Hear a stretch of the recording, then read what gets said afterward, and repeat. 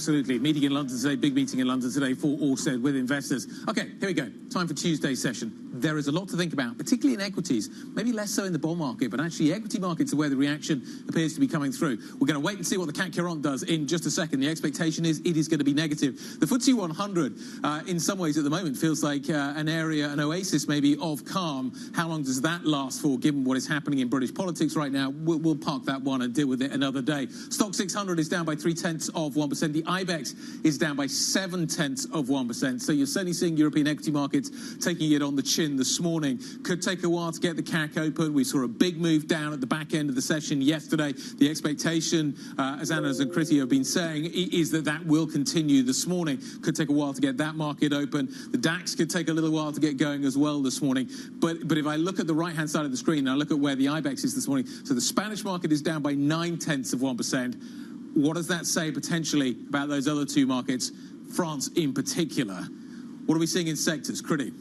Well, when you look at these market moves, I mean, the pain is very clear that already from the get-go, you are seeing a lot of pressure when it comes to French stocks. From an Intrex contribution perspective, it's a lot of the banks, actually. It's AXA, it's BNP, no surprise there. If you're worried about the bond market, if you're worried about the deficit, that's going to show up in the banks. We've seen this before. On the plus side, though, on the upside, I should say, commodities, basic resources seem to be having a good day, and one of the only sectors to do so. Absolutely, literally the only sector now as we're sort of settling. Oh, no, energy also. So energy and basic resources going a little firmer, as you suggest, Kriti. To your point about a continuation, another day of weakness over in France, we see that certainly in the construction sector. So Eiffage is down by 6.6%. Vinci is down by nearly 5%. Saint-Gobain down by more than 3%. So there was a big focus yesterday in the French market when we saw that sell-off on the CAC 40 on some of those construction names, and that continues to be the case this morning. So another day of weakness on French construction. And yeah, as you say, not much going higher this morning from a sector perspective, still just basic resources and energy. I think it's interesting. So ASML is an interesting one here. So the Americans are threatening chip export, restrictions on the back of the digital services tax. Yeah. The key piece kind of in all of this, and NVIDIA relies on it, is the high-end kit that ASML manufactures. It'll be interesting to see were we to see some of those restrictions being put in place, what would happen maybe to export restrictions on the kit that ASML makes. A lot of that goes to Taiwan, which is obviously where NVIDIA makes a lot of its chips as well. I just put that one out there. So ASML going higher this morning, up by 0.4%. Yeah. It's no surprise that the banks are where the weakness is. BNP Paribas is down by 4.6% at the moment. The French banks have had a great run. And any kind of opportunity, maybe therefore to top slice a portfolio and take some of that profit, it would be easy to make that decision, I think, first thing this morning. So no real surprise there. But as you say, there is the connection with the bond market. They do hold and the French, a lot of debt. Yeah, and the French insurer is also weak with that in mind. So AXA down by 4.5%. It's just one of them, but I see others in the mix as well. So it seems that and we don't have the CAC 40 open right now, do we? The DAX has just opened. It's down 0.7%. The CAC 40 yet to open this morning. A second day of focus on those political troubles for the Prime Minister. Are they struggling to get open this morning? Which I think says everything, given it's the last week of August, and things should be light. People shouldn't be at their desk. It should be easier to open these markets, and we haven't quite gotten there yet. So we're going to continue to digest into the nitty-gritty of the makeup of these markets. SocGen is doing some of the heavy lifting to the downside. They can't get it open. They can't get SocGen open, which I think is really interesting. Well, there you go. I mean, it tells you everything that the banks is, as you said, the epicenter of the question. Let's get a market perspective, if we can, this morning. Karen Ganesh, multi-asset strategist over at UBS Global Wealth Management's Chief Investment Office, joins us this morning. A pleasure to have you on the program. Thank you so much for your time. We're expecting a lot of pain once we get the French market open when it comes to pricing in some of the politics yet again. Karen, talk to us a little bit about how the politics should be playing into how we're viewing not just French stocks, but the broader European complex. I think it's important to look at where we've come from, because it has been such a strong rally so far year to date on some of the relief, perhaps around some of the tariffs, around the tech boom, around, again, maybe some relief around some of the better performance than expected from the economy. And we do think that at this point, markets are pricing in a lot of good news and are vulnerable to this type of political shock. So what we're seeing in France with potentially some concerns that then arise around French debt, what we're seeing with some of the political interference with the Fed in the US, we think that some of this political risk isn't really priced in at this point, so investors should prepare in the shorter term for some increased volatility resulting from this. But Karen, we're kind of scratching our heads as well that we're not seeing as much of a reaction in the bond market as we are seeing in the stock market yesterday and today as well. Is the equity market going to be the epicenter of the pain point here, or are we expecting some sort of bond market freak out, for lack of a better term, as we've seen in previous iterations of the French political situation?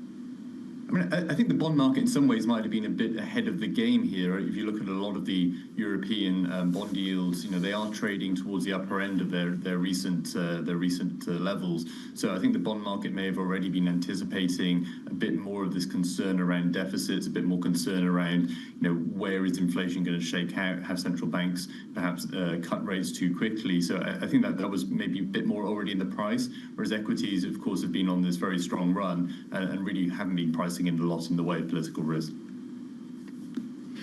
So what's the best opportunity that you're looking at, Karen? There seems to be a lot of uncertainty in markets right now, whether it's the Fed conversation and the shape of the Fed policymakers coming off Jackson Hole on Friday. A lot of people caught off guard there about what to expect from interest rates. Then we've got French politics, a bit of nervousness being created there. Where are you, as we head towards the end of the year, I think we can ask that, towards the end of August, where are you looking at as the best opportunities? Yes, so we're really getting ready to buy the dip in equities. We think that the medium and longer term prospects are very strong. AI is a big part of that story. We also think that the US economy is going to have a soft landing. So we think that with that and with rate cuts coming from the Fed, the longer term opportunity is going to be good.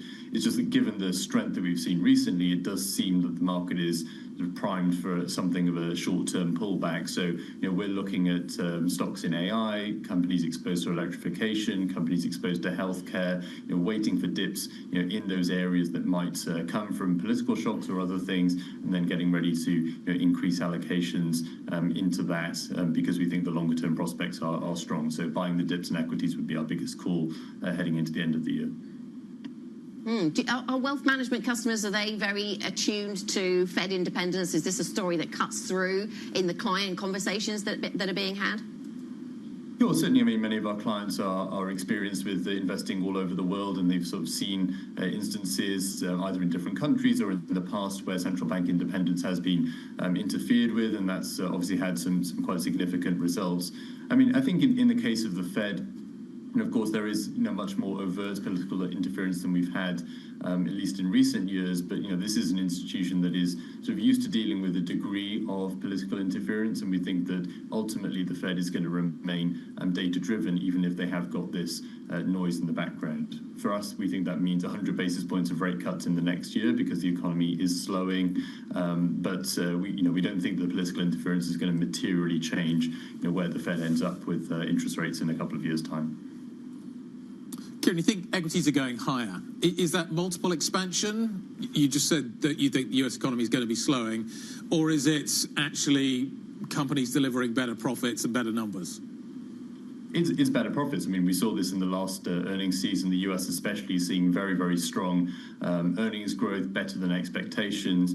And you've got a bit of a dichotomy with the broader economy because because, of course, a lot of the driver of that growth is coming from AI, which is playing an increasing role in the economy, but isn't the whole thing at this point. But 20% earnings growth, and from US tech, we're looking for 18% next year. That's a big share of the index, and that has a big tailwind on US stocks. So we think earnings expansion is really the main driver of the upside that we foresee over the next year for equities and US equities in particular. Do you think multiples go any higher, or do you think that they kind of come down from here? I think it is going to be challenging for multiples to move much higher. We're in the 99th percentile now for US equities, so I don't think it would be reasonable to be expecting to see multiples move higher. And over the coming years, they are going to have to come down, and we think earnings growth will help that. Of course, the Fed cutting interest rates should mean that the multiples are quite well supported. We don't typically see very big contractions in multiples unless you start having tighter monetary policies. So, we think that broadly multiples stay roughly where they are, and then it's earnings growth that really drives the further upside for stocks from here. Does the currency depreciation over in the States have any impact on fund flow, or is this still a sell America environment? Yeah, so I think that rhetoric and that sort of notion has died down a little bit in the past few weeks as people have just been reassessing how far has the dollar fallen. But we do think that the general trend is going to be for more overseas investors to be thinking a bit more carefully about dollar exposure and also hedging their exposure to US equities. We've had for many, many years, people have been very comfortable to hold dollar exposure. It's been a safe haven. It's had decent interest rates. Now, some of those things getting questioned, the interest rates coming down. So what we're speaking about with clients, particularly in Asia, is around how can they get that US equity exposure so they're still exposed to that growth play, but also think about how to hedge that currency risk into things which are perhaps more suitable for their own personal situations. Kieran, I know we asked a little bit about your views on France earlier on in the conversation, but just to dwell on that for a moment, because that is really where we're seeing weakness today. So we're down by 1.8% on the CAC 40. Some of the big names in French banking losing ground, BNP Paribas and SocGen both down by more than 5.9%, AXA down by 6.5%. Is this threatening to become something that starts to dominate the European equity conversation, Kieran? Yeah, well, I think if you've got uncertainty in the French bond market, uncertainty about the deficit, that's obviously going to start to have a big impact. What we've been speaking with clients about is really looking at investment-grade corporates as a preference over sovereigns, particularly in parts of Europe. We think that generally they're going to have more stable credit profiles, perhaps a bit less exposed to some of the political concerns. And then within Europe, we've also been looking at allocating a bit more towards German bonds rather than French bonds, again, more limited concerns around the deficits and the fiscal situation. So, certainly something which can have a big impact on broader markets, but we do think that there are ways that investors can sort of mitigate some of the risks that may come around specific countries' fiscal situations. Kieran, what is the most recommended diversifier right now? Is it gold? Is it bonds? Is it crypto? What are you recommending to your clients? We think gold is still the right place to be. We think that with rising debt, these concerns in France, we've obviously had the concerns in the US. We've got some fears about where is inflation going to shake out in the US. We've got the Fed cutting interest rates. We've got the dollar weakening. All of that still speaks very well in favour of gold, and it's really proven its worth over the course of the past year or so. So we think that gold is still an effective diversifier. It's 5 to 7 year. The spreads are but yields in absolute terms. Okay, we're going to leave that. We're going to leave it at gold. That seems to be where we're going to park that one. There's some technical issues, obviously, with Kieran's line. Thank you very much indeed. Kieran Ganesh, multi-asset strategist at UBS Global Wealth Management, Chief Investment Office. Let's look at the core six, figure out what is happening there. The French market is certainly the epicenter of the action this morning, and as you can see, LVMH is only down by 0.4%. But elsewhere, you've got Schneider down by nearly 2%. The market over the last 2 days, Monday, Tuesday, is now down by 3.6%. Let's talk more about what is happening out there. Louise Moon's here with the details.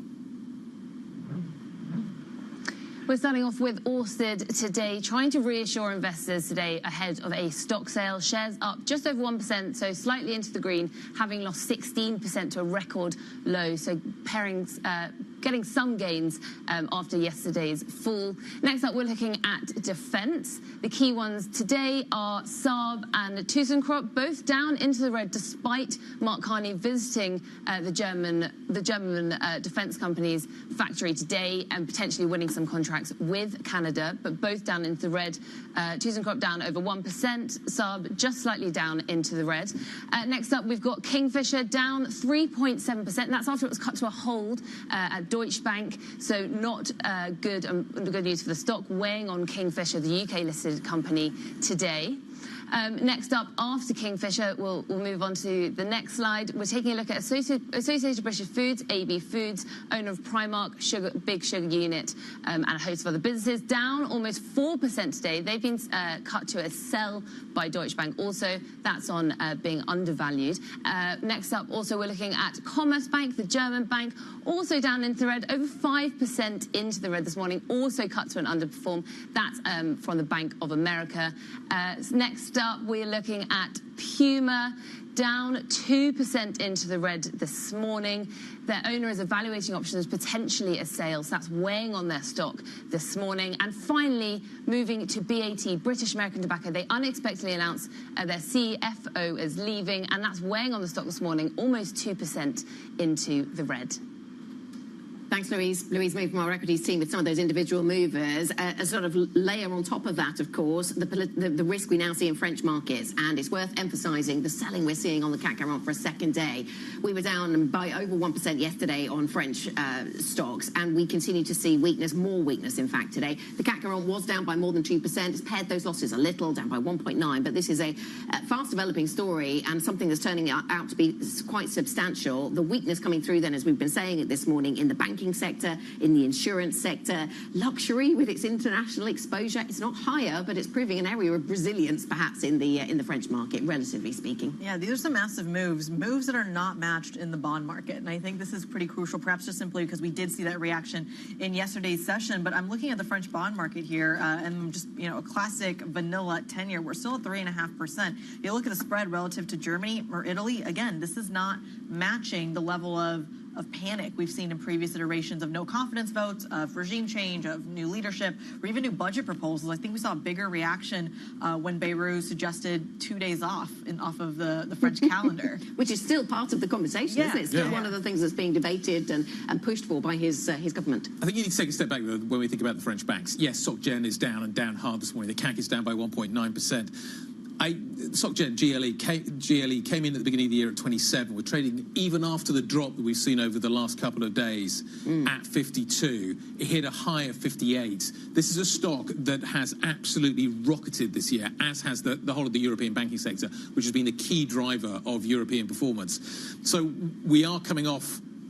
We're coming off a very strong move in French banks. But to your point, Gritty, if we do see this calmness persist in government bond markets, and that's probably a dangerous thing to say, we do see some money going into German bunds this morning, which suggests that there is some risk aversion out there and some move into some of the more haven bond markets. But if we do see that, if we see that stability continue, does that put a lid on the losses we see over in France in the banking sector? That sort of loop. You would have thought, yes. So French bonds are stable. The banks should be stable. The other thing as well is all of the conversations we had with the CEOs, CFOs of these French banks. What stood out? Trading. Yeah. Trading was really strong as a profit driver for these businesses. Yeah. What are we getting today? Nice trading environment, bit of volatility. Lots of things can happen, as a result of which maybe that feeds back into some good numbers. Yes, they're going to take a hit maybe on other areas, but trading, this looks like volatility to me. This looks like a good environment. And we'll see how long it lasts. The French market then, the CAC 40 down by 1.8% right now. Coming up on the programme, shares of Ørsted, as we were hearing earlier on, hit a record low yesterday after the Trump administration halted work on the Danish firm's offshore wind farm. This conversation is still live, though, because now Ørsted is going to be meeting its investors and trying to explain what it wants to do with the money it's trying to get from them. So we will be focused on that conversation next. This is Bloomberg.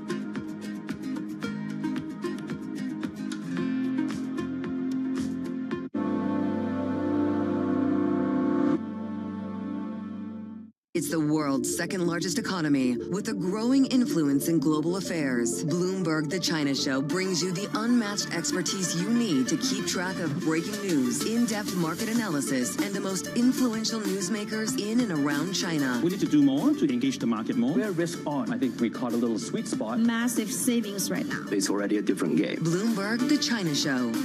Weekdays around the world, right here on Bloomberg. Context changes everything. U.S. jobs numbers are released. Bloomberg has the report under surveillance with crucial data and expert analysis at terminal speed. Nobody covers Jobs Day like Bloomberg. Good morning. This is Bloomberg Surveillance. Welcome back to the opening trade. Watch Bloomberg Tech. This is the Asia trade. This is Wall Street Week. Welcome to Balance of Power. This is Bloomberg Television. The Middle East and Africa regions are home to some of the biggest deals and fastest growth in the world. Vibrant resources and high-yield investment opportunities abound. I'm Jumana Versace. Join me on Bloomberg Horizon's Middle East and Africa for the stories, newsmakers, and insights shaping the decisions of traders across this exciting region. You had heightened levels of volatility. There's still room to maneuver. We do see opportunities. It allows you to increase significantly your net income. Every trading day, only on Bloomberg. Astonishing day for US technology. Shaping the region's technology ecosystem. Asia's biggest tech news and innovation. Technology is embedded in every aspect of our lives. And laying the foundation for the future. From finance to defense, AI to entertainment. And from the road to the stars. Bloomberg brings you the latest stories of the people and companies pushing the tech sector to new frontiers. And the politics that shape global tech markets. I'm Caroline Hyde in New York. And I'm Ed Ludlow in San Francisco. Watch Bloomberg Tech every weekday. Only on Bloomberg Television. It's a multi-trillion-dollar industry. We'll show you what's happening in ETFs like no one else. ETF IQ, only on Bloomberg.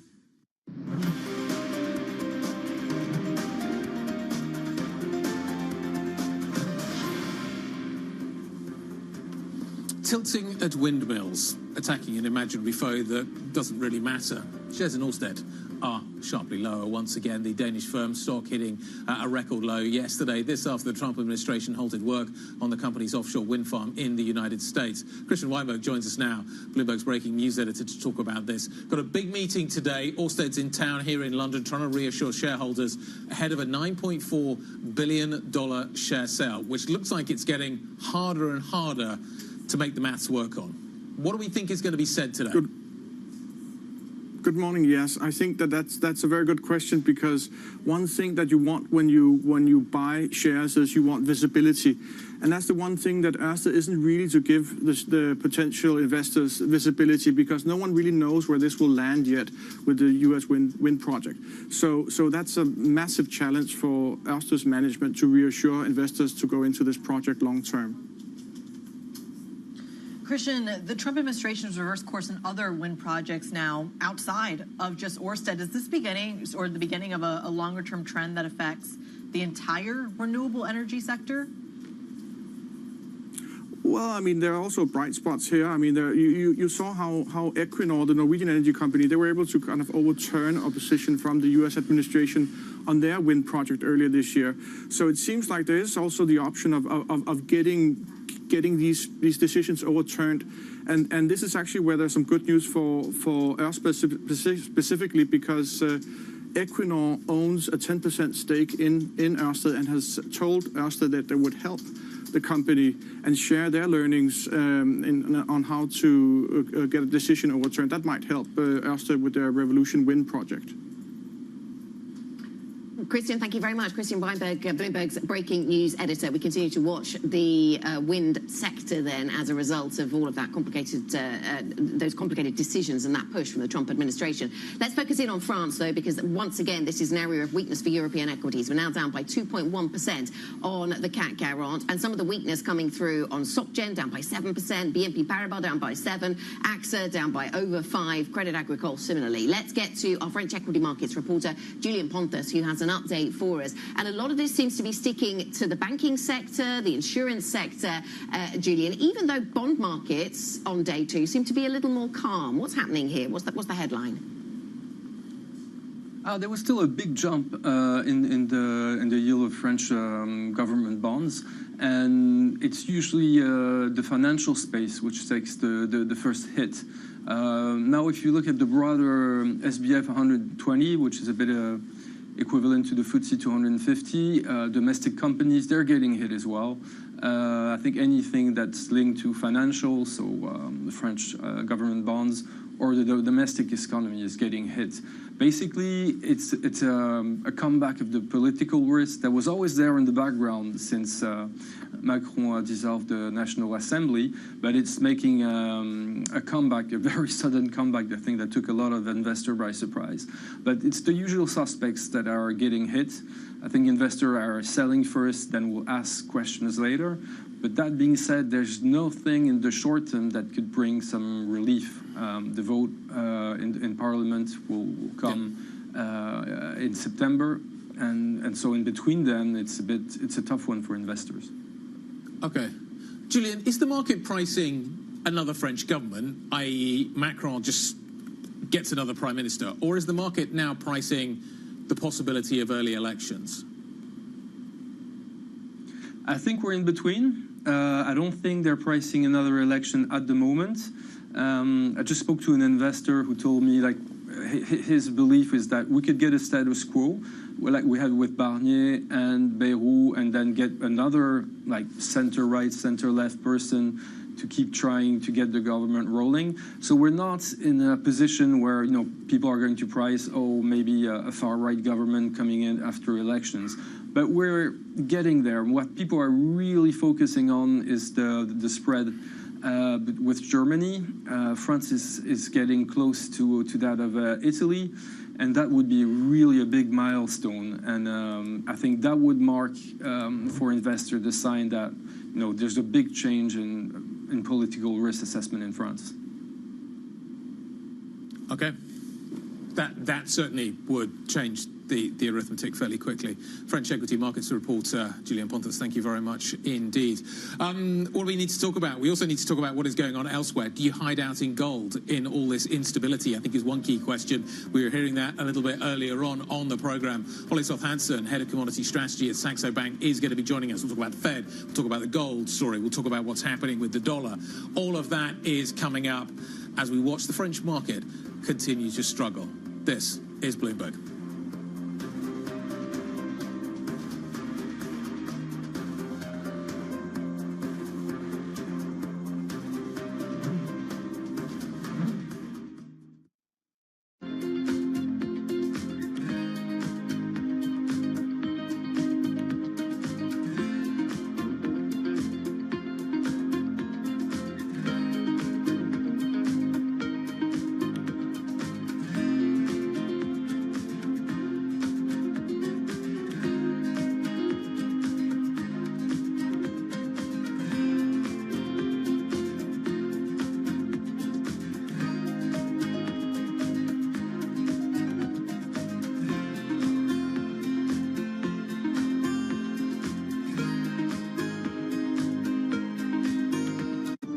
Welcome back to the circuit.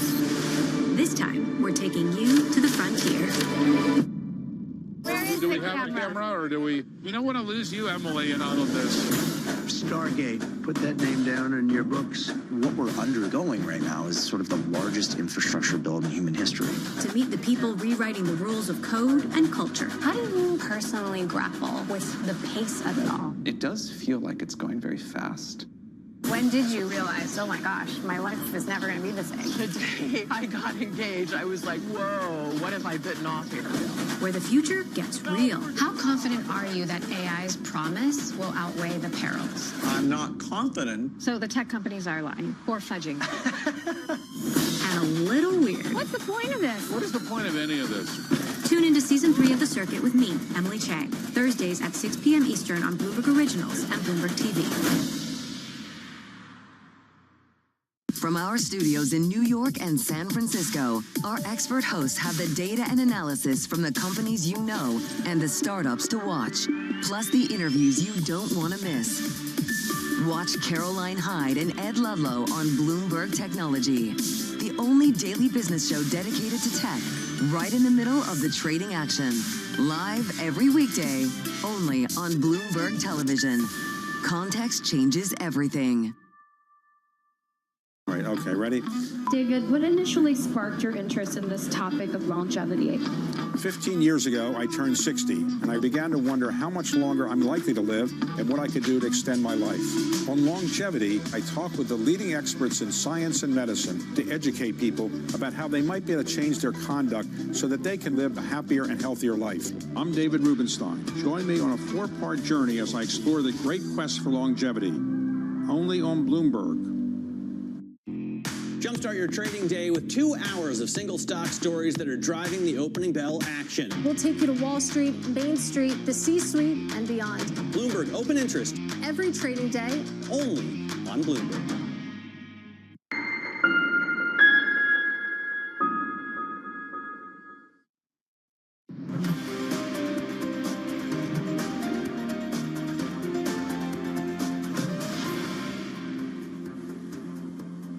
Welcome back to the opening trade. 30 minutes into today's session. If you were expecting some positivity, turn the other way. You were seeing red across the screen. Yesterday's sell-off continues, and it is really permeating and snowballing in France. Down 2.2% over in the CAC 40, but really bleeding into the rest of the continent as well. Your best performer this morning is going to be the FTSE 100.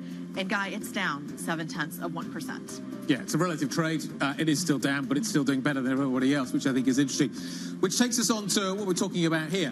You've only got 70 members of the stock 600 that are higher. 524 are lower. And last time I checked, every single stock in the CAC 40 was down. Whether or not that continues to be the case, we'll wait and watch. Volume's actually okay. Volume's picking back up. You would have thought this would be a light week. London was out Monday. You got Labor Day coming up. You would have thought this would be a light week, but there's a lot going on out there. Let me just highlight maybe some of the reasons why the FTSE 100 is outperforming. It's got a few of these. Miners, Antofagasta, 52-week high. Actually, it's only been over the last 2 or 3 months that this stock has started to really gain some traction, and you can see that off the April lows. We picked up really sharply, but this stock is trading at a 52-week high. This is a copper story. This is, to a certain extent, a China story, maybe a bet on the stimulus narrative coming out of it as well. We'll talk about gold in just a moment. Are hard assets where you want to be? And maybe that's one of the arguments around Antofagasta right now. That's the stock story. There's a lot going on out there. There's plenty of factors this market needs to know about. Anna, what are we watching? Yeah, let's get up to date with some of the other news stories that are certainly influencing markets overnight and into this morning. President Trump has moved to oust Fed Governor Lisa Cook following allegations that she falsified mortgage documents. But Cook is pushing back, saying she will not resign and the president has no authority to make her. Her lawyer says they will take whatever actions are needed to prevent President Trump's move. US President Donald Trump is threatening to impose fresh tariffs and export restrictions on advanced technology and semiconductors in retaliation against other nations' digital services taxes. Trump posted on social media that the measures are, quote, designed to harm or discriminate against American technology and give a pass to China's largest tech companies. Over in France, Prime Minister François Bayrou has called a confidence vote over his budget proposals that could topple France's government next month. The vote is an effort to consolidate support after pushback against 44 billion euros of spending cuts and tax increases that he considers vital to avert disaster for France's public finances. And this French story certainly gripping equity markets, even if it's not necessarily dominating all other assets then this morning, Chrissy. And I was trying to think what's different today versus yesterday, because we got this at the end of trading yesterday. We heard from Bayrou that he was going to call this confidence vote. But what has changed is what we've heard from all these opposition parties, the fact that they have already declared that they will vote against him. And so his position looks increasingly perilous. Of course, we have many days to play out. A lot of politics, no doubt, will play out. And we'll get an update from our colleague Caroline Conan on the politics shortly. But that seems to be where the market is focused. And as a result, we see another day of negativity for European stocks. A massive day of negativity. It feels like, though, the summer has been a positive one for Europe. The first I want to say 8 months of the year have been a positive one for Europe. So is this a moment also to take some of the cash off of the table? The other piece of this, though, Guy, is simply that not only is this as Anna suggested, kind of a no-brainer, and then now that all these oppositions are saying we actually don't want Francois Bayrou, but just 4 weeks after that no-confidence vote on September 8th, you have a budget due in Parliament. The question, and this was the question we asked Julian Pontus a few minutes ago, is are we past pricing just a new government? Are we pricing now the possibility of early elections? And that will be something that we're going to have to watch out for as well. We're also getting some live pictures right now. Mark Carney, Friedrich Merz, the German Chancellor, the Canadian Prime Minister, just starting a press conference in Germany. It's going to be interesting to hear what they have to say. It's interesting that Carney, once again, is in town. Obviously, Merz is going to be speaking in German. I'm assuming that Carney won't be speaking in French and he'll be speaking in English. So maybe we'll listen in on just a moment. But it's interesting that the relationship between Canada and the Europeans seems to be going from strength to strength right now. Well, and it does link a little into what we're seeing, the nervousness about the French fiscal situation, because one of the many reasons France has an issue with its French fiscal backdrop is to do with the increasing pressures to spend more on defence. And we know that that's going to be part of the conversation with Mark Carney in Europe and certainly in Germany. He's talking about defence, shopping around for submarines, we understand. But that defence story is one of the reasons why we're so nervous about some of the European fiscal stories. Defence, intelligence, aligned foreign policy is going to be a key piece of this as well, especially ahead of the UN meetings in September and some of the policy decisions the French, the British and the Canadians have chosen to make. There's also that key piece of do you have a united front on the trade front with the States? We're getting very excited about European fiscal expansion. And basically what we mean is German fiscal expansion. Are the French going to, in some ways, counter that, slow it down in aggregate? And when we think about what is happening in the European economy, this is still a huge economy that is struggling on the defence side. Can it fund its defence spending? Can it fund? Does it have to have higher taxes? Is that a drag? You do wonder kind of what the offset is between Friedrich Merz's free spending, which I'm not sure is going to be delivered upon in its entirety, and what is happening in France at the moment. And France, previously when we covered this story, I remember France looking to share what it does have. So it doesn't have headroom to borrow a whole lot more and increase its defence spending, but it has a nuclear deterrent, and that is something that in a European context it might be able to start conversations with others about. But fiscal doesn't change the economics. No. Anyway, let's carry on the conversation and look at where else you could be parking your money this morning. If you worry about what is happening at the Fed, if you worry about what is going to be going on in the United States, potentially driving higher inflation, if you worry about instability, political instability here in Europe, is gold the place you want to be parking your money? Ollie Hansen, Saxo Bank's head of commodity strategy, joins us now to answer that very question. If you think about what is happening in the world, good morning, by the way, do all roads point to gold? Gold has had a great run. Is what we're seeing on our screens this morning only going to encourage more people to put more money to work in the precious metal space? Well, good morning, Guy. It looks that way. We have seen demand for ETFs picking up in the last few months, while gold has actually been trading sideways. We're stuck in a bit of a holding pattern here, $200 range with the top around 34.50. The news overnight, especially with the Fed independence being at risk, is not driving it towards that level yet. I think for that to happen, we simply need to see lower funding costs. We need to see rates coming down in the U.S. and obviously with what's happening right now at the Fed, it could indicate that time is coming soon and perhaps faster than what the market is pricing in. Is it just hard assets more broadly? If you assume that we're going to be seeing interest rates being driven lower and at a time when potentially inflation is going higher, is it gold or is it just a whole range of assets? What does the portfolio look like if you think that is the operating environment that we're heading into? Well, in an environment where we're seeing rates coming down, then obviously if we combine that with hard assets where supply is relatively tight, then obviously you have quite a strong story for higher prices. And we're seeing that obviously in the gold market. We're seeing that in silver as well, probably more so than gold in terms of supply.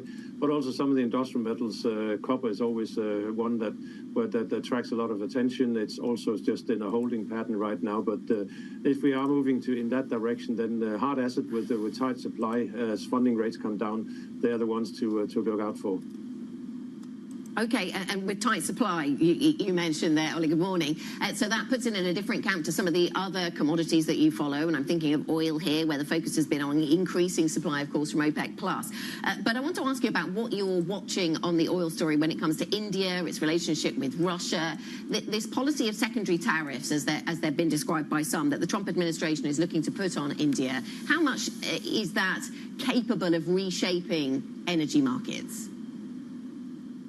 Well, it will have an impact if they are putting these additional tariffs in place, and India starts to budge. Then there could be some tightness coming from that front.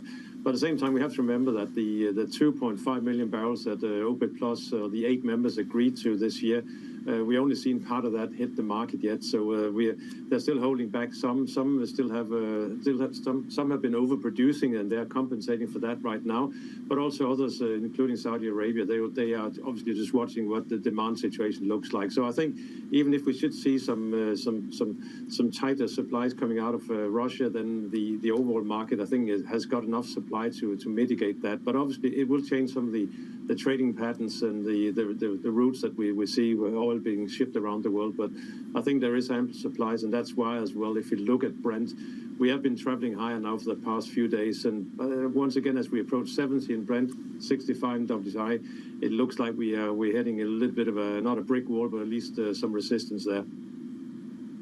So there's lots of supply. Supplies are not tight, but these policies on secondary tariffs could reshape trading patterns a little bit. Does that mean are you watching where the US sends its energy, its commodities to, Ollie? Because maybe that is what White House policy is all about, trying to export more energy assets.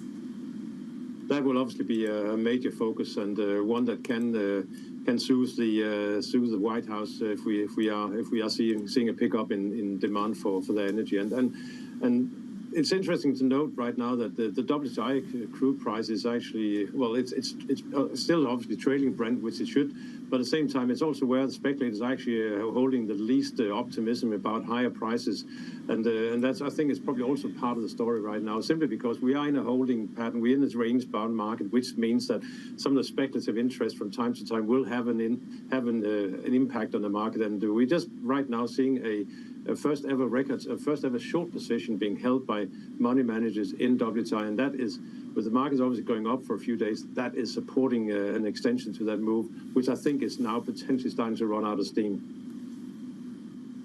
Ola, it's Kriti in London. I want to pick up on the point that Anna made when it comes to the ripple effects of India. She was talking about it from an energy perspective. I'm curious about the metals perspective. India is both a big importer and exporter of gold and jewelry. As we talk about 50% tariffs getting slapped onto India as of midnight tonight, what is the ripple effect into this market, or is this something that's already priced in? I think it's mostly an energy story. Obviously, India is a major trade, as you say, in precious metals, but the trade with the US mostly one that's going through Europe, I would say, and that's really where we see the Swiss has been stuck in between a rock and a hard place, because such a big part of their sale or export to the US is gold, and we have to remember they're not actually making all that money. They're only making a small margin for refining that gold. So I think the gold story is still, when it comes to trade and tariffs, is still primarily one between Europe and the US. Well, I'm so glad you brought up the Swiss story, because I'm curious, even though some of those, at least considered tariffs or rumored tariffs, were ultimately pulled back and rescinded by the Trump administration, or I should say quashed, it did certainly have an impact on the gold market. Do you foresee that market getting tested again now that we've seen it happen once? I certainly don't hope so, because it's just creating a lot of uncertainty in the market, and when you have these barriers suddenly coming up, we saw that obviously with the copper story, and we all know how that ended. It's not good for a market, and especially with the gold, when it is a key part of central bank's reserve and is treated in a different way than any other commodity, which is primarily just used for demand towards production and so on.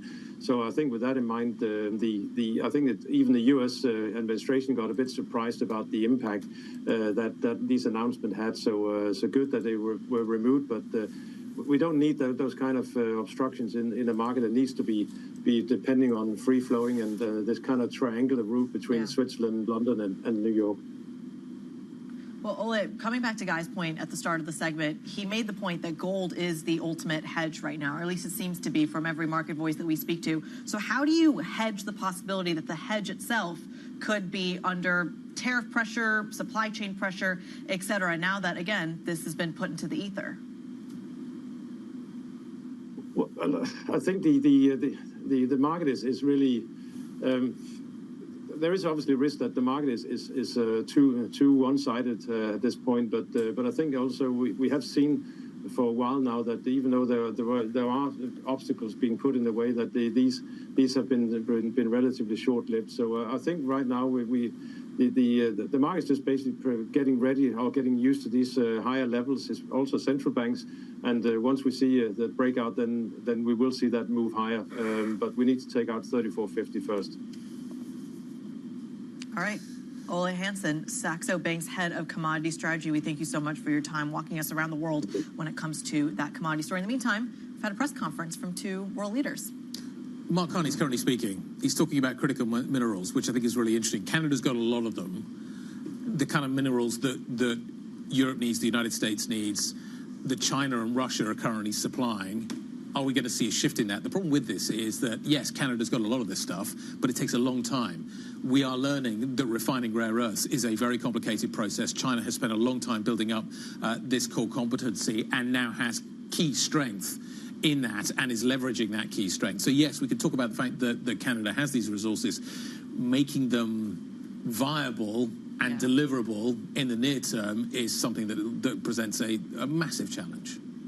Yeah, we're talking here about a host of metals. He's talking about nickel, cobalt, graphite, rare earths, things that Canada can help Europe secure in the face of its previous supply chains. No, not quickly. And that's the problem. China spent 20, 30 years building up its competency in this space, and this is dirty, hard, difficult to do, and China has got the lead and therefore has the whip hand on this in terms of controlling these markets, which I think is really important right now, and in some ways holding the European defense industry, American defense industry, American technology industry hostage as a result of that. Absolutely. We're going to continue to monitor that press conference and, of course, the relationship between these two countries as they speak in Germany. Coming up on the program, though, taking a little bit of a different angle. We're going to take a look at the state of the credit market in light of record tightness when it comes to those spreads. Stick with us. This is Bloomberg.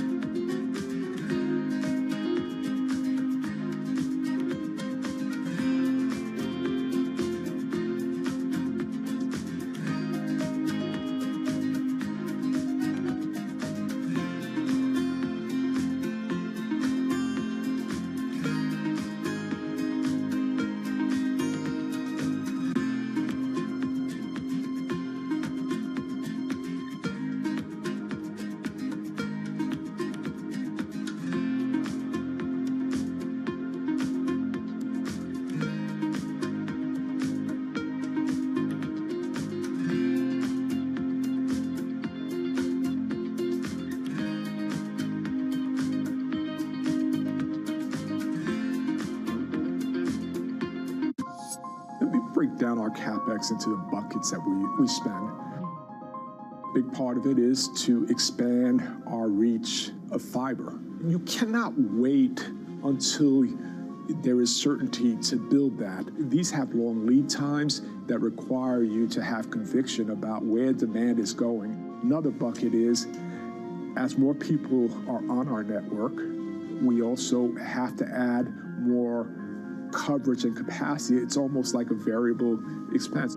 Third, we are modernizing our wireless network right now. Through the investments we're making, we are driving down our unit costs over time and providing more capacity to serve the demand that we think is coming. Do you have less confidence in that three-year plan now than when you first came out with it, given that some people are having trouble deciding how things are going to look in the next 3 days? No, I really don't. I look at the nature of our business. It doesn't matter the economic cycle. This is a critical goods or service, and we have every confidence demand for it will remain. Will it be harder in a more challenged economic environment if that ends up being the case? Of course, but remember, we are investing at record levels. Slight moderations of that would allow us to deliver a lot more incremental cash to the bottom line. So I have every confidence we're going to be able to deliver our guidance. From the world of politics to the world of business, Joe Matthew and Kaylee Lines deliver news, insight, and analysis live 2 times a day, every trading day. Balance of Power at 1 and 5 Eastern, only on Bloomberg. Join me each week on Wall Street Week for stories of capitalism from business, markets, economics, tech, and climate. More than what you need to know, it's what you need to think about.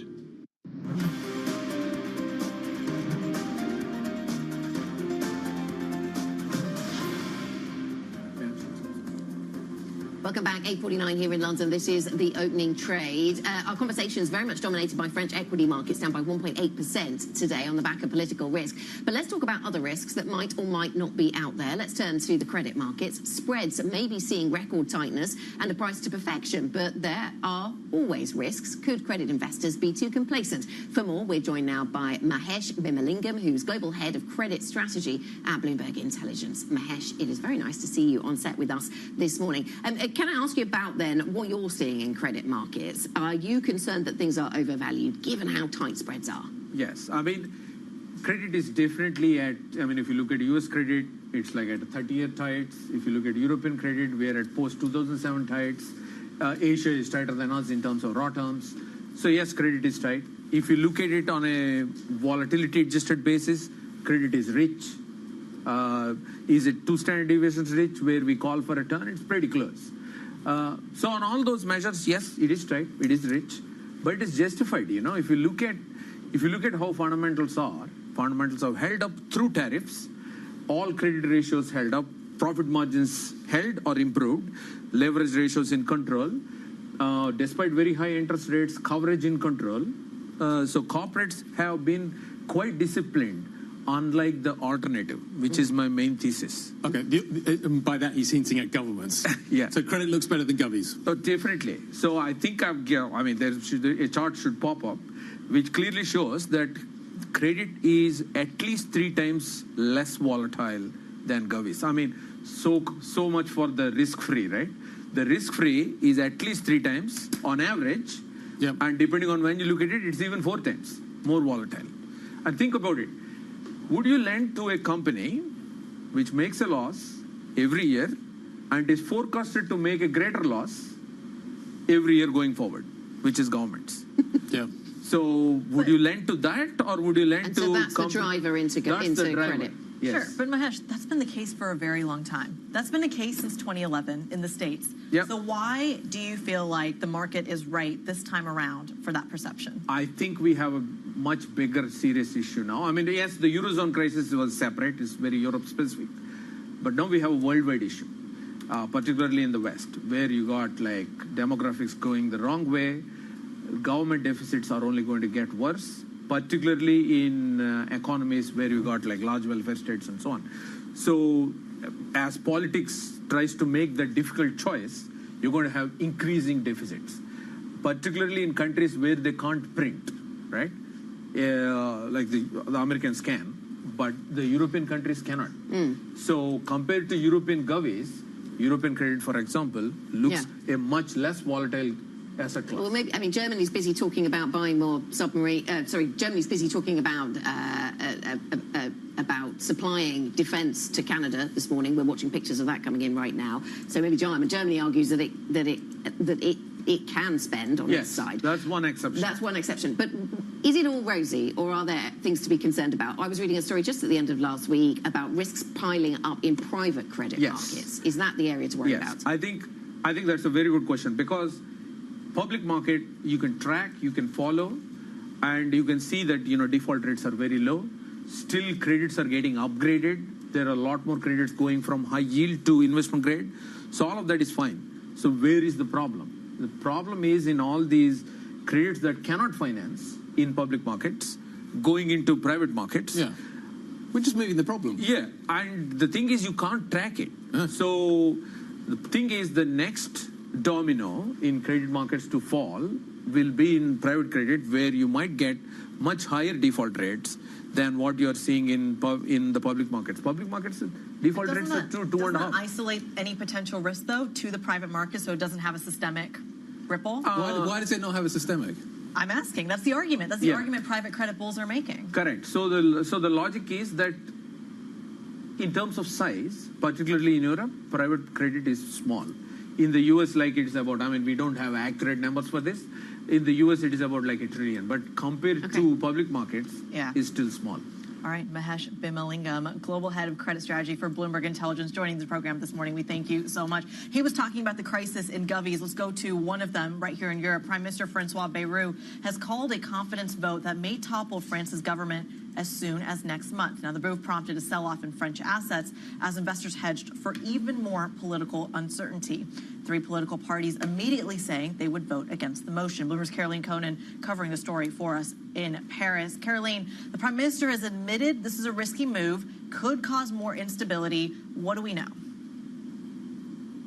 He's testing the waters, but these are clearly very dangerous waters. He's trying to anticipate the social anger by calling this vote of no confidence on September 8, which is 2 days before some far-left groups have called for a general strike in France, threatening to block the entire country on September 10. The entire summer, François Bayrou made a point about not taking any summer vacation, trying to explain his budget, trying to explain why it's important for France to save 44 billion euros in the next budget. But this doesn't really seem to have paid off. And last night, immediately after his press conference, the National Rally of Marine Le Pen and the far left immediately said they will not support François Bayrou for this vote of confidence. The socialists were a bit more vague, and in fact, this is what the government was hoping for. When we spoke, for example, with the finance minister, Éric Lombard, in July, when this budget was initially proposed. There are probably more possibilities to reach an approval with the Socialist Party. They are still a party in the opposition, but they allowed the budget to pass for 2025. And if we have a fair discussion with them, and we will have a fair discussion with the Socialist Party, hopefully they can support the government for the budget. But again, we will talk to all parties, and we hope to have a wider support. But now the socialists are saying they might not support the confidence of François Bayrou. So chances of a government collapse on September 8 are very high. Yeah, and then what comes after that, I guess, is the critical question. Caroline, thank you very much indeed. Caroline Conan. Are we heading towards fresh elections, or do we just get another government? I think is the question the market's kind of beginning to work its way through on this one. A busy morning, much more busy than maybe we anticipated. Yeah. Is tomorrow about this, or is tomorrow about NVIDIA? That is the key question. Right, well, NVIDIA is still some time away, isn't it? Because after the market on Wednesday, so maybe we have another day to talk about Cook and France. The party continues. That does it for the opening trade. The Pulse is up next. We'll have it all covered. Stick with us. This is Bloomberg.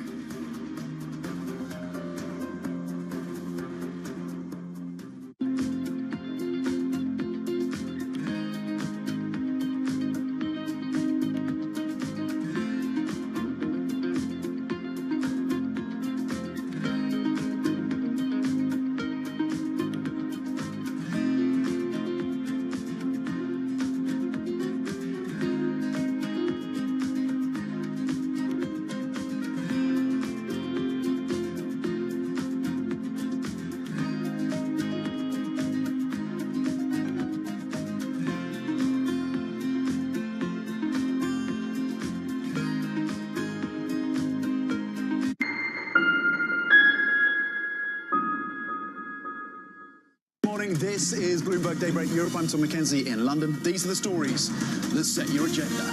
Taking you from the U.S. market's close to the overnight session in Asia, we'll walk you through what you need to know to kickstart Europe's trading day.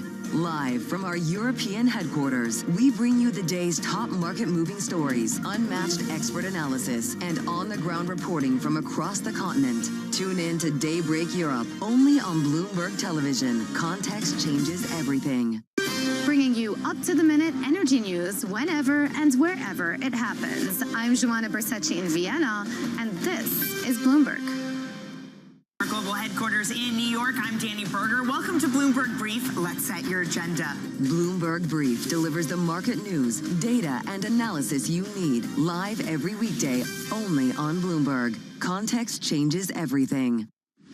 Tune in to Bloomberg Business Week Daily. We got to talk crypto. From the magazine that helps global leaders stay ahead. What's the conversation around your company? Bringing you insight on the people, companies, and trends shaping today's complex economy. Planning very big things. A new level of premium. Plus global business, finance, and tech news as it happens. The floodgates of innovation are going to open up. You can't fake passion. You either are or you aren't. Bloomberg Business Week Daily, only on Bloomberg. Why do the biggest names in business choose Bloomberg Television? That's a great question. It's a very good question. Interesting question. Good question. Great question. I so appreciate that question. You certainly ask interesting questions. Bloomberg Television. Top experts, great questions. Asia is at the forefront of some of the world's biggest stories. I'm Sherrian in Tokyo. And I'm Heidi Stroud-Watts here in Sydney, where the trading day begins. We're here in the center of all the action to get you set up with the numbers, news, and knowledge you need for the day ahead. The demand is indeed recovering. We've been waiting for this moment. The opportunity of a century. Join us on Bloomberg The Asia Trade. Weekdays only on Bloomberg TV.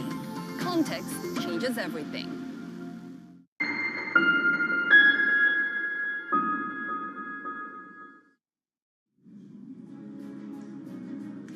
President Trump moves to oust Fed Governor Lisa Cook over allegations she falsified mortgage documents, but Cook refuses to quit. Digital tax backlash. Trump threatens fresh tariffs and export restrictions on advanced technology, blaming digital services taxes he says discriminate against U.S. tech giants. Plus, French assets sell off as the Prime Minister François Bayroul's decision to call a confidence vote continues to ripple through markets. Let's check in on how some of these global markets are faring. Big news overnight that Trump is moving towards firing Lisa Cook, one of the governors on the Fed. She is pushing back, saying that he has no grounds to do so.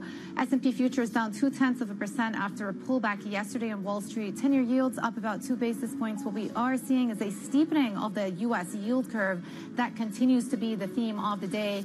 The U.S. dollar also trading on the back foot, but today marginally weaker, only 3 basis points so, but almost down 10% for the year. And then euro, a lot of focus on the euro currency this morning. It is holding up despite the pullback in French assets. Let's switch over and take a look at the European map, because we are seeing a big drawdown in the CAC 40 this morning after the surprise decision by the Prime Minister to call a confidence vote on September the 8th. So the CAC 40 this morning is down more than 2% in trading. We speak of OAT spreads versus bunds that continue to widen as well to the widest level since April, and a lot of red on the board, as you can see, for the rest of the European continent as we think about how the rest of the day is going to play out. It is risk off. Now let's get started.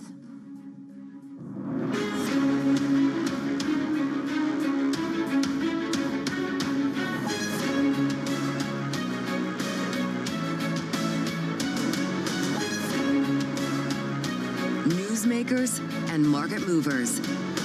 This is The Pulse with Francine Lacqua. Well, good morning again, everybody, and welcome to The Pulse. I'm Joanna Bersecci in Dubai, in for Francine Lacqua today. Now, President Trump has moved to oust the Fed Governor Lisa Cook following allegations that she falsified mortgage documents. But Cook is pushing back, saying she will not resign, and the president has no authority to make her. Her lawyer says they will take whatever actions are needed to prevent the action. Bloomberg's Kriti Gupta joins us for the latest. So I guess, Kriti, the question then becomes whether the president actually has the legal grounds to force Lisa Cook out of her seat. Her lawyers don't seem to think that he does. It's a tricky situation. And it's a very high bar, one that is frankly unprecedented simply because there's already investigation that's been opened into this. So there's a couple of parties here that you need to keep in mind. So of course, Lisa Cook, the allegations against her, as you pointed out, is that she has falsified mortgage documents, citing that she has two houses, one in Michigan, one in Georgia, and that both are her primary residence. And that, when you say something has a primary residence in the States, comes with certain tax benefits depending on where you're located. So the allegation here is those falsified mortgage documents actually helped her kind of commit something adjacent to tax fraud. Again, the allegations. That being said, this is something that already the Federal Housing Finance Agency has been looking into. The DOJ has already opened an investigation into. So now that these investigations are up and running, the bar to single-handedly fire Lisa Cook only with the power of the executive office is a tricky one, because you then have to point and kind of prove that the investigations themselves are either not doing their job, have come up short, or that there was no other recourse. And that's kind of the fight that Lisa Cook is facing to have. Yeah. Okay, so there's, I guess, a dispute going on around her position on the Board of Governors. But not so long ago, we had Adriana Kugler also step down from her seat. So potentially we're looking at one, maybe even two seats on the Board of Governors that President Trump may need to fill.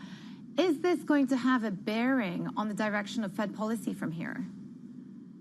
Well, the thinking is that it would make it a lot easier for Donald Trump to have a four-person majority when it comes to the board of the Federal Reserve. Remember, it's not just Lisa Cook that he's got out for. It's Jay Powell as well, who he has very publicly stated that he wants to replace. Now, this is going to be significant simply because you want this kind of easier monetary policy. But again, that's not a one-person game. So the thinking is, or at least the approach seems to be, that he can do with the Federal Reserve Board what he's done with the Supreme Court, which is ultimately pack it with doves and pack it with people who align with themselves. Whether that's actually doable, given that some of these terms end as far or as early as 2026 to 2038, in Lisa Cook's case, that's yet to be determined. Yeah, really crucial for market direction from here. Bloomberg's Kriti Gupta, thank you for giving us the latest. Well, President Trump has other threats as well. He's threatening new tariffs and export restrictions on advanced technology and semiconductors in response to digital services taxes imposed by other countries. Let's bring in our chief Asia correspondent now, Rosalind Matheson. Good to have you with us. So maybe let's just start with, for the region, quite a significant economic threats coming through from Trump. And when he talks about leveling these extra tariffs or imposing export restrictions at countries that have applied these digital services acts, the mind goes straight away to Europe.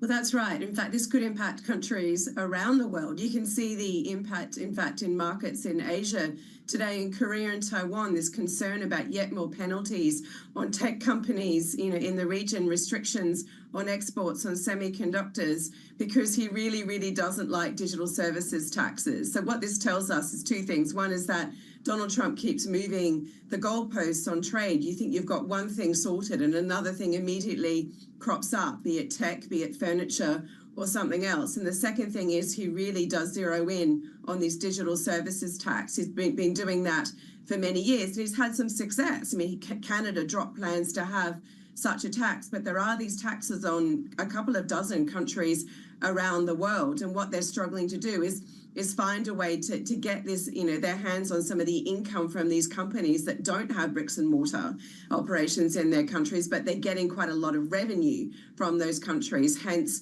these taxes. And Donald Trump is obviously turning his eye back to those taxes and saying, I'm going to come for you because of it. The question is it asymmetric response? So does he come for tech companies in the same country as the tax, or something different? We simply just don't know. Yeah. Again, adds to the uncertainty. But let's talk about maybe one of the existing trade deals, the one that was inked between U.S. and South Korea. The new South Korean president had a meeting with Trump. It seemed to have gone well, but again, the South Korean president was not able to extract any further concessions from the U.S. or improve the terms of that deal. Well, that's right. So the underlying trade deal is still there, and he didn't get any joy there. But he did get through the meeting, and he himself said that for him that was quite a result. He said afterward he was a bit worried about a Volodymyr Zelensky moment, which is, of course, that famous dust-up in the Oval Office earlier in the year between the leaders of Ukraine and Donald Trump. And he avoided that. He said, phew. He also said that he'd studied Donald Trump's book, The Art of the Deal. So he came in quite strong with the flattery. He was flattering Donald Trump for his peacekeeping efforts around the world. Korea's agreed to buy more planes, more Boeing jets. They've made agreements on shipbuilding. So there's a lot of stuff there around investment that will benefit the US. And so the meeting seemed to go pretty well, all things considered. Yes, he didn't get any movement on the tariff rate, but also he came out of that meeting pretty unscathed, which was probably a result in itself. And also there are some of these investment deals, including on the shipbuilding side, that will benefit Korean companies. So for the new president of South Korea, probably the best result possible. Yeah, maybe, the follow-up book to The Art of the Deal is going to be about the art of flattery. Rosalind, thank you so much for joining us, our Chief Asia Correspondent, Rosalind Matheson. Okay, let's return to the markets. I'm joined now by Christian Muller-Glissman, Head of Asset Allocation Research at Goldman Sachs. Good to have you with us on the show. There's so much to discuss. But first, I want to bring you to something that you wrote about in your research note, and you referenced the fact that these markets have been in a Goldilocks regime because the markets are pricing in for a more dovish Fed, so rate cuts are beginning to get more priced into the curve. But at the same time, the earnings profile out of American companies remains quite robust and quite resilient. Do you expect this Goldilocks regime to continue? Yeah, no, I think we had this Goldilocks summer to some extent with the holidays, and it does seem like we're getting the first shocks to it. I think you mentioned France, you mentioned Fed independence concerns. I think we'll have to deal with the US data as it comes in. So I think it would be much tougher to maintain that type of Goldilocks flavor in markets, also considering how far we've come. Like there's been major risk premium compression, there's been valuation expansion, volatility reset, re-risking. So I would say that not to kind of follow the usual seasonality pattern because September tends to be always quite weak, but I think it will be quite a difficult return after the summer holidays, and I'm not sure that we can sustain that type of Goldilocks momentum we've had. Yeah, so let me ask you about the latest Fed developments, the Trump administration, or Trump himself, meddling, interfering with the Fed, certainly most definitely weighing in on what he thinks the Fed should be doing. In what way will that extra risk premium be showing up in financial assets, if at all? Yeah, I mean, we already have seen a significant dovish repricing from the Fed. I think Jackson Hole, if anything, on Friday turned out to be somewhat more dovish than some people were fearing. So from that perspective, you got a lot of relief with the Fed already shifting into a more dovish direction. So now if you kind of see even more dovish pricing, there is a fear that you kind of have to rebuild term premium.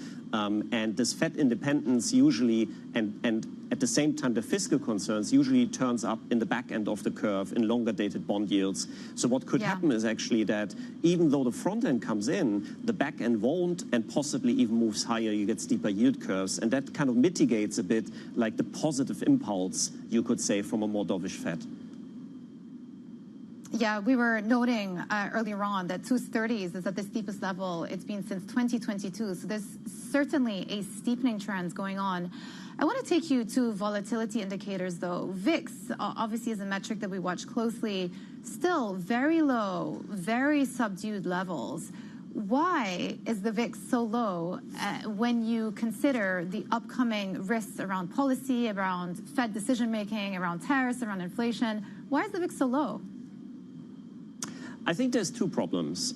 First of all, you've had this Goldilocks momentum, and the Goldilocks momentum generally is good for anchoring volatility. On top of that, you mentioned it earlier, part of the Goldilocks momentum has not been that the economy has been doing really well, because actually labor markets in the US have been softening. It's really been earnings, and in particular, a few very specific companies, the Magnificent Seven, some of the financials that have been leading the market higher, and that creates dispersion. That actually means that the correlation between stocks is very low. So that also anchors volatility. So you have a combination of both Goldilocks and dispersion being very high, correlation being low between stocks, that anchors volatility, and that makes it incredibly expensive to be long volatility strategies, being long the VIX, being long options, and the momentum obviously has been positive, so people have been holding off from buying hedges. But once the momentum turns, that can quickly return the hedging demand. So from that perspective, I wouldn't necessarily treat the VIX levels as forward-looking at this point.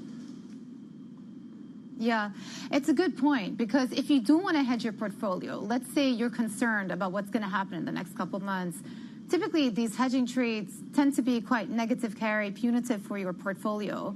Are there any hedges out there that you would recommend to clients to start considering that aren't as punitive or aren't as negatively carrying?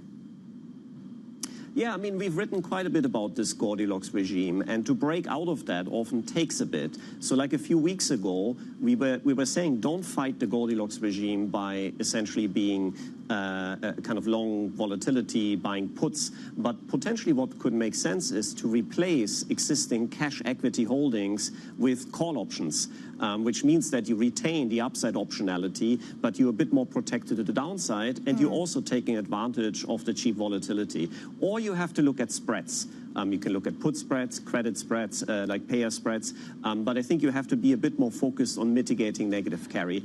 And obviously, when you're in a Goldilocks regime, what we always say, the first line of defense is diversification. So rather than hedging, maybe it makes sense to add selective defensive exposures within equity, which have been majorly lagging, like low volatility stocks, infrastructure stocks have been majorly lagging. So you might be able to diversify some of the equity risk without actually introducing negative carry. Yeah.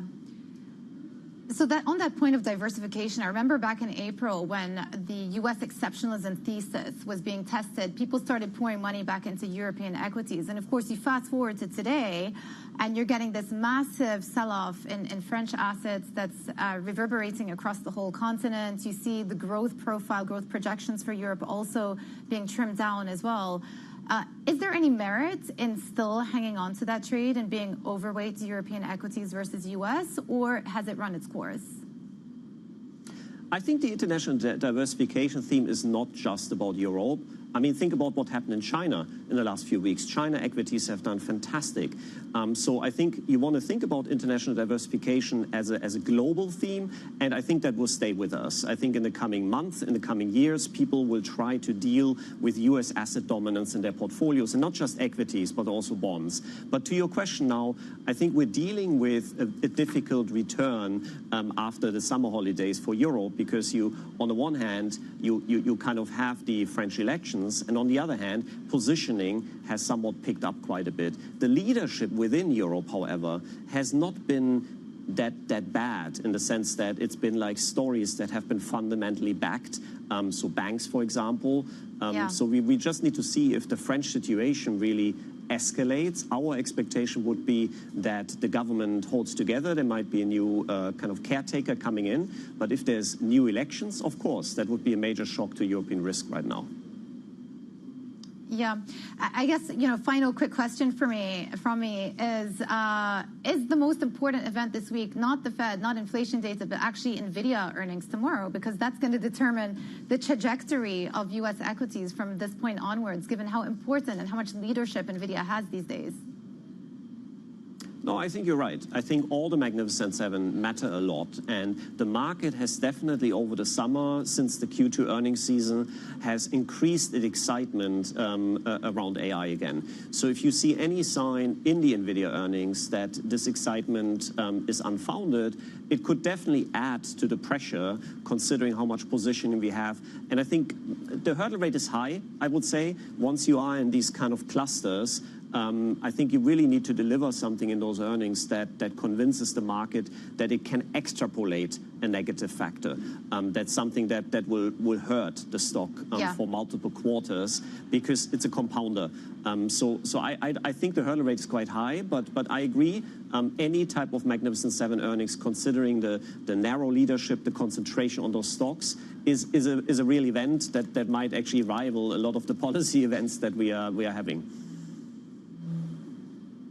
Christiane Miller-Glissman, head of asset allocation research at Goldman Sachs. Thank you so much for joining us. And just a quick line coming through. Abu Dhabi's Lunate has taken a stake in Brevin. They've committed $2 billion. It marks a major milestone for Brevin Howard, which opened an office at ADGM in 2023 and continues to grow, and now have received this $2 billion commitment in a newly created investment platform in the Emirates. So that is some hedge fund news coming through from Abu Dhabi, and of course I'm over here in Dubai. All right, coming up, French Prime Minister François Bayrou calls a confidence vote in his government over planned budget cuts and tax rises. Details next. This is Bloomberg.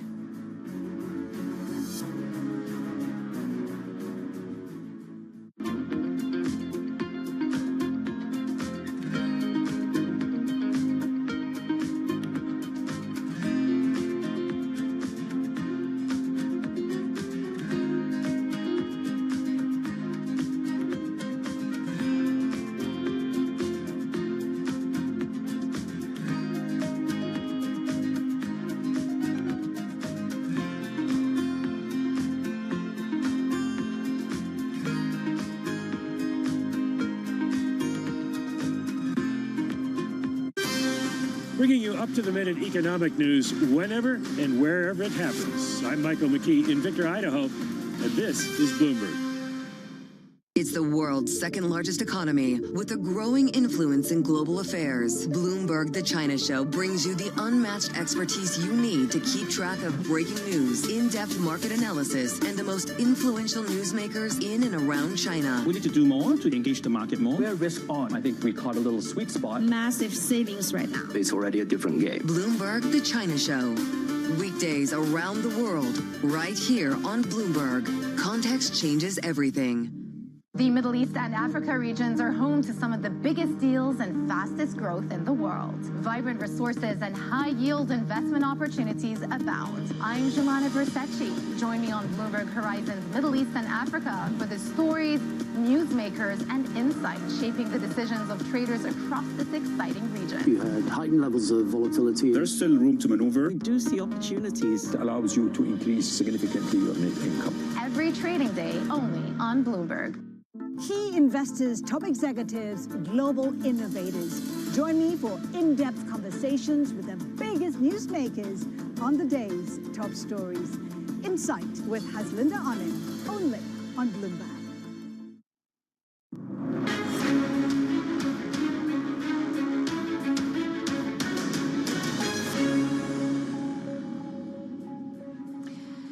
French Prime Minister François Bayrou has called a confidence vote over his budget proposals that could topple France's government next month.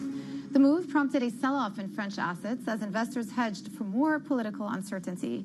3 political parties immediately said they would vote against the motion, but Bayrou said the vote must take place as he tries to make cuts. Let's get more with Bloomberg's Caroline Conan in Paris. I guess, Caroline, the question that I've been asking is, why is he calling this confident vote, given he's unlikely to be successful and given his approval ratings are the lowest of any prime minister in Macron's term as president? And that's a very good question, Jumana. In fact, he's trying to anticipate the social anger that was supposed to start a couple of days later on September 10, because a few far-left groups have called on social networks to totally block the country from September 10. Even the finance minister, Eric Lombard, was saying on the radio this morning this idea of trying to block the country, perhaps a new kind of yellow vest movement, is very toxic. So that's why François Bayrou tried to anticipate this social anger. He knew he would face some votes of no confidence anyway on his budget later in September and in October. So he's trying to move ahead by testing the waters before, but it is a very, very risky move. And in fact, last night, immediately after he said he would call this vote of no confidence for September 8, we heard from the National Rally and the far left wing saying they will vote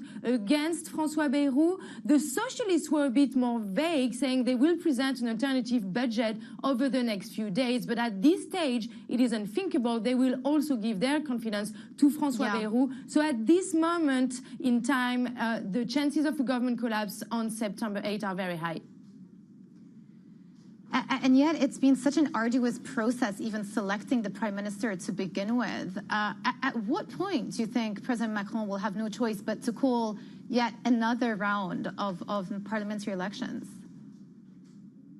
President Macron has repeatedly said that he will not resign. And in fact, even the national rally of Marine Le Pen has said that her goal is not for Macron to resign, but at the moment she's calling for new snap elections. As you know, the snap elections were in July 2024. So technically, it's been more than 1 year. Technically, Macron could possibly call new snap elections if he wanted. Now, the question is, what will be the market reactions to that if that happened? At the moment, we've seen since last night the reaction on the French assets, the CAC 40, down again this morning, down 1.5% yesterday at the close. And of course, the pressure on the French bond market with the spreads widening, with the German bonds. And in fact, we could technically see the yields going higher than Italy, according to the finance minister, if we face another political chaos in France in a couple of weeks' time. Yep. Bloomberg's Caroline Conan, certainly a big market reaction today we're seeing in French assets across the board. Thank you so much for the overview there.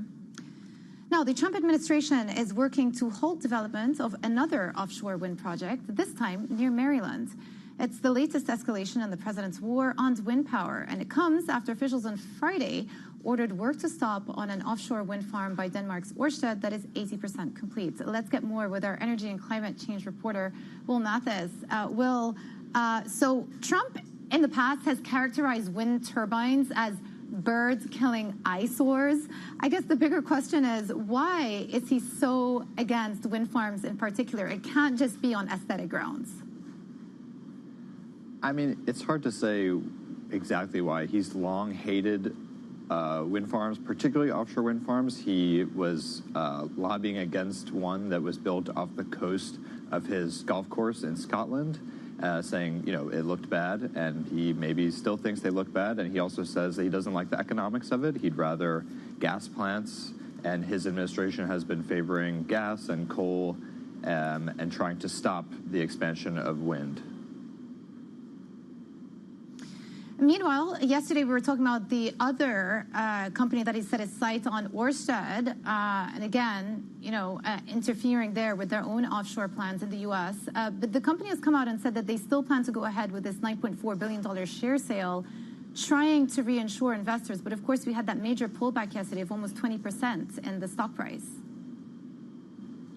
Yeah, I mean, the management of Ørsted is here in London today. They're scheduled to be in Frankfurt later this week. They've said they are going ahead with plans to do this share sale, and their biggest investor, the Danish state, says they are still backing it, think it's the right plan. So we'll see what the investor appetite is, given this huge uncertainty for them with, you know, this one offshore project in the U.S. that's already been stopped, and they have another one that could be stopped as well if the Trump administration decided to do that. Yeah. Bloomberg's Will Mathis, thank you so much for the latest on Trump and wind farms. Also making news, Elon Musk is suing Apple and OpenAI, accusing the two companies of thwarting competition from other chatbot makers, seeking billions of dollars in damages. The lawsuit argues that Apple's decision to integrate OpenAI into the iPhone's operating system inhibits rivalry and AI innovation, as well as harming consumers by depriving them of choice. OpenAI says the move is consistent with Musk's, quote, ongoing pattern of harassment. The case sets up a high-stakes showdown between the richest person on the planet and one of the world's most valuable companies. And coming up, we speak to geopolitical strategist Tina Fordham about what's holding up a meeting between Vladimir Putin and Ukraine's Volodymyr Zelensky. That's coming up in the next section. This is Bloomberg.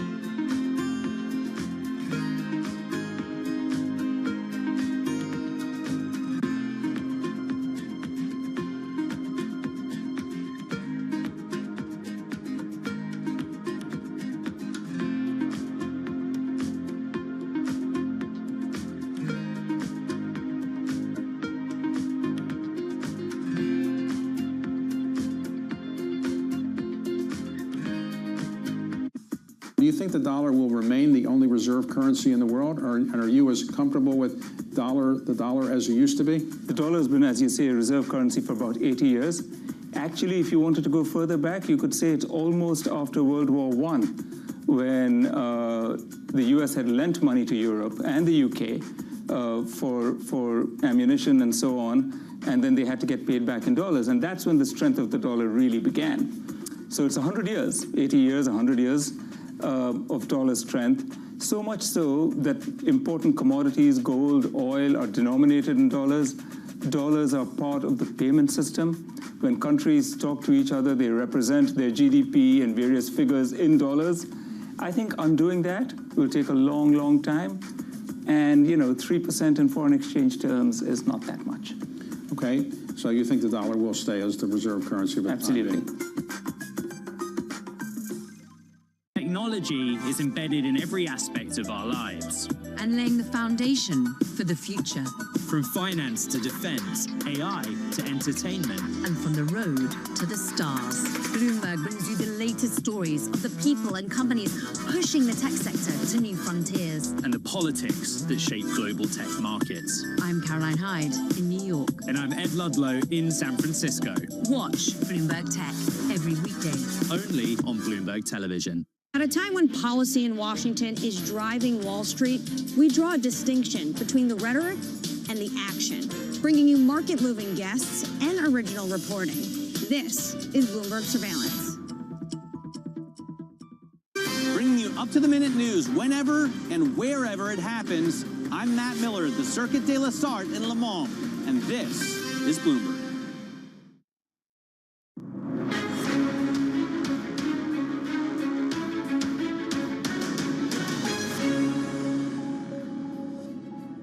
Good morning and welcome to The Pulse. I'm Giovanna Bersetchi in Dubai, and these are your top stories. President Trump moves to oust Fed Governor Lisa Cook over allegations she falsified mortgage documents, but Cook refuses to quit. Digital tax backlash. Trump threatens fresh tariffs and export restrictions on advanced technology, blaming digital services taxes he says discriminate against U.S. tech giants. Plus, French assets sell off as Prime Minister François Bayroul's decision to call a confidence vote continues to ripple through markets. President Trump says Vladimir Putin's personal dislike of Ukraine's Volodymyr Zelensky is stalling a meeting between the two leaders. The White House has previously said it believed Putin agreed to a meeting with the Ukrainian president and that planning was underway. But the Kremlin never confirmed their commitment, and no summit has yet been scheduled. That was not easy for him to go to Alaska, for him to come here. But the fact that he showed up on a very successful day, it was a very successful day for other things. Because, we're also talking about missiles, nuclear. We're talking about a lot of different things. We're talking about limiting nuclear weapons. We'll get China into that. Joining me now is Tina Fordham, founder and geopolitical strategist for Fordham Global Foresight. Really good to have you with us, Tina. It's amazing how quickly the news flow just moves on. A week ago, the most important thing happening was this Alaska summit, we got a full spectacle. We got quite literally a red carpet for President Putin being rolled out. You had Zelensky visit the Oval Office. He's wearing a suit. The EU leaders came along. So the full spectacle. But I guess the question is, has there been any significant progress in terms of taking us one step closer towards a peace deal? Well, you're right to use the word spectacle, Jumana. It really was just full of international relations and diplomatic signals. The team visit to the White House by the 7 European leaders, biggest in 100 years, the red carpet rolled out in Anchorage and everything else. We are back to square one, however, apart from one very important distinction, which is that Vladimir Putin has come in from the cold and has been rehabilitated, if he ever was on the wrong side of things with President Trump, without having to budge or make any concessions. But this puts the peace process in a very awkward position. What do you think an eventual peace settlement might look like? I mean, we know that President Trump is very focused on getting this across the line. We can question his motivations. Maybe it's because he wants to get the Nobel Peace Prize. But for whatever it is, he's very focused on getting this done. What do you think a potential settlement could look like? Well, I think that President Trump is quite sincere. I mean, he talks repeatedly about wanting to stop the killing. And of course, I think he's sincere in wanting the Nobel Peace Prize. Only 4 U.S. presidents have ever received it. So he is committing a great deal of his political capital to bringing these leaders together. But there are limits to what leader-level meetings can accomplish. Even the Korean War armistice required, 2 years of technical meetings. And so what we don't see is very much muscle being brought into making all of that happen. But can we get anywhere without this trilateral that President Trump wants? I mean, there's a lot to be said to Trump's willingness to kind of cast aside diplomatic conventions and stop tolerating the layers and layers of bureaucracy that usually are involved in these kinds of negotiations. But it's not right to say that Putin won't meet Zelensky because he doesn't like him. It is more to do with the fact that he doesn't want to be seen in a lineup with a leader that he regards as illegitimate. Now, why is he illegitimate in Putin's eyes? Because Russia and Putin in particular do not regard Ukraine as a real country, a sovereign country. And that's why we are in this place to begin with. Yeah. In the absence of moving along with these discussions, do you think that President Trump's patience will actually run thin and he will end up following through on some of those threats to impose extra sanctions on Russia and Russian exports? So Trump does lose patience and becomes frustrated, and that could really be, brought in as a meaningful stick. He certainly provided Russia with a lot of possible carrots, cooperation in the Arctic, and other kinds of business deals. But this is where I think what we are observing, both with the behavior of Russia and also with Israel, is geopolitical impunity. Both Netanyahu and Putin are not concerned about the kinds of punishments or penalties they might receive from the United States. And my argument is they are both going to push for as much advantage as possible during this window. And it's easier to ask for forgiveness than permission. Yeah, since you bring up Israel, let me just bring you to some developments in this part of the world. The Lebanese government's decision to disarm Hezbollah.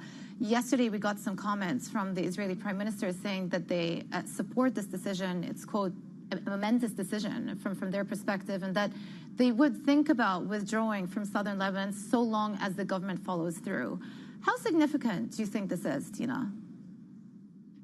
Well, I was surprised to see those words, being attributed to Netanyahu in the first place. But I won't take them seriously. It may be the kind of statement that can be made on the expectation that it won't actually happen.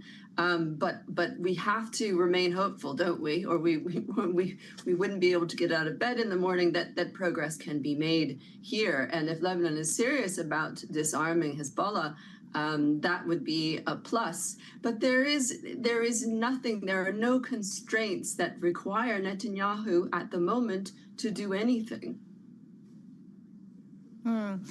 How closely linked do you think what eventually ends up happening with Hezbollah disarmament is to the Iran file and the Iran portfolio? Because again, I spoke about this at the beginning of the interview.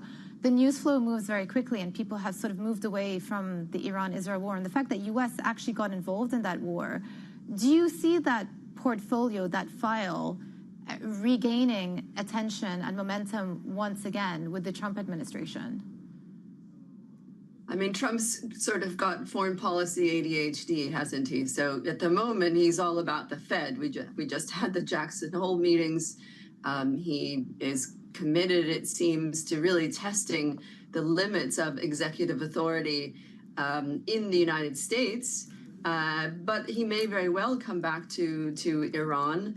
I think in very long horizons, right, to bring in the name of your show, but conflicts end when one side gives up. And there is a great deal of strategic patience between all the actors in the Middle East conflict. They're in this for the long haul. And so when I was thinking about Hezbollah and incentives and the kind of comparative decline of Iran's power, I thought actually of Ireland and the peace process there.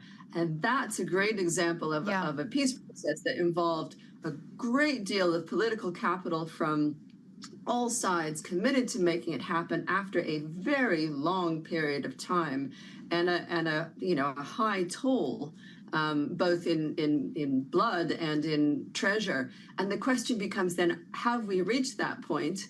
As you know better than anyone, Hezbollah has caused a great deal of pain for the people of Lebanon, and yet it still retains domestic support. So, who is going to make that call, and what do they get in exchange? So conflict resolution is slow, painful, surrender first, and technical details negotiated over years. We have to be open to signs of hope. I think this is a good one, but show me. Yeah. Tina, always good to talk to you. And thank you for the Horizons pun. I appreciate it. Tina Fordham, Fordham Global Foresight, a geopolitical strategist and founder. Now, President Trump says the U.S. has more leverage over China on trade than the other way around. He cited airplane parts as a key item Washington has to counter Beijing's restrictions on rare earths.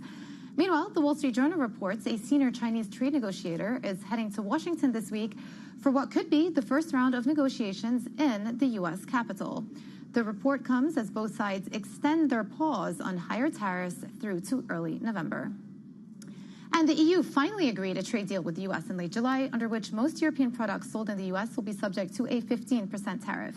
That rate has given European businesses some sense of predictability, but there's still many challenges. Let's get more with Bloomberg's Charlotte Hughes-Morgan in Amsterdam. So you've been having conversations to many of these European companies. I would have thought that maybe with some clarity around the trade deal and what the tariff is, that these companies would be feeling better about their prospects. What has been the mood? I mean, I think there is an element of relief among some of these business leaders that we spoke to around Europe. We spoke to people across sectors, across countries, but I think it's more realistic to say that there's gloomy resignation. I mean, so many of the people we spoke to said, this is, at least we know what the rate is now, it's 15%. But it's not ideal. I mean, there are still so many difficult decisions that these businesses are having to make, decisions around pricing, how much of the tariff costs to pass on to their customers, long-term investment decisions, and there is still lingering uncertainty and kind of caution among these business leaders. Will Trump stick to the 15% rate? There's been so much back and forth. There have been promises of exemptions for certain sectors. So there is still uncertainty, even though we have that 15% rate. And we've got to remember, I mean, so many of these companies have spent years building up their partnerships with US customers. Their supply chains are really complex. And so it's a real headache for a lot of these business leaders. Yeah, I guess for many of these businesses, they have the choice of either swallowing the extra costs, passing it on to consumers, or finding different markets to sell their products into. How are these businesses adapting? So it's a really good question, and it's a really complicated one to answer. It often depends on the sector, but I think a lot of the people we interviewed said pricing is key. How much can they pass on of these extra tariff costs to their US customers before those customers look for alternative sourcing? And how much as a business can they realistically absorb and continue to function? I mean, these are the questions that these businesses are facing every day. And I think we've had a mixture of responses. I mean, some German companies we spoke to said, actually, okay, we're going to commit to the US. We're going to spend a lot of time, a lot of money building up our operations there. So essentially, you know, Trump's plan is working in that instance. Others say, look, no, that's too expensive for us. We need to commit to having operations in Europe, and we'll continue to export to the US, and we just need to work out how much our end customers are willing to pay. And obviously, it goes without saying that then trickles down to the US consumer, the end consumer, and those prices will have to rise. But it's not something European leaders want to do, but it is just the nature of the way the modern, you know, supply chains are set up. Yeah. Well, how to bring it all the way back to the beginning of our show, talking about the Fed and Fed decision-making with those higher prices. Bloomberg's Charlotte Hughes-Morgan in Amsterdam. Thank you so much. Now let's turn to the credit market. Spreads may be seeing record tightness and are priced to perfection, but could credit market investors be too complacent about potential risks? For more, we're joined by Mahesh Bimalingam, Global Head of Credit Strategy at Bloomberg Intelligence. Mahesh, taking a look at how some of these IG high-yield spreads are trading, you have to go all the way back, in some cases, as far as 1995 to get to this level of spread tightness. Why is credit trading so tight, given how many uncertainties exist in the global economy right now? Right. You're right. When you say that, you know, for example, U.S. credit is trading at, 1995 levels and slightly, picked up. European credit is trading, near 2007 tights. Asia credit in raw terms is actually tighter than both of us. So the thing is, yes, credit is tight. Credit is rich once you normalize it by volatility. But the point is, why has that sustained? One reason is that credit fundamentals have held up very well. Now, you've been through tariff season, but through tariff season, credit earnings, more importantly, credit ratios. In credit, we are not obsessed with, the upside, but more importantly, we need companies to pay down. And you've seen, leverage ratio, interest coverage ratio, debt to equity, all of those hold up. But then there is a second reason, which is the chart you see on the screen, which is, in terms of the alternative, credit clearly beats the main alternative, which is rates. As you can see, credit has been, since post-pandemic, it is one-third volatility, or rather, rates are 3 times as volatile as credit. So, if you are investing in fixed income, credit has to be your dominant, risk-reward profile asset. It's sort of been the safe haven. Yeah. Yeah, so vol-adjusted returns are there, preferential to other fixed income instruments. But looking ahead, in an environment where U.S. growth has started to falter, and even you had the Fed chair reference it last week, what does credit do? It will be difficult to sustain this level of tightness in an environment where the global macro backdrop is weakening. Yeah. So, of course, the lower parts of the credit spectrum are very sensitive to, let's say, recession and so on. We are less sensitive to inflation, but more sensitive to a recession because, credit worthiness drops. As of now, it is okay, but we need to keep an eye on what is happening to particularly the U.S. and European growth rates. Also, we are sensitive to what is happening to, governments and their policies and so on. So, for example, today, highly topical, we have the French issue, and as a result, credit, given that it is very tight, went wider by about 2 basis points on main and about 8 basis points on crossover. Yes, compared to what has been happening in other asset classes, this may not be a lot, but the point is, there is room to give, given how tight spreads are. Yeah. That's a good place to leave it. Mahesh Bimalingam, Global Head of Strategy for Bloomberg Intelligence, thank you so much for bringing us your report. Now, coming up, Fed Governor Lisa Cook says she will not quit after President Trump moves to fire her. We'll look at the market implications next. This is Bloomberg.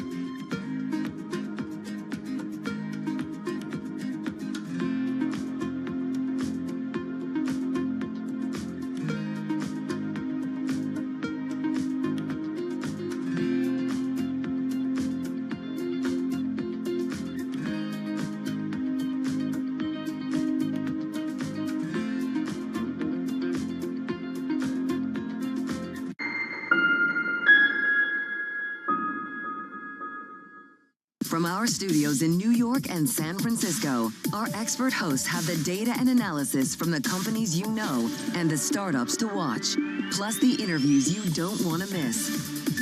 Watch Caroline Hyde and Ed Ludlow on Bloomberg Technology, the only daily business show dedicated to tech, right in the middle of the trading action.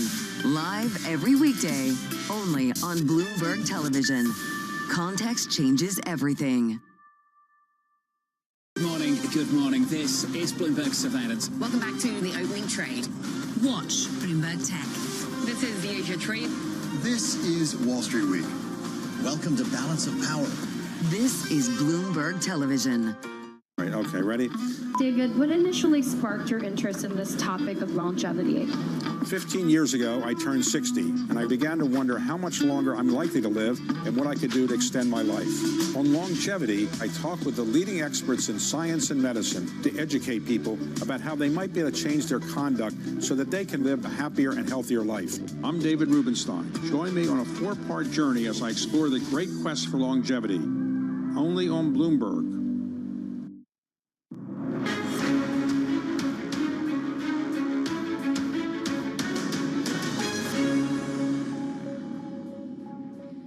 UK grocery prices edged up in August as bad weather and poor harvests exacerbated the strain of higher operating costs hitting supermarkets. The British Retail Consortium says food inflation rose to 4.2% from a year earlier. That is the highest level since early January 2024. Joining me now is Charles Allen, Global Retail Research Analyst at Bloomberg Intelligence. So 4.2% food inflation. These figures paint a very difficult picture for the UK food markets here. Yeah, good morning. I think it's worth remembering that food inflation is never actually that bad for the retailers. They continue to get cash in through the door and so on. But it is bad for their consumers, and in particular it encourages consumers to spend less on other things, because if all your extra, you have to spend extra on food, you have less to spend elsewhere. Right, so discretionary versus non-discretionary, yeah. Yes, exactly. I mean, and I think what there have been fears of a UK price war, and we saw in the earnings, which you can see in the chart there, that the earnings estimates fell off very, very sharply in March on those fears of the price war. But as inflation has picked up subsequently, they haven't really dropped again. And I think that we can, people are more confident that any cost increases can be absorbed by the extra revenue everyone is getting. Yeah. Okay. So have supermarket strategies been hit by this trend, or have they been able to pass on these costs to consumers? Well, yes. I mean, that's one reason why inflation is continues to go up. But I think what we've particularly seen is that obviously there's a change in the mix. You have to continue to have a very strong focus on value, and we see that with things like Aldi Price Match and a lot of promotional activity, mostly funded by suppliers. But in addition to that, there are consumers do take treats from stores. So some of the top of the range lines have also done well because people are not eating out, so they treat themselves to something from the supermarket. So focus on value, but also making sure that consumers have treats when they want them. Sounds like my kids trying to get treats, extract treats when they want them.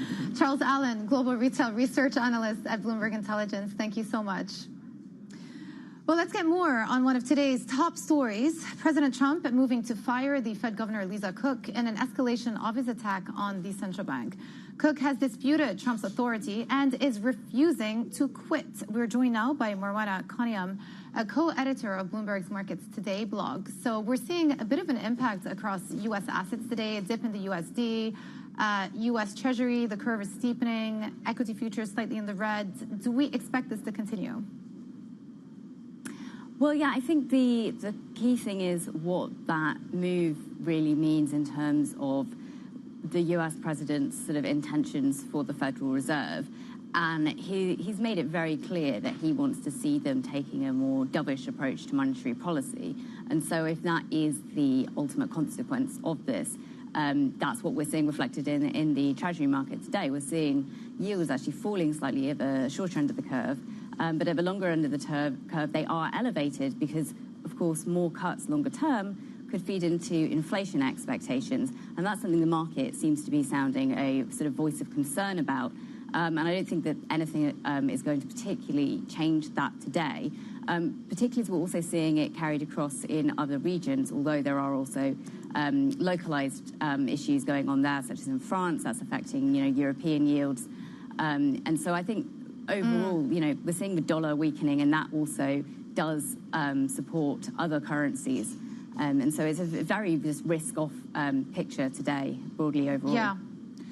Yeah, it is risk-off, and you bring up France. I'm keeping a close eye on the price action today. You've got the CAC 40 down 1.7%. You've got 10-year French-German spreads back up to 78 basis points, so almost back to where we were in April.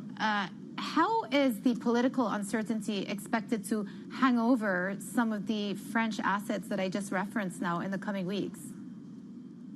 Well, as you mentioned, the French stock exchange is the weakest at the moment. In Europe, is dragging down stocks across Europe, and particularly in the financial sector. So, banks like Société Générale and Crédit Agricole are lagging the stock 600. And that is, we're seeing those yields higher. And, that has implications for the cost of borrowing. So that's not going to be good for financial stocks like across the region. And we're also seeing those divergences between countries, and we're seeing in the UK as well, though. And again, there's a little bit of catch-up, perhaps, from what happened in Europe, what's happening in Europe. But there are also concerns about the UK's fiscal situation ahead of the autumn budget, and we're seeing the yield curve here actually, at its widest, I think, in about 8 years. So there's quite a bit of concern and fragility in the market. Across the region, as well as in the US. So I'm not sure that specifically, the French situation is impacting, all stocks, but it is certainly hurting those the most today. Yeah, just a quick one on euro. It's holding up despite these uncertainties, and perhaps because markets are not expecting any further imminent easing from the ECB. Yes, the euro is holding up. I think we had expected there to be some weakness. It has seen a bit of recovery. I think, the interest rate cut picture going forward, is going to be key there. I think against the pound, it is a little bit weaker this morning. The pound has got a few things going on for it today. And of course, we've got to really look at, though, that in the context of the dollar. So the euro is probably benefiting from some of that dollar weakness, as is the pound, rather than it being anything specific about the euro itself this morning. Yeah, makes sense. Today is a day of dollar assets being sold off, as we spoke about. Marwana Cunningham, a co-editor of Bloomberg's Markets Today blog, thank you so much. Well, that wraps up this edition of The Pulse. Up next is Bloomberg Brief. Stay with the channel. This is Bloomberg.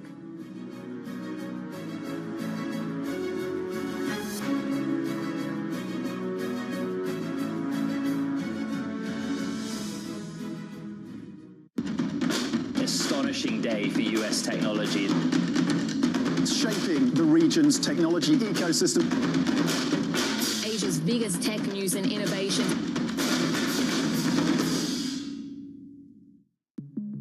There is a nice confluence between the long-term investor and what we're trying to do. We have an operating principle that's in our handbook, take the long view. When we went public, we put a timeline up on the screen for the whole company in an all-hands meeting. And that timeline went from founding to 100 years out. And the IPO was one dot in 1 year on that timeline. And we tried to orient the employees to, this is a wonderful event, this IPO, but it's a moment in time on a very long journey. This is a company that you want to exist in 100 years. We do. Wall Street doesn't think in... No, they think in like hours. Yeah. And what I've learned of Wall Street, and particularly Wall Street investors, when they say they are long-term investors, that means they'll keep your stock for like a month. There has been one instance where I did something that was just for short-term stock, and I felt so bad about it that I don't think I'll do it again. What was that? There was one quarter, a few quarters ago, we were not going to beat the quarter. We were going to probably just hit it. And so far, we beat every quarter. So we were all like, wait, what? Our perfect record. We're like a 4.0 student that is going to get a B for the first time. This is not good. And I decided that for a short period of time, at the end of a lesson in our app, we would show 2 ads instead of 1. Turns out that by itself was good enough to beat the quarter, but it's bad for the product. It's not good. After that, I'm never doing that again. Good morning, this is Bloomberg Daybreak Europe. I'm Tom McKenzie in London. These are the stories that set your agenda. Taking you from the U.S. market's close to the overnight session in Asia, we'll walk you through what you need to know to kickstart Europe's trading day.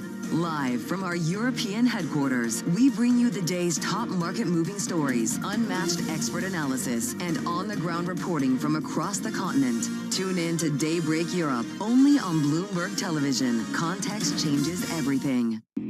Jumpstart your trading day with 2 hours of single stock stories that are driving the opening bell action. We'll take you to Wall Street, Main Street, the C-suite, and beyond.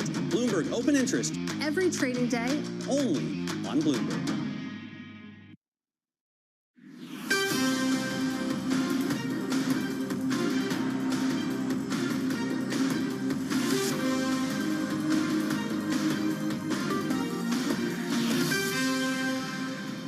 It's 5 a.m. in New York City. Good morning. I'm Danny Berger with your Bloomberg Brief. Here's what you need to know. The Trump-Cook showdown. The president moves to remove Fed Governor Lisa Cook, effective immediately. Cook says she won't quit. Markets move, long-end treasuries sell off, the curve steepens, and stocks dip. And France in turmoil. Prime Minister Bayrou calls for a confidence vote, adding pressure to French assets. Now, it is a dip in stocks. Maybe the remarkable thing is the lack of severe reaction from these markets. A second day running now that we're heading towards a weaker session after the biggest rally since May on Friday. We're only lower by about 0.1% for the S&P and the NASDAQ. The place perhaps where you're seeing more of the reaction is on the long end of the curve. And this has been a trade that has been running for some time. And you see the pressure tick up. You get the front end of the curve moves lower again, only by a basis point, maybe with expectation of more dovish policy if Cook is indeed out or more pressure from the White House. But look at the fears starting to be captured on the long end of this curve. We're up by nearly 4.5 basis points at 493 this morning. Is independence challenged? What happens to the attractiveness of long-term bonds? The dollar initially dropped on the news, but look at what it's doing now. It is a dollar that has really little change this morning. In fact, it's basically flat. George Sorovelos of Deutsche Bank out with a note this morning saying that there is no reasonable reason why we should not be pricing more risk into the dollar. He sees a real gap as to what markets are saying and the risk out there. Speaking of risks out there and stocks on the move, let's see what's moving in the pre-market. With that is Kriti Gupta. Good morning, Kriti. Good morning, Danny. Well, one of the stocks on the move is Interactive Brokers, higher by about 4% this morning. Some news there that they are getting included in the S&P 500, and the market is buying in. No surprise there. But then it is, of course, a summer Tuesday, we'll call it, in August. So the pickings are slim, which brings me right back to the story here in Europe, really reacting to some policy decisions out of Washington. Brings me to talk about SAP, the massive German tech giant right here, responding to a threat over in the White House about a digital services tax. You're seeing green on the screen because that could actually penalize American companies, boosting some of the European giants higher by 0.6% there. Danny, you said it at the start. The French turmoil, the political chaos, that's where a lot of the pain in Europe is coming from today. The epicenter, BNP Paribas, one of the main French banks, of course. Not only are they worried about higher taxation to make up for the budget, they're also worried about some of the bond holdings that a lot of these French banks have. And you can see emblematic of the entire French index down almost 6%, Danny. Kriti, thank you very much for that update. We'll catch up with you later in the hour. And in this hour, we have a wonderful lineup for you to impact all of the news overnight. We'll speak with Man Group's Ed Cole and Kathy Jones of Charles Schwab. Now, President Trump, our top story, has moved to oust Fed Governor Lisa Cook after allegations of falsifying mortgage documents. He posted a letter on Truth Social writing, quote, "The Federal Reserve Act provides that you may be removed at my discretion for cause. I've determined that there is sufficient cause to remove you from your position. Cook responded in a statement writing, President Trump purported to fire me for cause when no cause exists under the law, and he has no authority to do so. I will not resign. I will continue to carry out my duties. Joining us now is Bloomberg's Michael McKee, who's been up early and all night tracking this. Mike, thank you so much for joining. So what sort of battle does this now set up? It sets up a major battle. Trump has declared war on the Federal Reserve because if he can go after Lisa Cook this way, he can go after others. Probably not Jay Powell because that's been pushed back and the Supreme Court has weighed in on that, but he could be looking for dirt on anybody on the Fed as he tries to turn them over. The thing is in his letter to Cook, he cited U.S. Code Section 242, and that says that each member shall hold office for a term of 14 years from the expiration of the term of his predecessor unless sooner removed for cause by the president. And this is all going to turn on the issue of for cause. First of all, did she do something that was wrong? And second of all, did she do it in office, which appears not to be the case?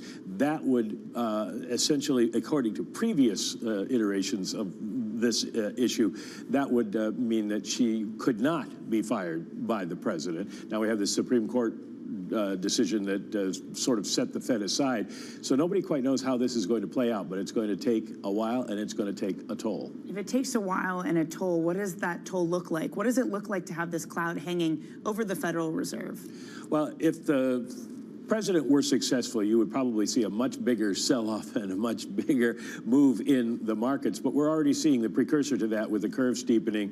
You've got people betting that the Fed is going to cut rates because Powell basically said that last week. But now there's a danger of inflation if they cut too much, and bond investors are afraid of that. And we could see a major drop in equity markets if this carries through. I think at the moment, the view is this is not good, but they don't think Trump can get away with it. But if it were to metastasize in that way, then it could have a much bigger impact. Can we talk about general independence of the Fed and sort of the fragility they might have to move to Trump? A lot has been made about the Federal Reserve presidents and that they still have a vote on this board, on this FOMC. So maybe the Fed is more immune, even if you do get a replacement for Cook. Could that come under threat?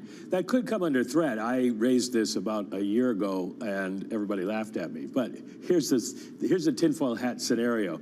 All of the Fed Bank presidents are appointed to 5-year terms, which are renewed every 2 years, and that's coming up in February. So if Trump got 4 people on the board, which he could do by getting rid of Cook, and now he's got Myron coming in, then in theory, those 4 people could vote as a majority to dismiss all of the Fed Bank presidents. Now, they're not appointed by the President of the United States or the executive authority. They're appointed by local boards of directors. But in theory, then he could influence the selection and get a board that would basically do whatever he wanted. That's a stretch. Each step of that is a stretch, but that's something that was laughable that has now come into possibility. Yeah, and to be fair, we thought firing or attempting to fire the governor or the Fed chair himself would be laughable too, and here we are. So Mike, thank you so much for that update. That is Bloomberg's Mike McKee. Let's get the view of Wall Street now. Joining us is Ed Cole, head of multi-strategy equities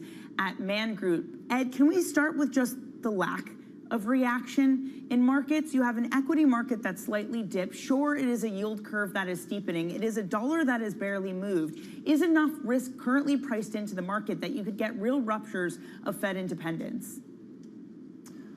I think it's probably, so I suppose the starting point is that this is a direction of travel that's been reasonably clear for some time now. Obviously, there's an escalation overnight which changes the intensity of it. But I think the way that markets stand at the moment is on an understanding that the Fed is moving towards a more dovish stance. Markets are kind of sort of serially monogamous. I think actually I may have heard that on your show, Danny. But in other words, we're focused on one thing at a time. And what we're focused on at the moment is that the economy appears to be slowing, that at Jackson Hole last week, Powell moved to a certainly more dovish stance than I was expecting. I think from the market reaction, a more dovish stance than market participants in general were expecting. And it's really kind of brought into view a rate cut in September. That's now pretty much crystallized into the way that futures are priced. And I think that ultimately the direction of travel right now is to think about the fact that nominal rates are going lower, real rates are probably going a bit lower as well. And for the next 3 weeks, let's call it, into FOMC and option expiry, for me, the direction of travel is most likely that markets grind higher. Ultimately, of course, Fed independence, central bank independence more broadly, this is not just a Fed thing, has been an incredibly important cornerstone in maintaining expectations about policy and anchoring inflation, and I think that's important.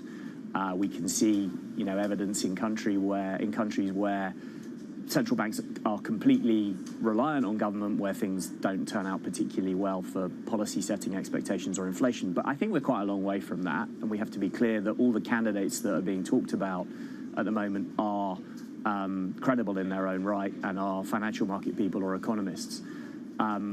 They are leaning more dovish. So I think that's probably what the market will be focusing on in the near term. The dollar's interesting. It's definitely interesting that we had, very little reaction lower in the dollar.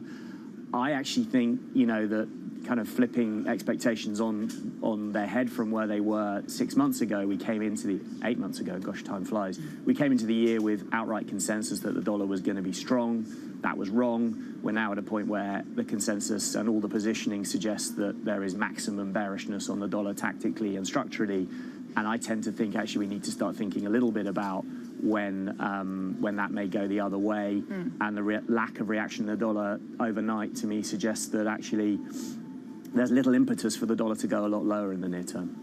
And a lot to unpack there. By the way, I should just say the serial monogamous comment comes from Mark McCormick at TD, so he definitely gets credit for that one. But let's say we're in a scenario where, sure, this is a Fed that is skewing more dovish.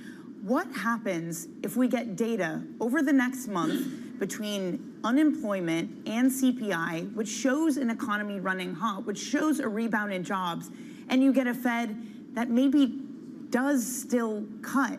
What happens to, example, for the long end of the curve? Just how crucial is that data and vulnerable is a market to data that shows something different from what we've gotten over the past month?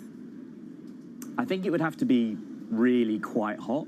I think when you unpack what Powell said last week, he definitely was talking about risks being on the downside. So I think, anything that represents this kind of small beat in payrolls, it doesn't change the dial. You'd have to really have a series of data, not just one data point, but all of the labor market data together that makes the Fed think that actually there's an inflection again.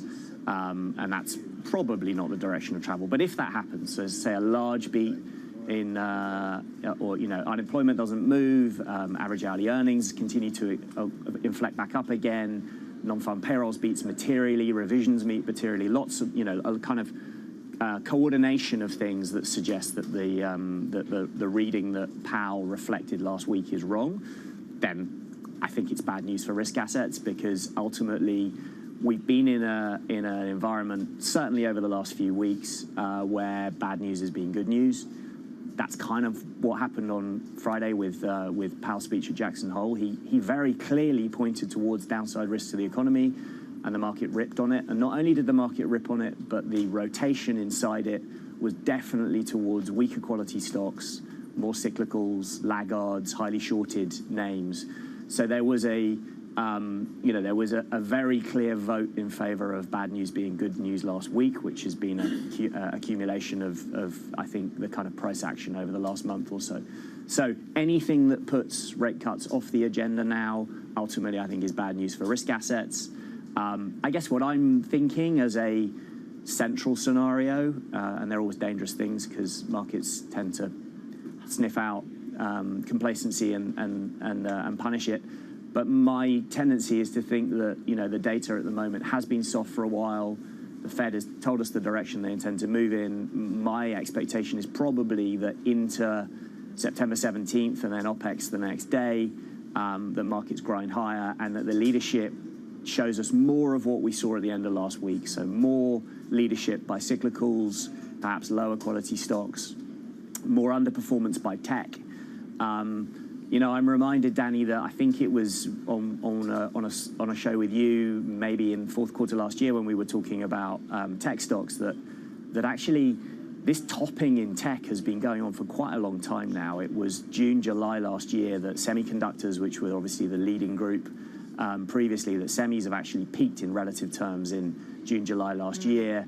Some signs now that broader tech may be doing the same thing. I think this is all part of a much, much longer topping process in technology. We won't maybe even know it's happened for another year or two hence. But I think we're seeing more signs of rotation into different groups, and that my expectation is that continues for the next few weeks. God, fourth quarter last year, that actually feels like centuries ago in a first half of the year that's felt like a decade itself. And we're going to have to leave it there. Thoughtful as always. Thank you so much for joining Ed Cole of Man Group. Now let's get you some other top stories that are trending on the terminal this morning. France's government is at risk of a new collapse following last year's political turmoil. French Prime Minister François Bayrou has called for a confidence vote that could topple the government as soon as next month. France's CAC 40 tumbled 2%. That is the most in 3 weeks. India plans to trim purchases of Russian oil. Indian refiners are expected to buy around 1.5 million barrels a day, down from an average of 1.8 million barrels. The move comes a day ahead of higher tariffs taking effect on Indian imports to the U.S. And the Trump administration is looking to stop the development of another offshore wind farm. This time, it's a $6 billion project planned near Maryland by the company U.S. Wind. The move is the latest escalation of the president's war on the clean energy source. Coming up, China sends a key negotiator to Washington while Trump floats a 200% retaliatory tariff on the Asian nation. We're going to have your trade update. That's coming up next on your brief.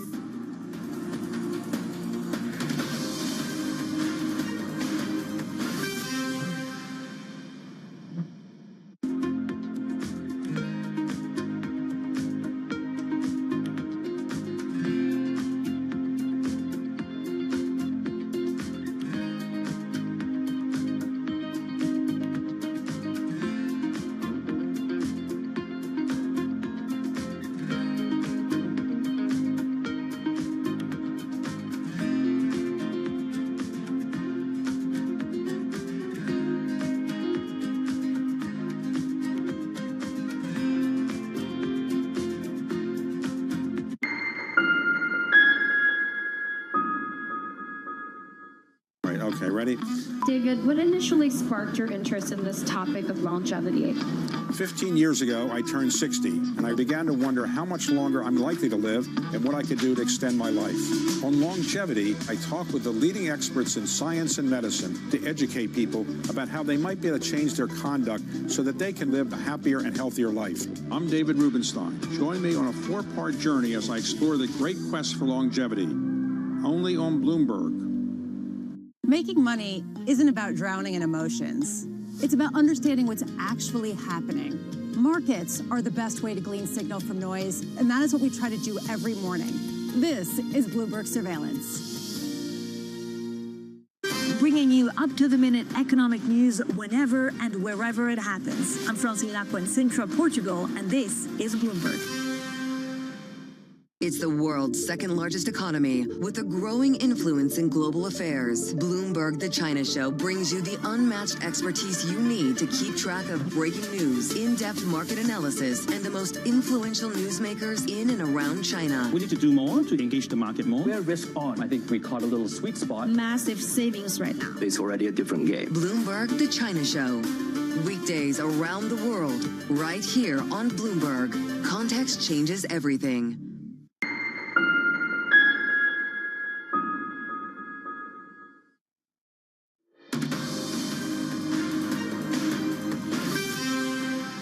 I would say economically with China now getting much better.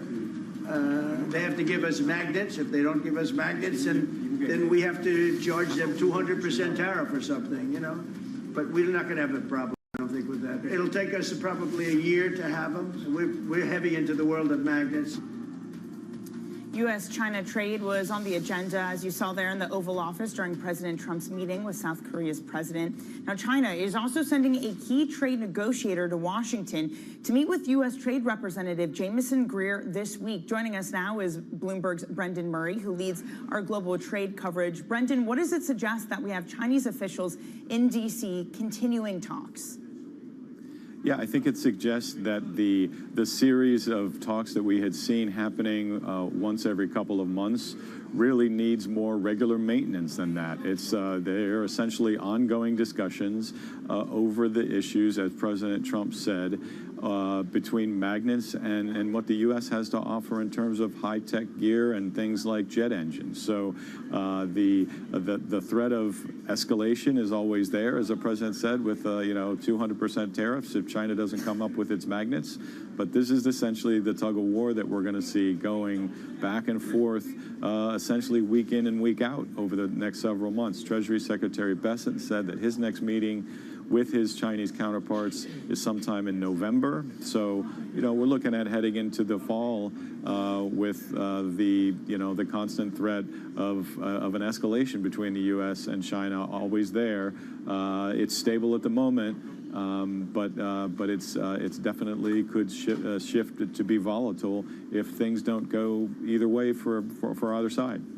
Well, speaking of things shifting, even if you do have a framework in place, we had the president also yesterday putting on Truth Social, vowing to export curbs and tariffs on nations with digital services taxes on American companies. He didn't specifically call out Europe, but surely, Brendan, this was thought of with Europe in mind by the president.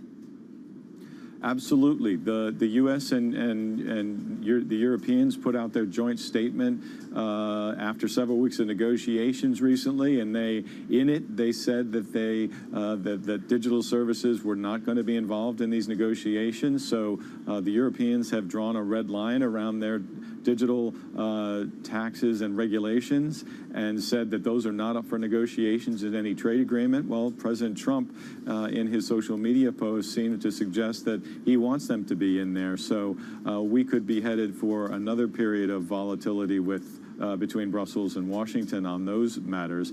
The digital services issue is really the next frontier of trade wars.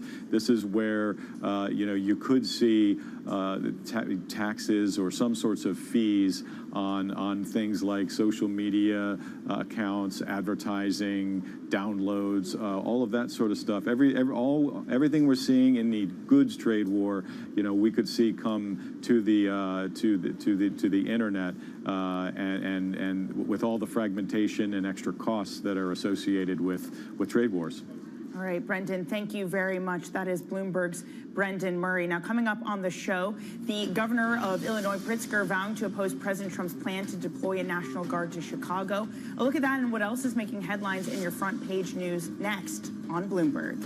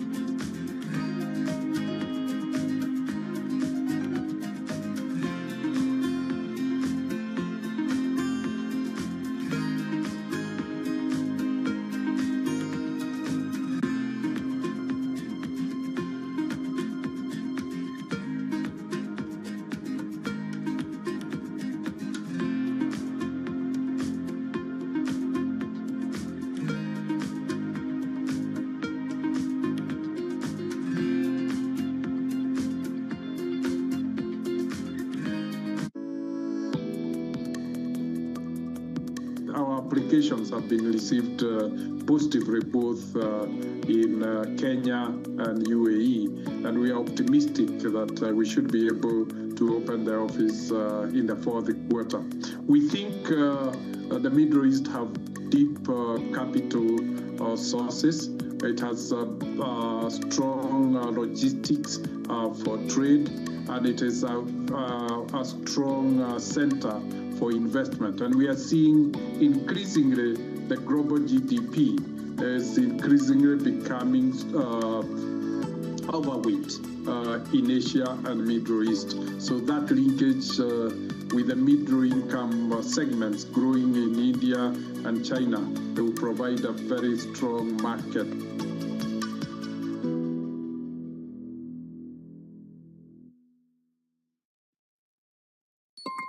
Asia is at the forefront of some of the world's biggest stories. And we're here, where the action starts in Sydney. And in Tokyo, get ahead as the global trading day begins.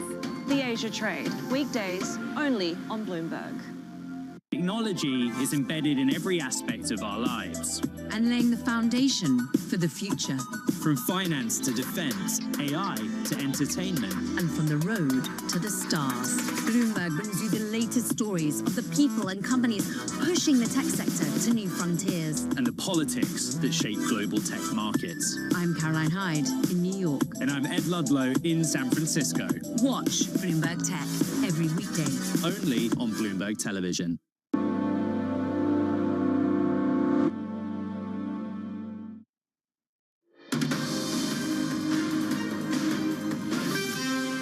Welcome back to Bloomberg Brief. I'm Danny Berger in New York. By the way, we were just discussing about Chinese officials coming to the U.S. as part of a negotiation, just pointing out a U.S. Treasury spokesperson pushing back against just how level those conversations might be, saying that they don't expect for the Chinese official to be meeting with Bessent or Greer and not part of any formal negotiating session. Elsewhere, let's take a look at what's making headlines on your front pages this morning. First up, the New York Times and most U.S. front pages, leading with President Trump's unprecedented move to fire Fed Governor Lisa Cook. Cook has vowed to fight the dismissal and has questioned the president's authority. Elsewhere, the Washington Post on their front page reporting that the House Oversight Committee has subpoenaed Jeffrey Epstein's estate. The committee requested Epstein's birthday book, which was compiled by Ghislaine Maxwell for his 50th birthday, among other materials. And on the Wall Street Journal, Chicago's plan to challenge President Trump's plan to deploy the National Guard to the city. Governor Pritzker called the move unconstitutional and un-American. Now, as we head to break, a quick look at your markets this morning, which especially the dollar, little bothered by the recent developments out of D.C. We were just speaking with Ed Cole of Man Group, who said this has been the direction of travel. Yes, it is an escalation, but it doesn't change what the markets are interpreting, and that is the net outcome of this is more dovish policy. Coming up, we're going to discuss just that clash between President Trump and Fed Governor Lisa Cook. We'll speak with Kathy Jones of Charles Schwab on where she sees this bond market going as the long end comes under pressure. 530's yield curve now the steepest since 2021. More on that coming up on your brief.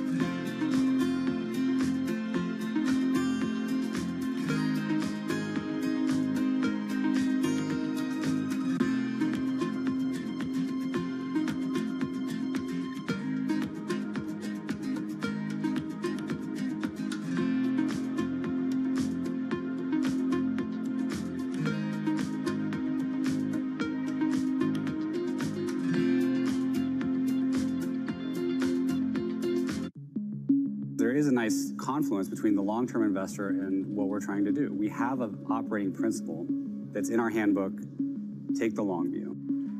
When we went public, we put a timeline up on the screen for the whole company in an all-hands meeting. And that timeline went from founding to 100 years out. And the IPO was one dot in 1 year on that timeline. And we tried to orient the employees to, this is a wonderful event, this IPO, but it's a moment in time on a very long journey. This is a company that you want to exist in 100 years. We do. Wall Street doesn't think in... No, they think in like hours. Yeah. And what I've learned of Wall Street, and particularly Wall Street investors, when they say they are long-term investors, that means they'll keep your stock for like a month. There has been one instance where I did something that was just for short-term stock, and I felt so bad about it that I don't think I'll do it again. What was that? There was one quarter, a few quarters ago, we were not going to beat the quarter. We were going to probably just hit it, and so far we beat every quarter. So we were all like, wait, what? Our perfect record. We're like a 4.0 student that is going to get a B for the first time. This is not good. And I decided that for a short period of time, at the end of a lesson in our app, we would show 2 ads instead of 1. Turns out that by itself was good enough to beat the quarter, but it's bad for the product. It's not good. After that, I am never doing that again. Middle East and Africa, vibrant resources and high-yield investment opportunities abound. Join me on Horizons Middle East and Africa for the stories, newsmakers, and insight from this exciting region. Now weekdays, only on Bloomberg. It's a multi-trillion-dollar industry. We'll show you what's happening in ETFs like no one else. ETF IQ, only on Bloomberg.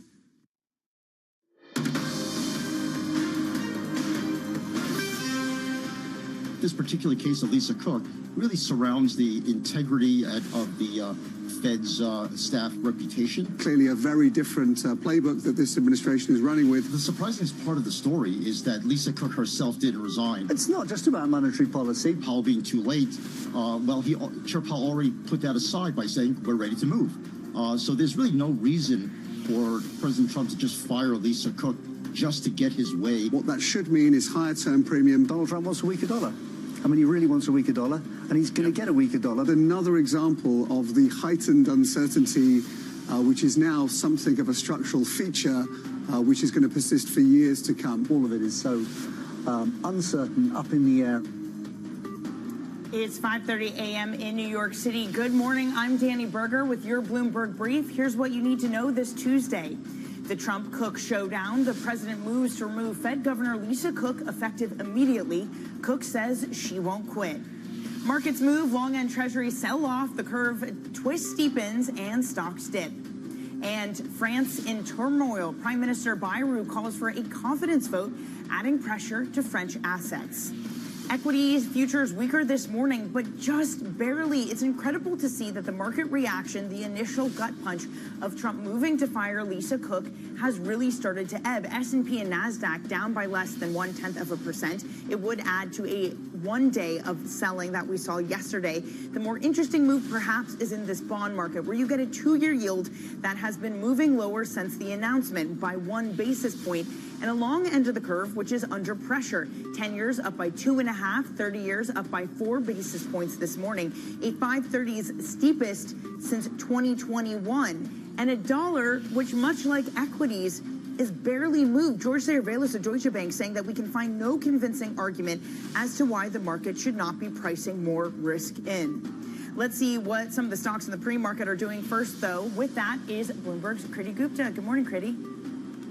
Good morning, Danny. One of the big ones we've got our eye on is Interactive Brokers this morning, higher by 4.4% after the announced inclusion that it's going to be part of the S&P 500, replacing Walgreens. Investors getting in on that trade early, higher by about 4.3%. Another stock we've got our eye on is Boeing. It's actually in the green today. We know Boeing has been under quite a bit of pressure. This time it seems to be coming off of the back of announcement and the meeting, I should say, between the presidents of South Korea and, of course, Donald Trump as well. A big deal announcement coming after that. Korean Air to buy $50 billion of Boeing jets, also looking at investments and orders from other defense companies as well. But Boeing really emblematic of that defense bid, higher by 0.5% this morning. And then Gilead Sciences is another one we've got our eye on. They've gotten marketing approval for their HIV drug from the European Commission. It's enough to boost the stock. There's some questions about how quickly that approval would come. It is higher, Danny, by 0.5%. Great. Thank you very much for your work this morning. Now, elsewhere Elsewhere, President Trump wants Fed Governor Lisa Cook removed after allegations of falsifying mortgage documents. He posted a letter on Truth Social writing, quote, "I have determined that there is sufficient cause to remove you from your position." Cook responding in a statement writing, "President Trump purported to fire me for cause when no cause exists under the law, and he has no authority to do so. I will not resign. I will continue to carry out my duties." Joining us now is Bloomberg's Michael McKee. And Mike, these are just allegations at the moment. There's no official cases or anything being brought up. So what happens now? That's a good question. It appears that what's going to happen now is Lisa Cook is probably going to have to file for an injunction in federal court to get the president's attempt to fire her stopped. There's a good chance she could get it, although we have seen the Supreme Court give both sides of the story, deference to Donald Trump in most cases, but carving out an exception for the Fed, because the Federal Reserve Act says they can be fired only for cause, which generally means inefficiency, neglect of duty, or malfeasance in office. And the supposed mortgage fraud took place before she was nominated to the Fed. So it looks like as a lawyer would say, prima facie, she has a case. So it's going to be something that's fought out in the courts, and in the meantime, it's something that the markets should be more worried about, I think. What happens, though, where you have next year, if this is still playing out, and you have a new chief over at the Fed who maybe is more sympathetic to Trump and does want Lisa Cook gone? If she gets pressure from the top, does that change things? Does her potentially having Powell's backing right now be part of the reason why she's more protected? Well, I don't know if she's protected in the sense that if she actually did something wrong, and you were right, this is only allegations at this point, there's been no proof, then she probably would have to resign. We don't know yet. If she did not do something wrong or can make that case, she'll stay on. The question is then how much personally can she take? The Fed can't defend her because this is supposedly out of her personal life, so they can't spend taxpayer dollars in defending her. They may get involved in an amicus brief or something like that because the Fed's independence is at stake. But it's a big burden she's going to have to shoulder on her own. Certainly, Mike, thank you so much for your work on this morning. I know this isn't going anywhere. We'll have Mike throughout programming. That is Bloomberg's Michael McKee. Joining us now is Kathy Jones, Chief Fixed Income Strategist at Charles Schwab. Kathy, it is so wonderful to speak with you this morning, and perhaps because it feels like this is only a Treasury market that's responding. It's not a dollar or stocks that are really responding to the recent developments with Trump moving to fire Lisa Cook. How much does it change the attractiveness of long-term bonds, of U.S. Treasuries, with yet again another Fed official under threat? Yeah, I think it is negative for the long end of the curve. At a minimum, even if you don't believe anything's going to come of this, that there won't be any changes at the Fed in the near term, what it implies is the risk premium for holding long-term treasuries needs to go even higher. It's already been rising, and we've seen long-term yields moving up around the globe, so it isn't just the U.S. But in the U.S., that curve steepening that we've already seen will probably continue and be greater because there's just much more uncertainty about what it means to be holding long-term treasuries. You know, independence of the Fed has been, something that has been a cornerstone for a long time of the Treasury market. And anything that kind of implies that that may not be the case going forward is negative for the long end of the curve and actually for the dollar as well. I'm a little surprised the dollar bounced back, but I think that's because the market doesn't really fully believe this is actually going to happen. And there's the question, Kathy, and it's probably worth unpacking, whether direct control of the Federal Reserve would even accomplish Trump's aims, given what you're saying, given that the market reaction, as we're seeing right now, is one of a steeper yield curve, of borrowing costs on the long end rising. Kathy, is there a scenario where you could see the Fed further out, if that's happening, halting QT or even resuming QE? Well, I could presume if there were enough people at the Fed who believe that the goal of the Fed should be to lower long-term rates, then they could take actions like QE. I think they want to halt QT anyway, but yeah, they could do, Yeah, various moves. We had the post-World War II Fed Treasury agreement that held down interest rates after the war. You could see something like that if the goal of the Fed was to hold down long-term interest rates. And we know that the administration would like that because they want to see the housing market rebound. But to do it at a time when inflation is above target and actually edging higher really risks having the market rebel and having investors pull back and just say, we don't want to own these treasuries because inflation's too big a threat. And if the central bank can't be independent, then that typically will send long-term rates higher. So, some action by the Fed to halt that would presumably hold them down, but it would be a really volatile situation. Kathy, do you expect that volatility in the Treasury market could act as a check on President Trump? April 2nd, it was an equity market that sold off, seeming to get him to back off from some of the most harsh rhetoric on trade, which maybe has started to come back. Is this a bond market that can continue to check President Trump, especially when it comes to his moves at the Federal Reserve? Yeah, I think the administration has shown that it's sensitive to movement in the market, and I'd have to assume that if Treasury yields rose pretty sharply at the long end, that would have a negative effect on equities as well. And so I think it could prove to be a limiting factor to the extent that the administration is sensitive to what happens in the markets. And look at backfires, right? If your goal is to get long-term rates down to stimulate housing activity, and you take actions that cause them to go up because you raise uncertainty or questions about Fed independence and its ability to control inflation, it's actually it could backfire against the administration's stated goals. It's probably worth pointing out, Kathy, that it's not just the U.S. which is feeling that funding pressure. It's globally. It's in Japan, where 30-year yields are reaching historic levels. In the U.K., in Germany, also looking at yields pushing higher. In France, where there's political turmoil over a prime minister that's holding a no-confidence vote over trying to do more tightening, something that's deeply unpopular. To what degree globally is fiscal dominance the story of the back half of 2025? Yeah, we really thought that this would be more like a 2026 issue than a 2025 issue, but it's coming up very quickly. And you're right, this is a global phenomenon. It's sort of different reasons in different countries, but fiscal policy is kind of the driver behind it all. And we are in a period when most major developed market countries are running high fiscal deficits, and those are getting higher. And the bond markets around the globe are saying, hey, we need more risk premium to hold these bonds over the long run, because if fiscal dominance really happens, then we're going to see higher inflation, and that's going to erode the value of long-term bonds. And I think the market's starting to push back.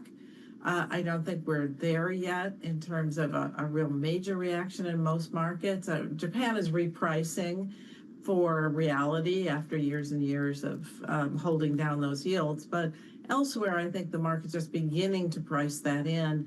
If this turmoil continues and the uncertainty continues about fiscal policy, then I could see those yields rising even further. Kathy, I think that a lot of people would look at the situation right now and say it's something akin to a frog in a boiling pot of water, that we keep getting these developments and the reaction while happening is somewhat muted. So what is the bar? You say we're not there yet for the market really to experience ruptures. What is the bar if it is not attempting to fire a governor of the Federal Reserve?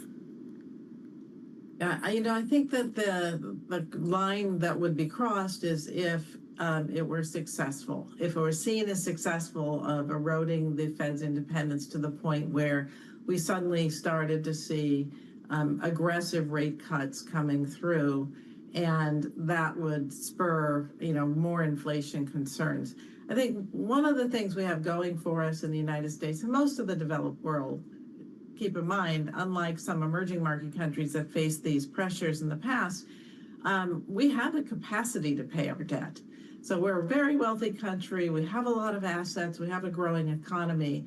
It's not the capacity to service our debt. It's the willingness to do so in a responsible way. And so there is a distinction there between developed markets and, say, you know, much less developed markets that we've seen have these troubles in the past. So I think the market's depending on that. It's depending on the rule of law. It's depending on a continuation of the tradition that we've had for many years of central banks being able to manage the inflation pressures without interference. Kathy, thank you so much for joining us this morning. Really wonderful to get your thoughts. Kathy Jones of Charles Schwab.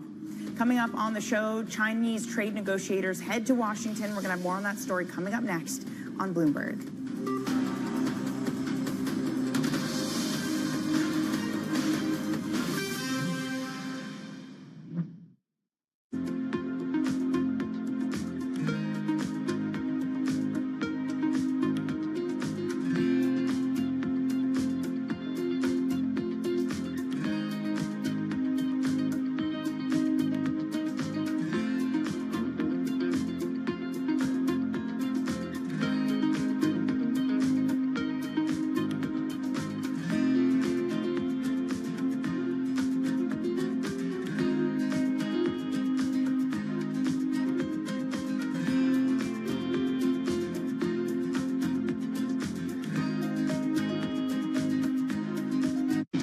You missed it on Bloomberg Open Interest.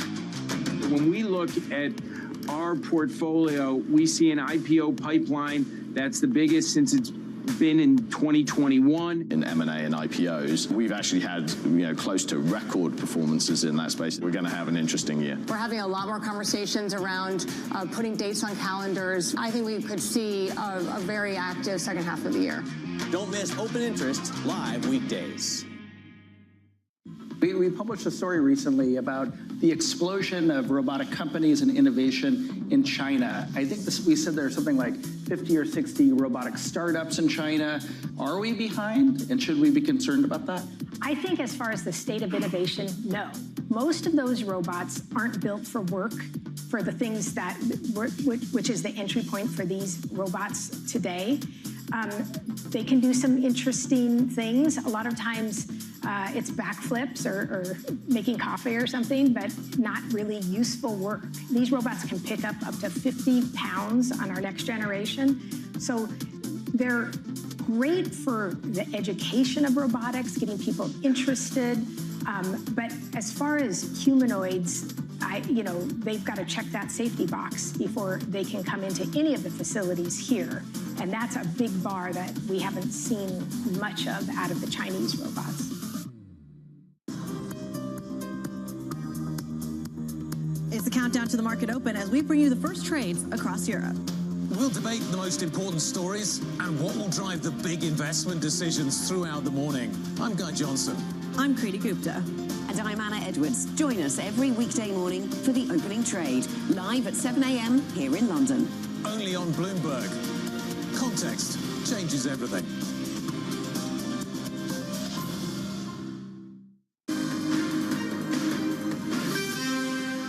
I would say economically with China now getting much better.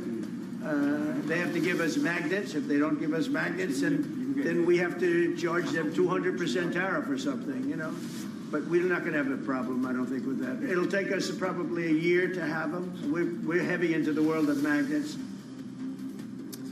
Sino-American trade back in the spotlight after reports that China is sending one of its key trade negotiators to Washington. The U.S. has denied the trip is part of any formal trade talks. Back with us is Bloomberg's Brendan Murray, who tracks global trade for us. So, Brendan, what do we understand about what this visit from Chinese officials actually entails? Yeah, the administration is really trying to downplay this as anything other than a routine conversation to maintain the relationship. This isn't. They're saying this official won't meet with, some of the more high-ranking members of the U.S. trade negotiating team. So this isn't the kind of situation or meeting that could make or break the stability that exists in the relationship at this point. That said, the Chinese could be wanting to course correct for a few things that they see as unfair to their economy. President Trump met yesterday with his South Korean counterpart. There was some shipbuilding. There was some deal around shipbuilding, and that could only be aimed at China's dominance in shipbuilding. So there's a bit of, hostility when it comes to those sorts of things when the U.S. goes around and cuts these other deals that would undercut China's dominance in some of these industries. So, but we don't know a whole lot about what exactly is on the agenda for this officials meeting. We just know that it's not part of the formal negotiating process. Well, speaking of continued negotiations, even when there has been a framework in place, we had the president also vowing on social media, vowing to place export curbs and tariffs on nations with digital service taxes on American tech companies. Brendan, it would seem that Europe and their tech regulation, they've always spoken about it in a way of sovereignty, that this is something deeply important to them. Is it likely that Europe might budge on this, much like Canada did when there were trade negotiations underway? It doesn't sound like it from the rhetoric out of Brussels that this has always been an issue that they say is our domestic regulation, and this is how we oversee companies that operate within our jurisdictions, and it's always been, according to the Europeans, off the table in any sort of trade negotiation. Now they've reached this joint statement that they issued last week. It essentially said we'll agree to coordinate on digital services, but it made no commitments on either side. And the Europeans would say that the Trump administration got nothing on digital trade, digital services regulation out of this framework. So it seems to be another area where that could get volatile if President Trump takes it a step further and beyond the threat of export controls or some sorts of tariffs and actually puts those into effect. All right, Brendan, thank you very much for your coverage this morning. That is Bloomberg's Brendan Murray. Now, over in France, Prime Minister François Bayrou has called for his own confidence vote.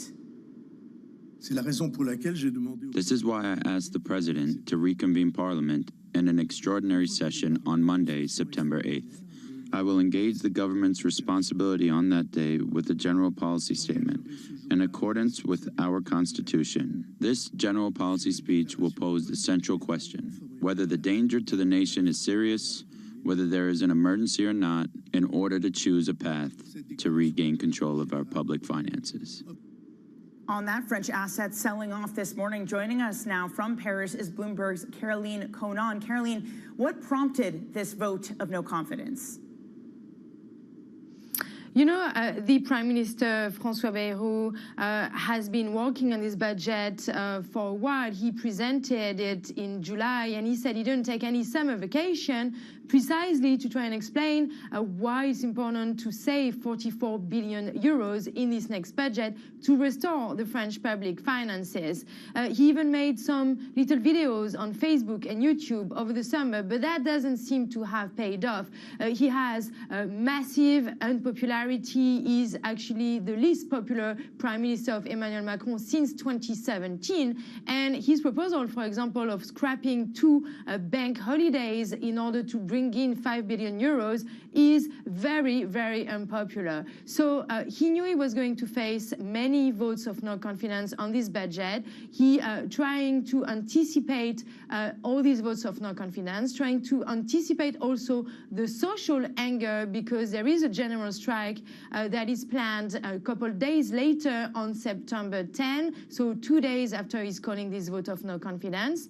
But at the moment, it is a very, very risky move, because the Socialists, the National Rally of Marine Le Pen, and the far left have all said that at this stage, in the current proposals of this budget, they will vote against François Bayrou. So we are likely seeing another French government collapse 8 months after the collapse of his predecessor, Michel Barnier, back in December. It's such important context, and a previous prime minister that only lasted for 90 days. Caroline, what happens if we do get a loss to this no confidence vote? What would the consequences of that be, to your point, with a government that has now felt like it's been in constant turmoil?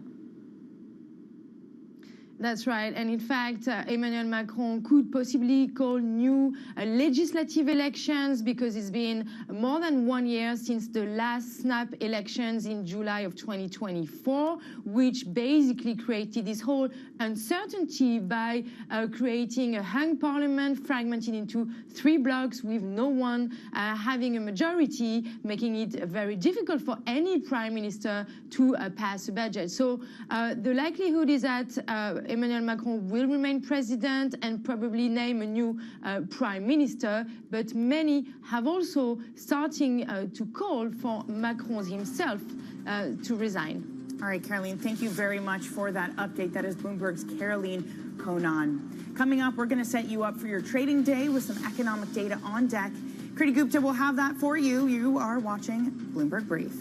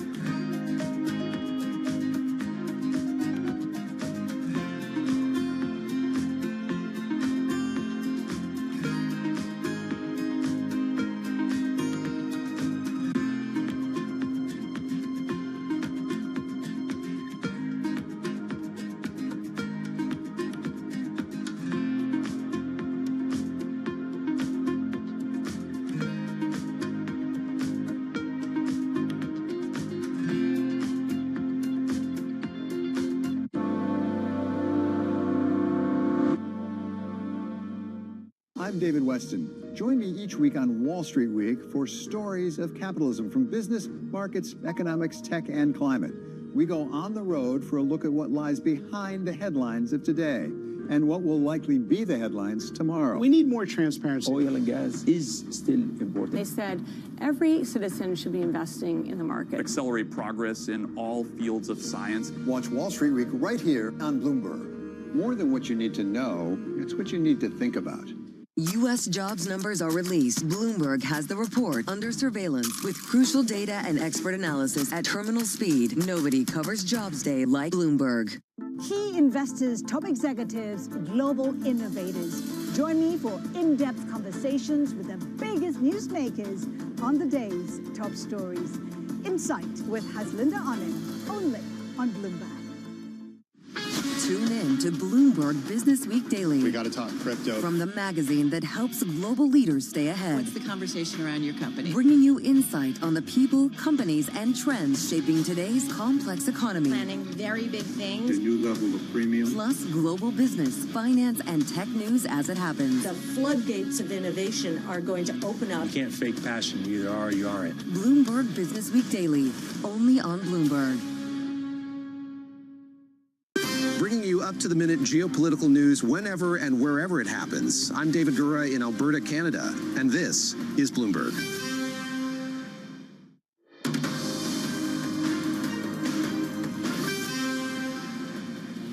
This is Bloomberg Brief. I'm Kriti Gupta in London. Let's take a look at what's coming up ahead today. Plenty of data, U.S. durable goods orders coming in after 8:30 a.m. Eastern time. And then the focus on the conference board. Consumer confidence numbers hitting at about 10 a.m. U.S. time.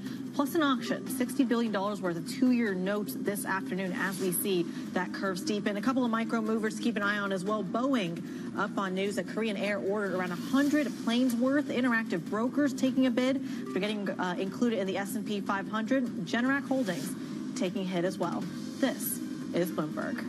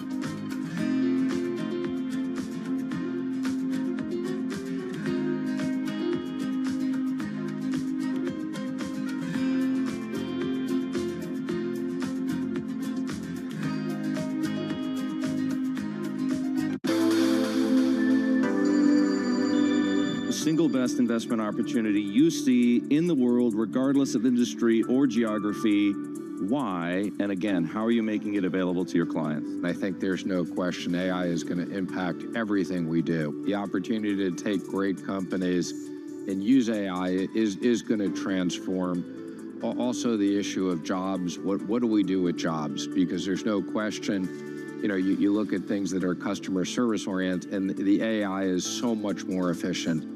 As we look at across all these different opportunities, what we really like is data centers in the U.S. And, the one thing that we know is that AI is just going to create this enormous demand for data and this even growing opportunity for cloud computing. So for us, owning data centers for 20, 30, 50 years, we're going to have a limitation on power in the U.S. There's no question over the next 20 years, the technology will change for chips. It'll become more competitive, and NVIDIA may not be the only major provider. So I think you're going to have a big technology refresh over the next 20 years. But the one thing we know is you're going to need data centers, you're going to need power, you're going to need cooling to support all this growth in the cloud. So we look at them as long-term bonds. At a time when policy in Washington is driving Wall Street, we draw a distinction between the rhetoric and the action, bringing you market-moving guests and original reporting. This is Bloomberg Surveillance. Join me each week on Wall Street Week for stories of capitalism from business, markets, economics, tech, and climate. More than what you need to know, it's what you need to think about.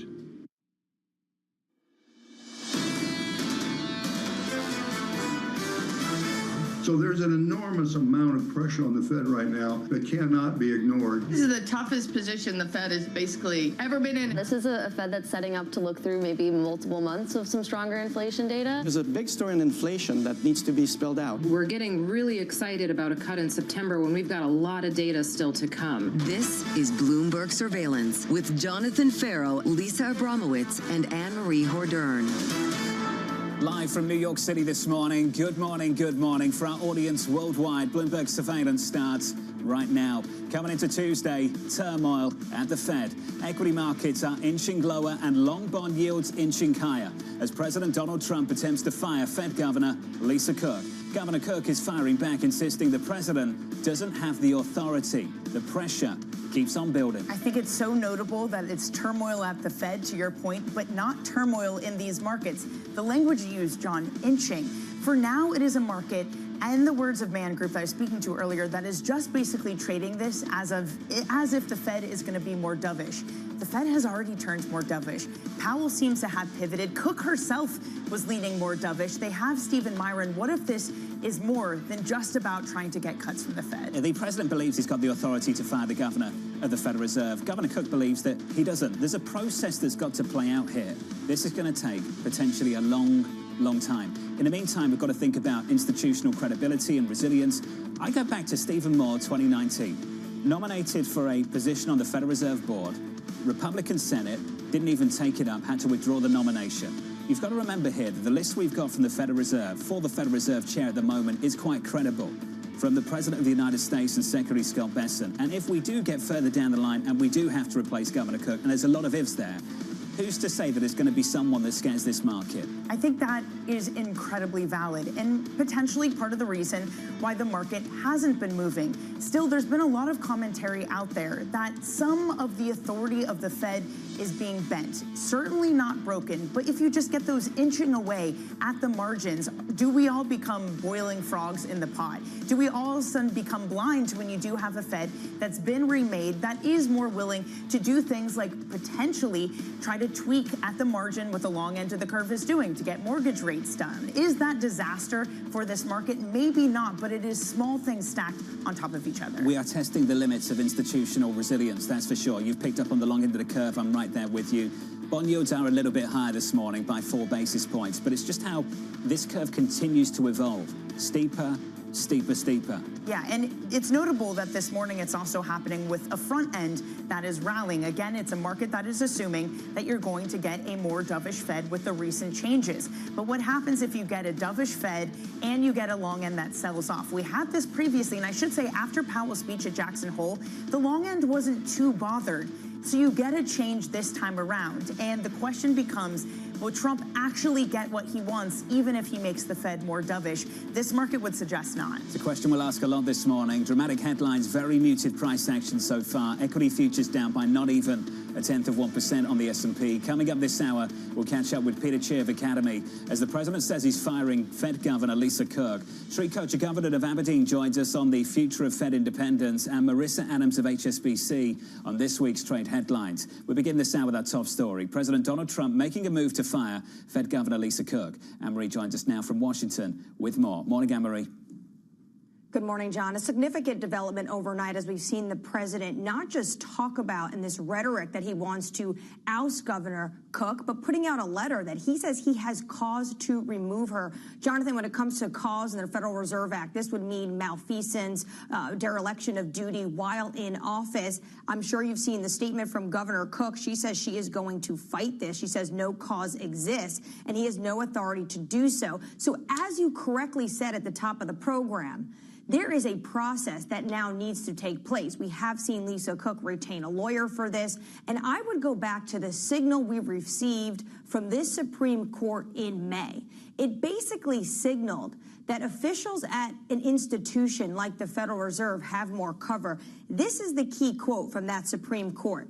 Talking about the Fed is a uniquely structured quasi-private entity that follows in the distinct historical tradition of the first and second banks of the United States, basically saying that when it comes to officials at the Federal Reserve, when it comes to this presidency, they are going to be potentially out of reach. Anne-Marie, with the latest down in Washington, D.C. Anne-Marie, we'll have more throughout the next hour and beyond. Joining us now around the table here in New York City, Peter Cheer of Academy Securities. Pete, good morning. Good to see you. Good morning. We talked about it at the top, me and Danny. We've got some very dramatic headlines, some very muted price action. What explains the difference between the two? One, I think we've all seen kind of this progression to the Fed being more dovish anyway, so whether this changes much, I don't know. But I think the market might be getting wrong, and I'm still not quite there yet myself, is we should stop fixating on rate cuts, what this means for rate cuts. I think, what is this going to do for the longer end of the curve, and what is the Fed and the Treasury Department going to do to prevent, kind of a repeat of last September? And I think that's what the market's got to start thinking about is everyone's well aware that last September they cut rates, long ends rose, we're getting this kind of constant steepening. I think 2s, 30s are now at the steepest level they've been in a while. The Fed's not silly. Besant's not silly, right? They've got to be looking at this. I expect to see a little bit more done to control the long end of the yield curve this time and maybe even help the mortgage market. Because again, this administration has talked, Besant had his 3-3-3 strategy is about getting 10s below 3%. We haven't made a lot of progress there. I think that's next on the agenda. 493 on 30s. What does corrective action look like? I think people are going to push that higher. I think people are, very concerned about a Fed that all of a sudden doesn't behave as we thought. I think that's going to turn out to be a mistake. I think a lot is going to be done, whether the Treasury reduces issuance, whether we get an Operation Twist, whether we get chatter about maybe we go back to buying mortgages out of the Fed and switching some of their portfolio mix around. I think there's going to be a lot done to try and control that. I think by the end of the year, we're at 450 on 30s, maybe even 425, and I do think we get back below 4% on 10s. Is that going to be a willing Fed that does something like that? Or how does it change to allow that process to take place? Well, I guess probably the more changes that occur within the Fed, the more willing it'll be to do that. And again, I think Besant has a bunch of control of what he can do in terms of issuance on the Treasury side. So I do think it's going to be a more, intertwined Fed and Treasury where they do work a little bit together. Again, if you kind of think about it, we saw during the, GFC or whatever, post-GFC and post-COVID, controlling yields through the short end is kind of a very inefficient way to get anything done, right? It doesn't translate well to the market. The average mortgage, everyone during COVID went long-term, well, except for the U.S. government. The U.S. government was the only one who borrowed short-term, but corporations did it, individuals did it. So fiddling around with short end doesn't help that much anymore, I think. So all of this is happening, and you say the wrong concentration is about how dovish or whether the Fed will cut. But Peter, what does this do to the data we are about to get over the next month? Just how crucial does a data release become for CPI and unemployment, especially if those things come in hot? And I have no idea what this jobs number is going to come in. I thought, I go back to July 3rd, I was on a plane coming back, I thought June data was going to be weak. turned out strong. A month later, we found out it actually was weak. So I think there's this degree of randomness that's showing up in all the data. So I'm not even sure anymore how the market's going to trust whether we get a strong jobs report on September. You would think a month ago we would have sold off hard on yields because, oh, now the Fed can't cut. I don't know that that's going to happen. So I feel the data's going to be noisy, and then we're going to forget it within hours now and go back to, no, this Fed's probably going to be cutting because that's the path we're on. Where does that leave foreign exchange? Put everything you've just said together, the various points you've made, and for me, at least, listening to you, it screams weaker dollar. I'm exactly there, right? If you're kind of pushing on all these other things, you know, like the balloon, right? The bubble's got to go somewhere. So I think it's going to be continued weakness in the dollar. I think you'll see DXY is a little bit weaker today. I think that continues lower and lower because all these things that we would do, I think will be anti-dollar, anti-kind of, you know, wanting people to truly invest here. So bonds 1, FX 2, where does it leave stocks? You know, I think we meander along right now. I think what I'm starting to look to is I want to own, I think, the small caps. I think they should benefit from some of this. And I feel we've had this huge run on the data and the AI. And, you know, we are going to continue to grow on data and AI. Data centers, people want that. It's weird, but it's starting to feel to me like we are paying 20, 30 prices for 2025 technology. And it reminds me a lot when we went through the broadband and fiber build-out. The companies were all superstars. They were doing great. They all got in trouble because there was a bit of an overbuild. Then eventually all that, you know, fiber got used and the companies did well. And I feel like we might be at that tipping point where, I think you mentioned on a show earlier, right? If you spend $10 billion, your stock goes up by $20 billion. So why wouldn't you just spend? If you start getting a different reaction function, and weirdly enough, I still wind up liking Chinese stocks. And it seems so crazy that we're having all this fight with China. We talk about it all the time. China this, China that. China's economy is weak. Yet FXI has outperformed the NASDAQ 100 this year, which seems bizarre. And I think that can continue as China continues to try and wade through this, you know, tariff policy. And they have been consistent in their message. And they're consistent in what their plan is. And it's been rewarding shareholders, bizarrely. Just on the idea of stocks and any sort of rotation we might have, Peter, why be anything other than completely bullish on the entirety of the market if we are getting cuts? You know, and maybe I've got to, you know, just get into that, but it feels like we've had this run up already in stocks, right? We've been running up a little bit in anticipation of all these cuts. And to me, you just go back, it's the AI spend has been kind of the biggest surprise, I think, in the economy this year. We can talk about tariff pauses, all those things, that all helped the market along. But to me, the big thing was just how consistent the AI spending was, that every single corporation in America felt that no matter the state of the economy, we want to be into AI because we want to be more efficient. And if that ebbs at all, I think that just is going to be the drag on stocks. And the tariff stuff, you know, this is going to take, we've been talking about months or quarters to play out. I think you finally start seeing some of the negatives on tariffs coming through in the next few months. Even so, even with all the hype around AI, it's probably worth taking a step back and realizing that the NASDAQ has underperformed European stocks still this year. There has been somewhat slightly of a rotation to international stocks that dominated the start of the year. That noise has quieted down. But Peter, to what degree is that trade still alive? So I think Europe, to me, seems a bit overplayed. They're going through their own issues. They've got what's going on now. I don't think they're going to be massive beneficiaries from, you know, peace with Russia and Ukraine. I think it will help, but it's not going to turn their economies around. It seems bizarre to me to think that Chinese stocks continue to outperform, but that's where I'm leaning. I see that as the economy that's trying to function. They've got a plan. Europe, to me, it's, you know, they coalesced a little bit with, you know, Russia, Ukraine, with NATO spending. But again, that seems to be, you know, breaking a little bit apart again. So I think U.S. will actually probably outperform Europe for the rest of the year. Having said that, the dollar is the problem there, I think. It's just dollar weakness is going to hurt. Europe's super messy. Go through the continent right now. We always talk about Europe as just sort of one thing, one monolith. But Europe's a mess. You've got countries that have got fiscal space, Germany, others that don't have any, the UK, France, and France at the epicenter of the price action in Europe this morning. Yeah, France really under pain, but if anything, it just really highlights that it feels like the back half of this year, that fiscal dominance is the story. You have France that's trying to cut the budget, unable to do so. You have also Japan that's facing higher yields. And by the way, these are all countries whose central banks started QT at the end of last year. They're really coming under pressure now. Multi-decade highs for some of those bond yields. Peter, it's good to see you, as always. Peter Chair of Academy Securities. Lots of drama stateside, but very muted price action. The theme so far this morning on Bloomberg TV, equity futures negative by not even over 0.1%. With an update on stories elsewhere and worldwide this morning with your Bloomberg Brief, here's Yahira. Hey, Yahira. Hi, John. We start with President Trump moving to oust Fed Governor Lisa Cook over claims that she falsified mortgage documents. Cook responded saying that Trump has no authority to fire her and that she won't step down. The move represents a significant escalation of the president's battle against the Fed, which he says is taking too long to lower interest rates. Meanwhile, China is sending a top trade negotiator to Washington this week, a move that signals talks are progressing. The vice commerce minister will meet with trade and treasury representatives Thursday and Friday. The move comes after both sides extended their pause on higher tariffs through early November. And Elon Musk is suing Apple and OpenAI, accusing them of colluding to block rivals in the artificial intelligence market. In a federal lawsuit, Musk's X and xAI claim Apple's integration of ChatGPT into iPhones gives it an unfair monopoly and deprives consumers of choice. OpenAI dismissed the case as harassment. That's your Bloomberg Brief. John. Yahira, thank you. Appreciate it. More from Yahira a little bit later this hour. Up next on the program, Trump and Cook facing off. President Trump, you're going to fire Lisa Cook, the Fed governor, over her mortgage fraud? If she doesn't resign, what she did was bad, so I'll fire her if she doesn't resign.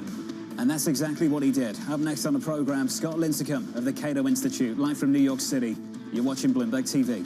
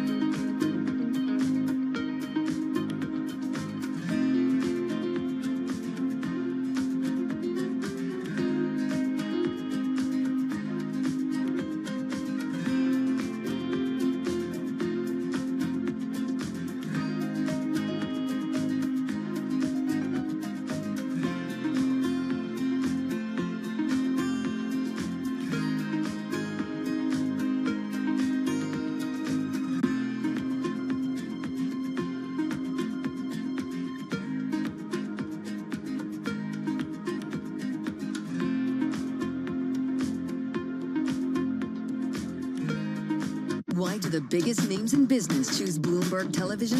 That's a great question. It's a very good question. Interesting question. Good question. Great question. I so appreciate that question. You certainly ask interesting questions. Bloomberg Television. Top experts, great questions. Morning, this is Bloomberg Daybreak Europe. I'm Tom McKenzie in London. These are the stories that set your agenda. Taking you from the U.S. market's close to the overnight session in Asia, we'll walk you through what you need to know to kickstart Europe's trading day. Live from our European headquarters, we bring you the day's top market-moving stories, unmatched expert analysis, and on-the-ground reporting from across the continent. Tune in to Daybreak Europe, only on Bloomberg Television. Context changes everything. Astonishing day for U.S. technology. It's shaping the region's technology ecosystem. Asia's biggest tech news and innovation.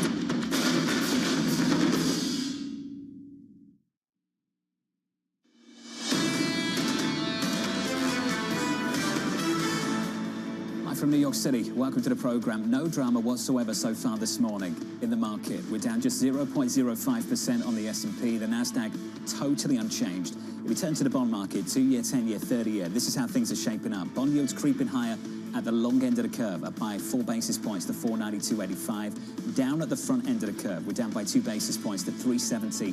The distance between the two getting longer. The spread getting wider, the curve getting steeper. That's the theme so far this morning. 530 is the steepest since 2021, and it is worth pointing out that this has been a move that's been occurring for some time now. It didn't change with today. If anything, this speeds it up. We're just talking to Peter Scheer about this idea. What if we do get a Fed that more closely works together with the Treasury, that tries to change the steepness of this yield curve if you do have cuts that are met by higher rates, especially if there are questions of independence. It underscores already, again, a move that's been undergoing. Just a little bit more fuel for that trade this morning. Under surveillance this morning, Trump and Cook facing off. President Trump, you're going to fire Lisa Cook, the Fed governor, over her mortgage I'll fire her fraud? if she doesn't resign, yeah. What she did was bad, so I'll fire her if she doesn't resign. That was Friday. Here's the latest this morning. President Trump announcing he's seeking to remove Federal Reserve Governor Lisa Cook from her position due to allegations she committed mortgage fraud. Cook responding, saying the president has no cause to do so and that she would not be resigning. Bloomberg's Anne-Marie joins us now from D.C. with more. Hey, Anne-Marie. Good morning, John. Significant escalation when it comes to the president and this standoff with Governor Lisa Cook. This really stems from FHA Director Bill Pulte talking about the fact that they think she committed mortgage fraud. These are allegations. The president, though, in his letter last night, Jonathan, saying the American people must be able to have full confidence in the honesty of the members entrusted in setting policy and overseeing the Federal Reserve. We're now joined by Scott Lincicome of the Cato Institute. He works on general economics and trade. Scott, thank you so much for joining us this morning. Just your reaction to this headline overnight. I can't say I'm surprised, given the run-up and some of the statements from the Trump administration already. But look, that doesn't mean that this isn't a significant move. The independence of the Fed is extremely important for U.S. monetary policy and the U.S. economy. We at Cato and elsewhere have always been concerned about politicization of the Fed, but this is now going in the wrong direction, right? It is pushing us more towards politicized monetary policy. And quite frankly, it's not something that appears justified by the numbers in terms of absolutely necessitating some sort of rate cut. When you look at core CPI still above 3, flash PMI last week showing significant price pressures, the idea that, this is just a recalcitrant Fed fighting the president's whims or needs is not really held up in the data. Does the market actually believe it yet? How do you see this playing out, this fight between Governor Cook and the President of the United States? Yeah, I think some of the calmness in the market probably stems from the fact that it's not 100% clear that they can do this. Cook and her legal team saying they're going to fight it. In that, it appears to be, I think, giving some people some thoughts that, maybe the independence of the Fed's still intact.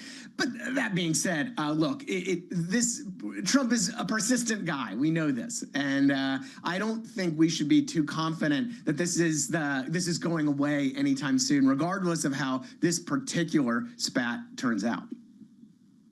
Whether it's the Fed or whether it's trade, we'd like to see the President of the United States put his thumb on the scale. He takes an interventionist approach. You wrote about that this week in the Washington Post when it comes to Intel. What kind of precedent do you see Trump setting for future administrations? Well, it's a lot of troubling precedent. Beyond the pressuring the Fed, now, you have the state taking big stakes in private companies like Intel, not during the Great Recession or wartime, but in peacetime, and doing it under a pretty clear pressure and coercion from the Oval Office. Of course, you have all the import substitution in tariffs and uncertainty in trade deals, which is also all executive power as well. It makes you wonder where the heck Congress is all in this. But it also makes you think what the next president's going to be able to do. Bernie Sanders was cheering Trump's Intel move, and you could very well have a Democratic president that picks up these very same precedents and pushes even further into an interventionist executive branch acting unilaterally. And that's, of course, going to raise serious issues, serious problems for the health of the U.S. economy. Well, the president also said he would be interested in maybe striking more deals like this. Are there companies that you're looking at that potentially we can see a similar approach from this White House? Yeah, as I wrote in the Post, if any company that's taken subsidies from the U.S. government and happens to be located in a strategic industry by the executive branch's definition, should be a little bit concerned. the fact is that we now have national security investigations in the trade space on a whole lot of products, not just chips and steel and aluminum and others. We've already seen a golden share for U.S. Steel. We've already seen investments in MP Materials, which is in the rare earth space. So I think there's no question that companies that have some sort of dealings with the U.S. government in these strategic industries may be the next to get a call from the Oval Office. Trump has talked about building, though, a U.S. sovereign wealth fund. Is that what all of this is leading towards? Well, NEC Director Kevin Hassett basically said as much yesterday, that they're using a lot of the industrial policy that was implemented during the Biden years through the Inflation Reduction Act, the CHIPS Act, the infrastructure bill, and some other executive authorities to basically reverse engineer a sovereign wealth fund, which Trump has long wanted. And this, again, I think is a concern for companies that have taken some of these, ups of trillions of dollars in government subsidies. But it's also, I think, a cautionary tale about U.S. industrial policy generally, how this stuff maybe starts targeted but tends to have a way to spiral out of control. Scott, I just want to end on another truth last night from the president, not getting as much attention what's going on at the Federal Reserve. He said he's going to stand up to countries that attacked U.S. tech because of things like digital services. What does this mean for the European Union, given the fact that the president has already struck a trade deal with them? Well, I think it should tell the European Union, Japan, and anybody else that these trade deals that they signed over the last couple months are never really finished.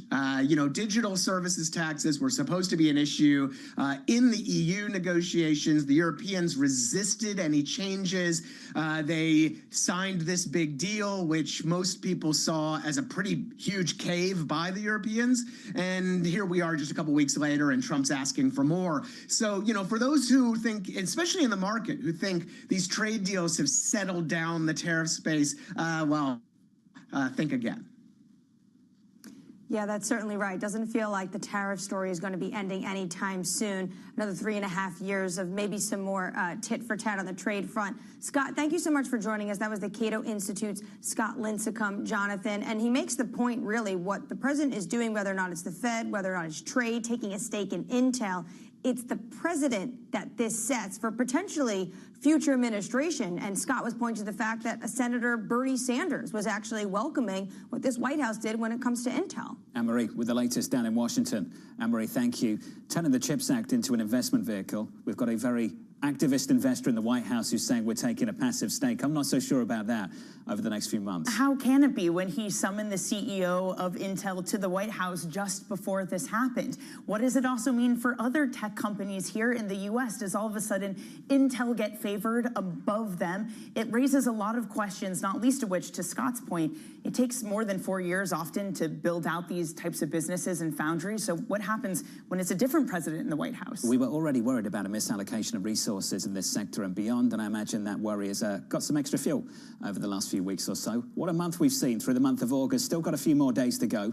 Equity futures at the moment on the S&P down by about 0.1%. Intel down by 0.2 in the pre-market. Coming up on the program, we'll catch up with Sri Kochagovadan of Aberdeen on President Trump's push to reshape the Federal Reserve. Plus, we'll touch base with Yahara again and get you some morning movers. Boeing landing a multi-billion-dollar deal from Korean Air. That stock is up by 0.6%. From New York City this morning, good morning.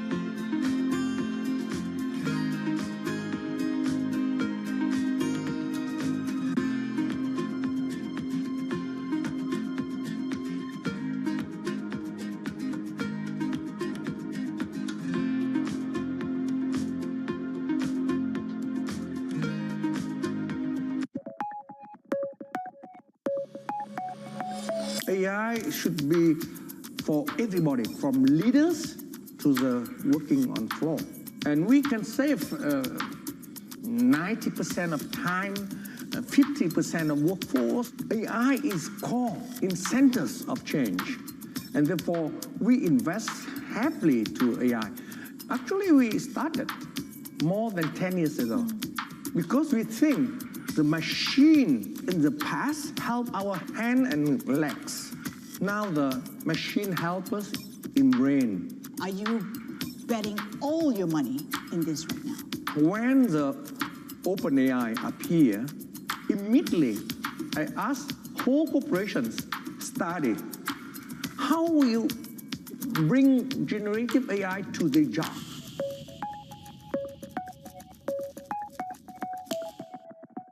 All right, okay, ready? David, what initially sparked your interest in this topic of longevity? 15 years ago, I turned 60, and I began to wonder how much longer I'm likely to live and what I could do to extend my life. On longevity, I talked with the leading experts in science and medicine to educate people about how they might be able to change their conduct so that they can live a happier and healthier life. I'm David Rubenstein. Join me on a 4-part journey as I explore the great quest for longevity, only on Bloomberg.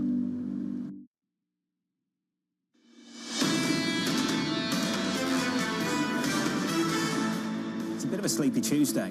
Lots of headlines to get through, but check this out. We're going absolutely nowhere on the NASDAQ, and likewise on the S&P 500. The S&P negative by not even 0.1%. If you want some price action, switch up the board and get to the bond market. Check out 2s, 10s, and 30s. Bond yields higher at the long end, lower at the front end. This curve is steeper. We're down 2 on 2s to 370. We're up 4 on 30s to 493. And Danny, like you, was the thing I was looking at first thing this morning. This curve getting steeper. Yeah, because also the dollar isn't reacting to the point where even George Waitlist of Deutsche Bank putting out a note this morning saying he can see no reasonable way and why the risk wouldn't be priced in. It is being executed through the bond market. The nerves of what it means going forward if you get a Fed that's cutting. Perhaps it's reflecting fears of inflation. Maybe it's reflecting fears of independence. Maybe it's reflecting an idea that you could get more action from both the Treasury and the Fed to try to change the shape of the bond curve. This is a Fed that has done QE before. In order to do that, nothing would necessarily stop them from doing it again. We'll come back to this 30s this morning at 493. With 3 hours until the opening bell, 6:30 Eastern time. Waiting for the cash open about 3 hours from now. With your morning movers, here's Yahira. Hey, Yahira. Hi, John. As I've said before, Boeing has emerged as one of the biggest winners of President Trump's trade wars. And this news here confirms that we are seeing shares up about 0.6% after South Korea announced $50 billion in deals with U.S. firms as part of its trade deal. And included in that is a $36 billion order for more than 100 Boeing jets. GE Vernova is also emerging as a winner in this latest trade deal. And we move on to shares of the retail trading platform Interactive Brokers. They are rising nearly 4%. On news that it is joining the S&P 500, which of course usually means a rush of demand by index funds. The changes are set to happen on Thursday before the market opens, and it is set to replace Walgreens, which is going private. And we end on VF Corp. This is the company behind Vans, and the North Face shares are rising 2.4% on some sell-side action. Baird is upgrading it to outperform and lifting its price target to $20. They're saying their shoe brand Vans is finally turning a corner, and the cost cuts that it's been trying to implement are starting to kick in, but tariffs are still a major overhang on this company. When it reported 2Q results back in July, it said that tariffs could shave off about $60 to $70 million off of its profits this year. John? Our stock's up by 2.4%. Yahira, thank you. More from Yahira in just a moment. On our radar this morning, our top story, President Donald Trump moving to oust Fed Governor Lisa Cook after claims she falsified mortgage documents. Cook responding that Trump has no authority to fire her and that she won't step down. And the fact that the dollar and treasuries didn't dramatic weakenly just showed that there's some nerves about the latest developments, but not freaking out yet. presumably, again, on this assumption that the firing won't stick. She hasn't formally been charged with anything, as we've been discussing.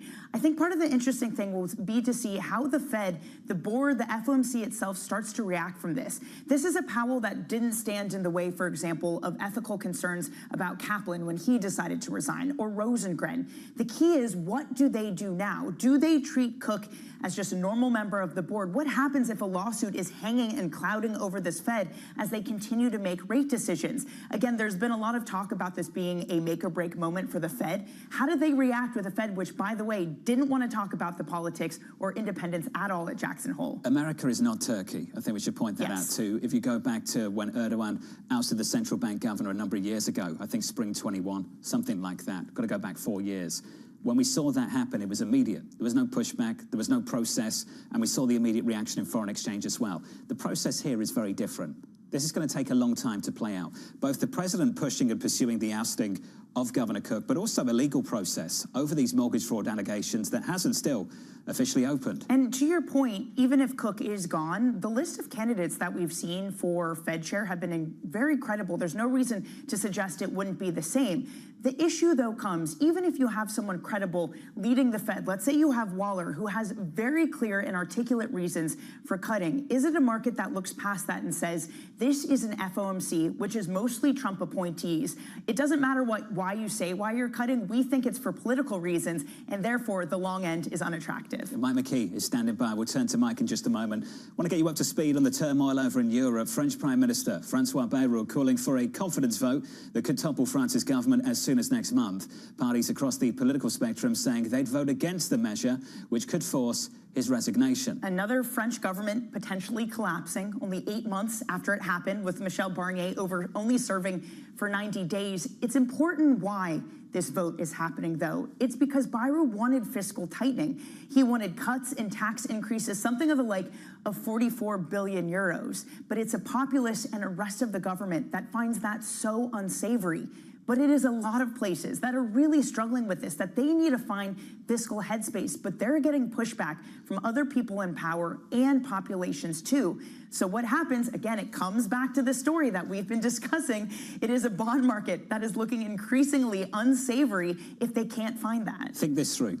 What would make it politically palatable? What would make it palatable, not just for the French, but for the Brits as well, for the UK, where we've seen a similar dynamic play out? What would it take for them to vote for this? They're not going to vote for this until the alternative is worse. Just think that through. They're not going to vote for this until the alternative is worse. That means it's not bond yields where they're at right now.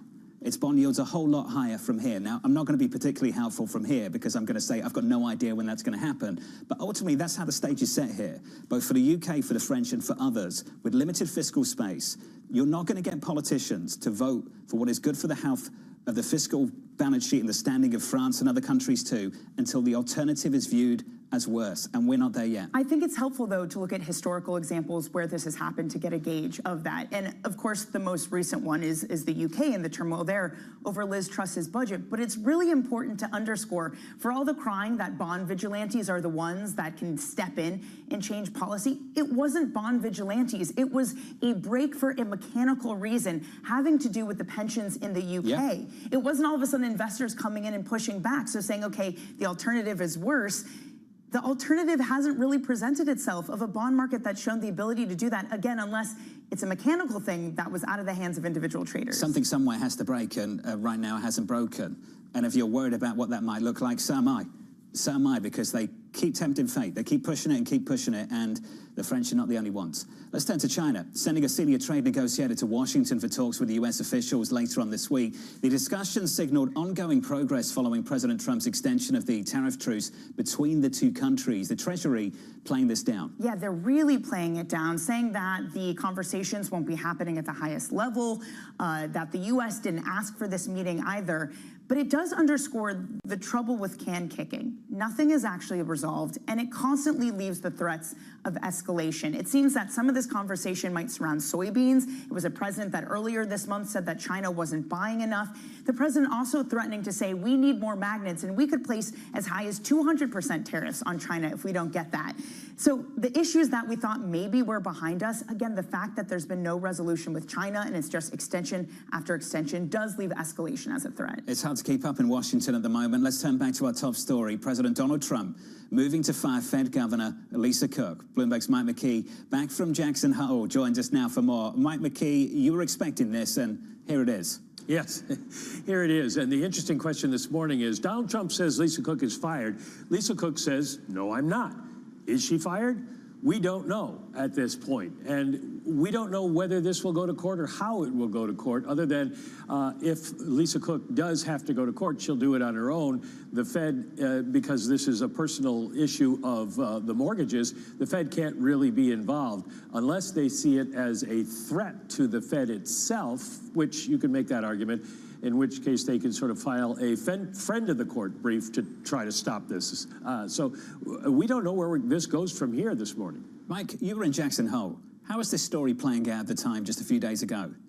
Well, there were obviously a lot of people talking about this. This was all the talk outside of the meeting room. Everybody concerned with what it might mean for them. I talked to a number of Fed officials who say, yeah, I believe they could be coming after me too.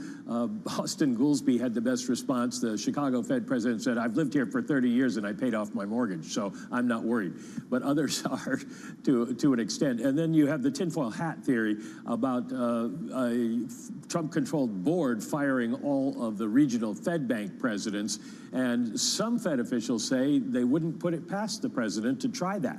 So it's obviously a matter of concern to everyone there. Mike, I think there has to be a little bit of pushback there on that majority of the governors pushing back and firing regional Fed presidents. Mike, you know Governor Waller, Governor Mickey Bowman well. Do they sound like political puppets that would pursue those kind of things?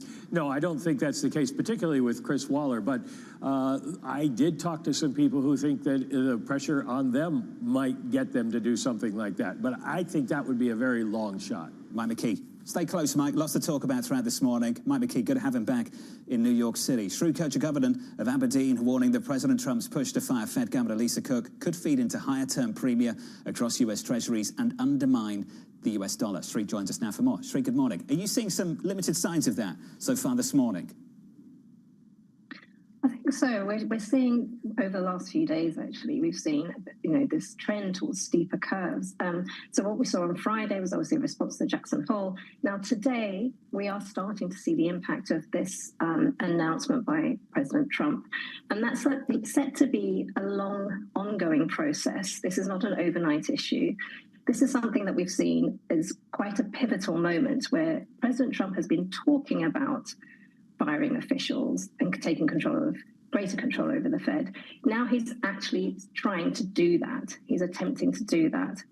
And as we've already heard, this will be a long process that goes through the courts. This is a lot of pressure on Governor Cook over the coming weeks, obviously. Now, what we're also seeing is that if Governor Cook is pressured to resign or eventually fired, what does that mean for the Fed? It tips the balance from a fairly balanced and nuanced Fed towards a dovish majority. It's most likely that the replacement for Governor Cook is going to be another dove. And we've seen this public sort of pressure on the Fed, whether it's Treasury Secretary Bessent publicly calling for a 50 basis point cut, or this push for getting Stephen Moran into place very quickly and pushing that through the Senate. So there is a lot of moving parts here that are starting to suggest that the Fed is under a lot of pressure in terms of the future policy path. Now, there is no way that the bond market will completely ignore this. I think at the moment it's a case of, well, what's actually happening? Is this possible in the courts? There are checks and balances in terms of the Fed. This is very different to cabinet members. There are checks and balances here, and it's an ongoing process. So I think at the moment, stability in the markets could literally be a case of, well, let's see what's actually happening here.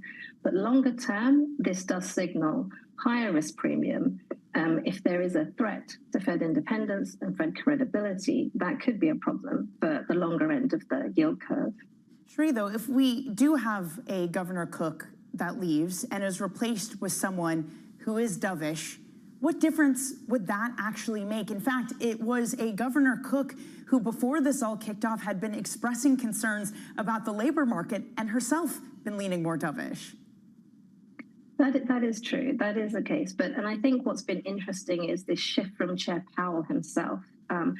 Prior to Jackson Hole on Friday, we had been seeing greater emphasis on the inflationary pressures coming through tariffs. Now, there was a distinct shift from Powell himself.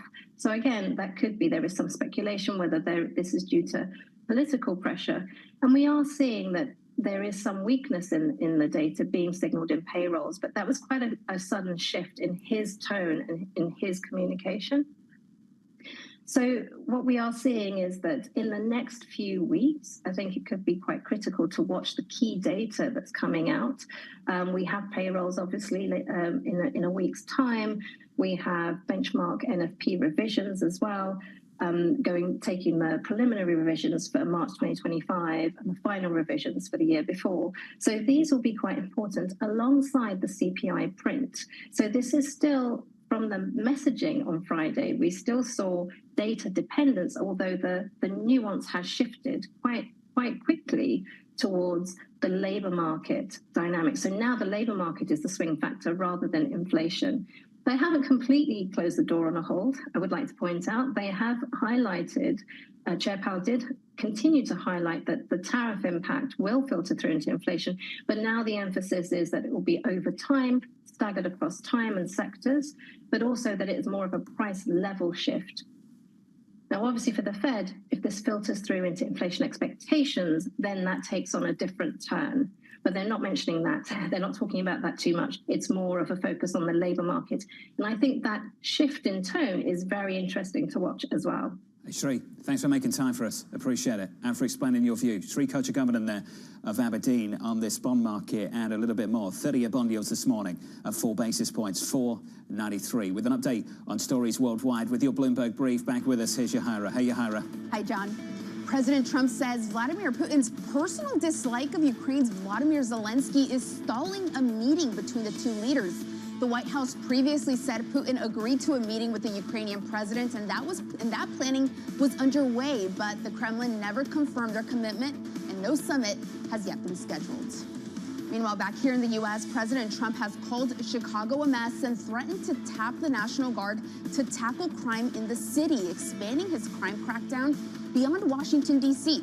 Chicago's mayor said Trump's plan is unconstitutional and a threat to democracy, and noted that murders in the city have fallen to the lowest in more than a decade.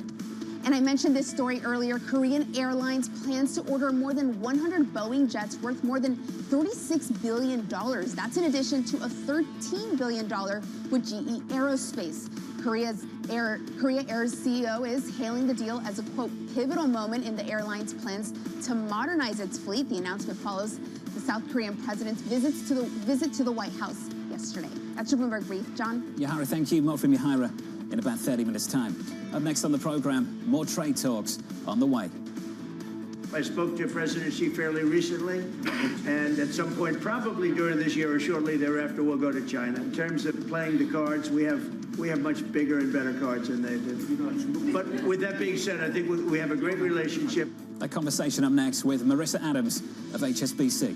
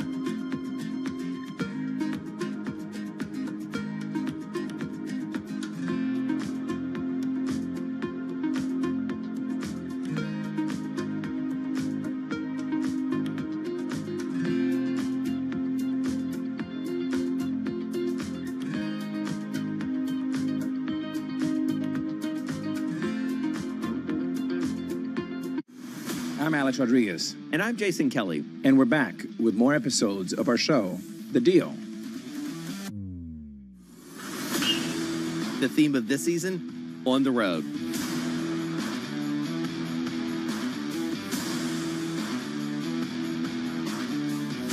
We're bringing you more behind-the-scenes conversations with the biggest names in sports, business, and culture, like Melody Hobson. I started to study women's sports like an 11-year-old studies baseball statistics, and I got dangerous in seeing up arrows.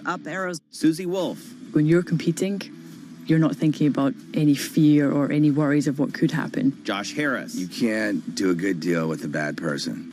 Jay Batt. At the end of the day, there's never been a better time to be a student athlete. And more. Stay tuned.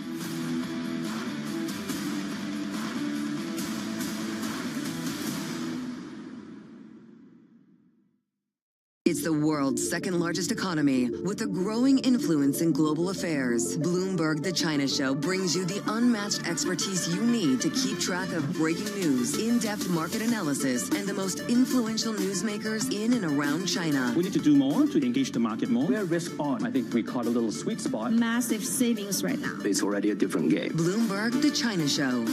Weekdays around the world, right here on Bloomberg. Context changes everything.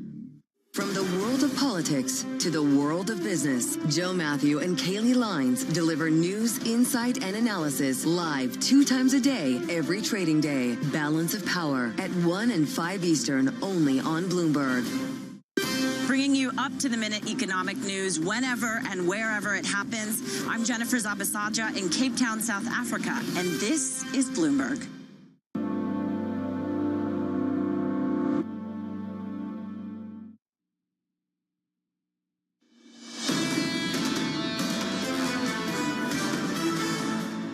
Equities at the moment, a little changed on the S&P 500 and on the Nasdaq 100. In the bond market, a little bit of change. Bond yields are higher at the long end of the curve. Mike McKee put it well. The president says Governor Cook is fired and Governor Cook says she's not. So where does that leave things? It leaves things hanging in limbo and potentially a lawsuit that hangs over this Fed as they try to do their dovish pivot. Again, it feels ridiculous. We got this whole Jackson Hole speech where independence wasn't mentioned at all. And 3 days later, you have a president attempting to fire a Federal Reserve governor. It was certainly the elephant in the room at the time. Anne-Marie's on the ground in Washington. More from AMH later on this morning. Plus, don't miss this, the former Fed Vice Chair, Lael Brainerd, joining us at about 8:15 Eastern Time. Under surveillance this morning, more trade talks on the way. I spoke to President Xi fairly recently, and at some point, probably during this year or shortly thereafter, we'll go to China. And I think we're going to see a magnificent sight. It's a great country. In terms of playing the cards, we have much bigger and better cards than they do. But with that being said, I think we have a great relationship. So here's the latest this morning. China sending its senior trade negotiator to Washington for talks this week.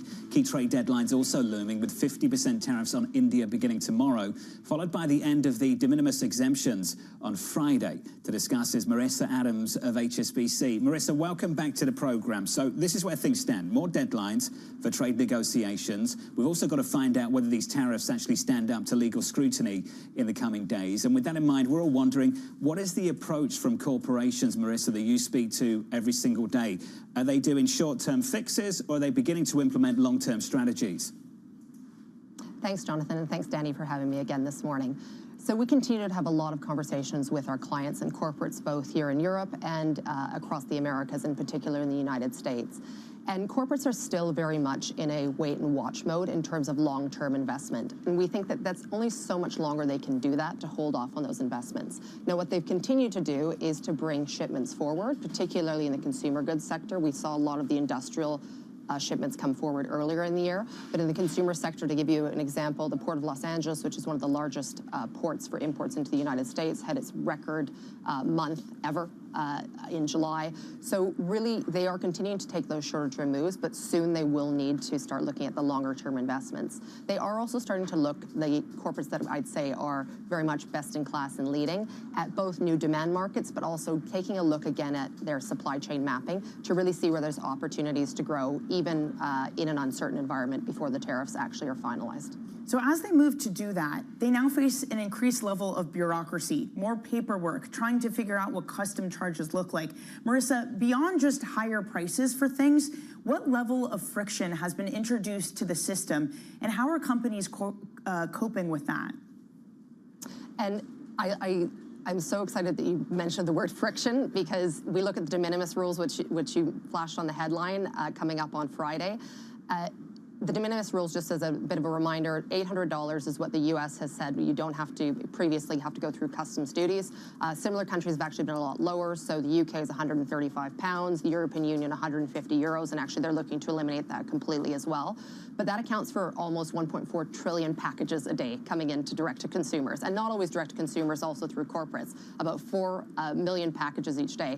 The question is that if you have to put all of those through a process, firstly, can U.S. Customs and Border Protection process that in the same efficiency from a manner perspective? But also, a lot of these businesses, particularly under that value, will never have had to go through a customs process. So it is likely to introduce quite a bit of friction, and also, a lesser customer experience. But for a lot of these businesses, too, that are really low margin, any sort of change in both the friction in terms of the time of processing, but also the additional cost, can really mean the success or really pivoting of those businesses going forward. Now, what we are seeing is that businesses, particularly in the U.S., and we did our survey of customers, about 5,000 customers globally, about 1,000 in the United States about a month ago, and we see that 75% of them are looking at innovation. So much of that also pivot is towards services, which I think is something that at this stage has not yet really been impacted by the tariffs. Marissa, what does that look like? What does it look like, the distinguishing factor between a company who can innovate, who can find ways to deal with, as we've been talking about, this friction, and those that can't? Scale, really. So if we look at sort of larger corporates throughout the United States who already have had those experiences, they clearly have that optionality. I think the other interesting thing is that any corporates that were around in COVID, which obviously the larger ones were, have already gone through a shock to the system. Where you have new companies that haven't quite had that shock, that will also be a challenge for them as well.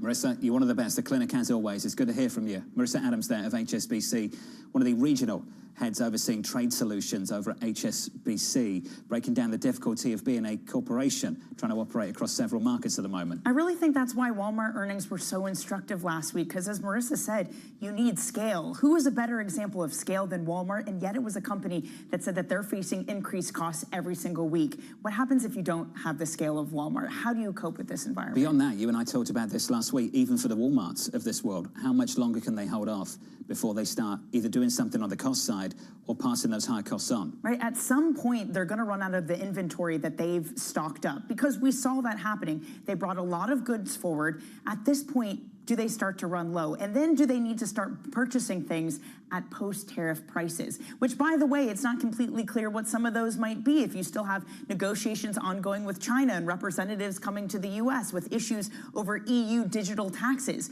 There's a lot of shifting sands. And again, I go back to George Seravalis, who says that those shifts are not priced into this market. That's the latest on trade this morning. Speaking of this market, really snoozy price action, given the discussions that we're having at the moment. Futures going nowhere. Bond yields a bit higher by 4 basis points on 30s to about 4.93. Still a lot to discuss this morning. Up next on the program, we'll catch up with Matt Miskin of John Hancock, Michael Townsend of Charles Schwab, the former New York Fed President Bill Dudley, and Jim Bianco of Bianco Research. With equities going nowhere, the bond market going somewhere with yields higher by 4 basis points on 30s and down 2 on 2-year bond yields. The president says Lisa Cook is fired, and Lisa Cook, the Fed governor, says she's not.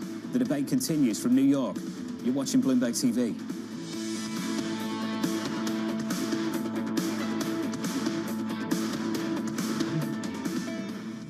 Technology is embedded in every aspect of our lives. And laying the foundation for the future.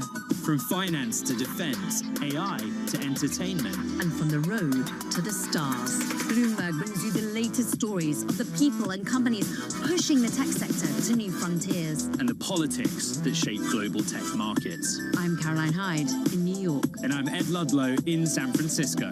Watch Bloomberg Tech every weekday. Only on Bloomberg Television. Let me break down our CapEx into the buckets that we spend. Big part of it is to expand our reach of fiber. You cannot wait until there is certainty to build that. These have long lead times that require you to have conviction about where demand is going. Another bucket is, as more people are on our network, we also have to add more coverage and capacity. It's almost like a variable expense. Third, we are modernizing our wireless network right now. Through the investments we're making, we are driving down our unit costs over time and providing more capacity to serve the demand that we think is coming. Do you have less confidence in that 3-year plan now than when you first came out with it, given that some people are having trouble deciding how things are going to look in the next 3 days? No, I really don't. I look at the nature of our business. It doesn't matter the economic cycle. This is a critical goods or service, and we have every confidence demand for it will remain. Will it be harder in a more challenged economic environment if that ends up being the case? Of course, but remember, we are investing at record levels. Slight moderations of that would allow us to deliver a lot more incremental cash to the bottom line. So I have every confidence we're going to be able to deliver our guidance. In case you missed it, on Bloomberg Open Interest. When we look at our portfolio, we see an IPO pipeline that's the biggest since it's been in 2021. In M&A and IPOs, we've actually had close to record performances in that space. We're going to have an interesting year. We're having a lot more conversations around putting dates on calendars. I think we could see a very active second half of the year. Don't miss Open Interest live weekdays. Making money isn't about drowning in emotions. It's about understanding what's actually happening. Markets are the best way to glean signal from noise, and that is what we try to do every morning. This is Bloomberg Surveillance.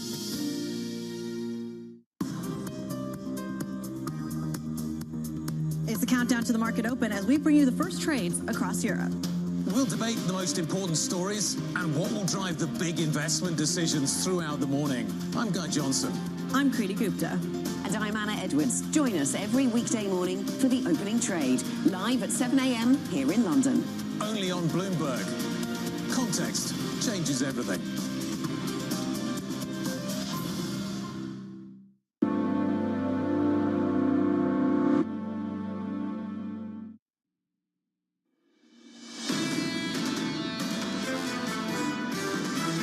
The market will have to digest the fact that, okay, the economy is now cooling quite a bit. We would expect to see a little bit of a growth slowdown at the beginning of next year. Bonds here look like a good buy. Stocks have done so much better than bonds over the past several years, and that gap's going to close. In the near term, there's going to be some volatility. This is Bloomberg Surveillance with Jonathan Farrow, Lisa Abramowitz, and Anne-Marie Hordern. Live from New York City this morning. Good morning, good morning. For our audience worldwide, the second hour of Bloomberg Surveillance starts right now, and your scores look like this. Equity futures going absolutely nowhere. Futures unchanged on the S&P 500, on the NASDAQ 100, as this rally stalls over the past 24 hours. In the bond market, this curve is steeper. 2-year bond yields are down by 2 basis points. 30-year bond yields are up by 4.9295, as the pressure continues to build on the Federal Reserve. This is a story that's not going anywhere, with Trump attempting to fire Lisa Cook. Lisa Cook saying that he doesn't have the authority to do so.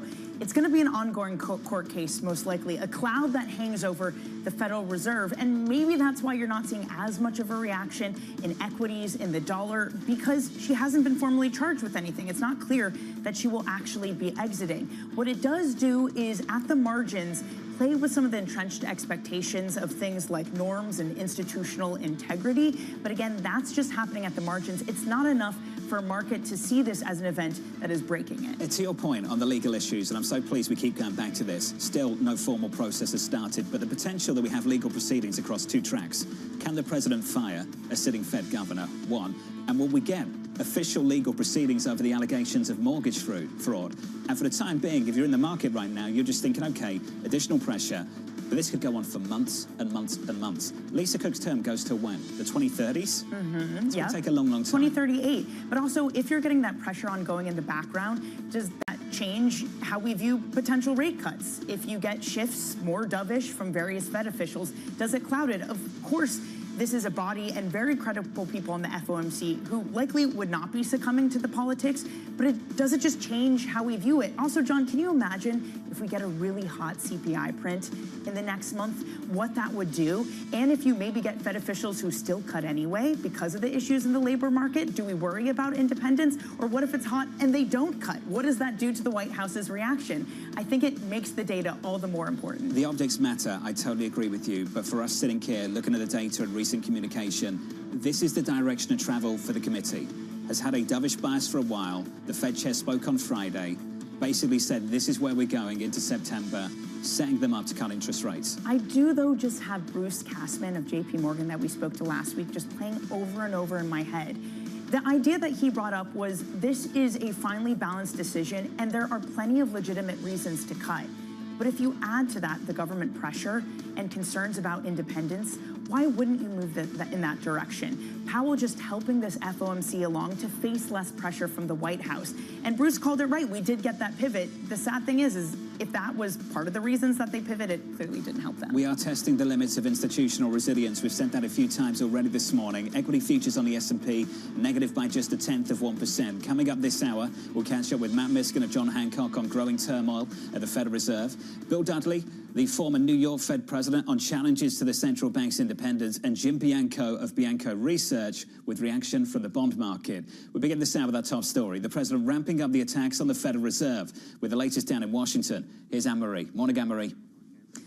Good morning, John. We're seeing the escalation definitely when it comes to the rhetoric, but as you, Danny, and Mike have rightfully been saying, we really don't know where this story stands this morning. The president says he has cause to fire and oust Governor Cook. She says she is maintaining her position. He doesn't have those cause, and she's not resigning. So there's two paths that this is going to go down, likely. One is the legal path. We already have seen Governor Cook attain a lawyer, and if it goes down to as high as, say, potentially the Supreme Court, I would remind our viewers what the Supreme Court said in May, which is that basically the Federal Reserve is inoculated. It is a uniquely structured quasi-private entity, meaning that if there was no cause, that while she was in her position and acted with malfeasance and dereliction of duty, then potentially you could see Governor Cook keep her job. Then there's this second path, which you brought up earlier this morning, which is accurate. There's no charge, there's no conviction yet when it comes to this alleged mortgage fraud. We did hear, though, last week from a DOJ official saying that they plan to potentially investigate Governor Cook. So what happens with this investigation is going to be key. Is there actually evidence to these allegations? And if so, and if she is convicted or charged, potentially for the governor, it might become untenable for her to keep that position. And then you're looking at the president of the United States, who has a seat to fill in the Federal Reserve for a board member, that term goes to 2038. Anne-Marie, tracking developments down in Washington. Anne-Marie, thank you. Here's the view on Wall Street so far this morning. Stocks inching lower, bond yields inching higher, following the latest turmoil at the Federal Reserve. Matt Miskin of John Hancock is following the situation as well, and Matt joins us now for more. Matt, good morning, sir. Love your reaction as you wake up to this news this morning. What is it? Well, you are seeing the dollar take another bow down to the euro, and really the dollar has just gotten dominated by the euro all year, and it's really a lot of this. It's getting anchored by all this geopolitical uncertainty, this Fed independence uncertainty, and every time the dollar starts getting a bid, like yesterday, it then finds this weakness. And really, as a global investor, it is helping non-U.S. equities have an exceptional year. One of the best years ever, frankly. And with all these tariffs and other geopolitical things that you think would actually weigh on non-U.S. stocks, it is absolutely boosting them. China's near all-time highs, or breaking out at least. European shares are rallying on this. And so, yes, we do have some geopolitical uncertainty developing actually in Europe here. But at the end of the day, that's been the trade as a result of this. Matt, though the dollar is falling, but barely against the euro. I mean, down just 0.2% versus the euro this morning. Are you surprised that more isn't being priced in with the concerns ongoing? Yeah, it was down 13% year to date, and now it's come back a little bit, and then today it's dipped. The euro's rallying again. So I think this is in the price to some degree. I mean, we didn't wake up this morning and find out that there's a lot of uncertainty as it relates to geopolitical backdrop here. This has been something that's been happening all year long. We're going back to school here. I've got two daughters, 12 and 9, and we are talking about class participation as an important thing. Well, the United States is failing class participation. Other parts of the world, like Europe, are doing very well in class participation. Now, in terms of grades on tests and quizzes, which actually is where a lot of the final results are coming, the U.S. is doing well. We had the PMIs that just blew out. We have the best earnings in the world in the United States, yet U.S. equities are massively underperforming on a U.S. dollar basis. European equities, which are up 30, Chinese equities, which are up nearly 30. And so that's where it's showing up. And really, again, it's been a hugely political market this year. It's probably the most politically driven market in history. If you look at the fingerprints that are all over the different movements of markets, and in our view, you want to actually fade that. We're probably amidst an outlier historically, and that's going to moderate over time. It's not happening this morning, but we do think it ends up moderating. To that point, politics dominating in Europe too, Matt. French equities down more than 1% this morning on the prospect that you could have another government that falls apart just 8 months after the last one did. It's happening through many places in Europe. This concern about fiscal headroom. Matt, does that, at least at the margins, make European equities less attractive despite the outperformance year to date? Yeah, Danny, it's a good point. And really, it's been multiple expansions. So when you think about what's happened in Europe this year, earnings are growing at about 3%. They were up about 2% last year. So you're getting 2 to 3% earnings growth out of European stocks. To us, that's not that compelling. But the multiple, the valuation of those businesses has jumped massively. Almost all your return has been currency and multiple expansion. And so really that's a sentiment call. Now, what's driving sentiment? Geopolitical backdrop.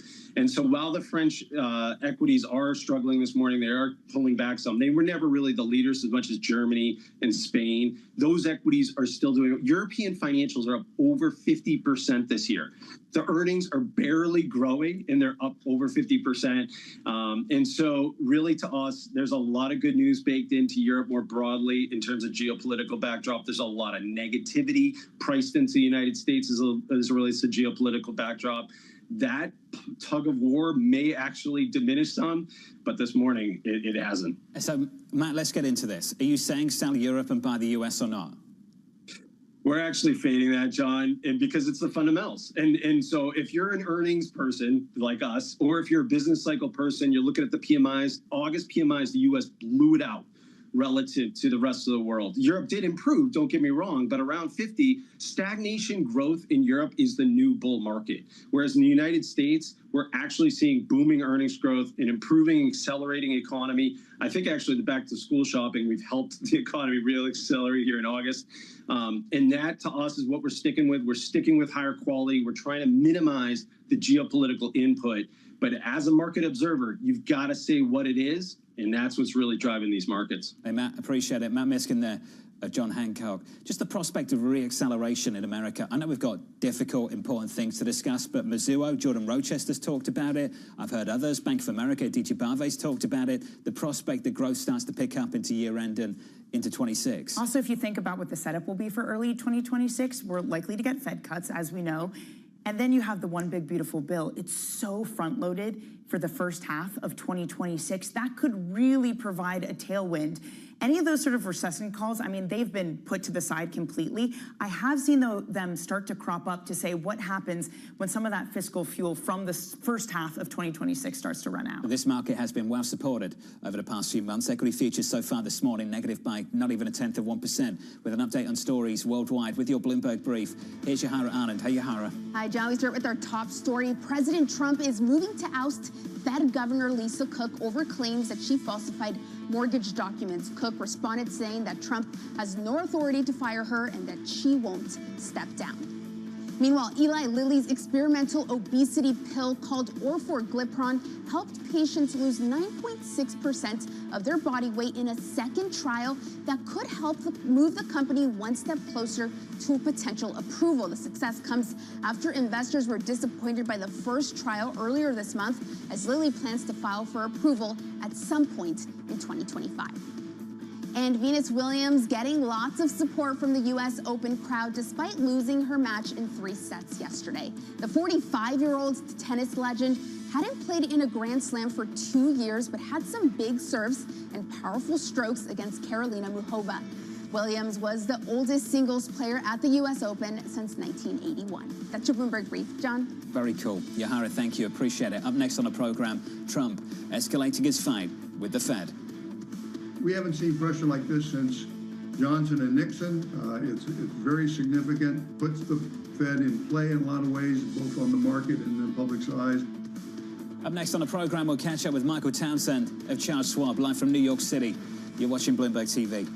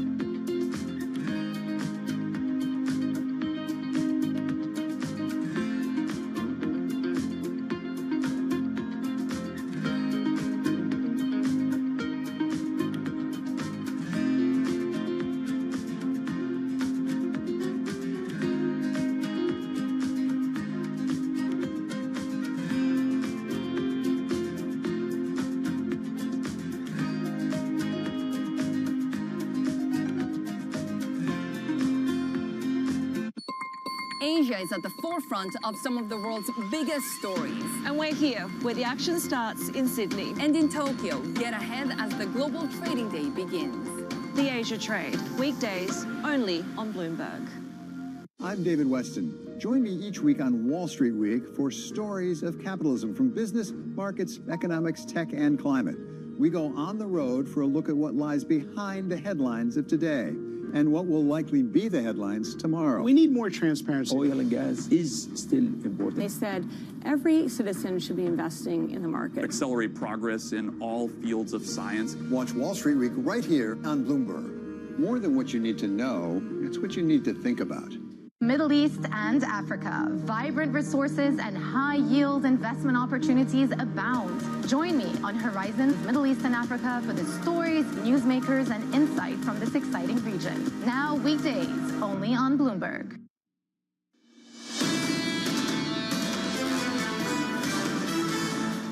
Mike Apen, Morgan Stanley, just hearing from him and the team. They've changed their view on the Federal Reserve. They weren't looking for any cuts in 2025. That has changed. Now looking for a cut in September. This was published yesterday evening before all this stuff overnight. Now looking for 50 basis points of interest rate cuts by year end. Well, it was a Powell that completely blew the door open into a September rate cut. And the thing is, once you do that and a market prices it in, it's incredibly hard to undo. There's been a lot of commentary that regardless of the data we get the next month, we're still going to get a cut. Maybe the data coming in the next month is more important for what happens later on down the year, whether we get just 25, one and done, a hawkish cut or what have you, or whether we get successive rate cuts. And it sounds like based on that speech, Danny, we're much more sensitive to the jobs data maybe than the inflation data. And that feels like a change. It did seem like a Powell and many of the other Fed speakers we had heard from that were putting more emphasis on the inflation data. But Powell really underscored that the thing about this labor market is that there is still so much unknown about it, and it's an incredibly difficult time, and that's why the bias needs to shift to that. Serious bias shift from the chair of the Federal Reserve. Real shift in the optics of things down in Washington as well. Equity futures so far, negative by 1/10% on the S&P, likewise on the NASDAQ 100. Bond yields, keeping an eye on the very long end of the curve. 30-year bond yields higher this morning by 4 basis points, 4.93. Now the surveillance this morning, President Trump escalating his fight with the Fed. We haven't seen pressure like this since Johnson and Nixon. It's very significant, and it's more direct. It's more public. It puts the Fed in play in a lot of ways, both on the market and in public's eyes. So yeah, I'm very worried. So here's the latest this morning. The president ramping up his attacks on the Federal Reserve by announcing he will fire Fed Governor Lisa Cook based on allegations she committed mortgage fraud. With the latest in Washington, here's Bloomberg's Anne-Marie. Hey, Anne-Marie. Hey, Jonathan, good morning. So basically, you have a lot more escalation coming from this Oval Office and this White House when it comes to the Fed. But we wake up this morning really not sure if anything has changed. As Mike McKee has been saying, the president says Governor Cook has been ousted and fired, and Governor Cook says no, she's not, and has no plans to resign and wants to continue to do her job. So where does this leave this story? And I'm glad to say that we are now being joined by Michael Townsend of Charles Schwab. He works on regulatory and legislative affairs. Michael, very good morning to you. Could we just get your reaction on what comes next, given the precarious situation we are in right now, and really not knowing whether or not Governor Cook could actually be fired? Yeah, good morning, Anne-Marie. Thanks for having me. Obviously an extraordinary situation here with the president's announcement last night. And of course, as you pointed out, Cook saying that she's not going anywhere. I think the reality is we're looking at a lengthy court case that's going to unfold here. And I think that's why the market reaction, at least overnight, has been pretty muted. I think the market is recognizing that this is an extended fight. I do think it adds to the sort of ongoing focus on personnel at the Fed, because not only do you have a vacancy with Stephen Myron, who is going to be nominated to fill that vacancy, that confirmation process is going to play out in September. You have the ongoing chatter about who will replace Powell when his term comes up next year. And now you've got, another personnel situation. So I feel like that's kind of taking away from the focus on the possibility of a rate cut at the next meeting. So there's going to be a lot more to play out. And I think the market is recognizing that this is going to take a long time. Do you think the market is focusing on this and thinking this is a good thing in terms of Fed oversight, or you think they're looking at this and they're concerned that this is an infringement on Fed independence? Well, look, I think the market is probably concerned, but I think the market recognizes that this is a story that's going to have to play out in the courts, and we'll see where it ends up. So, I think the market is going to watch that as that unfolds, but I think the market is really keenly interested in the potential for a rate cut, and then, whether there'll be further rate cuts in the further meetings this year. So, in some ways, I don't want to make light of it that it's a distraction, but I think it's a story that's going to take a while to play out, and the market is going to keep its eye on other things along with the unfolding story. Do you, or are you surprised that the Federal Reserve has yet to put out a statement or respond to these allegations and the president's letter last night? Yeah, I think the Cook is responding. I expect the Fed will put out something at some point that's backing her. Powell has said many times that he does not think there's a legal basis for firing him when that was a potential worry, and I think that's going to have to play out. So we'll see if the Fed puts out a statement, but I think they're going to continue on their mission of watching the data and trying to determine the direction for potential rate cuts and timing for rate cuts as we move through the final months of the year. Michael, you're exactly right that this may be a lengthy process, and the market is taking that as this could take months. But what if she is fired for cause, or the situation becomes untenable and she decides to resign? What does the president then do with a governor's seat that has till 2038 in terms of its expiration? Yeah, I mean, obviously the president can fill a vacancy. We're seeing that play out now with Adriana Kugler's resignation in August and the nomination of Stephen Myron to replace her. That's a process, of course, that takes a little while in the Senate. So, the idea that the Senate is going to come back in September and confirm Myron in the 2 weeks before the September meeting, I find that kind of a stretch, just knowing how the Senate tends to work at at a relatively slow pace. And, if there down the road at some point is a second vacancy, then the Senate is going to have to take whoever is nominated for that and go through the process. So nothing happens fast as this unfolds. And I think that, again, the market is recognizing that there are a lot of steps here that are going to happen. And, we'll see how it plays out. I think like everyone else, we're going to watch and see what happens. Does it even matter given the fact that the Fed is lining up to cut rates potentially in September? Well, I think it matters. There's no question. I mean, who is on the Fed Board of Governors matters. And as you pointed out, a change in the makeup of the Fed Board could also ultimately affect who is are chosen as the Fed Bank presidents. And potentially, the numbers and how many votes in the sort of dovish versus hawkish camp are on there. But again, I think speculating about who's going to be where and when is just so difficult in this situation because we're in kind of unprecedented waters. And so, I don't know whether this is going to play out over 2 months or 6 months or longer than that. So we don't know when there potentially will be another vacancy. And, so I think that's why the market is trying to react calmly to this and see how it plays.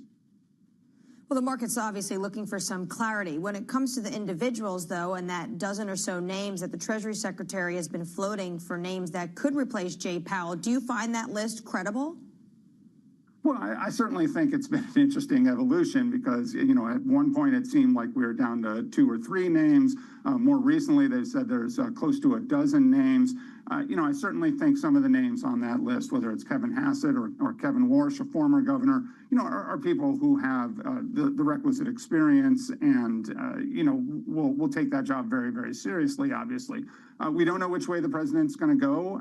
It sounds more recently like it could be multiple months before we know as the sort of interview process that I guess is being run by Treasury Secretary Bessent unfolds. So, we'll see who he taps. But, the Fed has a long history and deep expertise. So, having one person come in and completely upend the Fed, I think is hard. I mean, there are, of course, 7 governors and 12 voting members of the FOMC. So, this is a very long game that I think we're going to see here. And, we're just going to have to keep watching. Just want to end on Congress returns. They're back in session next week. What's top of the agenda? Well, I think the first thing that we're watching is the appropriations process and the potential for a government shutdown. Of course, the government's fiscal year begins on October 1st. Congress is supposed to pass the 12 appropriations bills that fund every agency and every program. They've made very little progress on that so far. And there's just so much tension between Democrats and Republicans that it's very hard to see that process resolving itself neatly in the next month or so. So I do think we're looking at a potential risk for a government shutdown, certainly a likelihood of some sort of continuing resolution, temporary funding measure that avoids a shutdown. But I think a shutdown is very much on the possibility list here, just given the level of hostility between the two parties. So I think that's going to dominate. I also think there's a cryptocurrency bill, the Clarity Act that was passed by the House in July. That's coming through the Senate now, and Senate Banking Committee Chairman has said that they want to move forward with their version in September. So that's something that the crypto industry is really interested in. So I think there's a lot on the agenda that we'll be keeping track of. Another issue of uncertainty, potentially a government shutdown. Michael Townsend of Charles Schwab, thank you so much for joining us. Jonathan, one thing Michael said there I thought was interesting, different than Henrietta Treyz told us yesterday. He actually doesn't think Steve Myron is going to get that Senate confirmation needed in time to join the next Fed meeting. Henrietta Treyz, though, thinks the Senate is going to move quickly and get him on the board. This is all going to take some time. Anne-Marie down in Washington, D.C., I think that gentleman did a decent job of explaining things so far. These are serious allegations of mortgage fraud. It's a serious escalation, the president going after a sitting Fed governor. But ultimately, there's got to be space for due process, and this could take months. and months and months. There does need to be space for due process. It gets dragged out. And we also have to underscore that if there are ethical concerns that turn out to be true, it becomes much harder to have that person on the FOMC. At the moment, no immediate consequences. In the market, we're down by about 0.1% on the S&P 500. In the bond market, bond yields are higher at the long end of the curve. Up next, we'll catch up with the former New York Fed President Bill Dudley on the future of the central bank. Plus, Yahara has your morning movers. Shares of EchoStar surging on a deal announcement.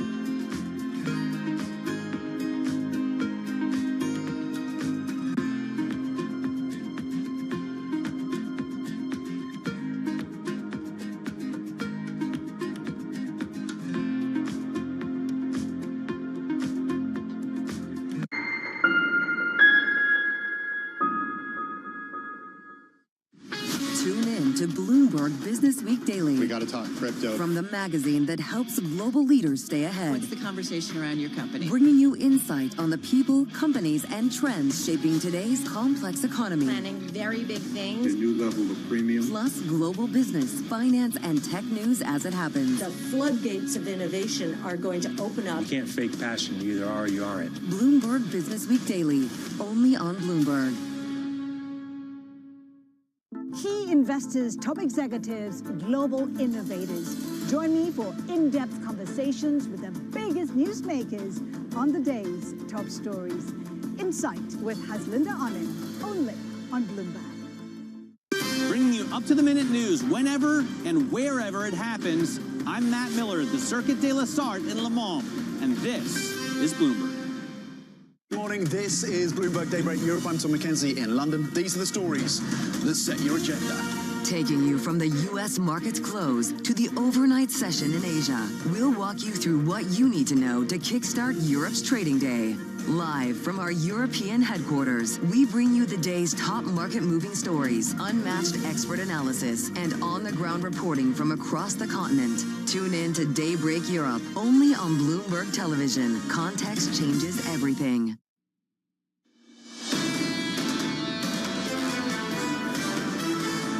The equity market rally stalling over the past few days. A slow start to a brand new trading week, the final trading week for the month of August. Equity futures so far in the S&P down by about 0.1% now in the S&P 500. On the Nasdaq 100 down by 0.13. In the bond market, lots of changes at the front end of the curve. Two-year yield lower over the past month following a very weak payrolls report, some very negative revisions, and a lot of changes, including from Chairman Powell, setting up a lot of changes on Wall Street too. Deutsche Bank, BNP Paribas, Morgan Stanley, all expecting a rate cut in September. A change of call for those three. And that's why you're seeing the yield curve do what it is. That is a front end that is coming down and a longer end that's rising. I do think it's notable, though, that where you're seeing the pain isn't really the 10-year. Yes, it's moving. It is the 30-year. If you expected this all to be about inflation and growing debt, you'd expect the 10-year to be doing worse. But that 10s, 30s curve, the steepest since 2021, it's a growing perception that perhaps this is a White House that will do whatever it takes to get mortgage rates down. We spoke to the Treasury Secretary about this. He was sat in that chair and I asked him about the leakage at the long end. And the problem they've got is this is a global story. You and I have been talking about it. It's France, it's the UK, it's Japan.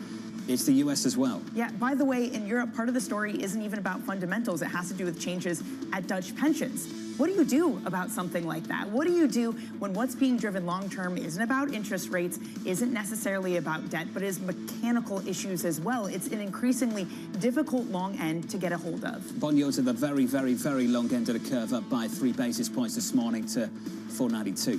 2 hours away from the cash open on the equity side of things. Let's get you some morning movers with Yahira. Hey, Yahira. Hi, John. The deal action keeps rolling, and this time it's in the telecom space. AT&T is scooping up spectrum from EchoStar in a $23 billion all-cash transaction. As a result, we are seeing EchoStar shares soaring more than 60%. The move, according to AT&T, it is meant to strengthen its portfolio across nearly every U.S. market, and it says that this supports its long-term strategy to grow its base of customers that use its home internet and 5G wireless service. If all goes well with regulators, they say the deal is expected to close by mid-2026. Meanwhile, we are seeing shares of Interactive Brokers rising 4% on news that it will be joining the S&P. The changes are set to happen this week on Thursday before the market opens, where it will replace Walgreens, which is set to go private. And we end on Eli Lilly. Shares are rising nearly 2.5% here after strong results from its experimental obesity pill, or Forglipron. Patients with obesity and type 2 diabetes who have a harder time shedding weight lost nearly 9.6% of their body weight and saw better blood sugar. And these results are some of the most closely watched in the pharmaceutical industry because of the potential of the pill to reach new patients like those who want to be on GLP-1s but are afraid of needles. So this all means that Lilly is on track to file for regulatory approval by the end of this year. And if approved, the drug could hit pharmacy shelves by 2026. John? Yahira, thank you. Appreciate it. More from Yahira later on this hour. On our radar this morning, President Donald Trump attempting to fire Fed Governor Lisa Cook, claiming she falsified mortgage documents. Cook responding, saying Trump has no authority to fire her and that she won't step down. Elsewhere, President Trump threatening to impose new tariffs and export restrictions on advanced technology in response to other nations' taxes on digital services. Trump saying the taxes are designed to harm American technology. It sets up another fight with the Europeans. It does, but if you have a president whose aim is to champion corporate America, how can you do that without championing our largest companies, which are tech? So in that vein, that totally makes sense. The issue that Trump is likely to face is that Europeans insist that this is a matter of sovereignty. They find these digital taxes so important to them that it's unlikely you'd have the case of Canada, for example, which faced the same scrutiny from the Trump administration and backtrack on some of these digital service taxes. Again, you have a framework in place, you have a deal in place. It doesn't mean discussions are over. Just how resolved is that deal, to your point? It's never resolved, is it? It's ongoing. It is constantly ongoing, and it's not even just that.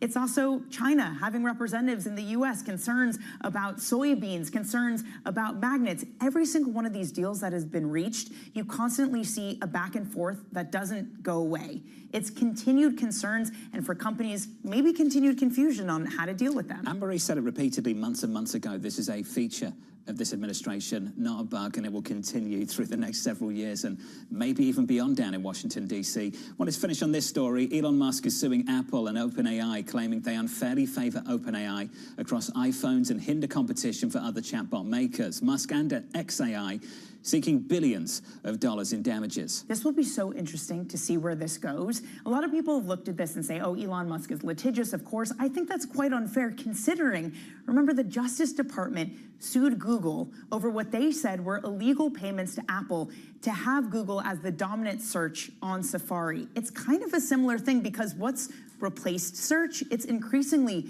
becoming these chatbots. So if a judge decided that Google couldn't make its search the main thing on various platforms, then why should Apple, for example, be allowed to force people to use ChatGPT for their AI chatbots? It's a question that, again, it's been faced before, the prior types of technology. As it's advancing, the questions don't go away. That's the latest with that story. Let's turn back to our top story. President Donald Trump moving to fire Fed Governor Lisa Cook. The latest escalation down in Washington, D.C., the pressure building on the Federal Reserve. Bloomberg's Mike McKee joins us now for more. Mike, I want to build on what you were talking about earlier on this morning, that the president's come out and said Lisa Cook is fired, and the Fed governor says, no, she's not. So is she fired or isn't she? We don't know. That is the interesting question right off the bat this morning. If she shows up to work, what happens? Does the Fed keep her out? Does the president send U.S. Marshals to take her out of the Fed? How does this play out? And who takes it to court? We assume it'll all end up in court. And the issue will be the for cause clause in the Federal Reserve Act. Does whatever she did rise to the level of for cause? Courts have generally held that it involves what you do officially on the job, malfeasance or neglect of the job, things like that, rather than personal things that took place before you were nominated to the Fed. But that's a question for another day. First, we got to find out exactly what her status is. So, Mike, there's some weird things going on here. It's very difficult to track. There's potentially two different tracks. One, you've got legal proceedings that haven't opened up yet and may not, over serious allegations of mortgage fraud. And the other one is whether the president can actually fire a sitting Fed governor. Mike, how are you tracking both at the same time? Well, we're watching to see what, if anything, the Fed can say. They don't have the facts yet on what Lisa Cook's mortgage situation was, so they're not going to be able to publicly defend her until and if she can show that she is innocent. If she's not, if she did do something wrong, then there's a good chance the Fed might ask her to step down. But they don't know that yet, so they're keeping their distance from all of this. And the administration hasn't said anything since the president put out his statement last night, but we have to watch and see how they follow up on that. And obviously, Mr. Trump has a number of appearances today, and he'll do some stuff before the cameras, and we might find out more. Mike McKee with the latest. Michael, thank you. Joining us now to extend the conversation, the former New York Fed president, Bill Dudley. Bill, welcome to the program. Extensive experience at the Federal Reserve inside that institution. How do you think they'll be responding to this morning? They're going to be very unhappy because this is a real assault on the Federal Reserve's independence. And as we know, central banks' independence is really important for good economic outcomes.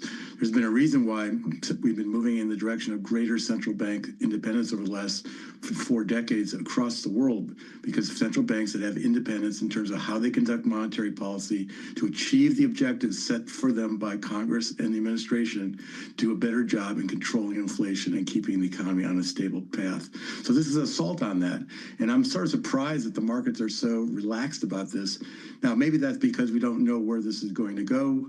We don't know whether Lisa Cook is going to be able to stay in office.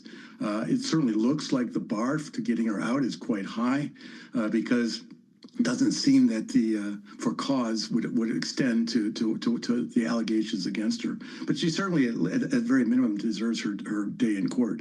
Well, Bill, it seems like that is the system that is emerging, that we're understanding the contours of Fed independence from the courts, be it the most recent ruling that said other independent agencies could have their heads fired by Trump, but not necessarily the Fed without cause. This may be defining, having the courts define what cause is. If you have a system where it's not encoded in law, but instead is being interpreted by the courts, what does that say about the fragility or the stability of Fed independence?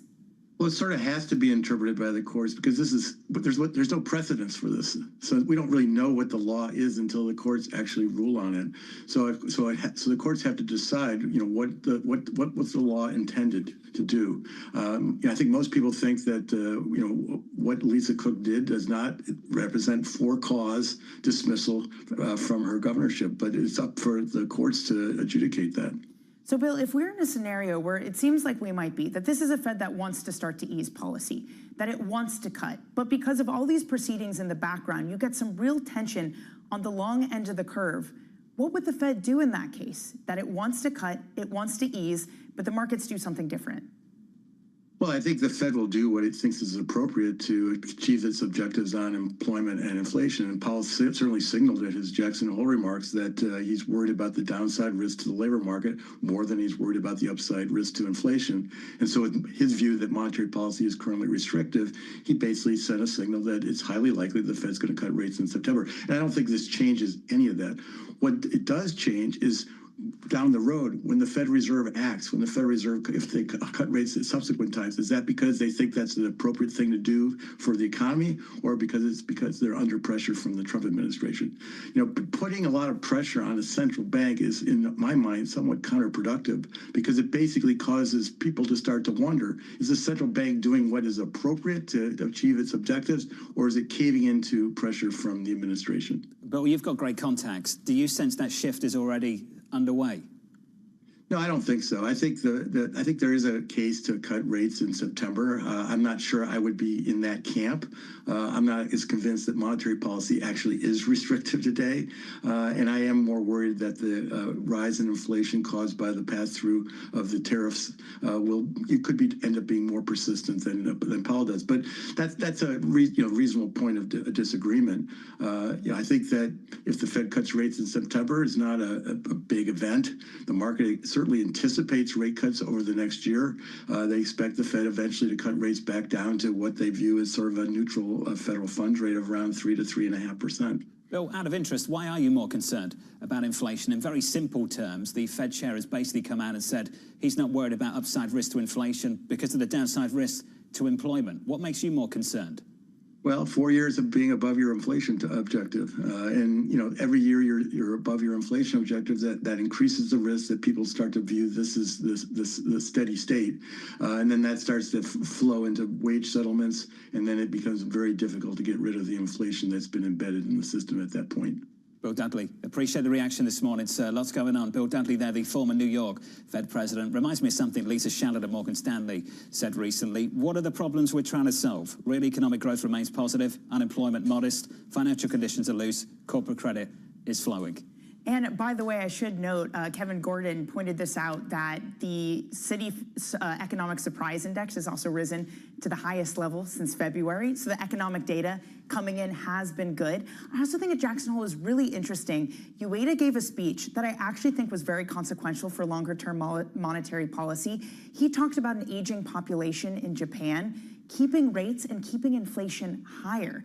John Williams was out recently saying that maybe our start is lower and back where it was before COVID and the outbreak. What's happening in Japan, if this is where the U.S. is headed, suggests that the structural forces actually will mean inflation is higher and maybe continues to be above target. To Bill's point, it already has for 4.5 years. The comments from John Williams overnight getting absolutely buried by the news on Fed Governor Lisa Cook. Is she fired? Is she not fired? As Mike McKee said, we don't really know what the current circumstances are right now. Where are we? I can tell you where we are in the bond market. No real drama. I said yields are up at the long end of the curve. They are still, but now by 2 or 3 basis points. We're fading some of this move. Let's call it 492 on 30s. With an update on stories elsewhere this morning with your Bloomberg Brief, let's check in with Yahara for more. Hey, Yahara. Hi, John. China is sending a top trade negotiator to Washington this week, a move that signals talks are progressing. The Vice Commerce Minister will meet with Trade and Treasury representatives Thursday and Friday. The move comes after both sides extended their pause on higher tariffs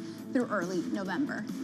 Meanwhile, President Donald Trump has called Chicago a mess and threatened to tap the National Guard to tackle crime in the city. Chicago's mayor said Trump's plan is unconstitutional and a threat to democracy. Plus, he noted that murders in the city have fallen to the lowest in more than a decade. And Houston, we may have a problem. SpaceX delayed a critical test of its Starship rocket just a few minutes before liftoff yesterday, citing unfavorable weather conditions. A launch commentator said the company could try again today as Starship is set to take off on its 10th major mission from SpaceX's South Texas launch facility called Starbase. That's your Bloomberg Brief. John? Yahara, thank you. Thank you very much. More from Yahara in the next hour. Up next on the program, turmoil at the Fed. Whether this changes much, I don't know. But I think the market might be getting wrong. We should stop fixating on rate cuts, what this means for rate cuts. I think, what is this going to do for the longer end of the curve? And what is the Fed and the Treasury Department going to do to prevent, kind of a repeat of last September? That conversation up next with Jim Bianco of Bianco Research. Live from New York City this morning. Good morning.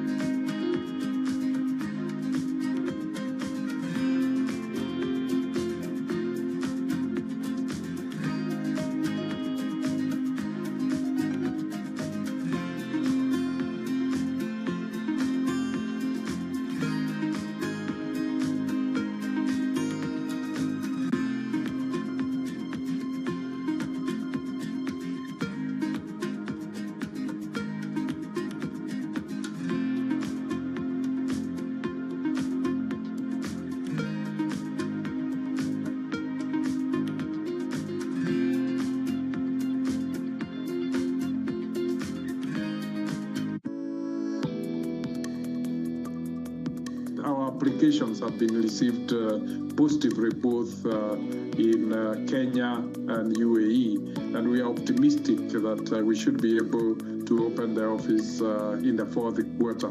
We think the Middle East have deep capital sources. It has strong logistics for trade, and it is a strong center for investment. And we are seeing increasingly the global GDP is increasingly becoming overweight in Asia and Middle East. So that linkage with the middle income segments growing in India and China, they will provide a very strong market.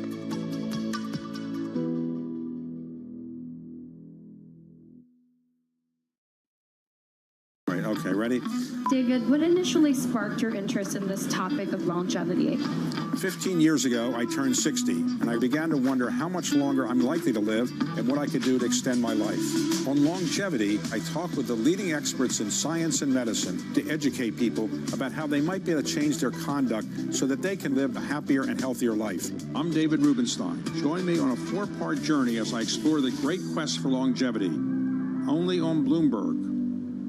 At a time when policy in Washington is driving Wall Street, we draw a distinction between the rhetoric and the action, bringing you market-moving guests and original reporting. This is Bloomberg Surveillance. Bringing you up-to-the-minute economic news whenever and wherever it happens. I'm Michael McKee in Victor, Idaho, and this is Bloomberg.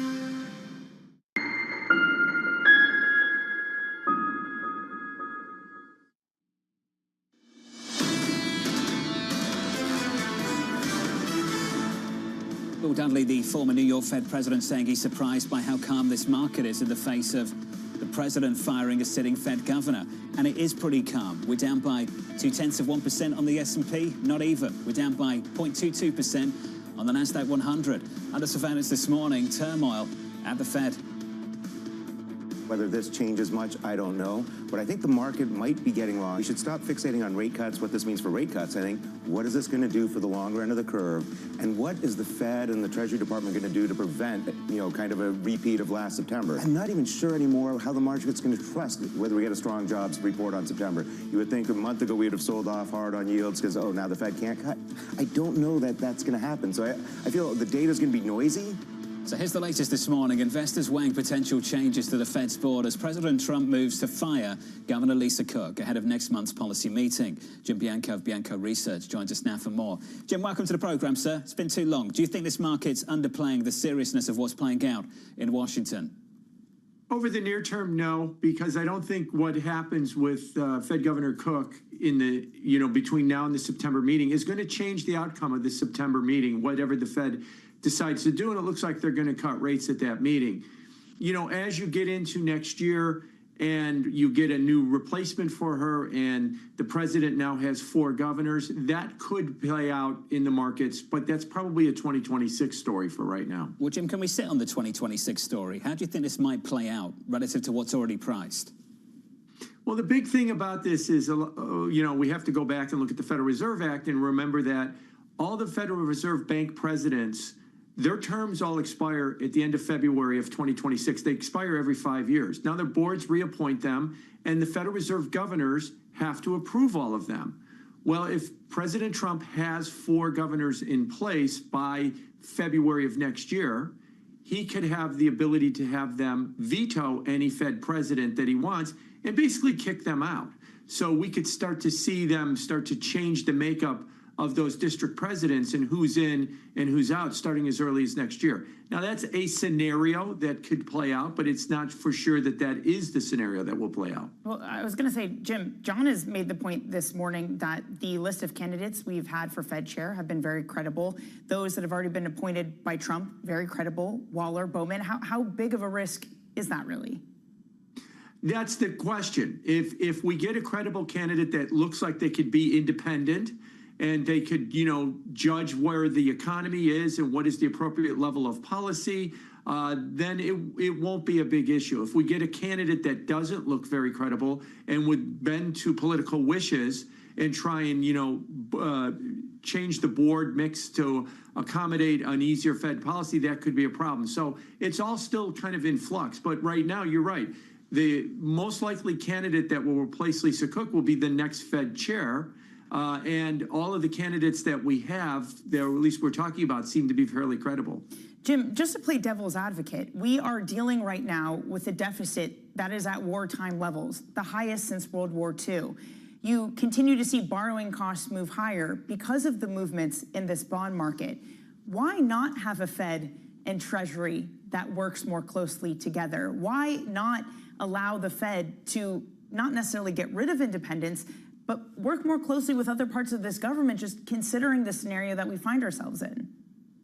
That's referred to as fiscal dominance. And what that means, of course, is what you said, is that why doesn't the Fed make it easier to pay for government by lowering interest costs so we could have more government? And then if you follow through with that, the Fed could never raise rates ever again, even if we were to get inflation, and that would be a real problem.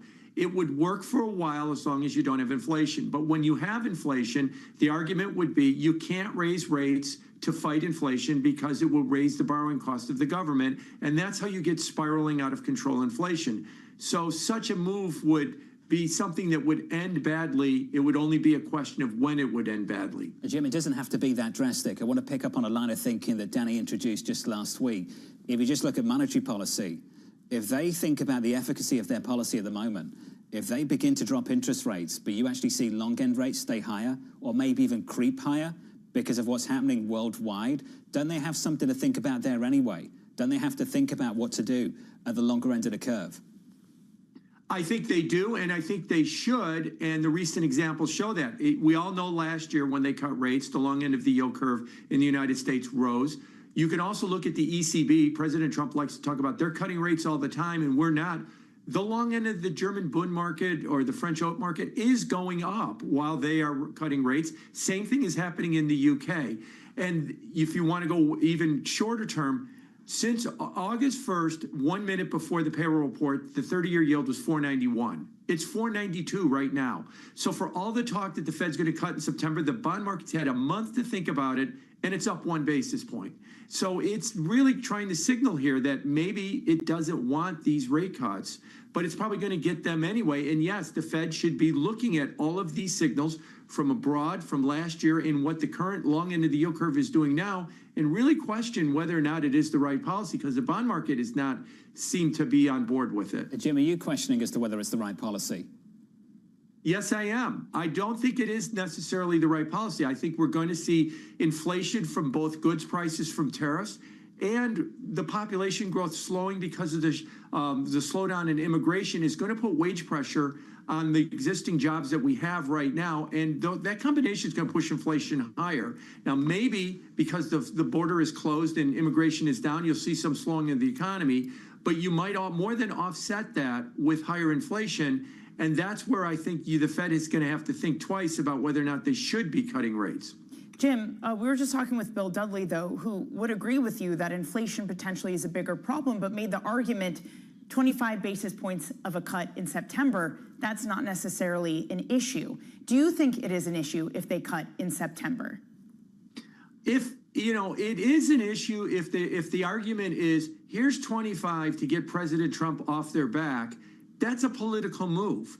But if they cut in September 25, you'd have to presume what Chairman Powell has said, that they are restrictive, that the Fed dot plot says that the neutral rate is somewhere around 3%, and that this is the second leg down in interest rates to eventually get them to neutral, and that they're going to keep going. Otherwise, like I said, if the argument wants to be, oh, it'll be a one and done thing just for political purposes, I don't even think that's even a good argument as well.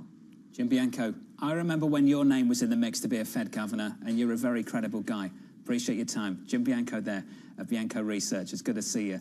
Lined up to be a Fed governor in the last few years, and didn't happen. We prefer Jim where he is, and we get more access. Yeah, but it would have been nice also to have Governor Bianco. I think we all would have enjoyed that. Wouldn't that have been cool? Want to mix it up a little bit? I'm sure he still would have joined the program. End the group think? I'm sure he would have. Get live call-ins after the decision. Oh, yeah, I like that. Just really shake things up. Yeah. Not that they're allowed to do that, but we can change the rules. Up next on the programme, Barry Bannister of Stifel, the former Fed Vice Chair, Leo Brainerd, Torsten Slok of Apollo, David Rubenstein of Carlyle. All that and more in the third hour of Bloomberg Surveillance. I think people are paying attention now to what we're doing in a way that wasn't happening 5 years ago. I think the convergence, not just of the hardware investments, but the AI investments in particular, have been the real watershed for us in helping people understand why we've always believed having these devices be wearable and having sensors and having context in the world around you has been so important. And it's like, oh yeah, of course, now that you realize there's going to be a potentially super intelligent assistant that's operating there, you want it to have, for free, all the context on what you've heard, what you've seen, what you're doing, so it can help you the most out as you go about your day and try to accomplish what you're trying to accomplish. So we feel a lot of vindication on that. I think the question is, yeah, will it be us? Will it be a competitor? That depends on our execution and their execution. I have a lot of confidence that the paradigm that we're in right now, which has been stable for a long time, right? The phone that you all have in your pockets now is roughly the same as the phone you had in your pocket 4 or 5 years ago. There's not really a lot of new innovation happening at that scale. There is a lot of things. The phone is the greatest consumer electronic device ever built, and yet there's also a lot of things that we wish it could do better or different. And I think with AI and integrated context with the world around us, that becomes more and more obvious. So I'm very confident that the paradigm will shift in that time frame. And you all know the saying, we get a lot less done in 1 year than we think and a lot more done in a decade. That really is going to be true, I think, when it comes to these shifts. It's the world's second largest economy with a growing influence in global affairs. Bloomberg The China Show brings you the unmatched expertise you need to keep track of breaking news, in-depth market analysis, and the most influential newsmakers in and around China. We need to do more to engage the market more. We're risk on. I think we caught a little sweet spot. Massive savings right now. It's already a different game. Bloomberg The China Show. Weekdays around the world, right here on Bloomberg. Context changes everything. We published a story recently about the explosion of robotic companies and innovation in China. I think we said there's something like 50 or 60 robotic startups in China. Are we behind, and should we be concerned about that? I think as far as the state of innovation, no. Most of those robots aren't built for work, for the things that, which is the entry point for these robots today. They can do some interesting things. A lot of times it's backflips or making coffee or something, but not really useful work. These robots can pick up to 50 pounds on our next generation. So they're great for the education of robotics, getting people interested. But as far as humanoids, they've got to check that safety box before they can come into any of the facilities here. And that's a big bar that we haven't seen much of out of the Chinese robots. Technology is embedded in every aspect of our lives. And laying the foundation for the future. From finance to defense, AI to entertainment. And from the road to the stars. Bloomberg brings you the latest stories of the people and companies pushing the tech sector to new frontiers. And the politics that shape global tech markets. I'm Caroline Hyde in New York. And I'm Ed Ludlow in San Francisco. Watch Bloomberg Tech every weekday. Only on Bloomberg Television. Bringing you up-to-the-minute economic news whenever and wherever it happens. I'm Francine Lacqua in Sintra, Portugal, and this is Bloomberg.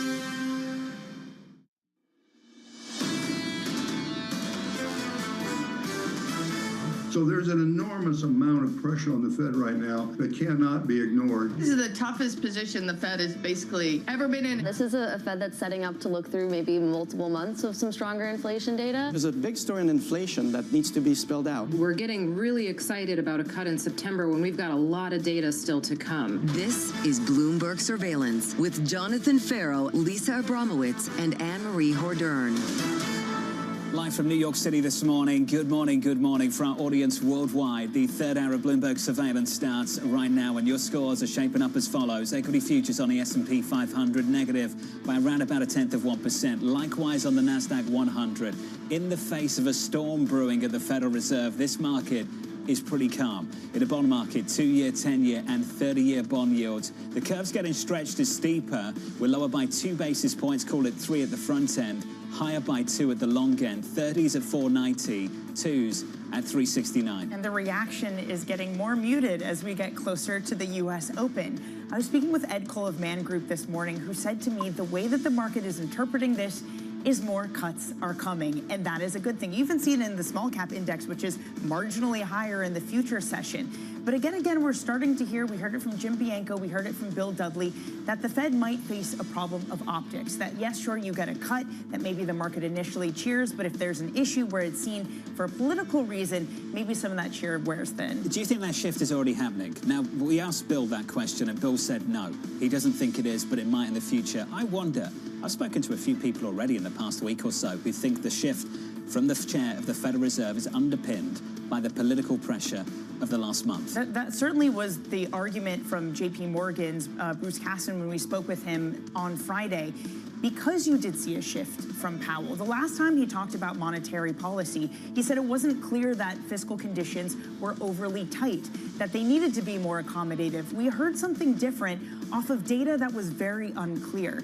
So you could, yes, make the argument that there is a credible reason to be cutting, but again, it was a big shift from Powell, which I think is why that question's come up. We are waiting for more data, and arguably the biggest data point of the week comes from Nvidia after the close tomorrow afternoon, so look out for that. Futures at the moment, no real drama, down by about 1/10% on the S&P. Coming up this hour, we'll catch up with Barry Bannister of Stifel, looking for a stock market correction. We'll speak to the former Fed Vice Chair, Lael Brainerd, as President Trump moves to fire the Fed's Lisa Cook, and Torsten Slok of Apollo with the latest reaction from bond markets. We begin this hour with stocks falling. Barry Bannister of Stifel writing, we expect the S&P 500 to correct 10 to 14% in the second half of 25 as a portion of the stagflation investors feared in the first half becomes a reality. Barry joins us now for more. Barry, it's been too long, sir. Welcome back to the program. I can understand the discomfort. You're uncomfortable with this rally and the all-time highs we printed only recently. Just extend your thinking on the matter, Barry. Why do you think we end up with the stagflation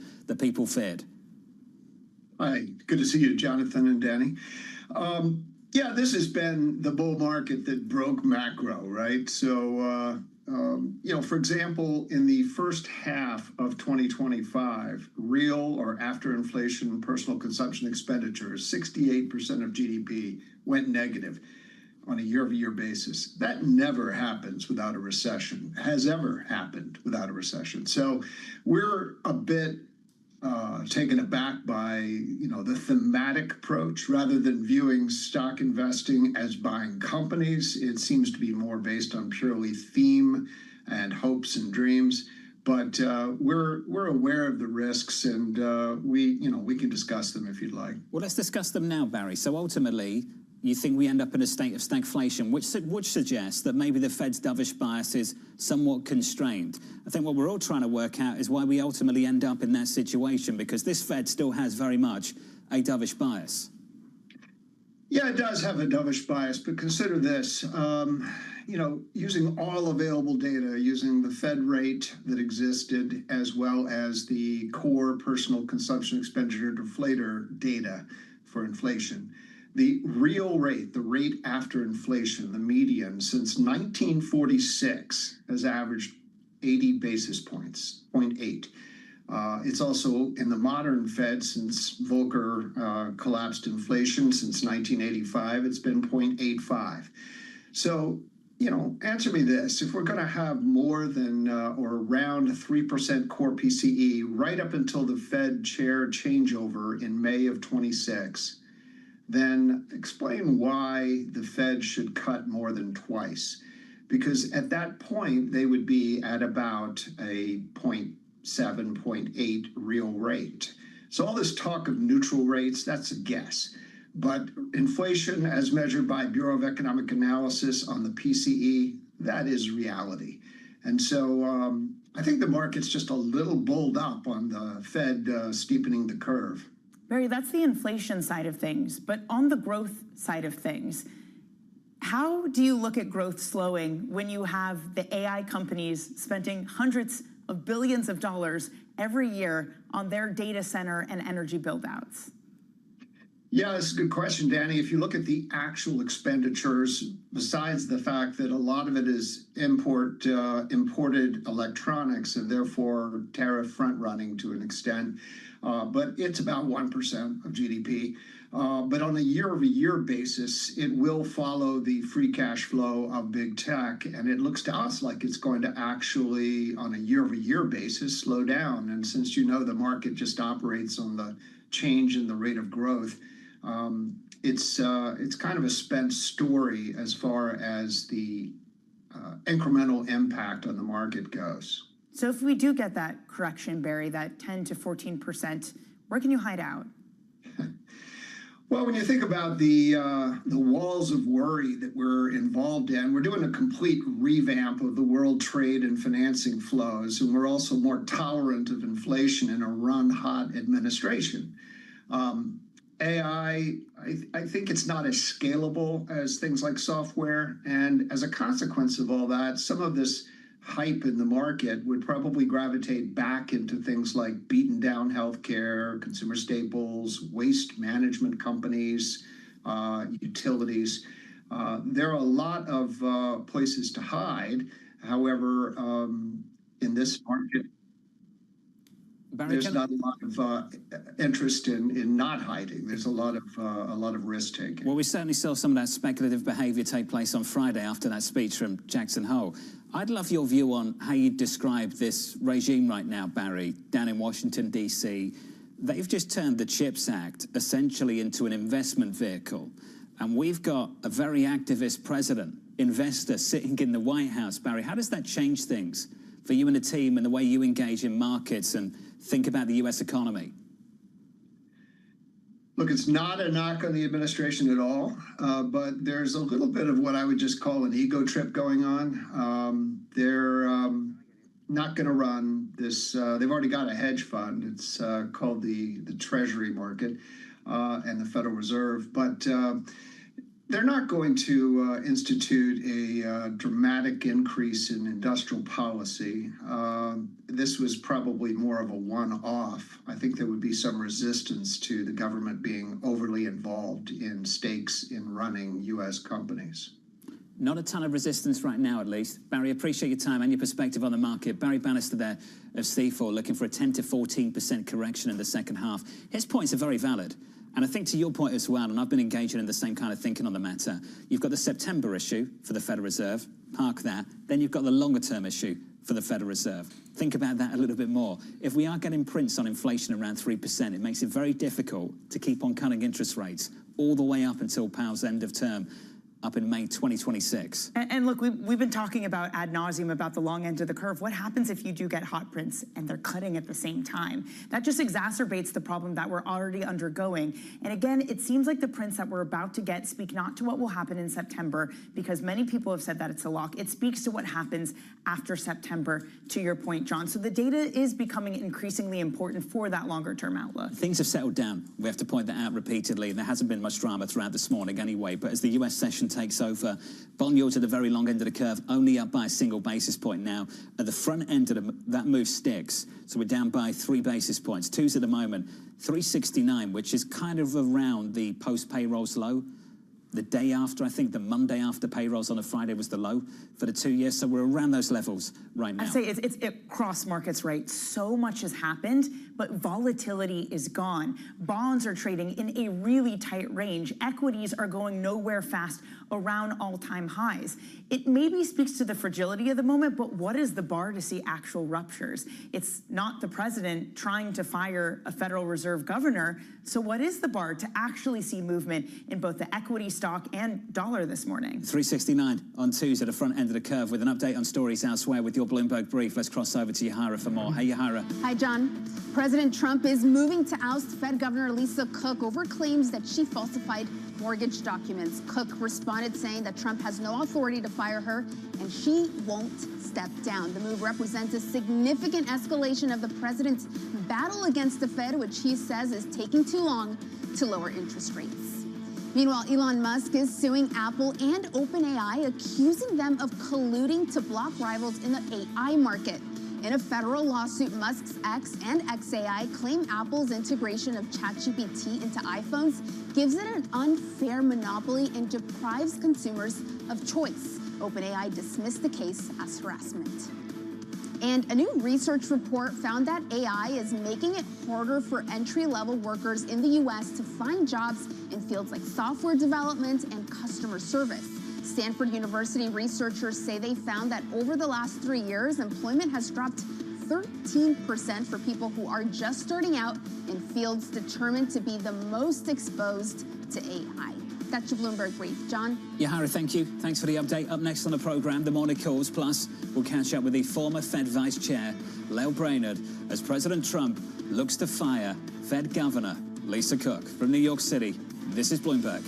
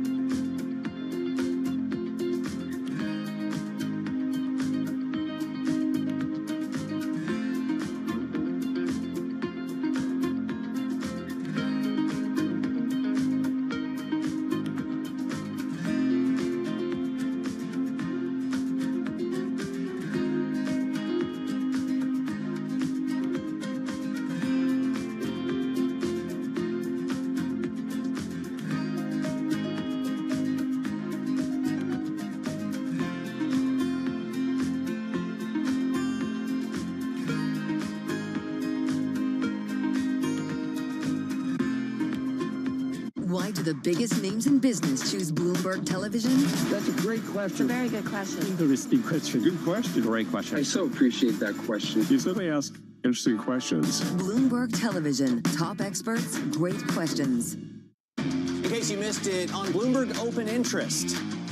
When we look at our portfolio, we see an IPO pipeline that's the biggest since it's been in 2021. In M&A and IPOs, we've actually had close to record performances in that space. We're going to have an interesting year. We're having a lot more conversations around putting dates on calendars. I think we could see a very active second half of the year. Don't miss Open Interest live weekdays. Astonishing day for US technology. It's shaping the region's technology ecosystem. Asia's biggest tech news and innovation.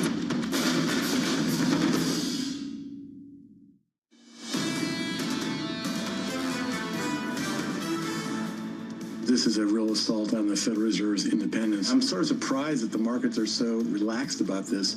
Now, maybe that's because we don't know where this is going to go. We don't know whether Lisa Cook is going to be able to stay in office. It certainly looks like the bar to getting her out is quite high. There's no precedence for this, so we don't really know what the law is until the courts actually rule on it. That was the former New York Fed President Bill Dudley, and this market still looks pretty relaxed in the face of what's taking place down in Washington. Equity futures down by 0.1% on the S&P, and the Nasdaq were down by 0.2. That's the price action. Let's get you some morning calls. First up, Morgan Stanley lowering its price target on Lululemon to 223, expecting the company to lower fiscal year EPS guidance on higher tariffs. Your second call from Bank of America lowering its price target on Salesforce to 325, expecting inline 2Q results that are not likely to be a catalyst for the stock. And finally, Truist upgrading AMD to buy, noting customers were testing its technology as a price check to NVIDIA. The stock is up by 2.3%. Let's turn back to the Federal Reserve. President Trump's efforts to oust Fed Governor Lisa Cook intensifying concerns over the central bank's independence. With the latest and a special guest, here's Anne-Marie. Hi, Anne-Marie.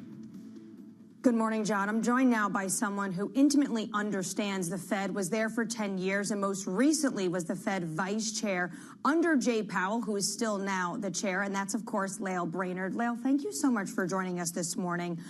As we see this standoff between President Trump and Governor Cook, we have yet to hear from the Fed itself. What kind of response do you think we can expect from the institution? Well, I think the Federal Reserve is in an incredibly difficult position here, but you have to remember, this is not about an individual governor. This is really an unprecedented attack on the independence of the Federal Reserve as an institution. There is nobody in the Federal Open Markets Committee, the Monetary Policy Setting Committee, that can't be thinking, well, what does this mean for me?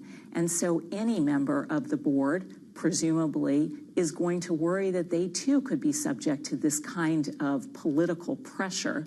And that fundamentally undermines the institutional independence of the Fed, which means higher inflation potentially, less credibility, even higher long-term interest rates, bad for the economy. Do you think this can actually impact how members are thinking about monetary policy?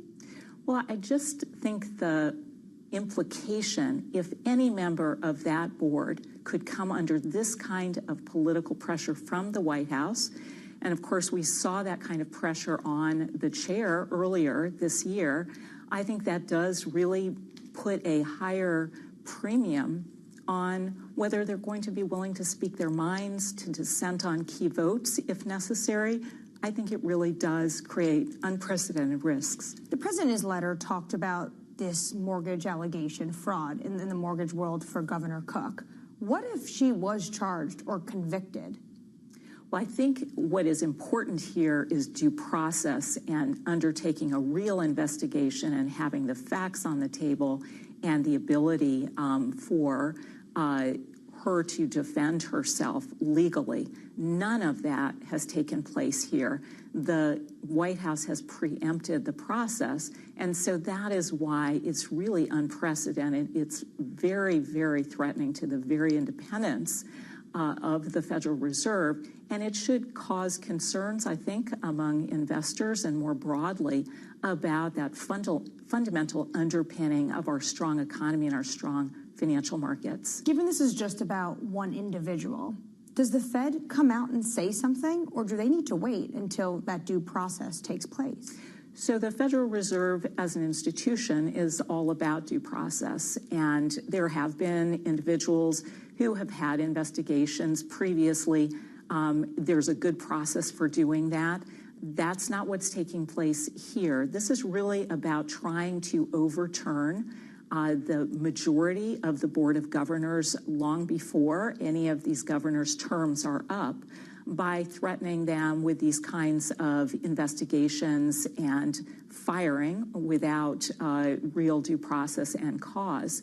And again, the Federal Reserve's independence really is at stake here, and that means that monetary policy will increasingly be overshadowed by concerns that there's political interference, whether or not that is actually the case. If you think about it, Jay Powell opened the door for an interest rate cut in September very clearly. That's exactly what the president wants. So monetary policy is actually moving his way.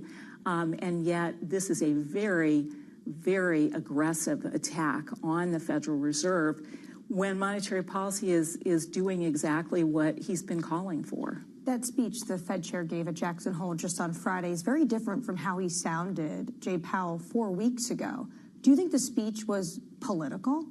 Well, I think that the chair was very careful in laying out that the balance of risks had shifted. He pointed specifically to the possibility that the labor market is weakening faster than the members of the FOMC had believed in their last meeting because of the revisions to 3 months worth of hiring data. And so he laid out a very, I think, strong case based on data and the facts why they were now potentially going to be more attentive to that labor market weakening, while acknowledging that inflation is still likely to go up because of the very high tariffs that have been put in place. Knowing the data and knowing all the personnel that are going to get together at the next Fed meeting, September 17th, do you expect them all to walk through that door that the Fed chair opened up for a cut? Well, I don't know if all members of the FOMC will be in the same place. And of course, what we should hope for is a really good debate and an airing of differing views. But I do think that barring something really surprising in the upcoming employment print and CPI print, it's more likely than not that they will vote for a 25 basis point reduction in the federal funds rate. Do you think there's a bias to the labor market in this Federal Reserve? So up until this point, I think what we've heard is a lot of discussion about the potential risks to inflation. Inflation is still high. You know, it is between 2.5% and 3%. And while this time last year it was going in the right direction, moving down to the 2% target, this year it's actually moving up. So we have heard a lot of attention to inflation, appropriately so, but the chair acknowledged that they are balancing risks of higher inflation, risks of lower employment, and that is exactly what you expect from tariffs, a stagflationary shock. When he was talking about tariffs, he said that it's not going to come all at once, the impact. Is the Fed chair basically signaling to the market and to us to just look through any potential hot CPI prints that come out between now and the next 12 months? So my interpretation of that discussion is simply to acknowledge that when the labor market starts to turn down, unemployment often doesn't gently move up, and the Federal Reserve doesn't have a lot of time to react. Unemployment often jumps higher.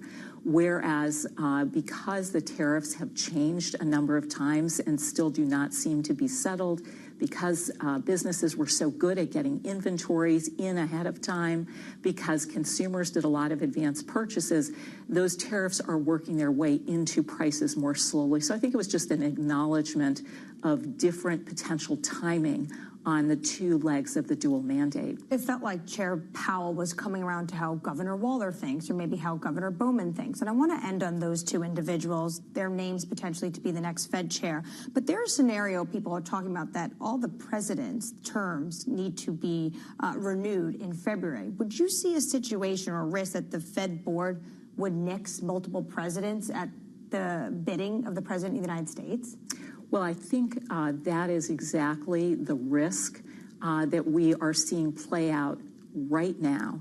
So by moving preemptively to remove a governor from the Federal Reserve without going through the process, without there being any clear evidence, the president essentially is moving to shift the majority of the Board of Governors well before what was contemplated in terms of the institutional structure and their terms, and that opens the door when renewals of all of the Reserve Bank presidents come up in February to, again, take very unprecedented actions and potentially not renew some of them in order to shift the overall voting majority on the FOMC. That is an unprecedented attack on the independence of the Federal Reserve, and it should really concern us about their ability to continue to be credible in fighting inflation and keeping our economy on a strong course. But just quickly, you know Governor Bowman and Waller.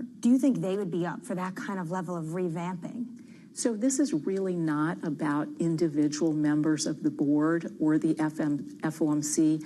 This is really about whether political pressure will continue to be exerted on all members of the FOMC in a way that puts them in jeopardy and potentially makes them less willing to share their views about the economy and appropriate monetary policy with the public, and also to vote their mind on monetary policy decisions. That is what is at stake here, and I think it's very concerning. Lael, thank you so much for your time this morning. Jonathan, of course, that was the former Fed Vice Chair, Lael Brainard. She, of course, also went on to then work under the Biden administration as President Joe Biden's NEC director. What she's saying there is this really is not an attack on an individual. She thinks this is an attack on the institution. Anne-Marie with the latest in Washington. Anne-Marie, thank you. The conversation is going to continue. Fantastic lineup to close out the program this morning. In just a moment, we'll catch up with Torsten Slog of Apollo with the latest reaction from the bond market. Plus, we'll speak to Yahara to get your morning movers. Eli Lilly shares jumping in the pre-market as its weight loss pill moves ahead. The stock is up by 2.5%. Equity futures on the S&P 500 negative this morning by just 0.1% on the S&P. On the Nasdaq, the main event is tomorrow. Nvidia earnings after the closing bell. About 8% of the S&P 500. It's weighting on the Nasdaq 100 is about 10%, and it probably amounts to about 110% of investor sentiment. In the bond market, 2-year, 10-year and 30-year bond yields shaping up as follows. The curve is steeper. Danny's been talking about it all morning. Yields down at the front end, up at the long end, up 2 1/30s to 4.91.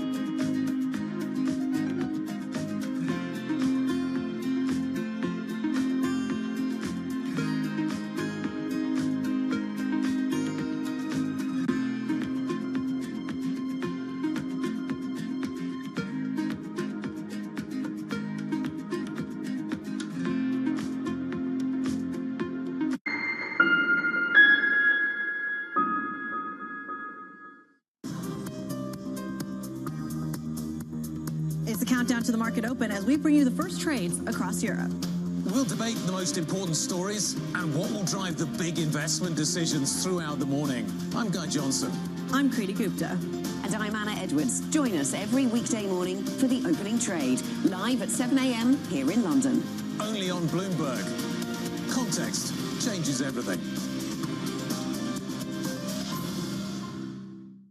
From the world of politics to the world of business, Joe Matthew and Kaylee Lines deliver news, insight, and analysis live 2 times a day, every trading day. Balance of Power at 1 and 5 Eastern, only on Bloomberg. It's a multi-trillion-dollar industry. We'll show you what's happening in ETFs like no one else. ETF IQ, only on Bloomberg. I'm David Weston. Join me each week on Wall Street Week for stories of capitalism from business, markets, economics, tech, and climate. We go on the road for a look at what lies behind the headlines of today and what will likely be the headlines tomorrow. We need more transparency. Oil and gas is still important. They said every citizen should be investing in the market. Accelerate progress in all fields of science. Watch Wall Street Week right here on Bloomberg. More than what you need to know, it's what you need to think about.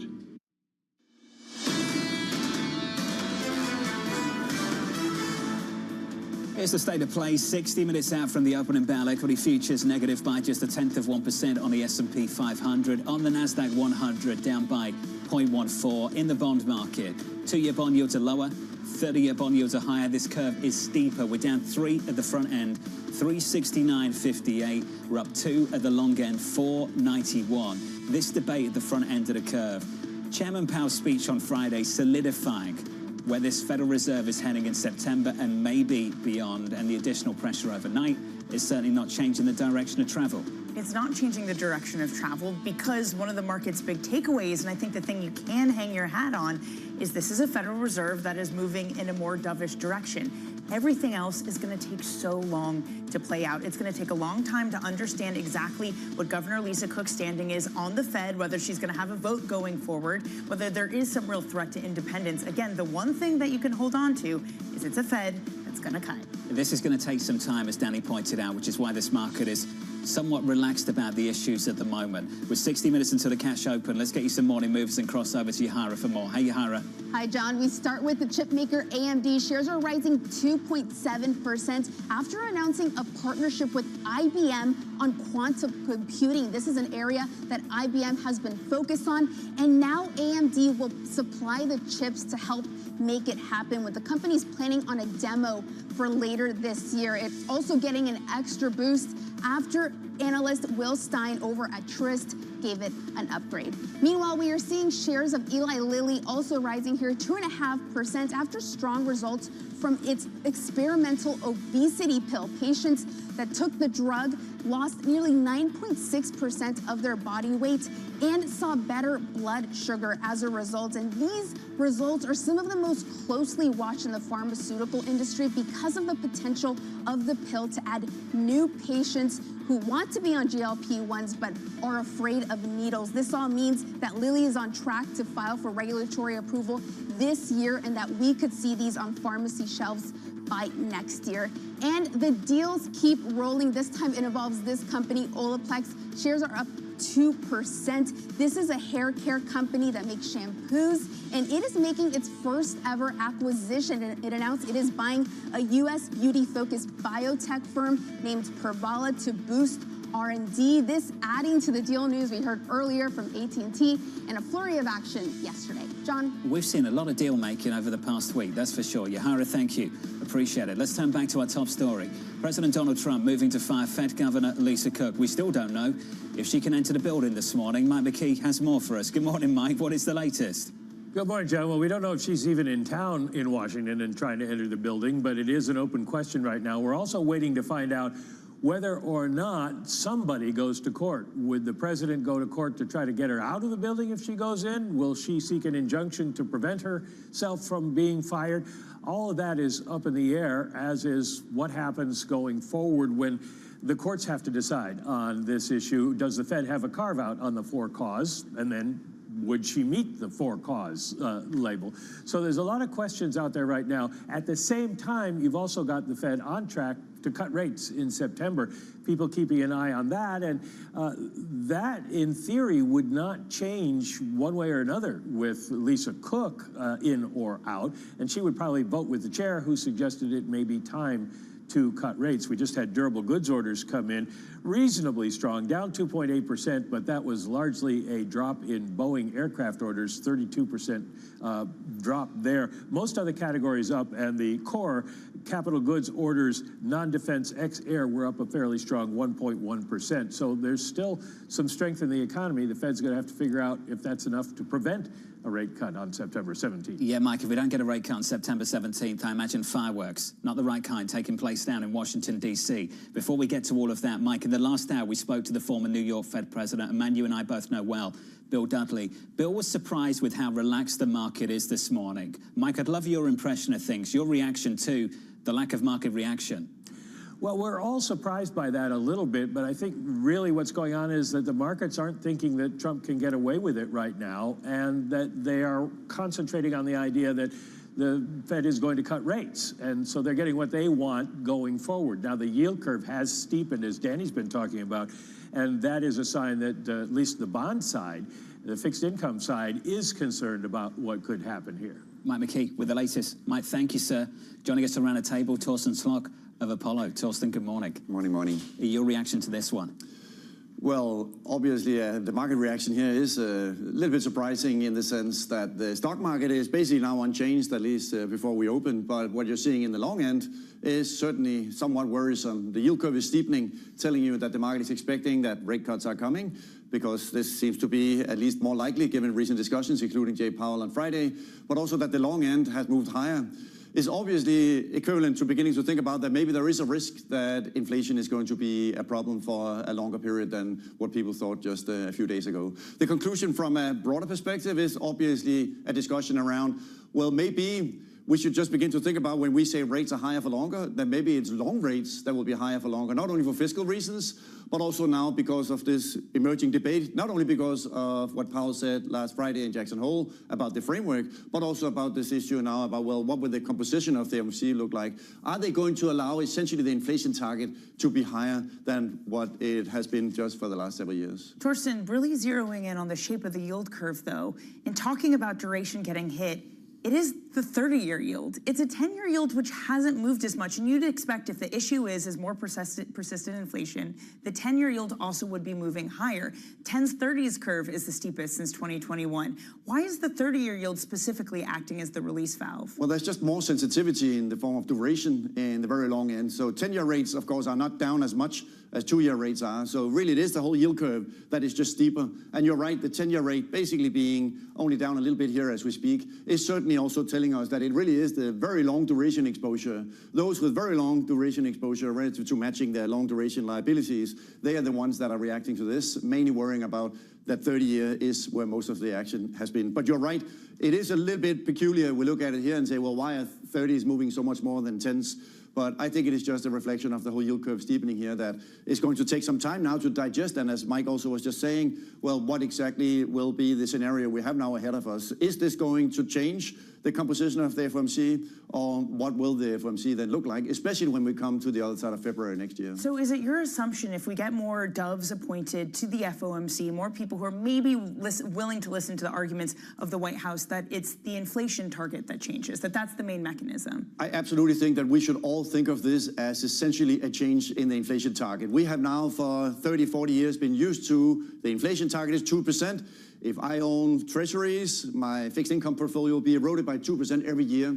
And if inflation now is allowed to be higher for longer, and if Jay Powell now last Friday said that the change in framework away from flexible average inflation targeting also will allow inflation to be higher for longer, that means that bond investors should begin to think about that it is simply the same as saying that the inflation target will also be higher. Not necessarily significantly higher than 2, but even if we go up to 2.5 and 3, over time, that's a fairly significant erosion for fixed income investors, especially in public markets. Torsten, these are really important, critical, serious points. But this has happened independent of the pressure on central bank independence. The whole point of central bank independence is to make the tough decisions, divorced from the political cycle, to make sure that you hit your 2% target. So what is the excuse for Chairman Powell and the Federal Reserve to miss this target for so many years? Well, the issue, of course, at the moment is that normally the dual mandate, meaning inflation and unemployment, normally points in the same direction. If you have a strong economy, the unemployment rate goes down, inflation goes up, and you should hike rates. If you have a weak economy, the opposite happens. Of course, inflation goes down and growth goes down. Of course, you should be cutting rates. Now there is this tension in the dual mandate, and that is what brings this discussion to the table, namely that now the dual mandate is pulling in different directions. Inflation is saying the Fed should be hiking. And if we have upward momentum, if I look at ECFC go on my Bloomberg screen, the consensus expects inflation for the next 12 months to be 3% for the next 4 quarters. That's a very high level of inflation when the target is 2. That says that the Fed should even consider hiking rates. But at the same time, Powell very clearly last Friday said, no, we're now going to put much more weight on the slowdown in the labor market. And with the anchoring in the long-term inflation expectations, that could be the excuse and the reason, the small door out of saying, well, maybe we don't need to worry so much about inflation. Maybe we can focus more on the labor market. So the answer to your question is, it's because of the tension in the dual mandate, that one part of the dual mandate says they should be hiking and the other part says it should be cutting. And that's what brings this discussion to the table at the moment about what exactly is the best decision. As you know, the way they're addressing that at the moment is to say, essentially, and this is coming from the Fed chair, Governor Waller shares this view, the labour market's not sufficiently tight enough to worry about second-round effects.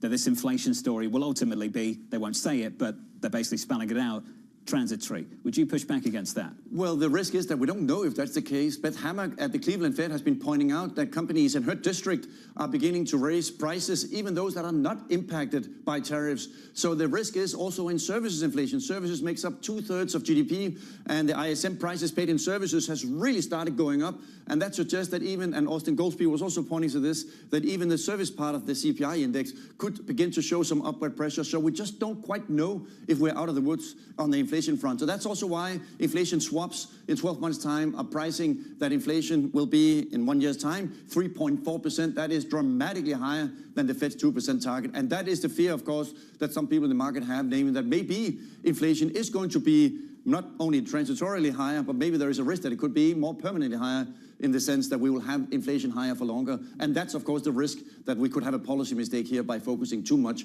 on the labor market. Well, let's talk about how policy might evolve. There's 3 time frames to think about here. Danny talked about 2 of them a little bit earlier. There's September, then everything else. But there's September, everything else, and then there's life after Powell from May onwards. And I just wonder whether you think perhaps we're getting ahead of ourselves here, that beyond September, there's still a lot to play for. I do think that it's a good idea to take a deep breath and go for a long walk in a green park and say, you know what? Touch grass. There's a lot of things going on at the moment, which of course are somewhat unusual, including of course the topic of the day. But let's see what the data is telling us. We have a lot of data points before we get even to the December meeting. So the market is currently only pricing a cut here in September and December. But getting into next year, the economy could be in a very different place. We could either have a scenario where inflation is a lot higher and we have a whole different discussion, but it could also be a scenario where we have growth slow down that's a lot weaker, and therefore the Fed will be cutting a lot more. So let's take the data as it comes in and watch exactly how it plays out relative to the dual mandate for the Fed. Bill Dudley talked about the same thing. If you're in the 3s going into 2026, this gets harder and harder to cut. It does get a lot harder, but I think it's going to be really instructive on Thursday. Governor Waller is going to be giving a full-fledged monetary policy and economy speech. Considering Powell's come around to his camp and he is up for the Fed chair, I think that's really also going to determine maybe that medium-term plus longer-term trajectory of the Fed. And then Powell can take notes and basically use the same notes in the news conference, which is basically what the speech was on Friday. Anyway, less of my snark. I want to finish on with you, where you think this is ultimately heading here. Do you believe we do end up in this situation where we are facing stagflation and this Federal Reserve is ultimately paralyzed and that dovish bias is constrained? Because at the moment what we hear is the dovish bias isn't constrained. Do you think that's the ultimate destination, though? I absolutely think the ultimate destination, exactly. Because the issue is, normally Fed policy is very straightforward because both parts of the dual mandate are actually designed to point in the same direction with the business cycle. When the economy is good, you should be hiking. When the economy is bad, you should be cutting. But now, because of this stagflationary impulse coming not only from tariffs, but also coming from immigration restrictions and deportations, lowering labor supply and putting upward pressure on wages in the sectors where unauthorized immigrants are working, namely agriculture, construction, hotels and restaurants, that stagflationary impulse is creating this very complex situation for the Fed, where it becomes a matter of, do you like apples, do you like oranges as the Fed chair or as the FOMC? Do you like inflation or do you like the slowdown in growth, and where do you put your weight? And that does indeed depend a lot on what is the composition of the committee. Torsten, good to see you, as always. Good to talk to you all morning, as always. Torsten Slok there of Apollo, breaking down the latest situation. Breaking down the market right now, futures just a little bit softer, bond yield at the long end just a little bit higher. With an update on stories elsewhere with your Bloomberg Brief, here's Yahira. Hey, Yahira. Hi, John. Wildfires in California and Oregon prompting thousands of evacuations. In Oregon, the flat fire is just about 5% contained. Meanwhile, the Picket fire in Northern California is 15% contained and has so far spared wine vineyards in the area, but it has burned nearly 7,000 acres since it started last week. Meanwhile, shares of EchoStar are soaring more than 70% after AT&T agreed to purchase certain wireless spectrum licenses for approximately $23 billion. The two have also agreed to enhance their long-term wholesale network services agreement, enabling EchoStar to operate as a hybrid mobile network operator, providing wireless service under the Boost mobile brand. And in sports, top-ranked players continue to dominate in the first round of the U.S. Open, with Carlos Alcaraz and Frances Tiafoe both winning in straight sets. World number one Jannik Sinner takes the court later today. For the women's tournament, American Madison Keys fell in the first round, and top-ranked American Coco Gauff plays later this evening. That's your Bloomberg Brief. John? Alcaraz looks like a UFC fighter now. New haircut, you seen that? Shaved head, buzz cut? I thought you were saying because sometimes when he practices without his top. It looks really buff, he looks shredded as well. Yeah. But now with the shaved head, we're sort of like taking an extra step. Anyway, good luck to him later on. Up next on the program, we'll set you up for the day ahead. Plus, David Rubenstein of the Carlyle Group as President Trump moves to fire the Fed's Lisa Cook.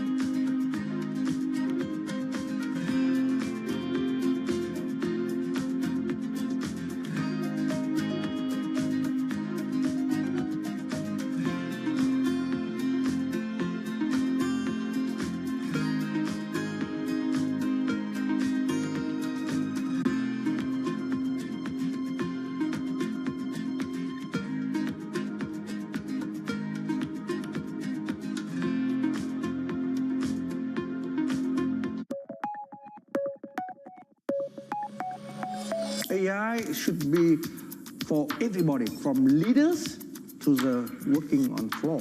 And we can save 90% of time, 50% of workforce. AI is core in centers of change. And therefore, we invest heavily to AI.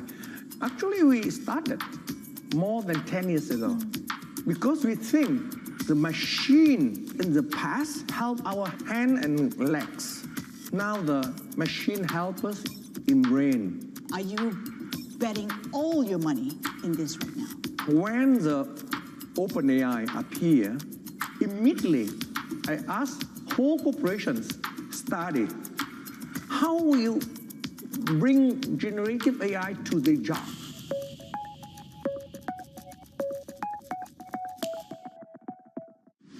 Tune in to Bloomberg Business Week Daily. We got to talk crypto. From the magazine that helps global leaders stay ahead. What's the conversation around your company? Bringing you insight on the people, companies, and trends shaping today's complex economy. Planning very big things. A new level of premium. Plus global business, finance, and tech news as it happens. The floodgates of innovation are going to open up. You can't fake passion. You either are or you aren't. Bloomberg Business Week Daily, only on Bloomberg. Making money isn't about drowning in emotions. It's about understanding what's actually happening. Markets are the best way to glean signal from noise, and that is what we try to do every morning. This is Bloomberg Surveillance. U.S. jobs numbers are released. Bloomberg has the report under surveillance with crucial data and expert analysis at terminal speed. Nobody covers Jobs Day like Bloomberg.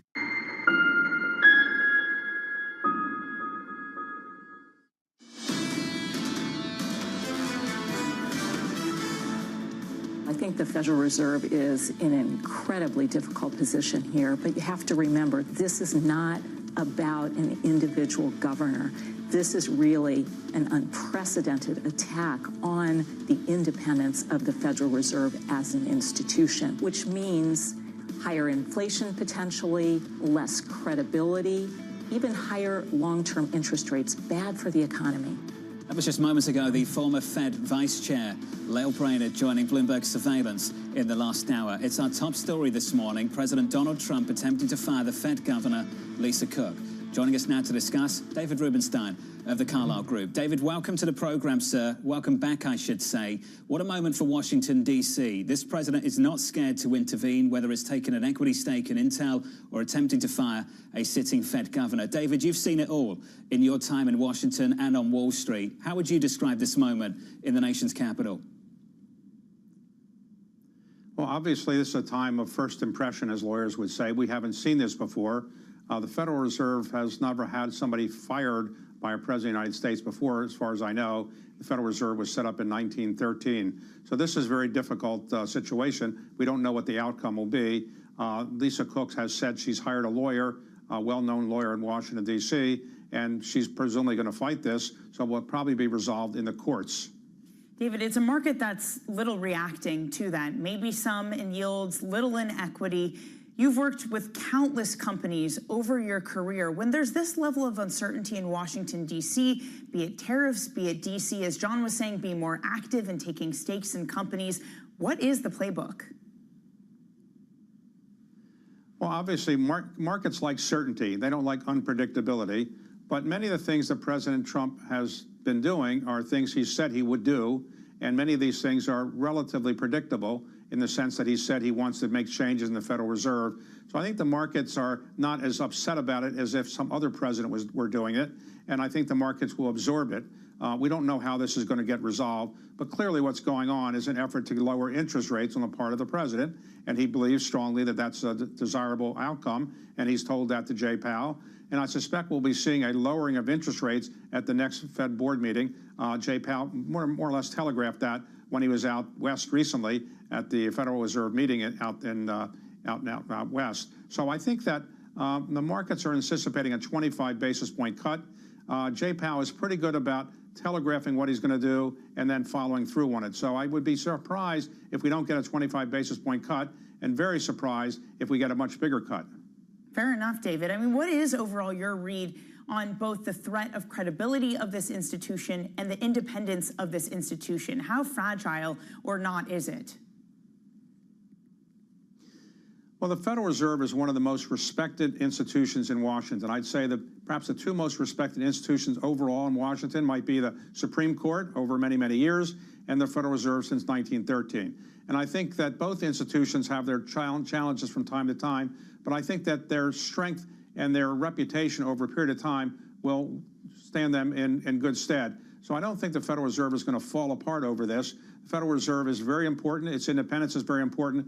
But I think in the end, this will probably get resolved in some type of settlement or some type of out-of-court process. So I don't think it's going to be a big surprise how this gets resolved. And I think in the end, when the president makes a decision about who the Fed chair is going to be, I think the markets will be relieved to see who he's picking. And I suspect he will make some announcement in the not-too-distant future. And that person presumably will lower interest rates, as the president has indicated he wants the next Fed chair to do. And David, the list of candidates is very credible so far, at least. Attitudes towards markets don't seem to have shifted too much. Stocks are very close to all-time highs. Credit spreads are still incredibly tight. From the people you speak to, the large investors, from the outside looking in, internationally, looking at the United States, have you noted a shift in attitudes at all, or have things settled down? Around the world, most investors understand that the president is somebody that likes to shake things up, and he will do unconventional things, and the markets are not all that upset about what the president's doing because they understand that's his modus operandi. So I think that the fact that markets are so high shows that people are not afraid of what the president's doing. In many cases, people think what he's doing is a good idea. In some cases, people don't. But I don't really think the markets are running away from him, and I don't think the markets are falling apart because of what he's now doing in a number of areas, like the Intel matter or the Lisa Cook matter. They'll get resolved in some manner that I don't think is going to be too disruptive of the markets. David, we're looking forward to the next episode of Bloomberg Wealth. Of course, it airs tonight. I understand you sat down with the T. Rowe Price CEO, Robert Sharps. He spoke to you about active versus passive management. He also has a major stake in the future of the city that is dear to your heart, the city of Baltimore. Can you walk us through the discussion that you two had? Sure. Robert Sharps runs T. Rowe Price, which is about a $1.6 trillion asset management company. It's basically more actively managed than passively managed, and they've done quite well over many, many years. I should point out that he's a sponsor of the Baltimore Orioles, which I'm a principal owner of, so I have a partial feeling towards his company, and I should disclose that. But he's done a very good job of working his way up from being an analyst there and a fund manager to being the CEO, and the company's done pretty well under his management. So I think it's a company that many people put their 401k money in and other types of money into their funds, and I think they've done reasonably well from what I understand. Full disclosures, David, we're still waiting for baseball tickets. Where are they? What happened? I thought we were going to have a big get-together. Bloomberg surveillance on the road, coming down, you were going to host us. What happened? Well, I'm waiting for next season. This season didn't work out quite as well as I would have predicted. Injuries are a bigger problem than I anticipated, but I'm going to try to, get people not to be so injured next year, and maybe I'll, show them some batting tips or pitching tips myself. I'm sure they're looking forward to that. David, appreciate your time. Thank you, sir. Thank you very much. David Rubenstein there of the Carlyle Group. You can watch the latest episode of David's show, Wealth, on Bloomberg tonight at 9 p.m. Eastern Time. Sorry, I just imagine David also becoming like a personal trainer to them too, trying to make sure that they're not getting injured. I hope that for David and the Orioles too. They play too many games. They play so many games. It's ridiculous. It is, but I mean, hey, the schedule demands it. Media rights are hot. Everyone's bidding it up. So I don't know if that's changing anytime. It's the same with football, isn't it? Anyway, let's round up the price action so far this morning. Things have been okay. Equities are all right. We're down about 0.1%. We've seen a move in bond yields. I know why people are so concerned about the future of the Federal Reserve. We can all agree. Central bank independence is vital. It anchors inflation expectations. It contributes to lower interest rates. Got all of that. But at the moment, things are okay. No drama on Wall Street, even with the drama in Washington. Things are okay because we just frankly don't know how this is going to play out. This is likely going to be a court case. It's likely going to take a very long time, months, if not more than years. There's so much uncertainty, and we've seen what's happened when this market trades on what it thinks is going to happen with this White House. April 2nd, a great example of that. Things sell off, and then they come roaring back. So why make that mistake twice? Danny, appreciate your time. It's good to see you. Thanks for having me. As always, long morning for you. We appreciate it. Coming up tomorrow, Ian Steely of JP Morgan, the former Chief of Staff to the former Vice President Mike Pence. We'll speak to Mike Short. Alex Altman of Barclays and Matt Lazzetti of Deutsche Bank. From New York City, thank you for choosing Bloomberg TV. This was Bloomberg Surveillance.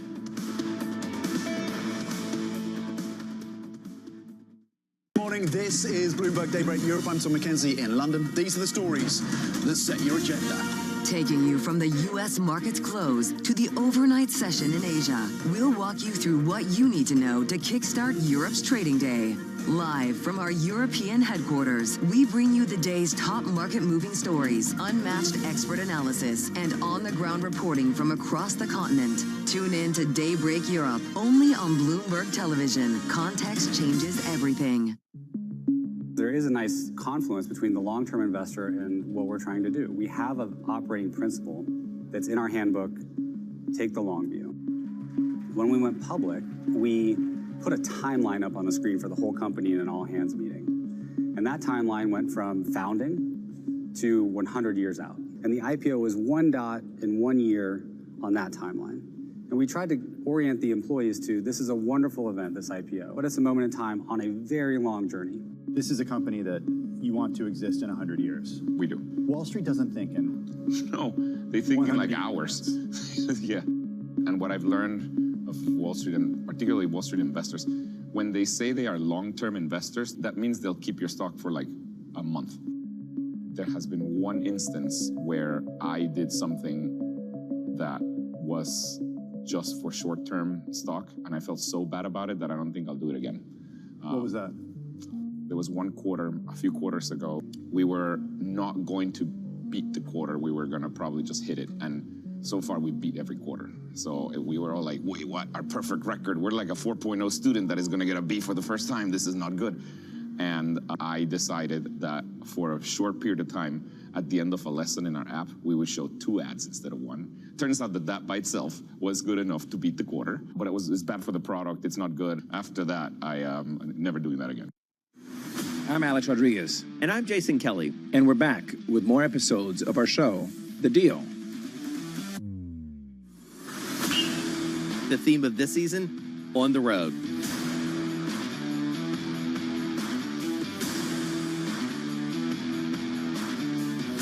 we're bringing you more behind-the-scenes conversations with the biggest names in sports, business, and culture, like Melody Hobson. I started to study women's sports like an 11-year-old studies baseball statistics, and I got dangerous in seeing up arrows, up arrows. Susie Wolf.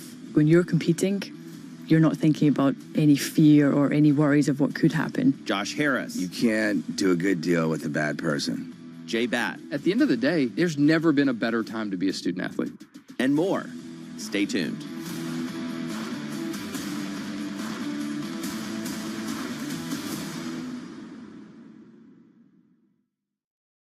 Bringing you up-to-the-minute geopolitical news whenever and wherever it happens. I'm David Gura in Alberta, Canada, and this is Bloomberg. All right, we are awaiting earnings in like 36 hours that could decide the fate of this market. 30 minutes until the start of the cash trade. I'm Matt Miller. And I'm Katie Greifeld. Bloomberg Open Interest starts right now.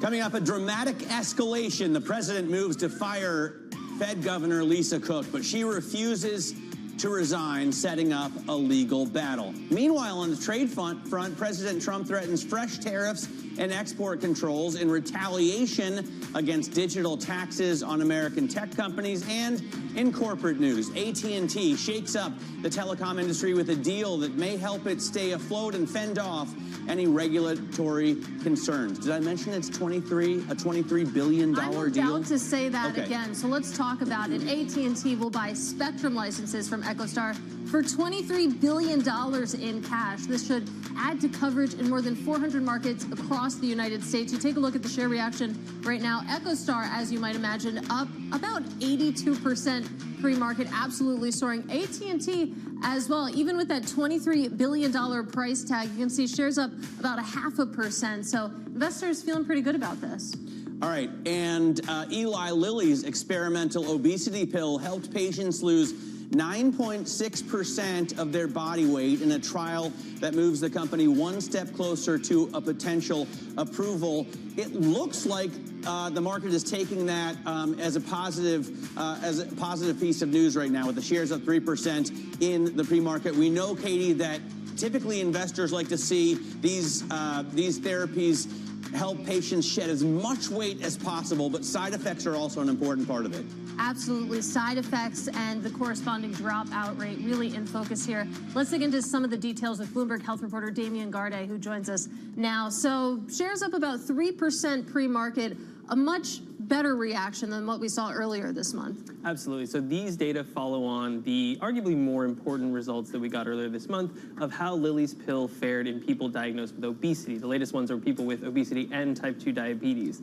That initial reaction was one of pretty massive disappointment. Lilly had its worst day in about 2 decades and lost about $100 billion in market value. So today's improvement kind of has to be viewed in that context. But I think zooming out, as Matt mentioned, this is the final hurdle they had to cross in order to submit their plans to the FDA and win FDA approval for this pill. So the expectations, I think, long-term have come down based on the data we've seen, both in terms of the percentage weight loss and the gastrointestinal side effects. But in the long term, this is still expected to become a multi-billion-dollar product once Lilly can market it in the U.S. When will we be able to buy this pill? And he's asking for a friend. And what kind of side effects are we talking about? Because 10% seems perfect to me.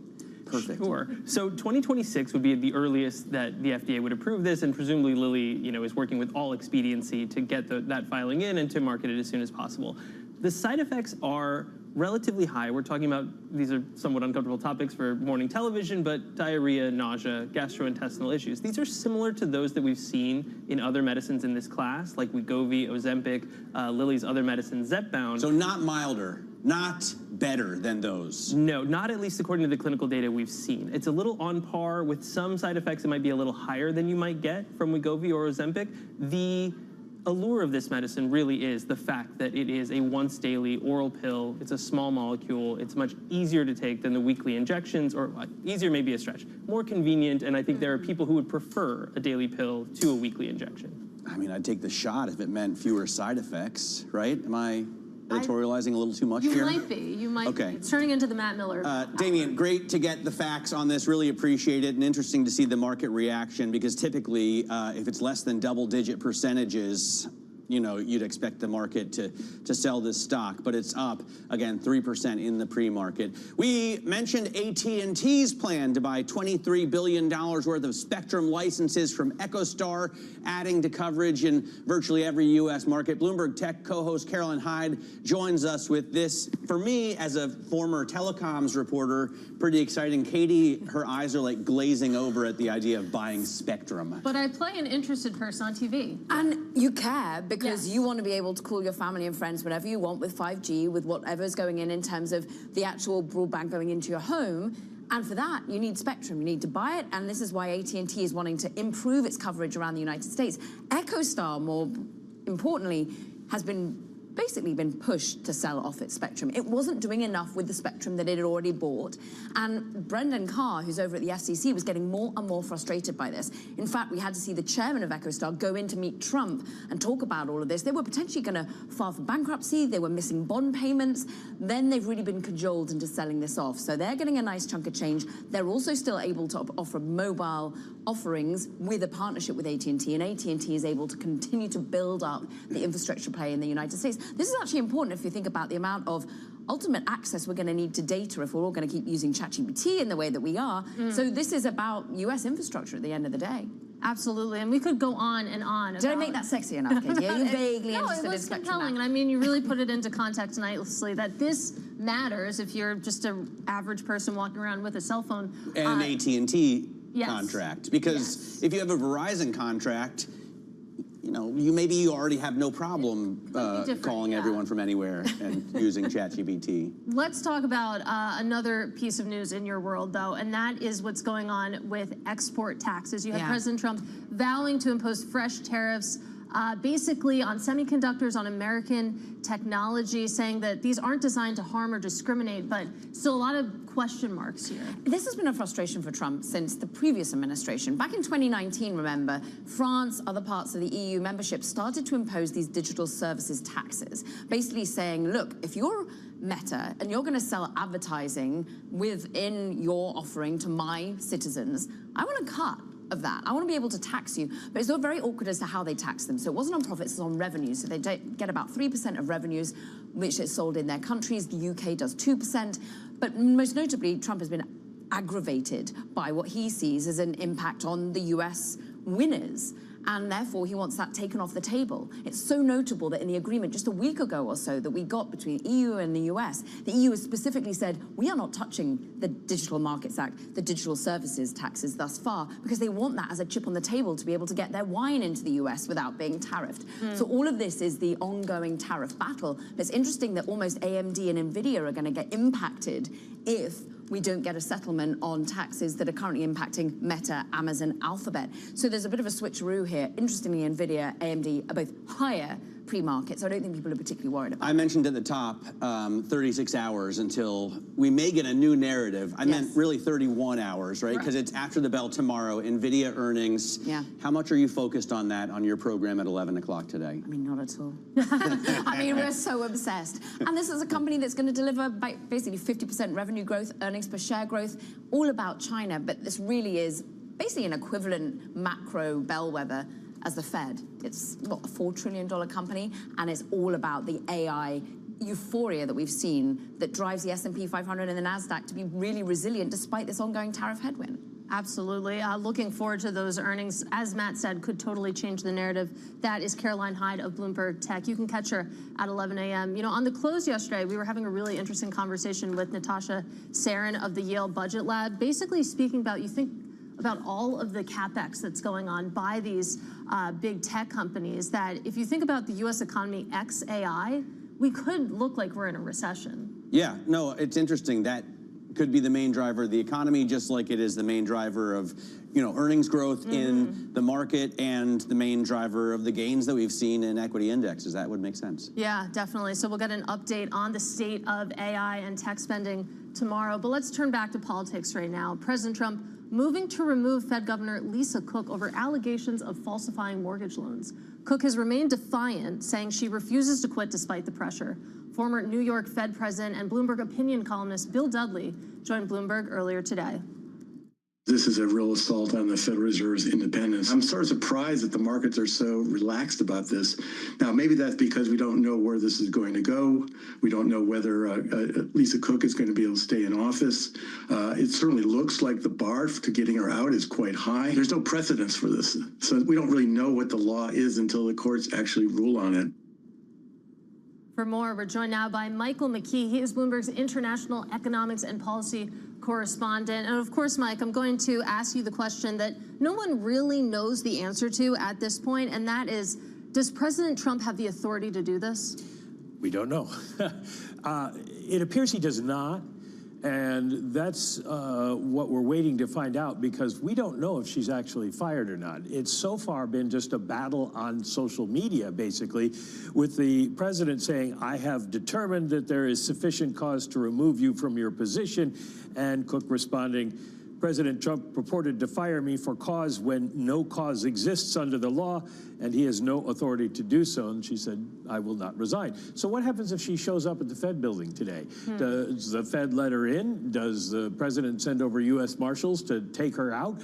We don't know. That all has to play out yet. So there are a bunch of questions still to be determined. The first one is she actually fired? And then what does for cause mean? The president can only fire somebody for cause, but what she is alleged to have done, and there's no proof yet, that it took place before she was on the board, and courts have generally held that it has to be malfeasance in office or ignoring what your responsibilities are while you're in office. What can the Fed do or say? They don't have the details either, so they can't really come to her defense or push her out the door. They have to wait for the evidence process to work its way out, and then how much of an economic threat is this? That's the thing that Bill Dudley was surprised that the markets haven't picked up on yet, because it could mean higher inflation if the Fed is pushed by a replacement to lower rates. It doesn't seem like that serious an allegation. Writing one mistruth on a mortgage application coming from a president who's been criminally convicted of 34 counts of falsifying business records, right? So it seems like he just wants to push her off the Fed so that he can get somebody who is more in line with his take on interest rates in that seat. And I wonder why the bond market isn't, in that case, reacting more strongly in any part of the curve right now. I mean, it would seem like that should erode confidence in our institutions, in the Fed specifically, and it doesn't look like the bond market really cares. My guess is that at this point, because these questions are unanswered, the bond market is betting that Trump won't get away with it. Now, if it moves forward, if she's removed, she goes to court and asks for an injunction and the court says no, you have to leave until this is adjudicated, which is what happened in the cases of the other people that Trump had tried to fire, then the market might react more strongly, because then it becomes a real possibility. And given all the momentum in the equity market right now, you don't see stocks moving, even though on tariff day they dropped significantly, probably for the same reason. They're thinking this is a distraction by Trump, it's not going to happen, and so we can go on and party. And again, if something does come through that suggests Trump is taking over the Fed, that would be a lot more concerning. Well, to your point on inflation, we also heard from Michael Feroli over at JP Morgan writing that perhaps the more relevant outcome of a successful removal of Cook is that other governors could potentially be exposed to removal as well. This would add to upside inflation risks, but perhaps just too many unknowns at this point for the market to truly price that in. Our thanks, of course, to Bloomberg's Michael McKee following this story and so many others. Let's check in on these futures, which don't look too stressed out at the moment. You have the S&P 500 pretty much unchanged pre-market. The NASDAQ 100 a little bit more direction, but as Matt said, of course, NVIDIA earnings after the bell tomorrow could rewrite the script right now. The NASDAQ 100 down slightly. The Russell 2000, actually, I can't think of a reason why, a little bit higher this morning, even as you do have a slight move higher in rates, Matt. Yeah, a little bit of a move higher in rates, but maybe small cap investors are betting that the Fed really will go forward with the cut. Right now, the world interest rate probability function on the Bloomberg puts an 86.5% chance of a cut at the September meeting, and still has the Fed cutting down to below 3% by the end of 2026. Coming up, more on the turmoil unfolding in Washington. We'll get the view of Terry Haynes. He is the founder of Pangea Policy, and he has fantastic historical context to add to this. This is Bloomberg Open Interest.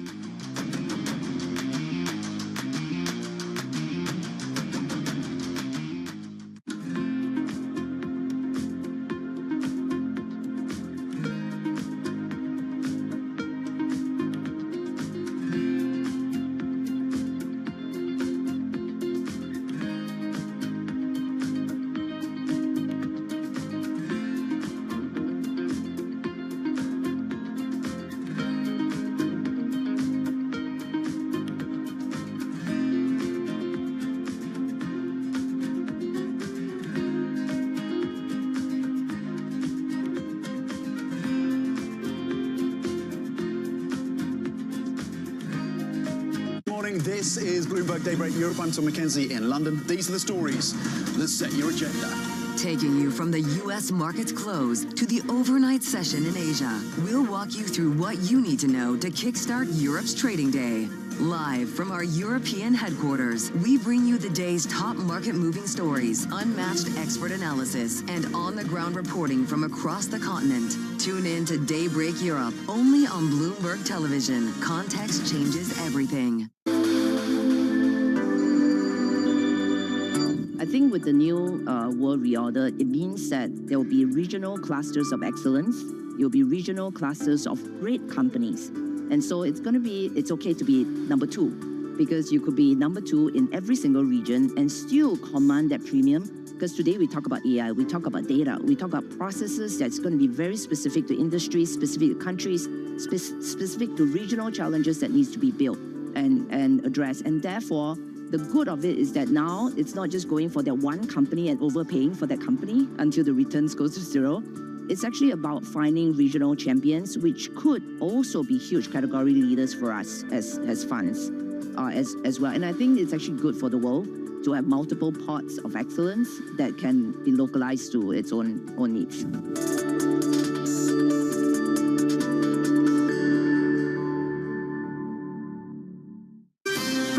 Up-to-the-minute energy news whenever and wherever it happens. I'm Joanna Bersecci in Vienna, and this is Bloomberg. Key investors, top executives, global innovators.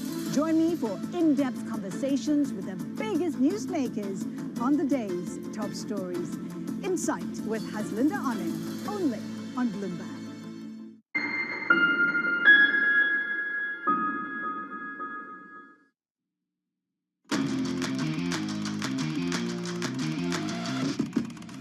Let's get to high interest. Look at what's making headlines around the world. Interactive Brokers Group is climbing in pre-market trading after news it will join the S&P 500 index before trading opens on Thursday, and it will replace Walgreens. So Interactive Brokers, IBKR, rising 2.8%. If we looked at Walgreens, it may be down in the pre-market. Who knows? It's just my guess. The hair care product maker Olaplex said it will buy Olaplex, OLPX. It will buy the beauty-focused biotech company Pervala Bioscience. It's the first acquisition for Olaplex. The company has been on a bumpy ride since it IPO'd in 2021. And billionaire investor Warren Buffett shut down speculation of a blockbuster railroad mega merger, saying his company Berkshire Hathaway is not looking to buy another train company. Shares of CSX, ticker CSX, fell on the news, squashing investor hopes that Berkshire's rail unit BNSF would acquire the rival railroad operator. Katie?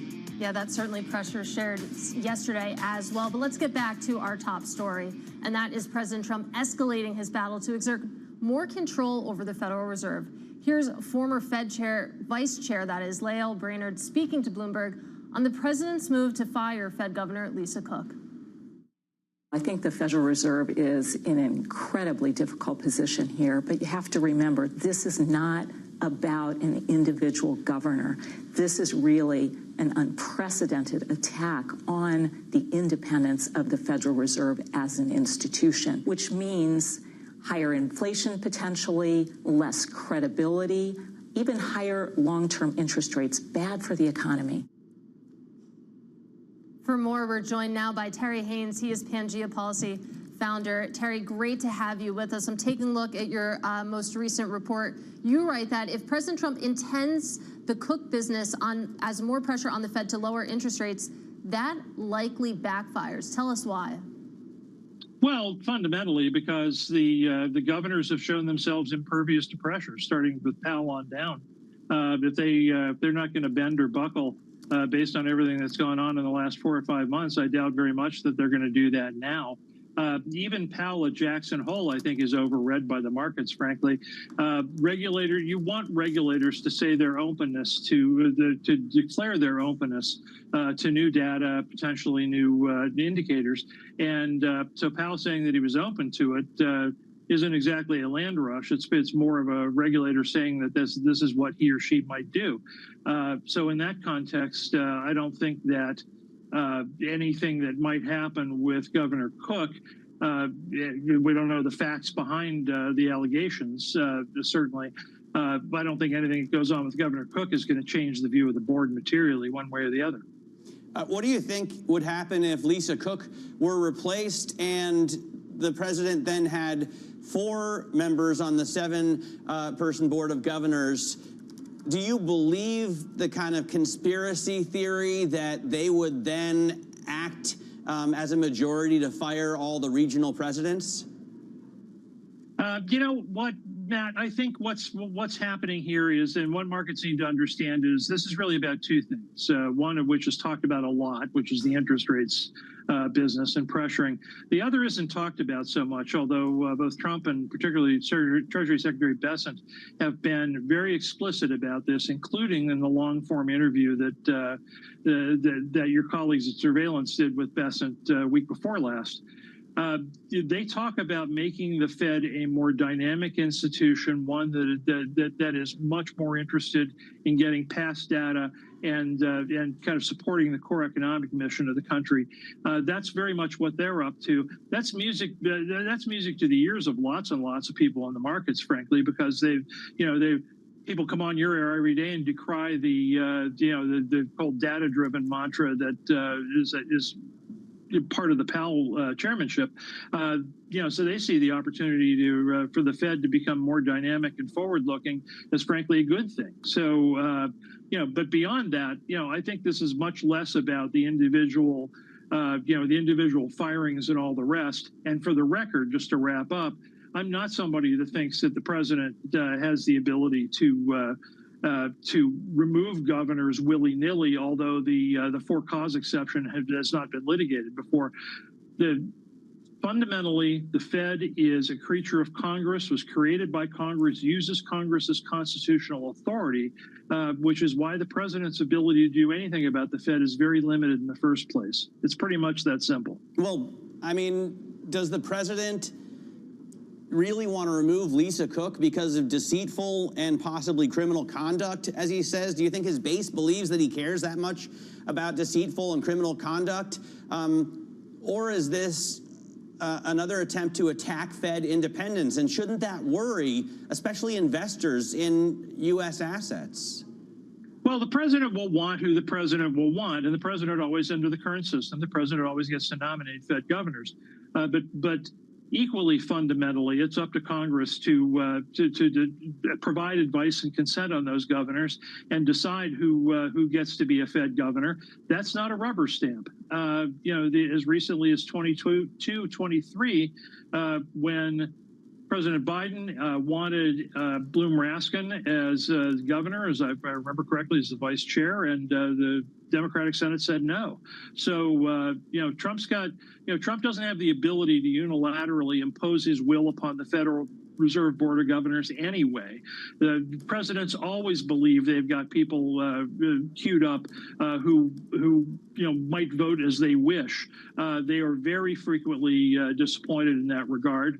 Biden himself was was disappointed. He thought he had the continuation of a very dovish Fed when Powell was renominated along with Cook and some others, and he was immediately disappointed because they moved hawkish almost instantly. All right, Terry, great to get some time with you. Really appreciate it. Terry Haynes there of Pangea Policy. I'm sure we'll be talking much more about this and hopefully more with Terry as well. Coming up, Moneta strategist Ethan Devitt on the market impact of the overhaul or potential overhaul at the Federal Reserve. This is Open Interest.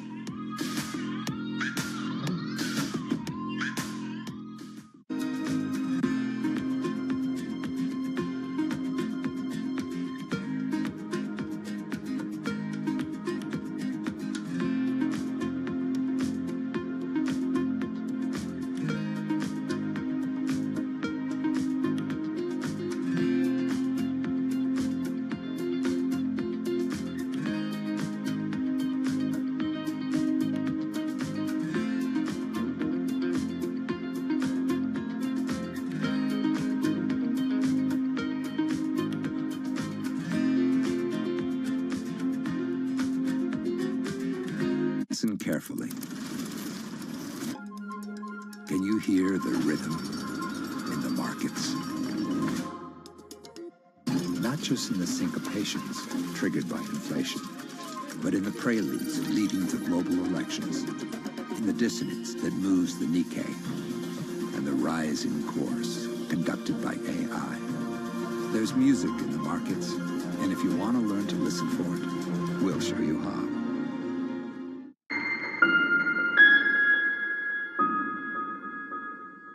Join me each week on Wall Street Week for stories of capitalism from business, markets, economics, tech, and climate. More than what you need to know, it's what you need to think about.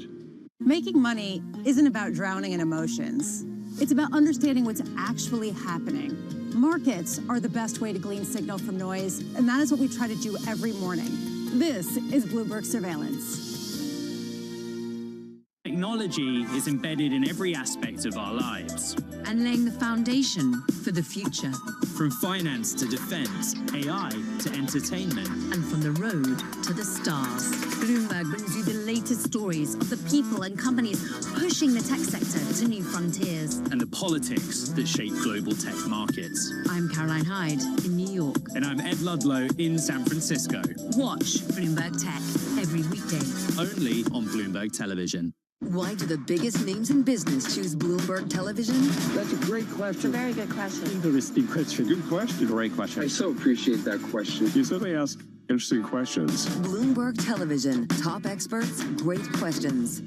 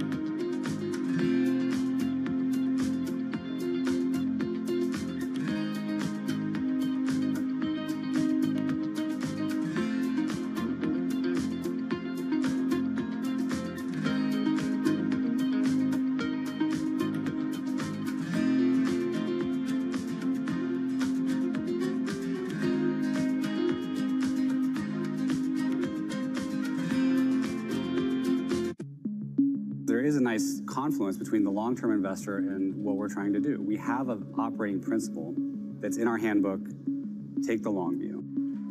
When we went public, we put a timeline up on the screen for the whole company in an all-hands meeting. And that timeline went from founding to 100 years out. And the IPO was one dot in 1 year on that timeline. And we tried to orient the employees to, this is a wonderful event, this IPO, but it's a moment in time on a very long journey. This is a company that you want to exist in 100 years. We do. Wall Street doesn't think in... No, they think in like hours. Yeah. And what I've learned of Wall Street, and particularly Wall Street investors, when they say they are long-term investors, that means they'll keep your stock for like a month. There has been one instance where I did something that was just for short-term stock, and I felt so bad about it that I don't think I'll do it again. What was that? There was one quarter, a few quarters ago, we were not going to beat the quarter. We were going to probably just hit it, and so far we beat every quarter. So we were all like, wait, what? Our perfect record. We're like a 4.0 student that is going to get a B for the first time. This is not good. And I decided that for a short period of time, at the end of a lesson in our app, we would show 2 ads instead of 1. Turns out that that by itself was good enough to beat the quarter, but it's bad for the product. It's not good. After that, I'm never doing that again. Astonishing day for US technology. It's shaping the region's technology ecosystem. Asia's biggest tech news and innovation. Bringing you up-to-the-minute geopolitical news whenever and wherever it happens. I'm David Gura in Ottawa, Canada, and this is Bloomberg.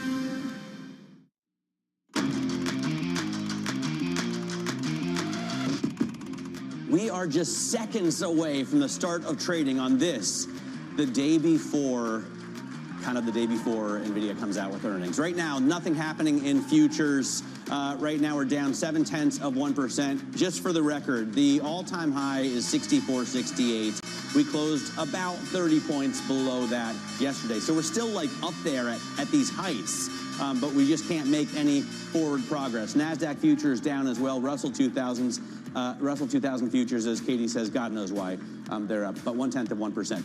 Elect is a power company generating, trading electrical power that operates in the upper Midwest. So for the fantastic people of that part of the country, that stock is up 50% with reinvested dividends over the last 5 years, better than a stick in the eye. Freshworks ringing the bell at the NASDAQ, provides software solutions for small and mid-sized businesses to communicate over email and phone and social networks. The stock is down 62% since 2021. So there you have it. Let's get to Eli Lilly. Eli Lilly's experimental obesity pill helped patients lose 9.6% of their body weight in a trial that moves the company one step closer to potential approval. Remember, they came out with the first of 2 studies earlier this month, really poorly received. This one going over a little bit better. Side effects and the dropout rate coming down as well, I believe. You can see that Eli Lilly shares higher by about 3% right at the open mat, still lower on the year, but climbing out of that hole. All right, so I think that's a fascinating story, possibly more interesting to Katie than the AT&T story, which is, I mean, they're adding spectrum. This is what their customers want. This is what their investors want. They're buying it from EchoStar for $23 billion. It's a cash deal. You can see AT&T shares are unched at the open. So for spending $23 billion, having your shares unchanged is, I think, pretty good. EchoStar shares are up 80%. EchoStar had been, I guess, urged to get rid of this spectrum because they were like not doing enough with it. But now AT&T can use it and EchoStar can ride on those coattails. Let's get back to the broader markets right now. Ethan Devitt joins us, Moneta Chief Global Market Strategist. And Ethan, I'll start with the Lisa Cook question because it's the hot story right now, but it doesn't seem to be moving markets. The president is attempting to fire Lisa Cook from the Federal Reserve Board of Governors. She says she won't go. No one knows how this is going to turn out, but bond yields aren't rising significantly and equities aren't falling significantly. So does it matter? I'd say markets are definitely queasy about this. We've seen this reaction in the past. Any time an overture like this has been really shot across the bow at Chairman Powell, the markets will react slightly. So there's a queasiness, but this is not a typical kitchen table issue because the Fed is kind of a long-dated structural, almost an abstract concept in terms of its independence. Much more of a kitchen table issue is something more concrete like we had last week, the uncertainty and the cold shower that was poured around AI. So I'm not surprised to see markets kind of lackluster in their response to this, but it is a queasiness and uneasiness, and let's just see where it ends. Well, Ethan, let's talk about that a little bit, because say that Trump is successful here, that Lisa Cook is removed, and I believe that gives President Trump 4 of 7 Fed governors. What does the market reaction look like? What is the potential trade there? Because so far we've heard that that would probably pressure long end rates higher, not that you're seeing that too much this morning. Well, markets don't always know what's good for them. And right now, they would probably receive very well a jumbo rate cut in September. Certainly, one rate cut is being expected.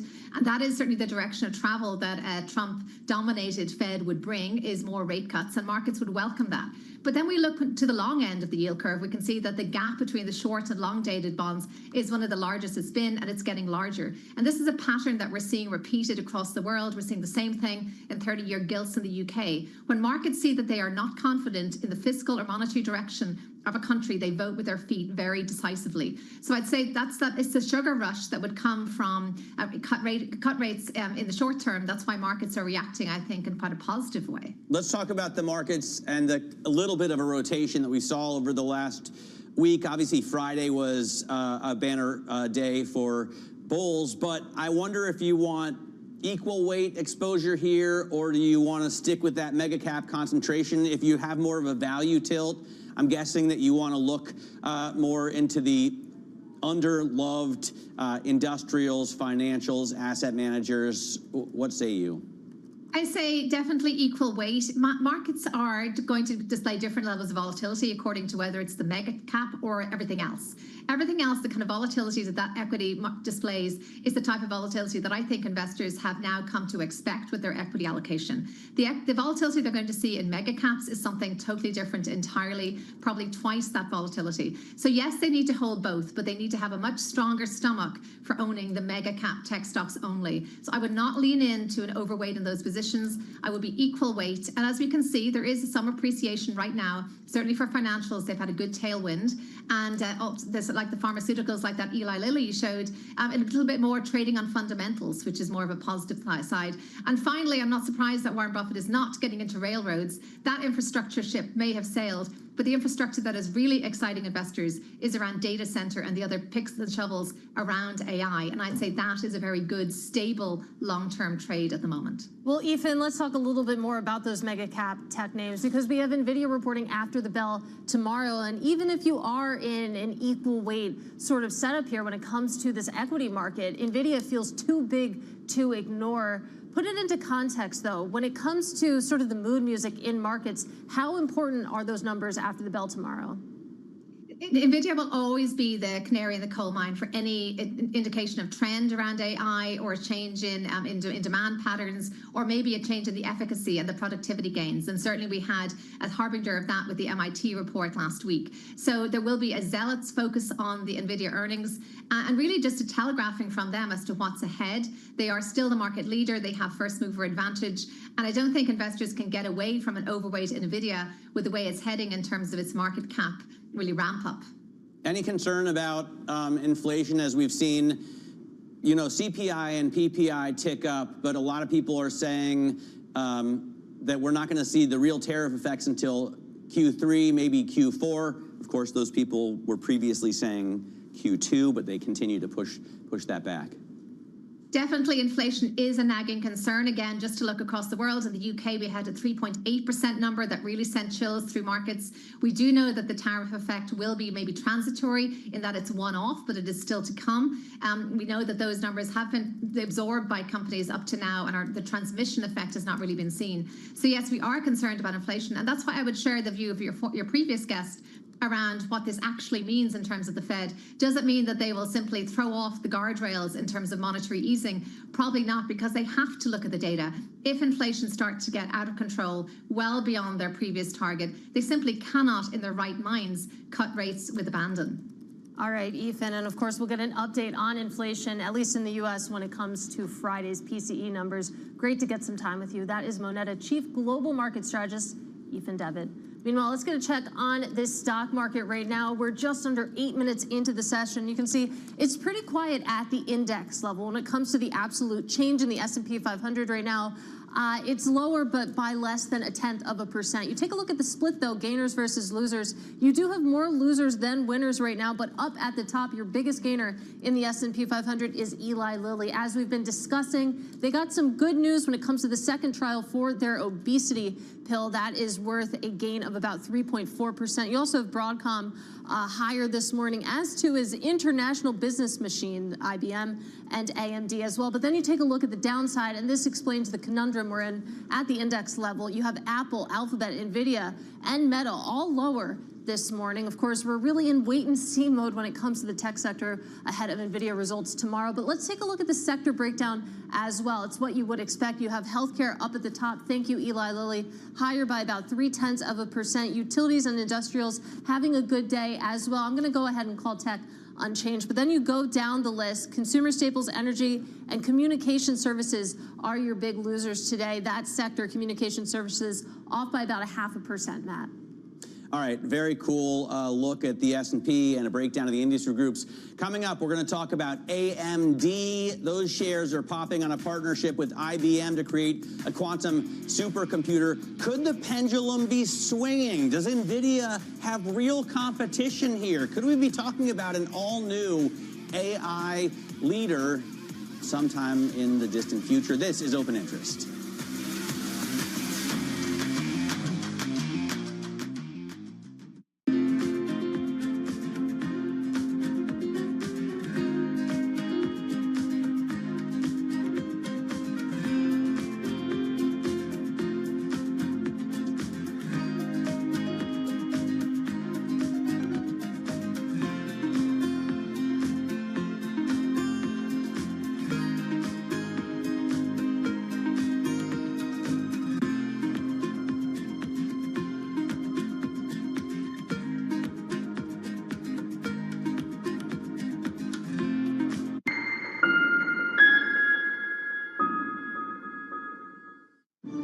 Welcome back to the circuit.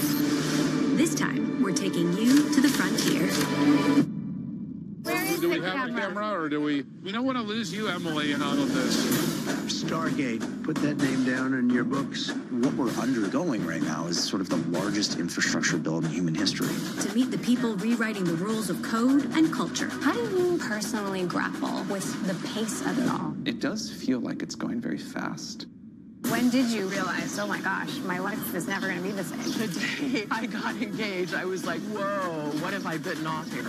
Where the future gets real. How confident are you that AI's promise will outweigh the perils? I'm not confident. So the tech companies are lying or fudging. And a little weird. What's the point of this? What is the point of any of this? Tune into Season 3 of The Circuit with me, Emily Chang, Thursdays at 6 p.m. Eastern on Bloomberg Originals and Bloomberg TV. I'm David Weston. Join me each week on Wall Street Week for stories of capitalism from business, markets, economics, tech, and climate.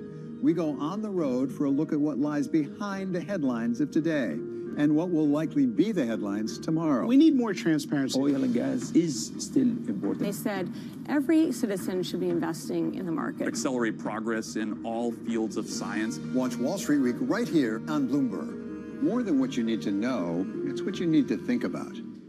Bringing you up-to-the-minute news whenever and wherever it happens. I'm Matt Miller, the Circuit de la Sarte in Le Mans, and this is Bloomberg. Our global headquarters in New York, I'm Danny Berger. Welcome to Bloomberg Brief. Let's set your agenda. Bloomberg Brief delivers the market news, data, and analysis you need live every weekday only on Bloomberg. Context changes everything. The Middle East and Africa regions are home to some of the biggest deals and fastest growth in the world. Vibrant resources and high-yield investment opportunities abound. I'm Jumana Bersecci. Join me on Bloomberg Horizon's Middle East and Africa for the stories, newsmakers, and insights shaping the decisions of traders across this exciting region. You had heightened levels of volatility. There's still room to maneuver. Reduce the opportunities. It allows you to increase significantly your net income. every trading day only on Bloomberg.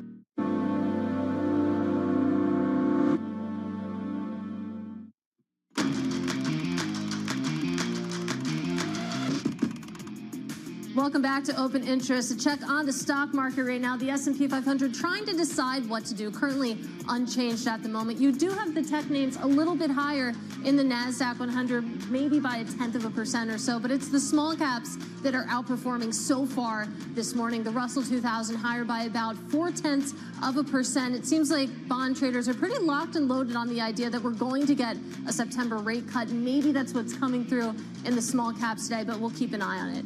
Meanwhile, it's time now for our top calls. Some of the analyst action in focus this morning. First up, Keurig Dr. Pepper getting downgraded over at HSBC after the company announced yesterday that it would buy the owner of Peet's Coffee for $18 billion. Investors are concerned about the company's plan to finance that acquisition with a mix of cash and debt. Shares currently off by about 1.5%. Next up, we have Canada Goose getting upgraded to a buy over at Baird. The analyst says that its improved product, merchandising focus, and marketing investment are driving momentum. And finally, AMD is getting upgraded to a buy over at Truist because it's seeing more AI traction with its customers. AMD shares higher by nearly 2%, Matt Miller. Have you still never had a Dr. Pepper? Still have never had a Dr. Pepper. You've never tried a Dr. Pepper? No, and I don't own a Canada Goose code, and I don't know how I interact with AMD, but I probably do. Hey, you may be interacting more and more with AMD in the future. Let's talk about that because they are partnering with Big Blue to build a quantum-centric supercomputer. Here with more on what that is Mandeep Singh, Global Head of Tech Research for Bloomberg Intelligence. Mandeep, obviously it sounds cool, but how soon is Kate? It'll be abstracted from her that in the sense she may not even know that she's interacting with a quantum computer because that's what these hyperscalers have done. They've put everything on the cloud in a way where you can just click a button, instantiate a server or a service, and even deploy your chatbot or build up your website. So to my mind, what AMD is doing is really kind of partnering with an IBM simply because you don't know what the next big thing in semiconductor chips would be. I mean, obviously it's AI chips right now, but hyperscalers are competitors to all of these semiconductor companies. And so if you're an AMD or any other chip maker, you want to create an ecosystem where you can partner with someone, and I think that's what AMD is trying to do here. Well, the less I know, the better, I say that I don't interact with AI because I don't use ChatGPT, but I'm sure that it's in my daily life, whether or not I like it. Let's talk a little bit about what this means for AMD. You think about the competitive landscape of the chip industry. I mean, NVIDIA just running away with it, a real competitive moat there. What does this mean for where AMD falls? Well, so the one thing that has changed this year is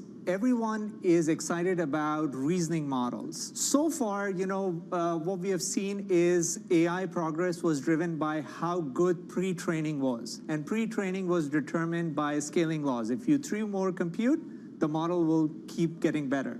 This year, with the reasoning models, with the success of OpenAI O3 and other reasoning models, everyone has realized you don't need to spend as much on pre-training. You can do a lot more at inference time.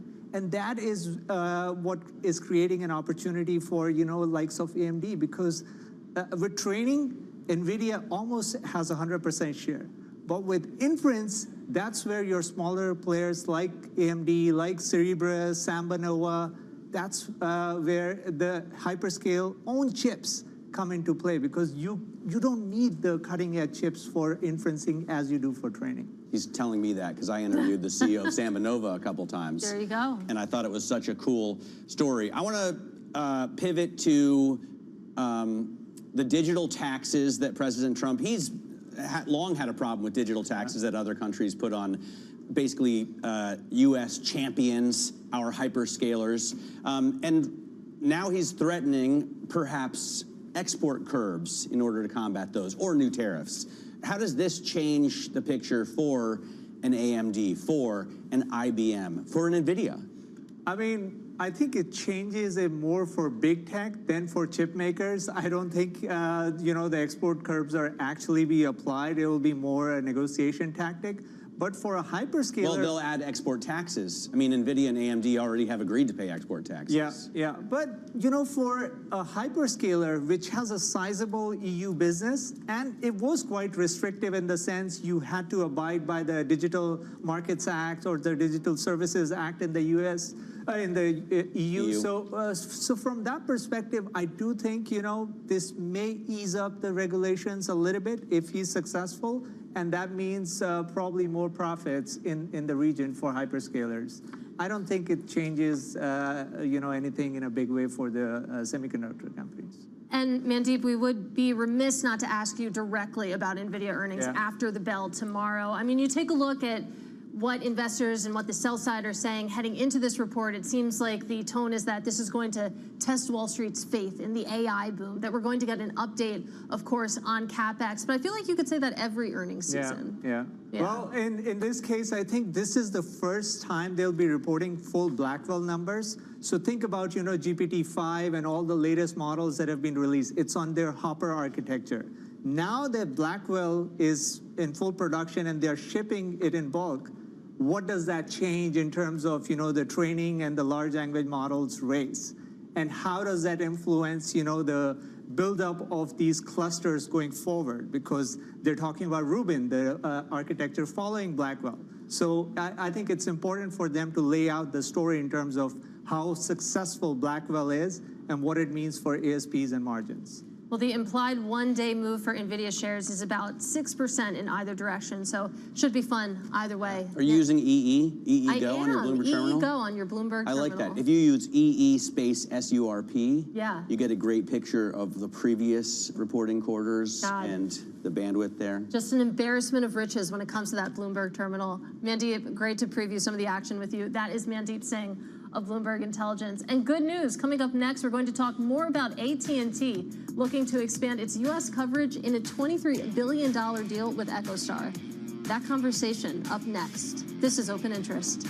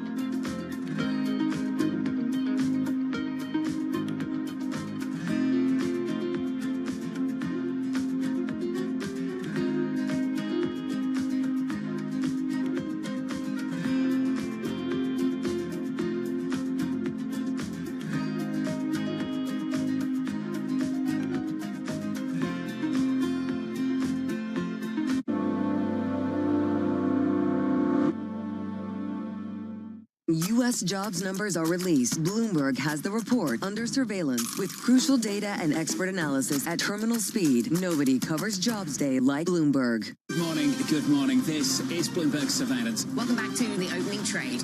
Watch Bloomberg Tech. This is the Asia Trade. This is Wall Street Week. Welcome to Balance of Power. This is Bloomberg Television. It's the world's second largest economy with a growing influence in global affairs. Bloomberg The China Show brings you the unmatched expertise you need to keep track of breaking news, in-depth market analysis, and the most influential newsmakers in and around China. We need to do more to engage the market more. We're risk on. I think we caught a little sweet spot. Massive savings right now. It's already a different game. Bloomberg The China Show. Weekdays around the world, right here on Bloomberg. Context changes everything. Bringing you up-to-the-minute economic news whenever and wherever it happens. I'm Michael McKee in Victor, Idaho, and this is Bloomberg.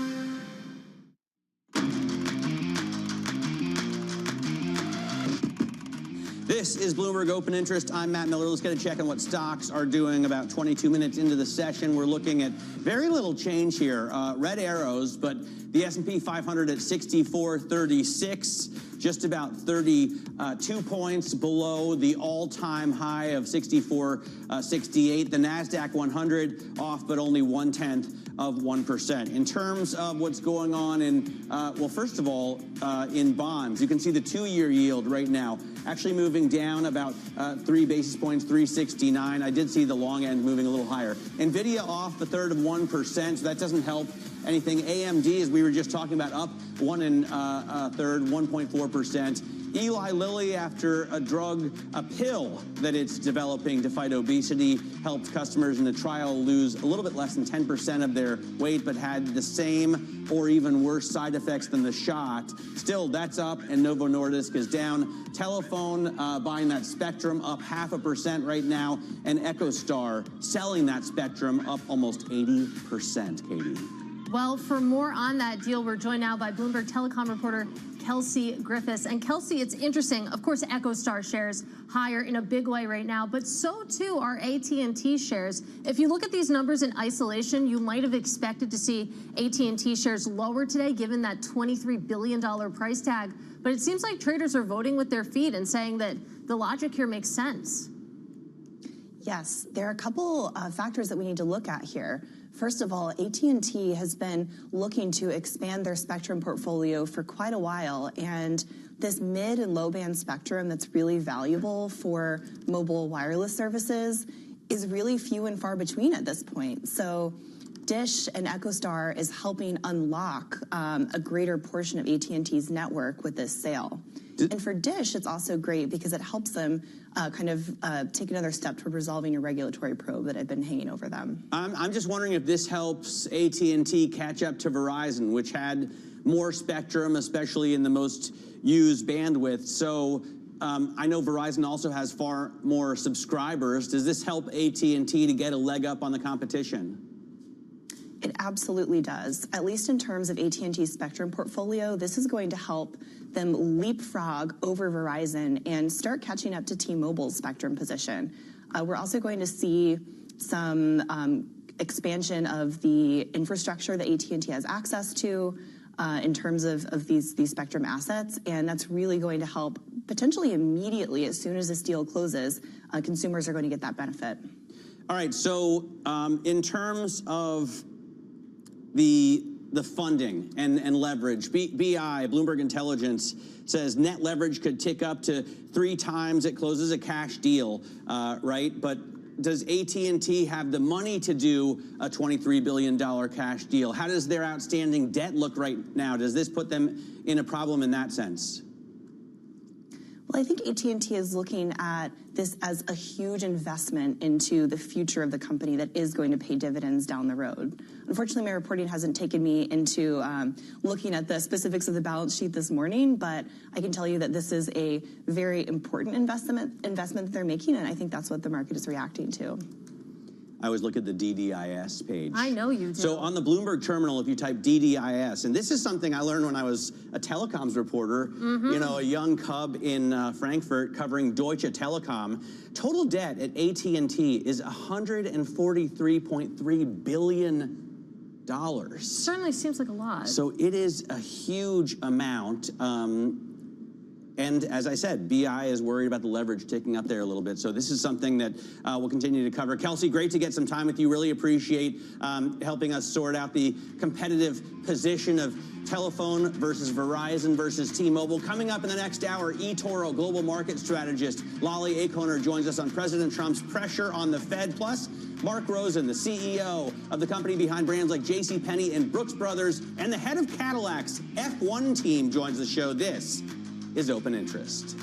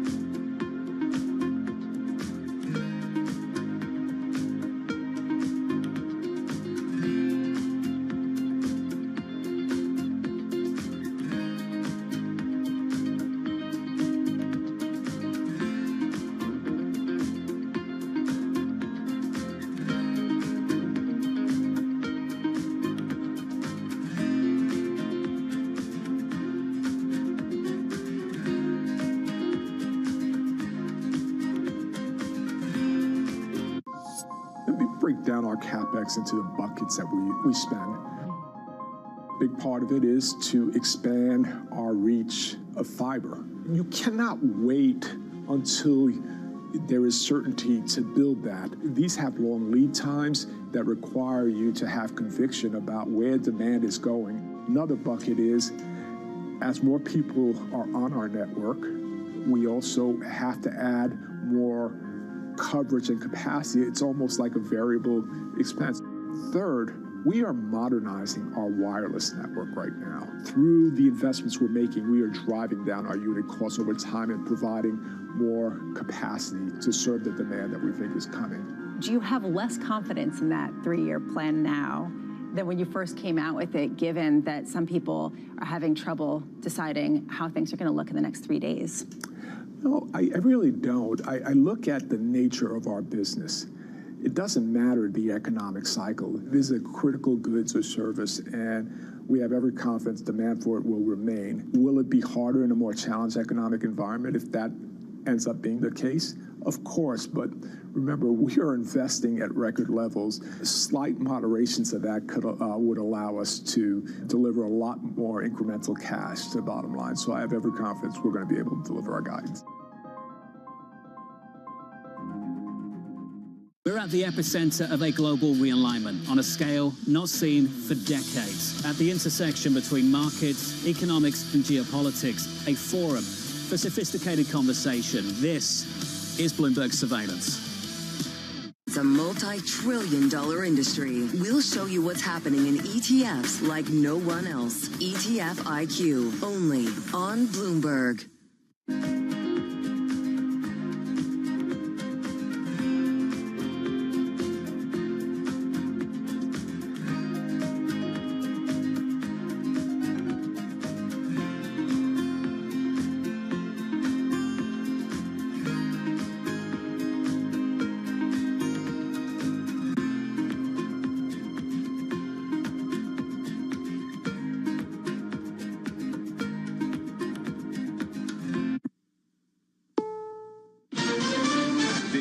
CBS News on the Hour, sponsored by Progressive Insurance. I'm Deborah Rodriguez. President Trump has fired Federal Reserve Board Governor Lisa Cook. He accuses her of mortgage fraud. She says she won't step down. CBS's Kelly O'Grady. The law is very murky when it comes to what exactly cause is. Is it an allegation of fraud? Is it a charge? Is it a conviction? And so I spoke to a number of legal scholars overnight when this came out, and they said this is absolutely going to be challenged in the courts, and it could even go as far as the Supreme Court. The president's been calling out the Fed for months for not raising interest rates. The Trump administration is warning California, Washington, and New Mexico to make sure they enforce English language requirements for truckers or face the consequences. Transportation Secretary Sean Duffy. We are going to give these states 30 days to come into compliance with truck drivers speaking proficiently the English language, or we're going to look at federal funding. The rule went into effect in June. Last week, a truck driver in Florida was accused of making an illegal U-turn in an accident that killed 3 people. The Trump administration says he was in the U.S. illegally. Another state's been drawn into a redistricting fight. A federal judge in Utah has ordered the Republican-controlled state legislature to come up with a new congressional map for the Democratic stronghold of Salt Lake City, because the new ones, she says, favor the GOP. Ryan Bell with the group Better Boundaries. We respect the power that the legislature has. We expect the legislature to respect the power that the people have. Both Texas and California are already dealing with redistricting issues. A towering wall of dust rolled through parts of Arizona. Boom. All of a sudden, you couldn't see anything. KPHO TV Stephanie Dupree and her cameraman were on the road in Phoenix when they were blinded by a phenomenon called a haboob. Correspondent Carter Evans. Scary images from Phoenix as a massive wall of dust seemingly brings life to a screeching halt. It's an apocalyptic scene of dust storm clouds surrounding Arizona State's football stadium. The storm also forced an hour-long ground stop for all flights at Phoenix Sky Harbor Airport. Power was knocked out to thousands of customers. There's a new report on the active ingredient in pot and what it can do to your mental health. CBS's Michael George has the details. A University of Colorado study found that products with a high concentration of THC, which means 10% or more THC per serving, are linked to psychosis, schizophrenia, and cannabis use disorder. But the researchers say more study is needed. The Dow is down 24 points in early trading. This is CBS News.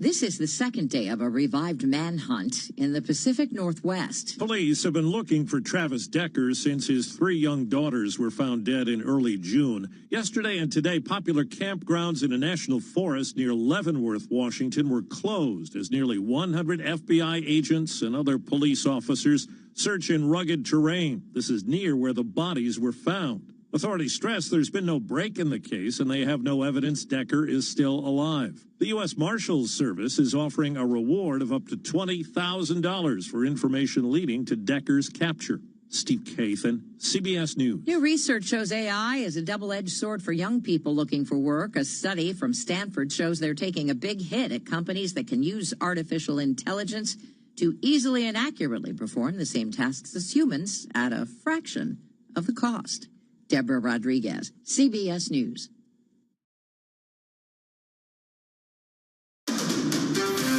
This is Bloomberg Intelligence with Paul Sweeney. The real outperformance has been the U.S. corporate high yield. These are two big-time blue-chip companies. One person's chaos is another person's animal spirits. Breaking market headlines and corporate news from across the globe. Our view is that the economy is slowing down. There is the possibility of a death spiral. Both quantum computing and AI are going to power the future. People are just buying everything with tech. Bloomberg Intelligence with Paul Sweeney on Bloomberg Radio, YouTube, and Bloomberg Originals.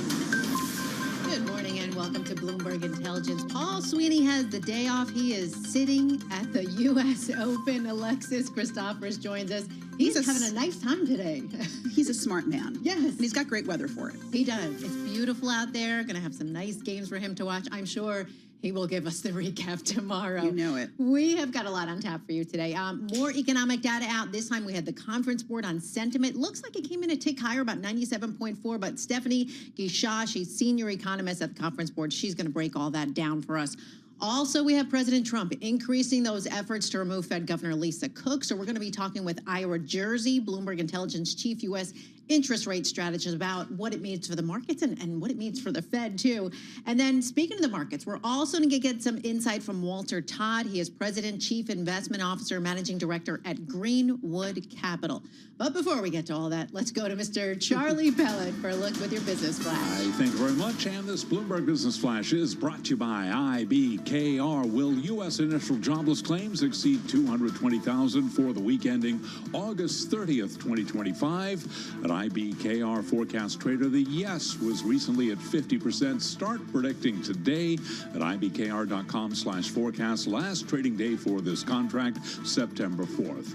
Let's begin with the latest consumer confidence data. Breaking moments ago, consumer confidence fell in August on more concerns regarding jobs and income. The conference board's gauge of sentiment decreased to 97.4 from an upward revision a month earlier. The median estimate in a Bloomberg survey of economists called called for a reading of 96.5. We'll have a whole lot more from the conference board coming up in just a moment.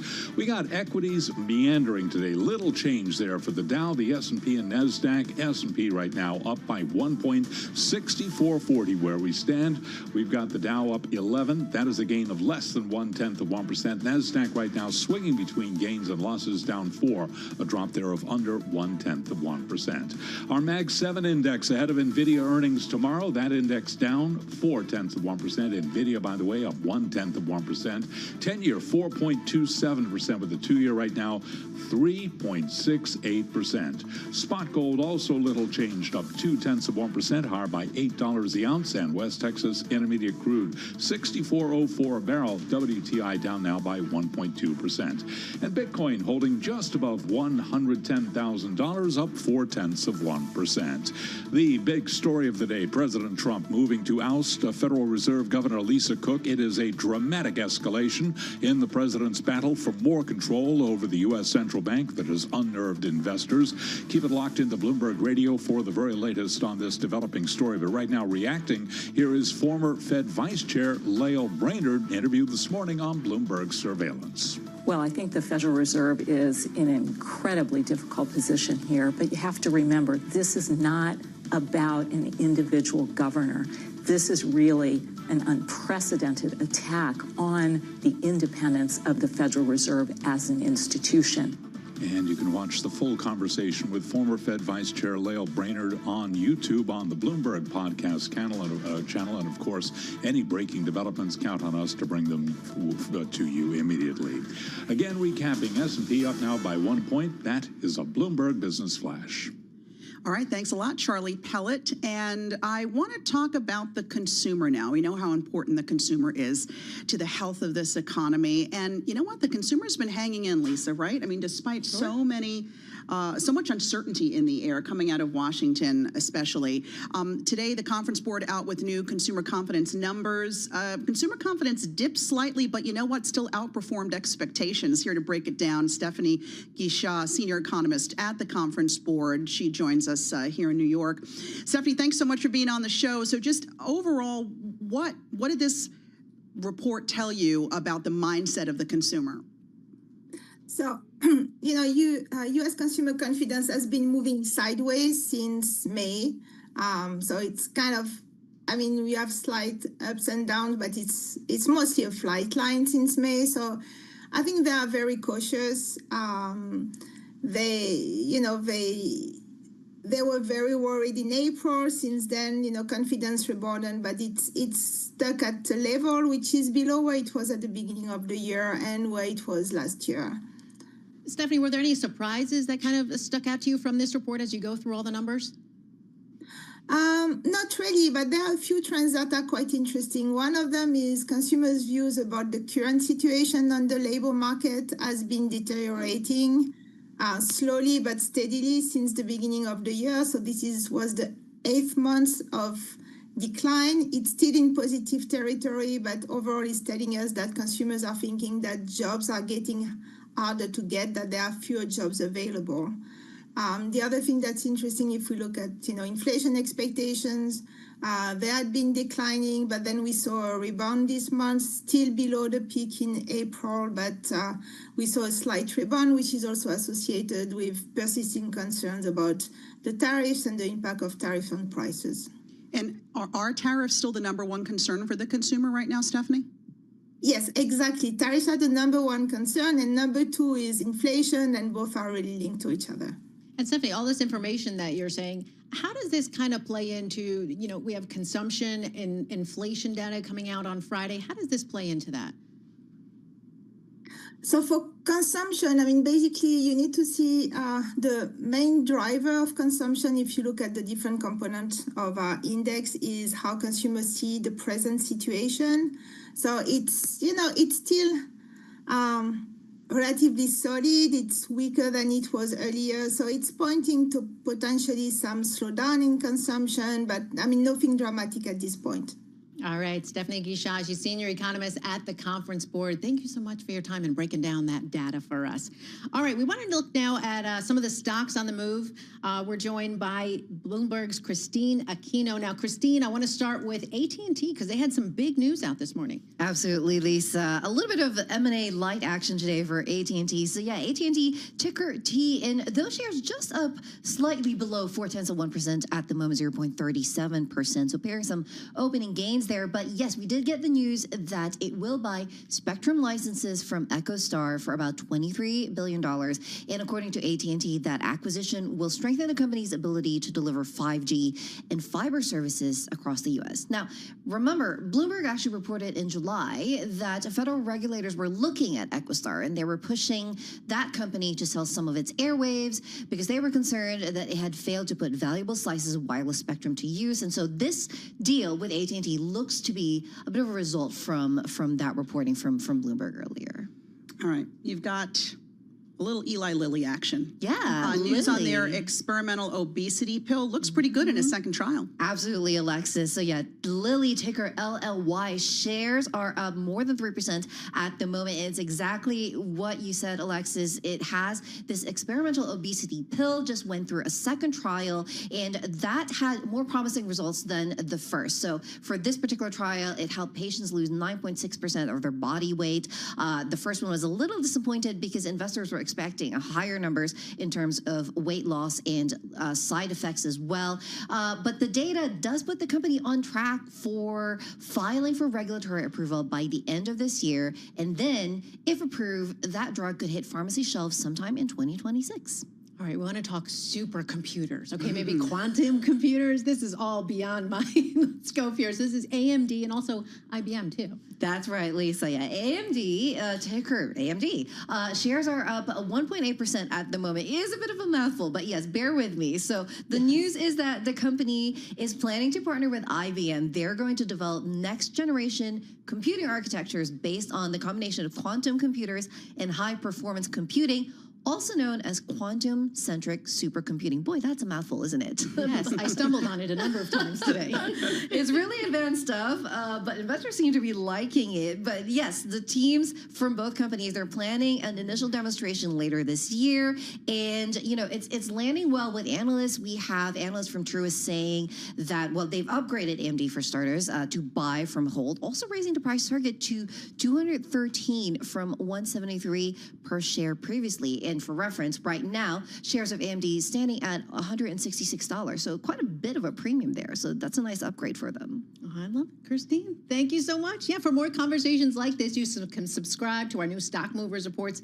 Listen for those 5-minute audio reports on the biggest winners and losers in the stock market. Subscribe to Stock Movers on Apple Podcasts, Spotify, or anywhere else you listen. All right, so we mentioned that Paul Sweeney was at the U.S. Open, right? Yeah. And you're a big U.S. Open fan, aren't you? Well, I've been a couple times. It's so cool to be there. Such a great venue. But I think we were all watching Venus Williams last night, right? Yes. I mean, first time back at the Grand Slam in 2 years, 45 years old, oldest singles player to play in Flushing Meadows since 1981. And you know what?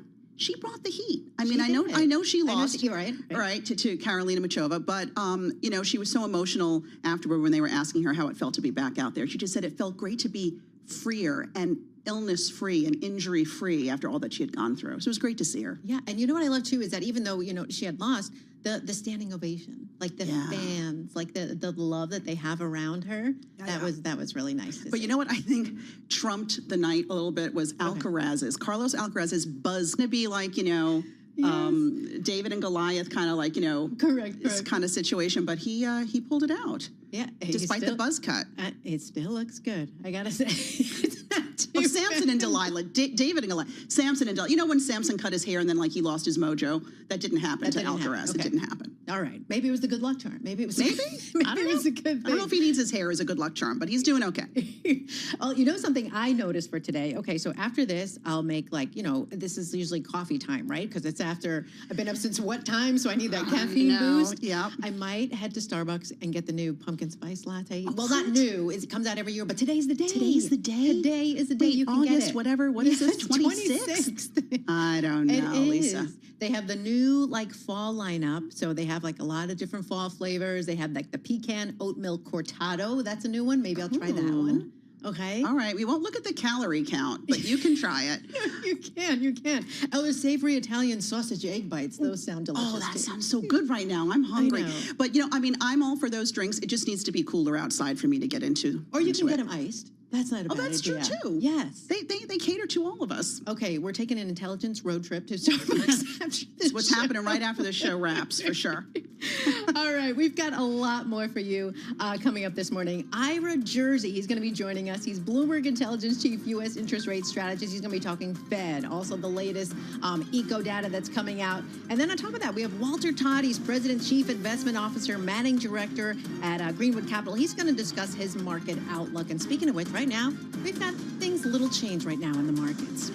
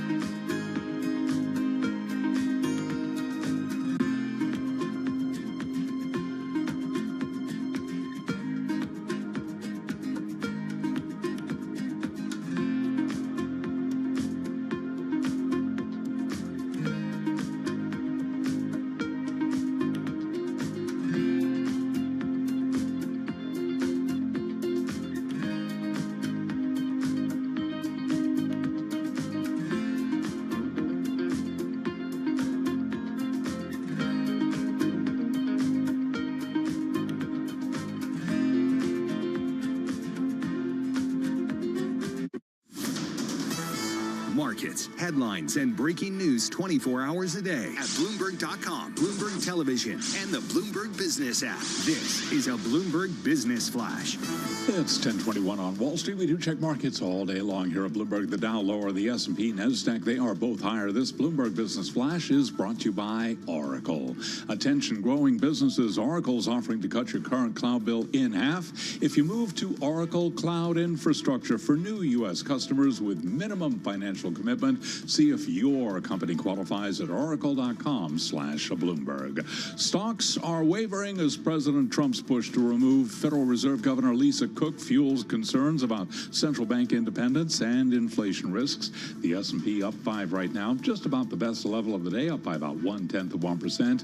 The Dow swinging between gains and losses, little change, higher by 8 points right now. NASDAQ up 41. That is an advance of 0.2%.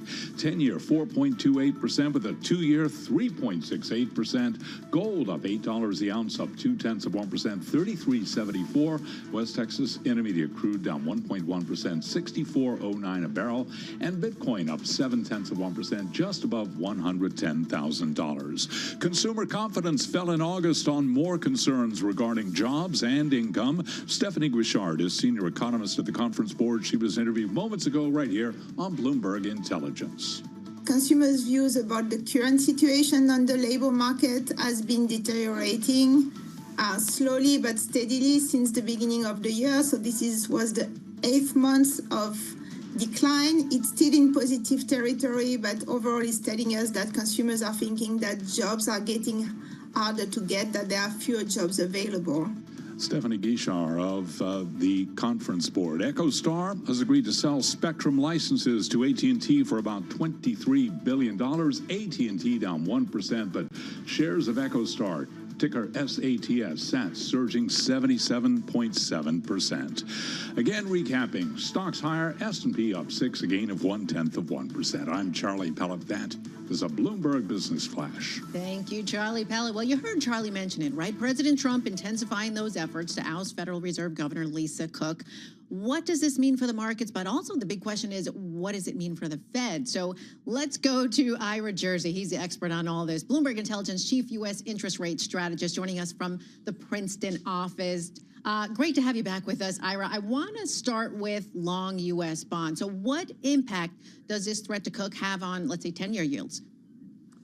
Yes, well, not even 10-year yields. I would even go out to the 30-year, yes. Yeah, and look at what's going out there. So you've seen a repeat. The market doesn't like when the president gets involved in kind of choosing Fed presidents and the like beyond the normal course of action. So what you saw earlier this year was when President Trump continued to talk about firing Jay Powell as chair and the like, you saw this, what we call twist steepening of the yield curve. So you saw long-term yields, so 30-year yields go up, short-term yields, 2-year yields go down. And the reason for that is the expectation that the Federal Reserve would cut interest rates and keep monetary policy easier than they might have otherwise because of the makeup and composition of the Fed. And in the long term, that's potentially bad for inflation outcomes. And that's one reason why you continue to see every time the president gets involved, this twist steepening of the yield curve, like I mentioned before. So, Ira, is this a sign, the way the bond market's behaving today, that investors are growing a little jittery about Trump's attack on the Fed's independence? Well, I think the bond market's been jittery since the attacks on Powell and whether, and again, this is a whole argument for independence. And there is a whole body of work in both academic literature as well as Wall Street literature about independent central banks tend to provide better outcomes than those are influenced by politicians. And the primary reason for that is the politicians always want easy monetary policy, even when easy monetary policy is not necessarily warranted.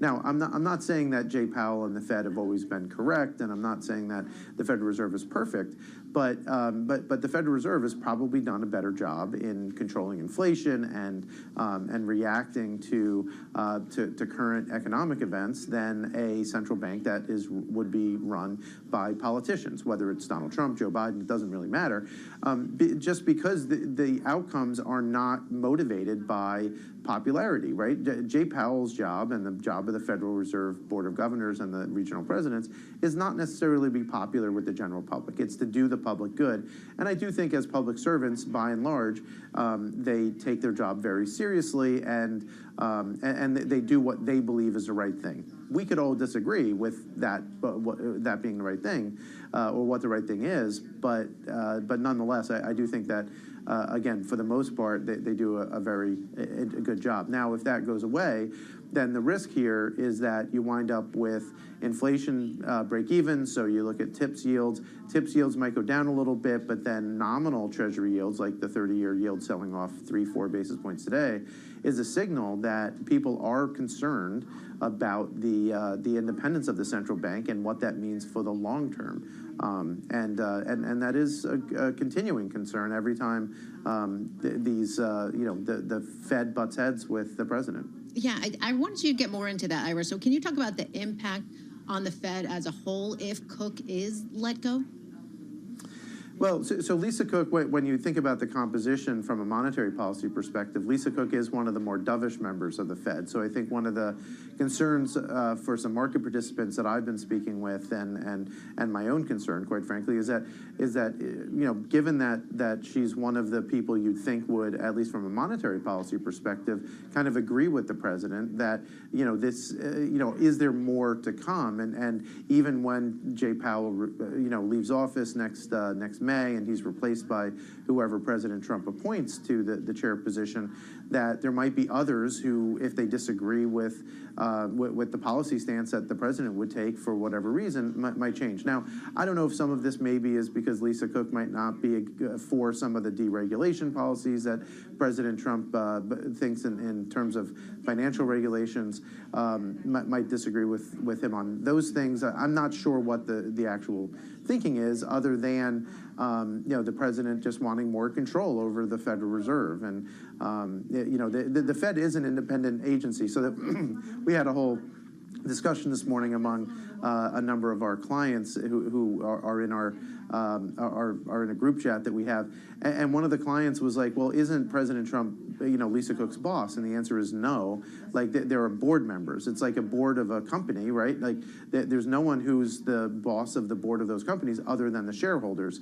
So so there is an interesting political discussion about should these should the independent agencies be independent? Should the SEC, the Federal Election Commission, all of them be independent versus the president? And over 200 years, the answer has been yes. We want a certain amount of autonomy for some of these boards so they can act independently from the elected political class of people like the president and members of Congress. Yeah, even the Supreme Court recently said they are a unique institution, is the word the Supreme Court used. Ira Jersey, Bloomberg Intelligence Chief U.S. Interest Rate Strategist. Thanks for coming on. We appreciate it. And I want to stick with this topic of President Trump trying to remove Lisa Cook from the Fed Governor Board and the market reaction, which seems to be sort of taking it in stride. I mean, we've got the S&P up about 2, the Dow is down about 1. Want to bring in Walter Todd now for more perspective. He's President, Chief Investment Officer, Managing Director at Greenwood Capital. Walter, good to see you. Why is the market, in essence, snoozing at this news about Trump and Cook? Yeah, the equity market snoozes at everything, right? I mean, this year, since the lows in April, it's been going straight up. But I agree with some of the comments that Ira said. Really focus on the bond market here and what's happening in the long end, 10 out to 30s. I think the bond market is reacting, even if the equity market is ignoring the news for now. But that's seemingly been the case in the equity market, ignoring a lot of potential risks out there for quite some time. So, Walter, with all that, I mean, more attention around the Fed. You have corporate earnings, you have trade talks. I mean, so much going on. I mean, how are you advising your clients? What are you telling them? Yeah, so I think at a minimum for us, it's rebalance for asset allocation purposes, right? If you don't want to trim your equity position, by itself. Look at it in the context of overall asset allocation. So for us, is being disciplined to a process and rebalancing and potentially selling some equities and reallocating that into bonds, whether that be treasuries or corporates, is the first thing. So just try to risk manage the portfolio.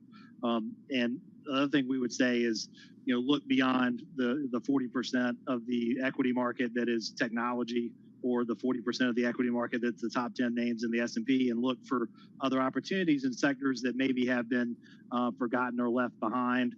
Healthcare would be one of those, but even beyond that, just looking at some of these really beaten down areas like energy and materials for opportunities within the equity market if you really want to stay invested in that.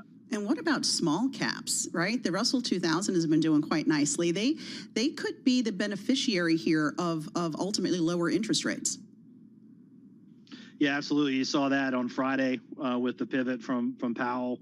Small caps were up over 4%, more than doubling the performance of the S&P that day. So as you say, they're more heavily levered companies. They're going to benefit from lower interest rates.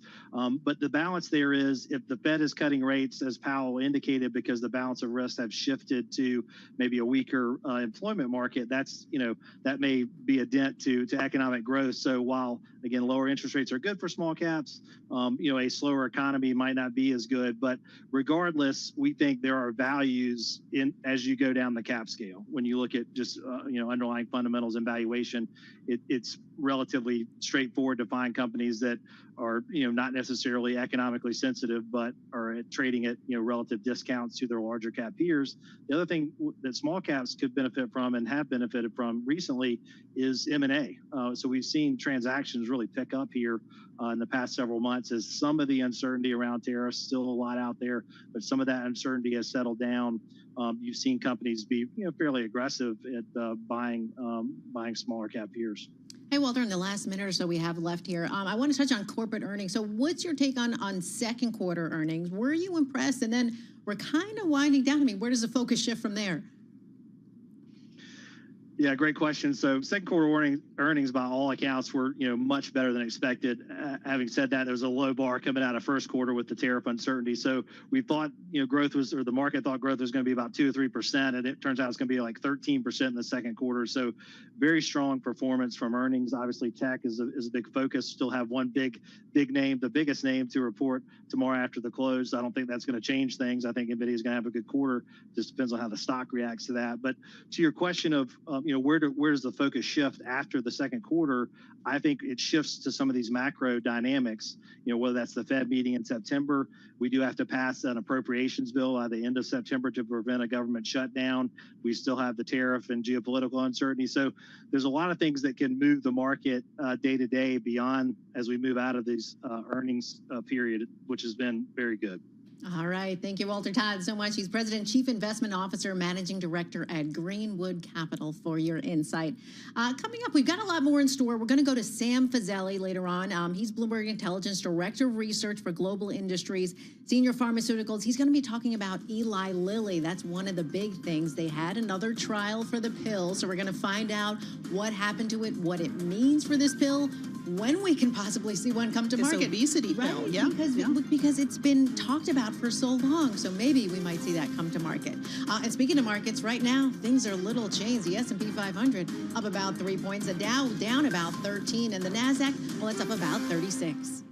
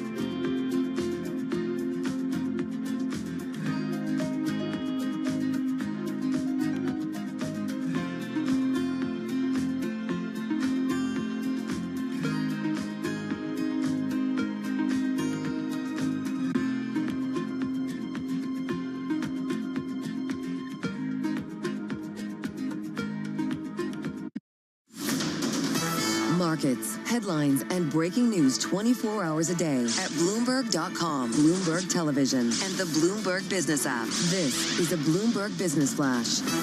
It's 10:40 on Wall Street. We do check markets all day long here at Bloomberg. Stocks seeing small gains and losses due to a rise in bond yields and concerns about the central bank's independence after President Trump's decision to fire a Federal Reserve governor. Stay with Bloomberg for any and all developments involving Lisa Cook. Right now we have the S&P up 1 point, little change there, 6440, getting close to a record. We've got the Dow down 35, down 0.1%. NASDAQ Composite Index up 0.1%. NASDAQ 100 Index up almost 0.2%. Russell 2000 Index of small cap shares up 0.7%. And a retreat for the Bloomberg Mag 7 Index down 0.1%. NVIDIA, part of that index, it reports tomorrow after the close. NVIDIA shares higher right now.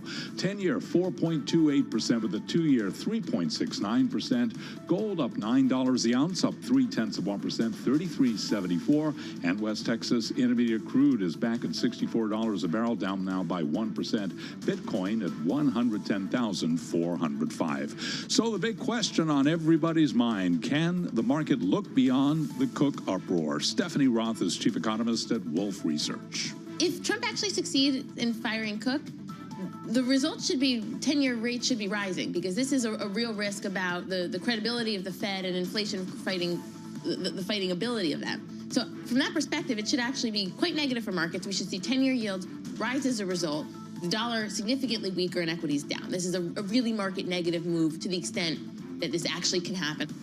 She adds, however, that her base case is that it can't happen. The 10-year, 4.28%. The 2-year, 3.70%. Again, we do have the S&P lower. Little change right now, down by 0.5 point, meandering between gains and losses. For on-demand news, 24 hours a day, subscribe to Bloomberg News now wherever you get your podcasts. I'm Charlie Pelleton. That is a Bloomberg Business Flash. All right. Thank you, Charlie. Welcome back to Bloomberg Intelligence. I'm Lisa Mateo alongside Alexis Christoforous. Paul Sweeney has the day off. He is enjoying the U.S. Open. All right, we're going to get things started. I know, right? Definitely lucky. So a lot of headlines in the news. One of them that caught my eye, this was Eli Lilly. Okay, so their weight loss pill, it's moving a little bit closer, one step closer to this potential approval. This came after results from its latest trial, so what we want to do is get more details from that. Let's bring in Sam Fazeli. He is Bloomberg Intelligence Director of Research for Global Industries and Senior Pharmaceuticals. Joining us from London, Sam, welcome back to the show. So this is the second trial of the pill, I believe. So how is it different this time around? It is, Lisa, and thank you for having me back. And I'm sorry that Paul isn't here for me to give him grief, because he always tells me off for taking days off. He always busts your chops. Next time. So look, this is a large trial in diabetic patients, but obese diabetic patients. So they're looking at the impact in that population. That population tends to have less of a weight loss for a variety of reasons, but it's come out exactly where we thought it would come out. Actually, maybe a little bit better than people's lowered expectations after that first trial readout a couple of weeks ago, if you remember, when the stock got hit severely, Lilly's stock. And so we're seeing about 10% weight loss, and still the same high levels of discontinuations. This is a long trial, so you even find a whole bunch of people on placebo discontinue because they get bored, they want to go and get weight loss from another drug. So it's actually pretty decent data, and I think you can see that Novo has sold off on the back of this because it's a small molecule pill. It's a pill you can take, relatively easily manufactured, and you can take without too much complications in terms of don't eat, do eat, take it in the morning, take it in the evening, that sort of stuff. And that's the key, Sam, and I'm wondering how much of a game changer this is, because it's not an injection, right? It's a pill. You're looking at an industry that by 2030 is projected to be $95 billion. So if this goes Eli Lilly's way, is it a game changer for the company? Yeah, I mean, it has gone their way. This is, unless something shows up in the enormous number of files that they filed to the FDA in terms of side effects or something, this is a drug that's likely to get approved. The question is, how do you use it? You've got the injectables once a week, once a week, not a big ask, very fine needle. People even tell me they don't even notice the needle going in and out, but still, you don't see the needle. What does it sit? 10% weight loss versus 20-odd% weight loss. So what is the right way forward here? Some people are needle phobic. It's going to be helpful for those. Some people can't get access to the drug because it's hard to manufacture the other ones that are injectables, sterile manufacturing. So there's lots of room for this. And of course, there's this other thing that I think a lot of people keep thinking about is you've got your big weight loss with your injectables 6 months in, 9 months in, 12 months in, switch to this and help you maintain. You might not even need the higher doses, which are causing some side effects. Maybe you can get away with a lower dose and maintain that weight loss. They would have to do a trial to prove that, though. So, Sam, as you're talking, a question kind of popped into my head. You're talking about all the different advantages to it. What about, has there been any talk about price? Like, how much could this pill cost compared to an injection? I mean, it would be an error for these companies to start competing with themselves on price with their products.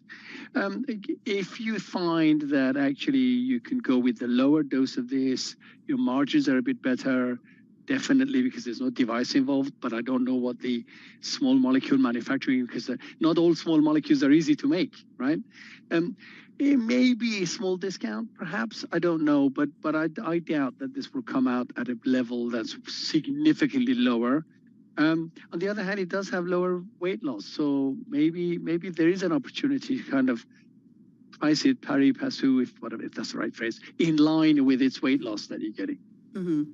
I want to branch out and talk just biotech on a bigger scale for a moment, because M&A has been pretty active, right, in the sector. We had Merck buying Verona Pharma. I think it was for their respiratory treatment recently.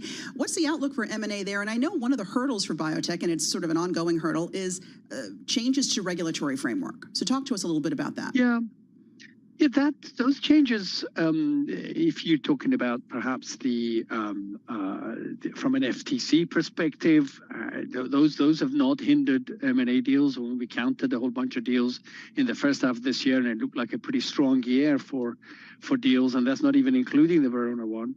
The thing here is a lot of executives in the biotech world are still looking at their share price charts, thinking back to those beautiful days of 2 or 3 years ago where the share prices were 70-80% higher, right, and thinking, is it the right thing for them to do to sell? Clearly, some have got to the point of accepting that, and some have done it from a position of strength. Verona was rocketing up before they got taken out at over $100 a share. So pharma is definitely interested. Maybe if the interest rate environment, going back to what we were just hearing earlier, does go in favor of cost of capital coming down, maybe you'll start seeing some more deals. And of course, that would also help biotech valuations potentially in general. So maybe there would be an interesting time to look out to in the next 6 to 12 months. All right, Sam, in the last minute or two you have here, another article caught my eye. President Trump, Health and Human Services Secretary Robert Kennedy Jr., they're allegedly planning to ban the COVID vaccine within months. Did this surprise you at all? Well, yes, no. I mean, both. The thing is, it's rumor, and I think the HHS has said, look, there's nothing that we can tell you today that would back this. I think that would be a mistake. And choice is what Americans have always valued in the freedom that the U.S. has. Let's just leave the choice there. Give people all the information, do the scientific work that the HHS wants to do, and just leave it open and give it to the discussion between physicians and patients and subjects and people. I think that's the right way, whether that will happen or not. But if it does happen, we've got a bad time for BioNTech and Moderna, because that's their only source of revenue. Oh, that is the truth. Sam Fazeli, thanks for pointing that out. Bloomberg Intelligence Director of Research for Global Industries and Senior Pharmaceuticals. So much to talk about. I mean, but the weight loss pill was really like on my mind, because so many people, I mean, I know people who are on the injections and they're just waiting for that Same pill. here. Yeah, I hear you. Yeah, most definitely. So we've got a lot more coming up. We have Diana Gomez. She is Bloomberg Intelligence Senior Equity Research Analyst. She's talking about Essilor Luxottica. Do you have a pair of Ray-Bans? I do. Doesn't everybody? Come on. I have one, okay? So this is a big thing, okay? They're the maker of Ray-Bans, and they want to increase their stake in Nikon. So we're going to be talking about that. Stay tuned. You don't want to miss it right here on Bloomberg Intelligence.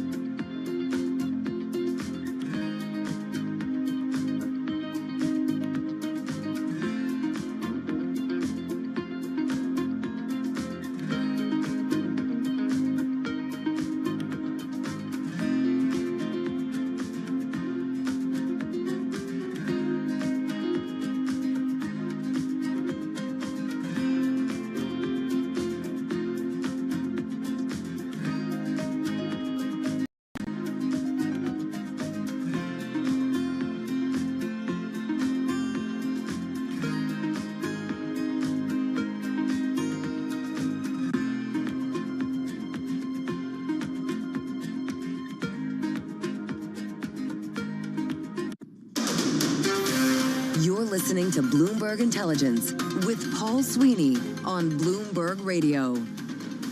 Welcome back to Bloomberg Intelligence, everybody. I'm Alexis Christophorous along with Lisa Mateo. And Lisa, just seeing this across the wires a few minutes ago, Walmart is going to speed up delivery times for some marketplace orders as it better competes with Amazon. So it says the company's fulfillment service will provide next-day delivery in top U.S. cities, including like here in New York and L.A., for some of the website's most popular items, trying to, continually try to be one step ahead of Amazon. That's pretty tough to do. I know Amazon just the other day announced it's going to start delivering groceries within an hour. Within an hour in some major cities. Hard to compete with that. Well, sometimes you need that if you're ordering ice cream.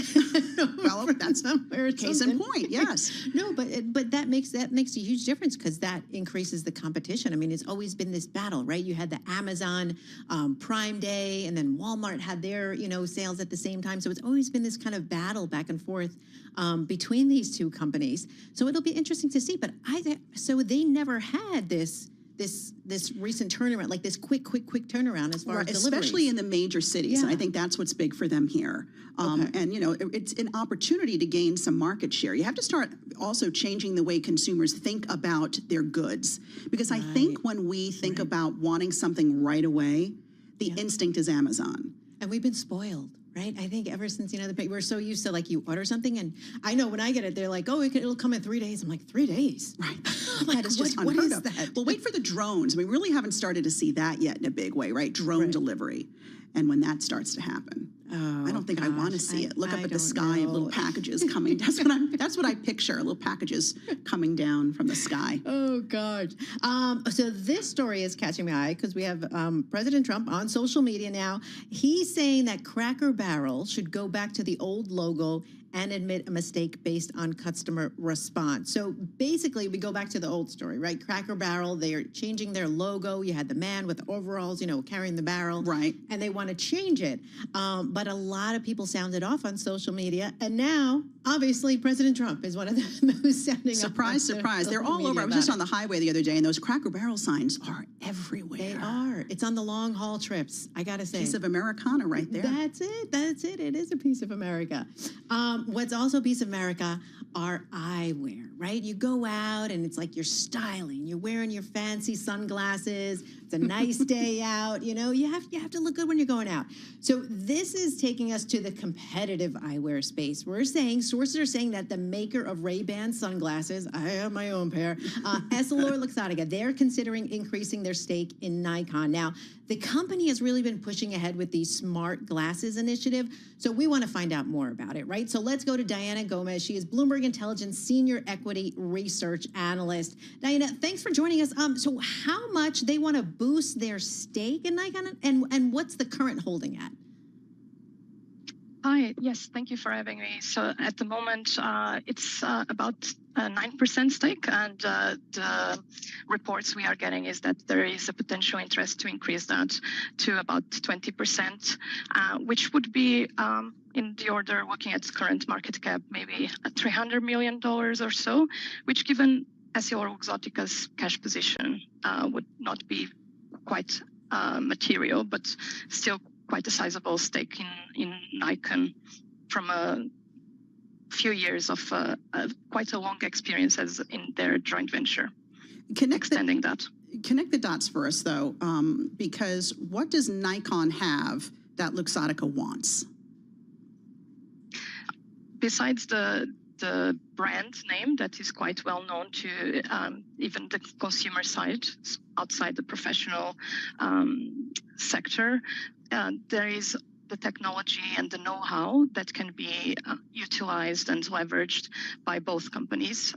So we are talking about the distribution of Essilor combined with know-how and strong brand name of a company like Nikon, and they have been partnering in different areas. One of them, which is quite an emerging one, is the myopia control, which are these lenses that are meant to slow the progression of myopia in children, which is quite important given that forecasts are that by 2050, about half of the world population could be suffering from myopia. So it's quite an interesting area as an example of those where they are collaborating, particularly in China, where they are selling already some of these myopia control lenses, with the FDA approval for the EssilorLuxottica Celeste still being in the pipeline as well.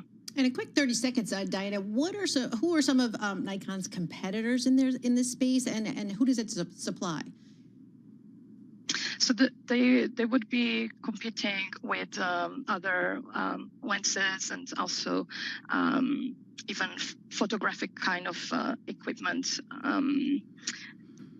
And the space is quite diverse at the moment because even with EssilorLuxottica, this partnership potential extended partnership just shows how the company is going more into the medical technology and medical devices field in terms of trying to also find medical issues just looking at the eye. So that's a new area where companies within the ophthalmological and visual space are looking at, and lenses companies that are potentially with the consumer more known for the photo cameras also play a role with. So it's all quite well integrated and in the world of smart glasses. It is, yeah. Diana Gomez, sorry, we are out of time. She's a Bloomberg Intelligence Senior Equity Research Analyst. Kind of those Ray-Ban Meta smart glasses, I don't know.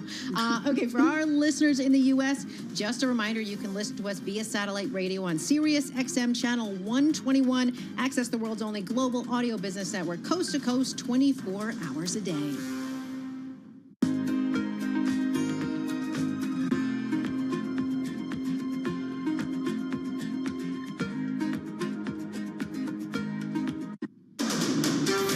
This is Bloomberg Intelligence with Paul Sweeney. The semiconductor business is a really cyclical business. The market's telling me, here's another AI play. Just bid it, buy it. Is the market over their skis? Are people just too exuberant out there? Breaking market headlines and corporate news from across the globe. This was a big success story for Apple. We like bonds. We think bonds are attractive. Private markets have become very diverse. What we're telling people is be cautious here. Bloomberg Intelligence with Paul Sweeney on Bloomberg Radio, YouTube, and Bloomberg Originals.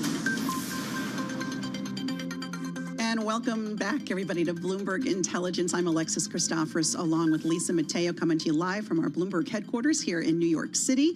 We're actually waiting for President Trump to hold his weekly cabinet meeting, but this one's going to be a little different, right? Because it comes just hours after the president announced he was firing Lisa Cook as a governor of the Federal Reserve Board over allegations of mortgage fraud. So you can bet we're going to be taking that cabinet meeting live when it happens. But in the meantime, there's a lot more to get to. Actually, a little later in the show, we're going to hear from Elliot Stein. He's a litigation analyst with Bloomberg Intelligence, just about what Trump's trying to do here with the Fed and the difficult path he may face in trying to fire a Fed governor. First time that would be happening, by the way, in the 112-year history of the Fed.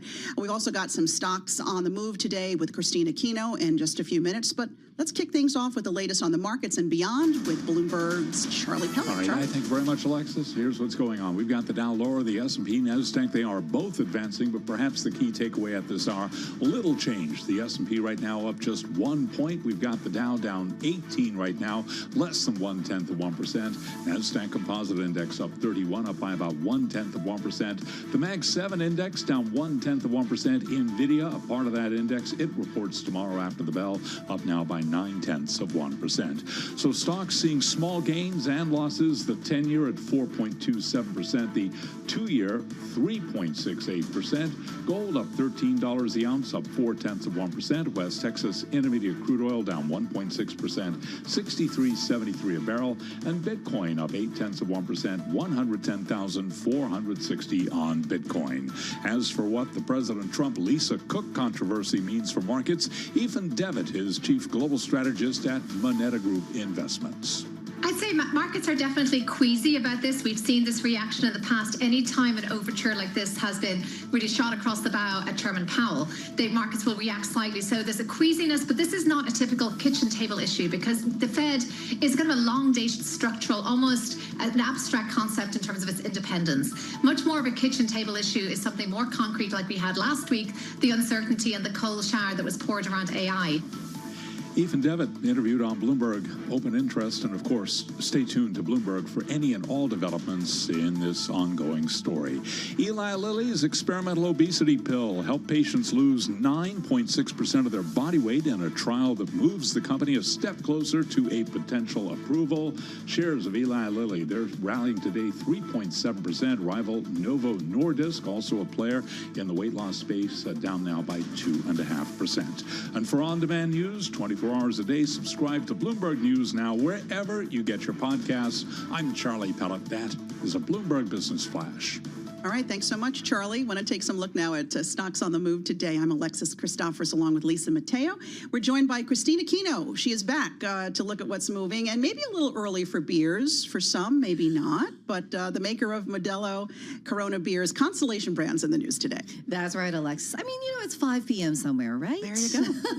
But yes, Constellation Brands, ticker STZ, not doing so hot today. Shares are down more than 2% now, so extending some of those earlier their opening declines here. And that is because Citi opened a negative 30-day catalyst watch on the company before its investor conference presentation on September 2nd. So that's going to be after Labor Day weekend. And so Citi analyst Filippo Falorni is expecting the company to use the conference to lower guidance targets for 2026, particularly for the beer business. Now, we know that that business has been struggling because of lower consumer demand, because of the tariffs on aluminum cans. In July, they did report first quarter results that trailed expectations. And so analysts are expecting that there's going to be bad news next week from this company. All right, we go from Constellation Brands to Olaplex. So explain who this company is, what they do. Yeah, well, you know, they make fancy shampoos, and they're very famous There you go. among TikTok influencers. You know, I've ever heard of an Olaplex bun? Like, this is how they became part of the Z Guys. I am so not in the loop. No. She keeps us young. I like this, Christine.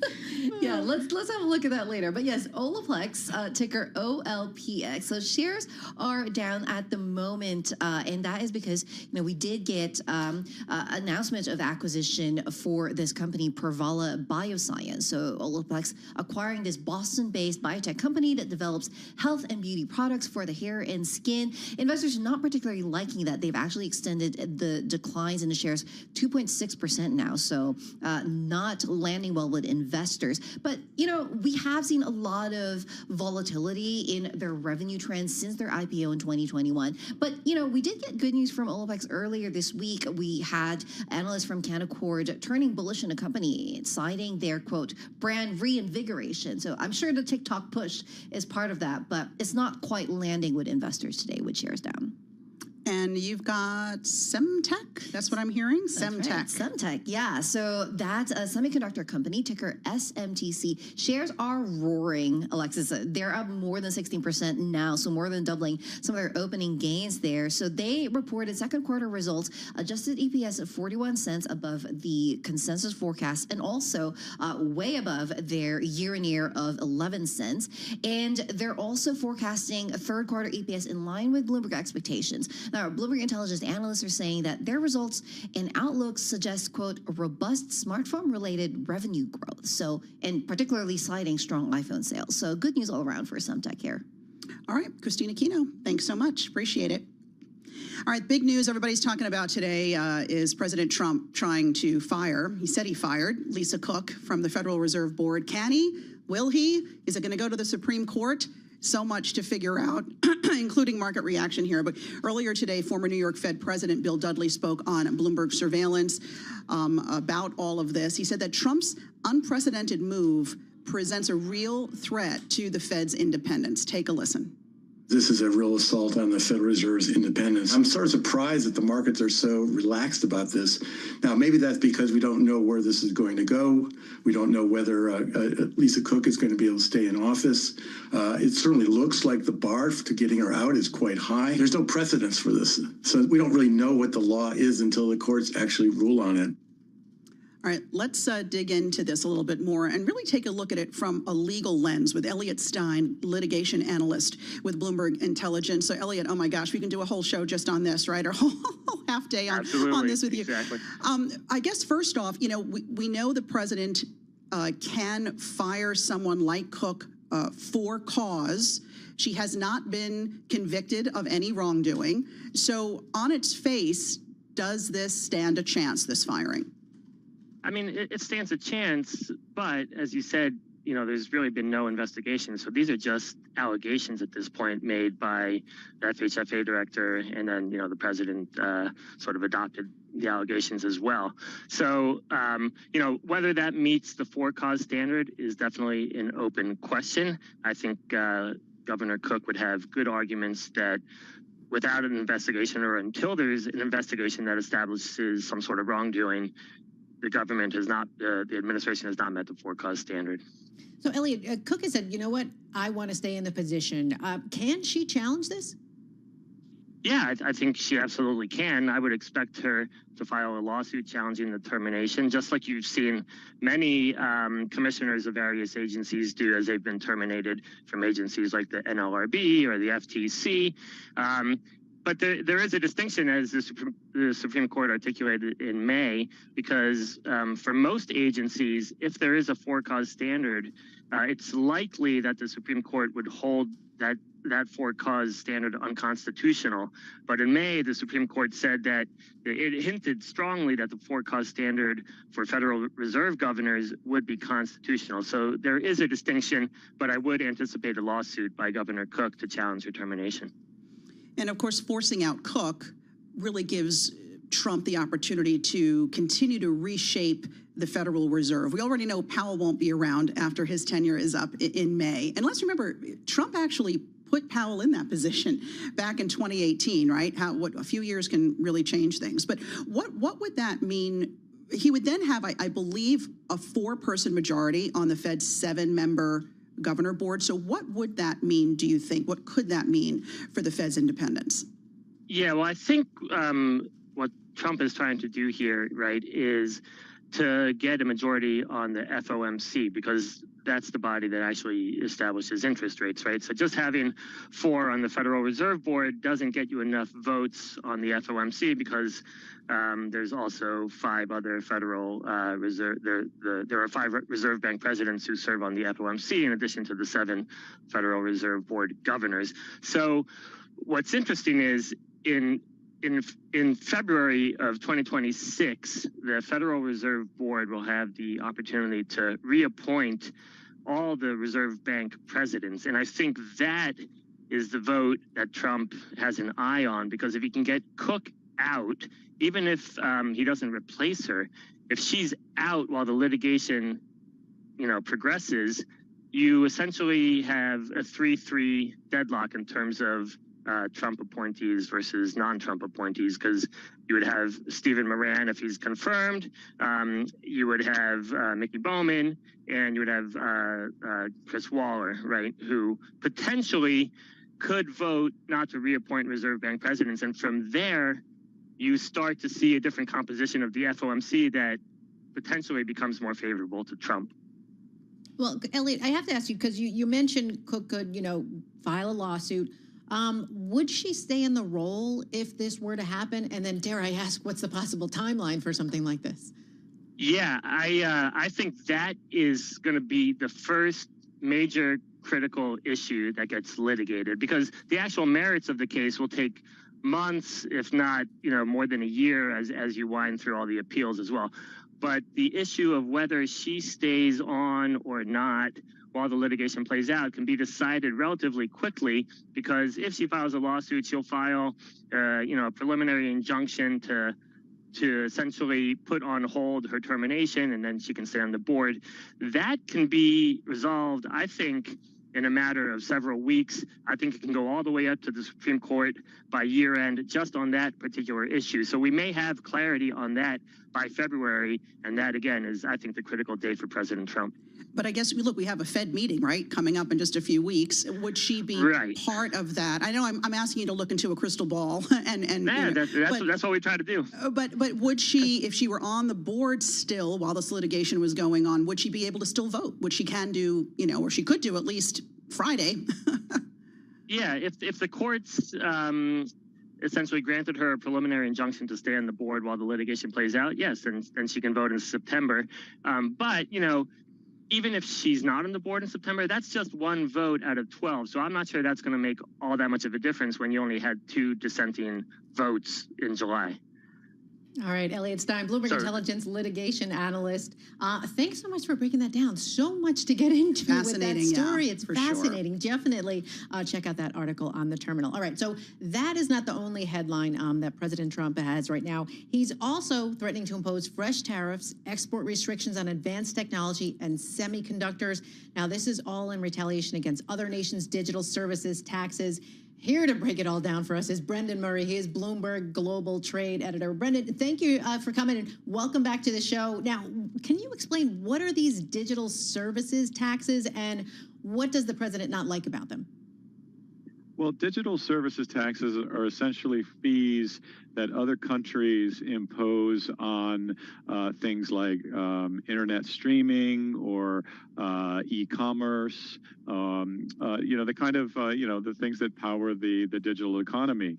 And there are most of those companies that provide those services. We're talking about Google and Meta and Netflix and you name all the e-commerce companies. Most of those are American companies, and so countries and President Trump didn't name any particular country in this case, in this social media post where he threatened to retaliate against these digital taxes. He didn't mention any country in particular, but it kind of went without saying that he's talking about the European Union. He could also be talking about the UK, where they have a digital services tax, or South Korea. So these are countries that the U.S. is locked in pretty ongoing trade negotiations with. So basically, these are fees on these tech companies' services. They could be on advertising, or they could be on particular transactions. And President Trump and previous U.S. administrations have looked at this as discriminatory against U.S. companies. Just because we have the big tech giants doesn't necessarily mean that they should pay a penalty. Donald Trump wants to collect tax revenue on those companies himself, and he doesn't want France doing it instead. So it's been a big target. This digital services tax has been a big target for the Trump administration. He threatened to do it. He threatened to retaliate against Canada, and the next day Canada said, "Okay, we won't impose this digital services tax." So, yeah, it's a real sticky issue, and it kind of leads us into this new frontier of trade wars that lie ahead of us. Yeah, and certainly the EU is a different animal than Canada when it comes to these digital services taxes. I mean, I know it's been a bone of contention, especially for Trump, for quite some time. We were so close, right, to the EU trade deal. I mean, at least there was a framework a few days ago. I know that initial framework, Brenda, didn't have the digital aspect in there. Do you think that this could be, if Trump doesn't get what he wants here, is that a deal breaker? And is this going to be a bargaining chip for him? I think that these negotiations are going to go on for a while. This framework that they have come up with laid out a number of things that sounded like they were sort of settled, but it also listed things that were not settled. And as you suggest, the digital services taxes issue is not really settled. The EU has drawn a red line around it, saying this is our sovereign authority to regulate and tax as we see fit. You can't tell us what to tax and what not to tax. And so it is one of those deal-breaking issues that they just decided for the time being that they wouldn't really go toe-to-toe over. So it's kind of been put to it's sort of hibernating at the moment, but it could come awake and create a lot of disruption, a lot of threats and retaliation and that kind of thing in the future. But for the time being, it doesn't seem like it will destroy the progress that they've reached so far in this recent framework that they're putting into effect this month. Yeah, well, certainly to be continued, right? Brendan Murray, Global Trade Editor here at Bloomberg News. Thanks so much for your insights. We appreciate it. And coming up here, Bloomberg, now on your dashboard, in case you were wondering, with Apple CarPlay, Android Auto. You want access to every Bloomberg podcast, live audio feeds, headlines at the click of a button. That all sounds good. Well, you can download the latest version of the Bloomberg Business app right now. Getting a check of the markets. Mixed picture.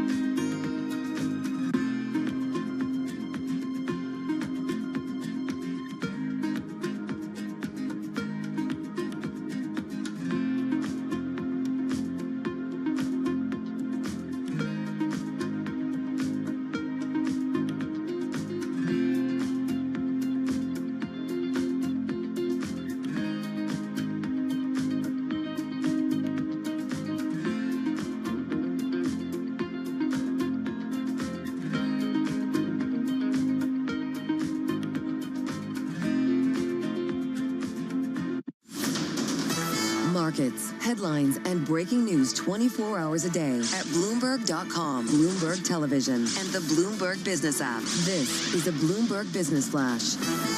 It's 11:21 on Wall Street.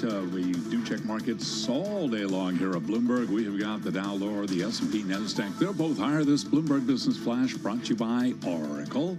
Attention growing businesses. Oracle's offering to cut your current cloud bill in half if you move to Oracle Cloud Infrastructure.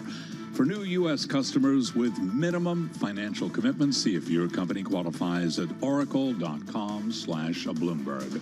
Stocks are seeing small gains and small losses due to a rise in bond yields. Also concerns about the central bank's independence after President Trump's decision to fire Federal Reserve Governor Lisa Cook. Here's where we stand. The S&P 500 index, little changed, up to now at 6441, still holding close to a record. The Dow down 36, down 0.1%. NASDAQ, the composite index, up 39, up 0.2%. Mag 7 index unchanged. NVIDIA is a part of the Mag 7 index. It reports tomorrow after the close of trading, up now by 0.8%. The 10-year 4.27%, with the 2-year 3.69%. Gold is up $15 the ounce, $33.81, up 0.4%. And West Texas Intermediate crude down 1.9%, $63.57 a barrel. Bitcoin at 110,385, up 0.7%. EchoStar has agreed to sell spectrum licenses to AT&T for about $23 billion in a deal that may help the satellite company stay afloat and fend off regulatory concerns about its airwave use. The sale will expand AT&T's network. AT&T down 1.5%, but shares of EchoStar surging by 80.8%. Recapping, S&P little changed, up now by 2 points. And for on-demand news 24 hours a day, subscribe to Bloomberg News now wherever you get your podcasts. I'm Charlie Pellet. That is a Bloomberg Business Flash. Okay, thanks very much, Charlie. I want to bring in Emily Lavelle right now. She's Chief Investment Officer at New Mexico Climate Investment Center to talk a little bit more about the markets. And Emily, I'm curious what kind of conversations you're having this morning after news of, President Trump attempting to remove Fed Board Governor Lisa Cook, and sort of what's on your clients' minds right now. Hi, good morning. Really nice to be here. Thank you.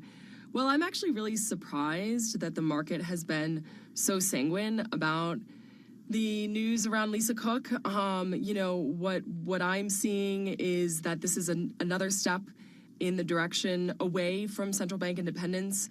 This is the second politically motivated firing very publicly after the removal of the head of the Bureau of Labor Statistics a couple weeks ago, too. So I'm surprised. I think that people should be thinking about this in big picture, longer term view of what this means for borrowing costs in the U.S. And I think it's not going to help borrowing costs in the long term. I think this is going to, add to growing concerns around the central bank and its independence. Emily, I want to see if you can expand on this, because we're also getting this red headline in that the lawyer for Fed's Cook says they will file a lawsuit challenging firing. We were just talking about this, that she would file a lawsuit, and there you go. So on that same tone, what kind of reaction is this to the markets? I mean, can the president pressuring to remove Fed Governor Lisa Cook, how can that change things? Well, and that's what I'm thinking the market is sort of waiting for. I think maybe the market just doesn't quite believe that this is the end of this story, and that hopefully we will see some, legal action which will show that this is a pretty legally questionable move. And, thus far in this administration, the courts, of course, have been really the biggest buffer against the administration's efforts to amass more control in different branches of government. And so I think that maybe the market is waiting and hoping that we'll see the same thing here in the case of Lisa Cook, and that we will be able to maintain central bank independence. But it's certainly not a good sign. No, it is not, Emily. And I just want your thoughts, though, because I know you're sort of uber focused on clean energy, that space in the markets, clean energy policy in the White House, and how that's impacting the stock market. What do you like right now in that space? I know it's a huge space, especially with so many moving parts. It's a big space. Here's what I'll say. I think, it all comes down to demand and supply. We've got demand pressures on energy and electricity for the first time in decades, and that is led by three things: electrification, advanced manufacturing, and AI. We've got NVIDIA reporting tomorrow. Expectations are high, 53% year-on-year growth. That's $46 billion in revenue, which is just a ton of GPUs, and that is a ton of electricity. And so now we see expectations that electricity demand is going to rise 1 to 3% a year, which doesn't sound like a lot, but if you think about it, that's 20% growth over the next decade. And that is a huge amount of physical infrastructure that we have to get in the ground in order to meet that demand. At the same time, we've got this administration thus far actually working to curtail supply with the reconciliation bill, which removed really important tax credits for the rollout of wind and solar, and the politically motivated cancellation of wind projects like the Revolution project that we saw yesterday. But I do think that at some point this administration is going to have to come back to the table on utility scale, at least solar, if not onshore wind, because it's just the fastest, cheapest way to get any electron on the grid, even if you include storage. And so I would tell people to think about ways to play the picks and shovels of transmission and distribution. Quanta Services, MYR Group, these are the big engineering and infrastructure firms that are helping to put the poles in the ground and the wires up that we need, regardless of the type of electron. And then on clean energy, I would focus on utility scale solar. First Solar, for example, I think could be a beneficiary of this. I just think the reality is that unless we're going to see, energy prices continue to go up at 10% a year, which will be politically untenable, we're going to have to come back to the table on renewables. And that's what gives me some confidence, because the economics just make sense. And Emily, before you go, quick 30 seconds. I wanted to get this in. What kind of impact do rates have? Because we've heard it on the impact of the housing market. What kind of impact do they have on energy? Well, the same kind of impact they have on housing. I mean, capital costs are the bulk of costs for any type of electricity project, whether it be a gas-fired plant or a wind or a solar plant. And so all of these things together are going to lead to increasing pressures on prices, and we're going to have a supply response to that. Otherwise, I think that this is going to become very politically untenable for this administration. All right, Emily Lavelle, thank you so much. She is Chief Investment Officer at New Mexico Climate Investment Center. All right, we want to move on to this story. We heard it yesterday, Ørsted, right? The management now, they're trying to reassure their investors. This is after the Trump administration, they blocked construction of its almost finished Rhode Island wind farm. So we want to dig more into this story. Let's bring in Patricio Alvarez, Bloomberg Intelligence equity research analyst, power and gas utilities. Who better to talk to than this? So what does this mean for Ørsted's planned share sale? That's what I wanted to start right there. Absolutely. So let's begin where Ørsted's management went ahead with a plan for an equity increase that's quite substantial. So that's 60 billion kroner that they announced on August 11th. That was nearly 46% of their market cap back then. So it is a significant size of an equity increase, and that was mainly to cover the construction of Revolution Wind. And that was because the company was not able to sell a stake in that project. That's really their key funding strategy, is to sell stake sales in the projects that they're building. They were not able to do so, so they needed to go for this massive equity increase. Now, the stop work order that you just mentioned, I think most of the market did not see that coming, given that the project was already 80% of the way. 45 out of 65 wind blades were already on the ground. So this is unprecedented. I think the Empire Wind stop work order and then restart is different in the way that the project was not as far in advance as this one. So it will dampen investor confidence ahead of the planned equity increase. But we do note the backing of the Danish government, which has committed a 50.1% pro rata share of that equity increase, will give some reassurance and will probably help secure those funds. I know the stock took a big hit, fell to a record low, but it bounced back again. I believe it started trading again, right, overseas and rallied. And why is that? Was it oversold? Did investors think it was oversold, do you think? I think there was a big mix of both. So the stop work order came in Friday after market, and I think markets didn't have time to digest the implications to the equity increase after we had a bank holiday in the UK. So markets open up this morning, and that was mainly because of these reassurance of Ørsted. So the company came out with a statement saying that the Danish government has actually reiterated or reaffirmed their intent to participate at least in 50.1% of that equity increase, with the remaining set to be underwritten. So the company tried to instill some confidence by reiterating the plan. And as we know, we think that the backing of the Danish government is a big endorsement for this equity increase. So we do think it will go ahead, but perhaps we will have to wait into early September where there'll be an AGM and see where the share price is trading at then. Hey, Patricio, can you walk us through the president's arguments against offshore wind, and then what supporters are saying, right? The pros and the cons against it? Sure. So, the administration has flagged that there are several issues with wind development in general.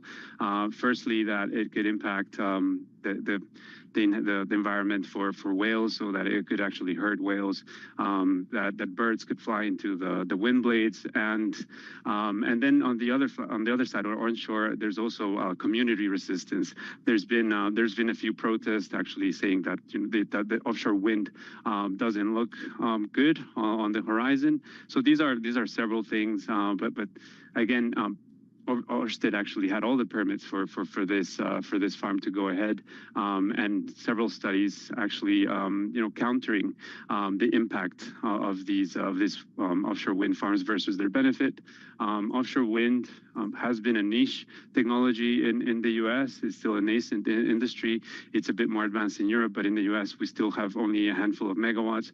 But still, it's an important part of the energy mix. It will help decarbonize the economy. It will help add more electrons into the grid and avoid using more expensive gas.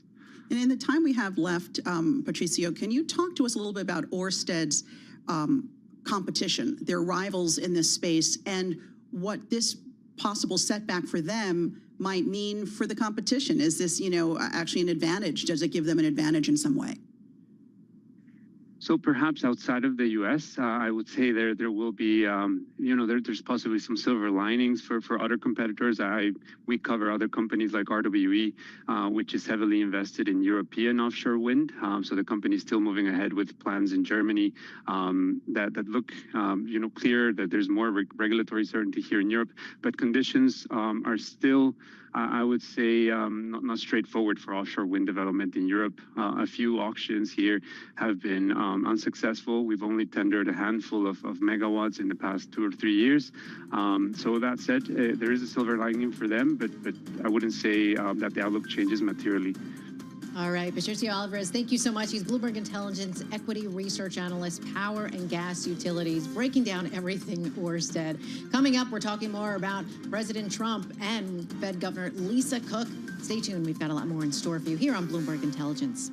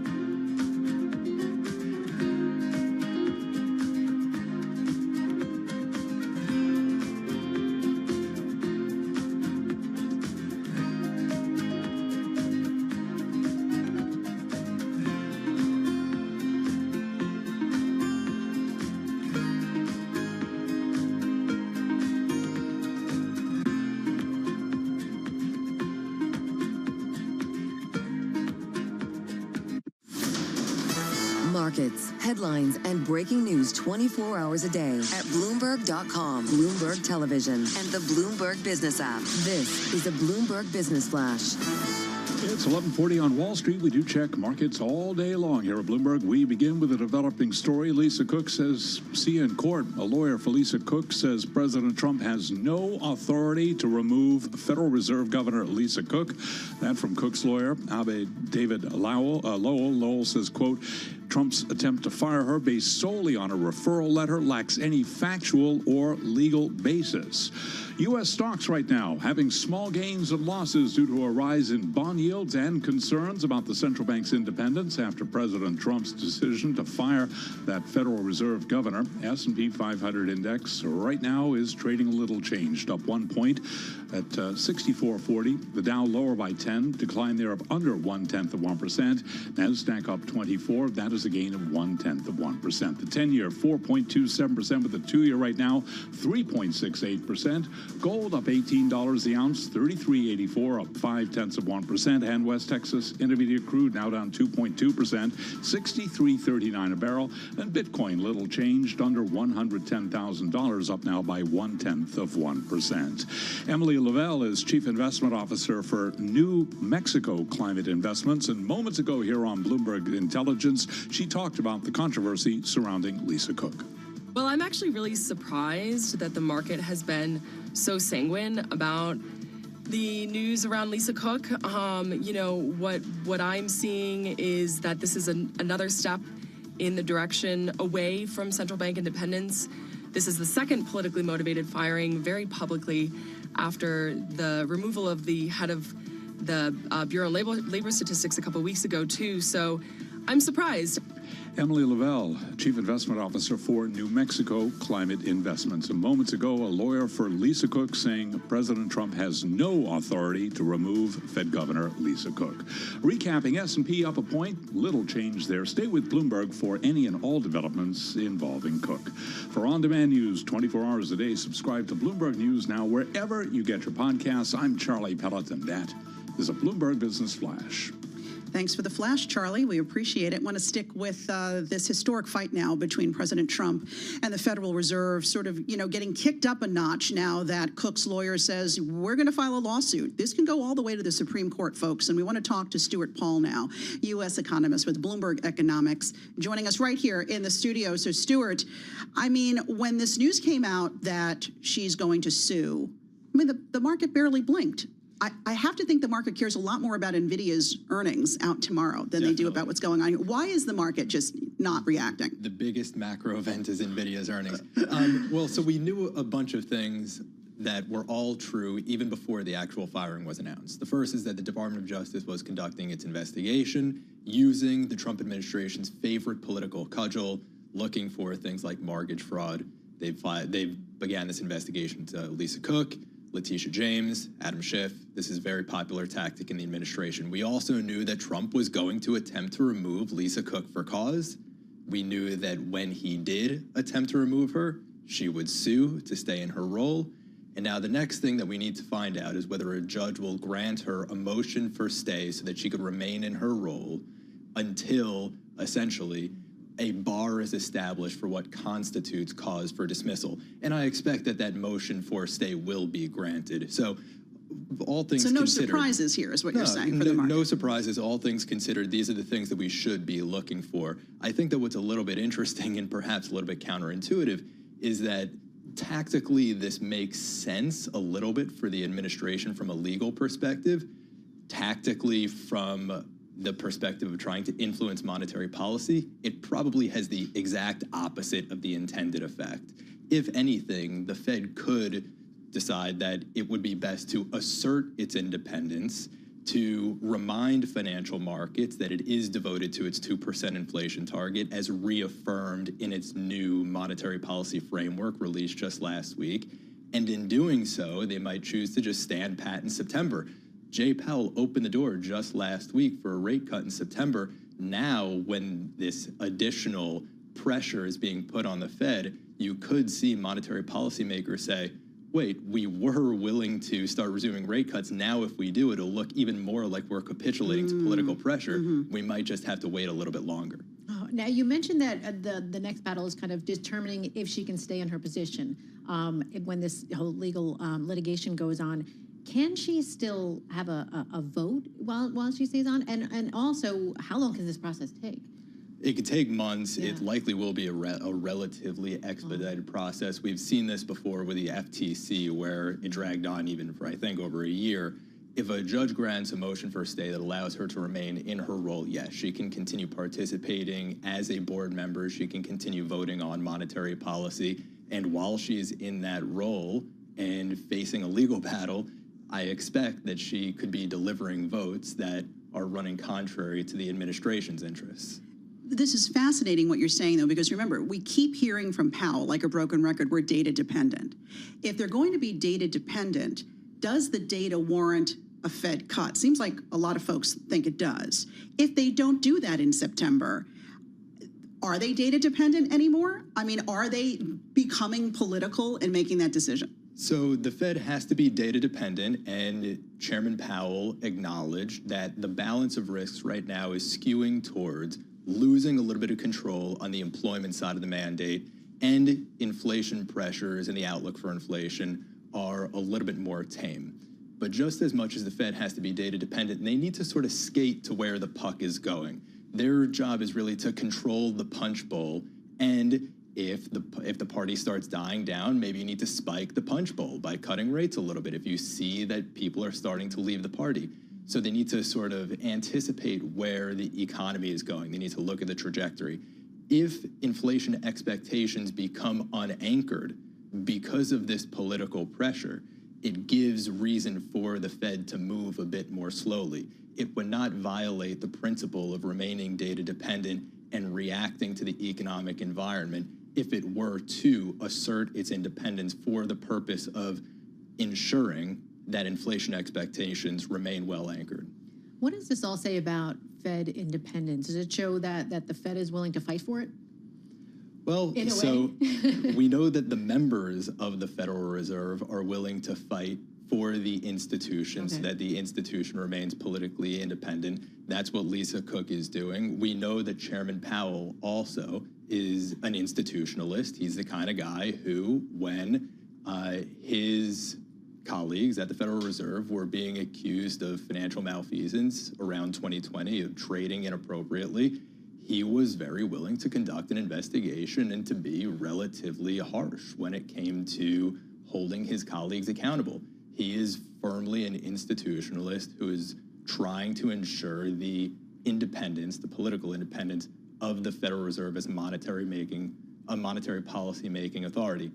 And so we know that they're trying their best to assert their independence, but we shouldn't be so naive to live in a world to think that, you know, when you're being told that you're going to get fired at any moment, you could just have a thick skin every minute of every day.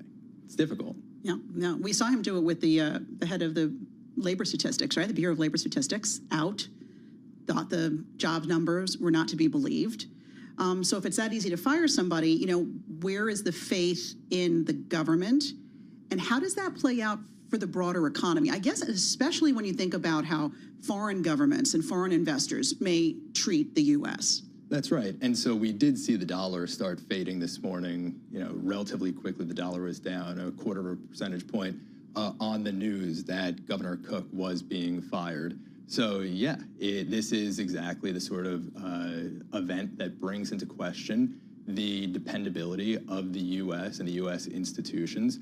I think that the Fed's going to try their best to maintain this balance of reacting to the data, asserting its political independence, but it's very difficult to do that, and it's very difficult to maintain the confidence of the markets that that's entirely what you're doing.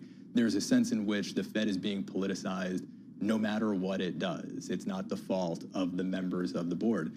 And so to strictly be data dependent and to anticipate the economic trajectory and to set monetary policy accordingly is going to be very difficult in the near term. All right. Stuart Paul, U.S. economist with Bloomberg Economics. Thanks for hashing it all out with us. We appreciate it. Last check, the Dow Industrials down about 21 points right now. S&P down 2. We've got the NASDAQ Composite up by 16. More Bloomberg Intelligence in just a moment. Stay with us.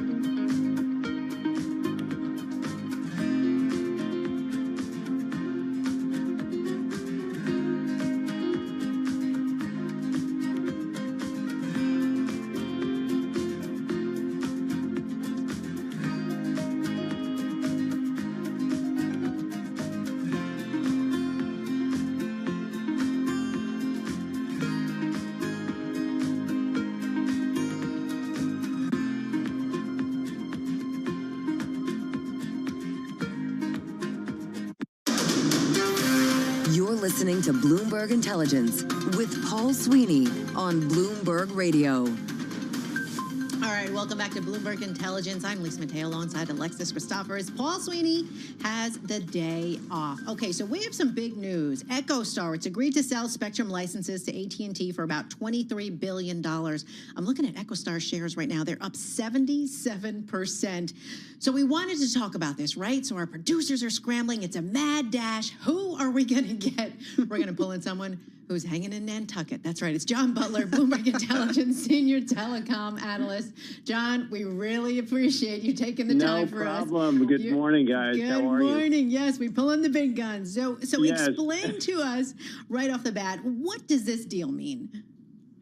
So obviously, given the price action, it is huge for EchoStar, and I think at issue for them is they've been trying to build their own 5G network to compete with the big guys, and they have the spectrum to do it, but they didn't have the capital to do it. They really have an outsized debt load that they've really been struggling to service, and the FCC intervened here, and they've been pressuring the head of EchoStar, Charlie Ergen, to either use the spectrum and start to fill those airwaves or to sell it.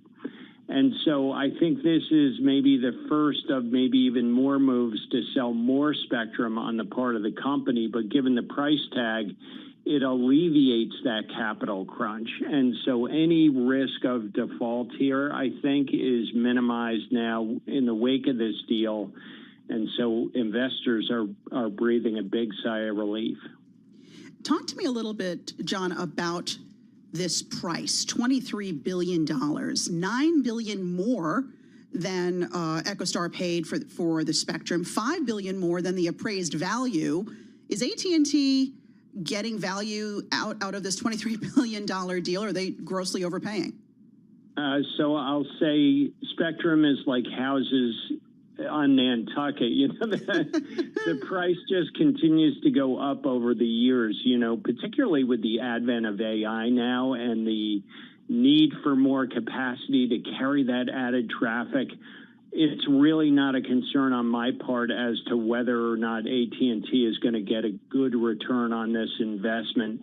And again, all kidding aside, I go back to that analogy that really spectrum does increase. It tends to increase in value over time. It's a very illiquid market, so it's hard to really get a good feel for fair value of different frequencies. But I have no doubt that at the end of the day, even expensive is going to prove cheap here for them. Hey, John, can you dig a little bit into how this is going to expand AT&T's network? So if you look at the spectrum holdings of Verizon, T-Mobile, and AT&T, and spectrum, I'll just take a step back for listeners that don't know. When you're making a call or transmitting data over the air, you're doing it using spectrum. And the more you have, think of it like the width of a pipe. The more you have, the fatter the pipe, the faster the download speeds. And so AT&T intends to put this spectrum to use almost immediately to really enhance the download speeds of the network. And so network quality gets better, word gets around, people begin to say AT&T has a better network. So from a branding standpoint, there's a real benefit here. And then longer term, again, as AI continues to scale up and inferencing those queries that we make and the answers we get back, a lot of that's going to be done at the edge of the network where you need that big fat pipe to support that traffic. So I think in their minds, those are the two things they're after: improving the network quality and the brand image, and having the pipes to move the traffic that's coming down the road here. And John, yesterday on a call with investors, AT&T's CEO Stankey said that, you know, regulators shouldn't be concerned that this transaction was going to put too much wireless spectrum, I guess, in the hands of one of the largest telecom carriers. That's what he told investors. But do you think regulators are going to balk at this? No, I think regulators have been behind prompting the sale, if that's the right way to put it. So again, the FCC was really on EchoStar to sell some of that spectrum. They're educated and well-educated in wireless as regulators to know that it was probably going to be one of the big guys that would step up and buy it.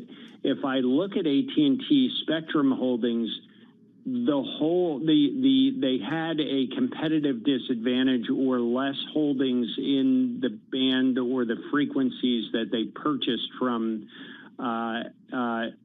EchoStar here. So I don't think there's any sort of regulatory argument against the deal here, but I would defer to our legislative analysts in Washington to really make the call there, but I'm not concerned. All right, we're going to leave it there. John Butler, over there enjoying Nantucket. Go have some fun, my friend. We really appreciate you joining us. Vacation. All right, Bloomberg is now, for our listeners in the U.S., by the way, there's a reminder. Yes, you can listen to us via satellite radio on Sirius XM Channel 121. Access the world's only global audio business network, coast to coast, 24 hours a day. We've got the markets mix really all day and no big major moves to speak of. I mean, the S&P is up about a point, got the Dow down about 17. The NASDAQ composite is up 25. Taking a check of oil, it's actually down. More than $1 right now, WTI at 63.42 a barrel. And over in the bond market, we've got yields on the rise a bit for those longer treasuries. 30-year yield at 4.92%, the 10-year yield at 4.27%. You want to stay with us? Your top stories, global business headlines, all coming up in just a short bit here on Bloomberg Intelligence. I'm Alexis Christophorus along with Lisa Mateo. Good to see you all.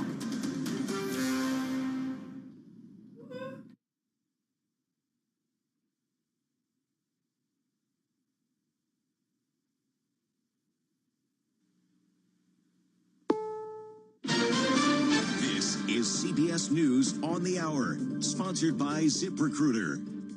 I'm Steve Kathan. A lawyer for Federal Reserve Governor Lisa Cook says a lawsuit's been filed to challenge her firing by President Trump. He brought up mortgage fraud allegations on social media. She insisted she won't leave her job. CBS's Olivia Rinaldi. This White House is certainly testing the legality around this. The argument is that if there is enough cause, the president can remove her from the Federal Reserve Board of Governors. But what does cause actually mean? Of course, this allegation that was alleged against her from this federal agency was then given to criminal referral to the DOJ. It's just a criminal referral right now. She has not been charged with anything. A federal judge has dismissed the Trump administration's lawsuit against all 15 federal judges in Maryland over an order that stopped the deportation of migrants, challenging their removals. CBS's Jim Crisula reports a Republican-drawn congressional map has been tossed out of courts. A federal judge says the GOP-controlled Utah legislature must come up with a new congressional map after ruling the present one violates voters' rights. The way it divides Salt Lake County, the state's population center, and Democratic stronghold. Utah has 4 congressional districts. An investigation after a deadly Florida crash involving a trucker from India has led to new action against 3 states by the Trump administration. Transportation Secretary Sean Duffy says California, Washington, and New Mexico could lose millions in federal funding if they don't enforce English language requirements for truckers. He says law enforcement pulls truckers over and finds they've been cited. And what do? Nothing. They turn them loose, put them back on the road. The Department of Homeland Security says the trucker in the deadly Florida crash was in the nation illegally. Allison Keyes, CBS News, Washington. A private analysis finds consumer confidence slipped this month. CBS's Kelly O'Grady says there are nagging concerns about jobs. Optimism about income growth also went down, and that's an important one because that's what mitigates the effects of inflation. Well, now to California, CBS's Carter Evans is covering the wildfire in wine country, where smoke can be just as damaging as flames for growers. They're not going to know for a little while because the grapes that are on the vines right now, they've still got a couple of more weeks to go before they're ready to harvest, and they can't actually test a grape and get an accurate reading on smoke damage. First Lady Melania Trump is inviting students in grades K through 12 to a new national contest using AI tools to solve community issues. Wall Street, the Dow is up 5 points. This is CBS News.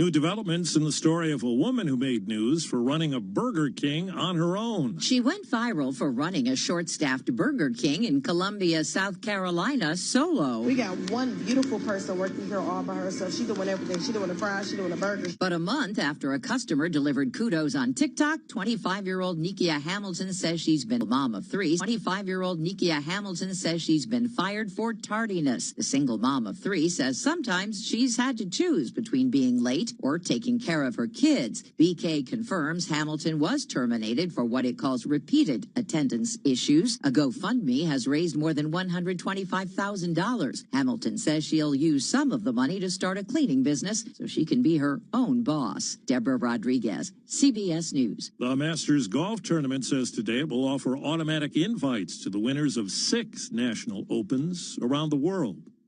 Steve Kathan, CBS News.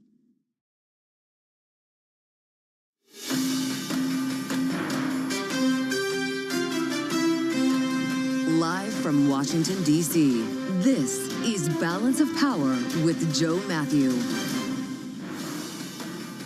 Lisa Cook will see President Trump in court. Welcome to the Tuesday edition as the Fed governor's lawyer announces a lawsuit at high noon today in Washington to challenge President Trump's move to have her fired. This is all unfolding before our eyes, and the story is about to develop again as President Trump is set to begin a cabinet meeting now at any moment. We're going to bring you in the room for this conversation, as you would expect on Bloomberg.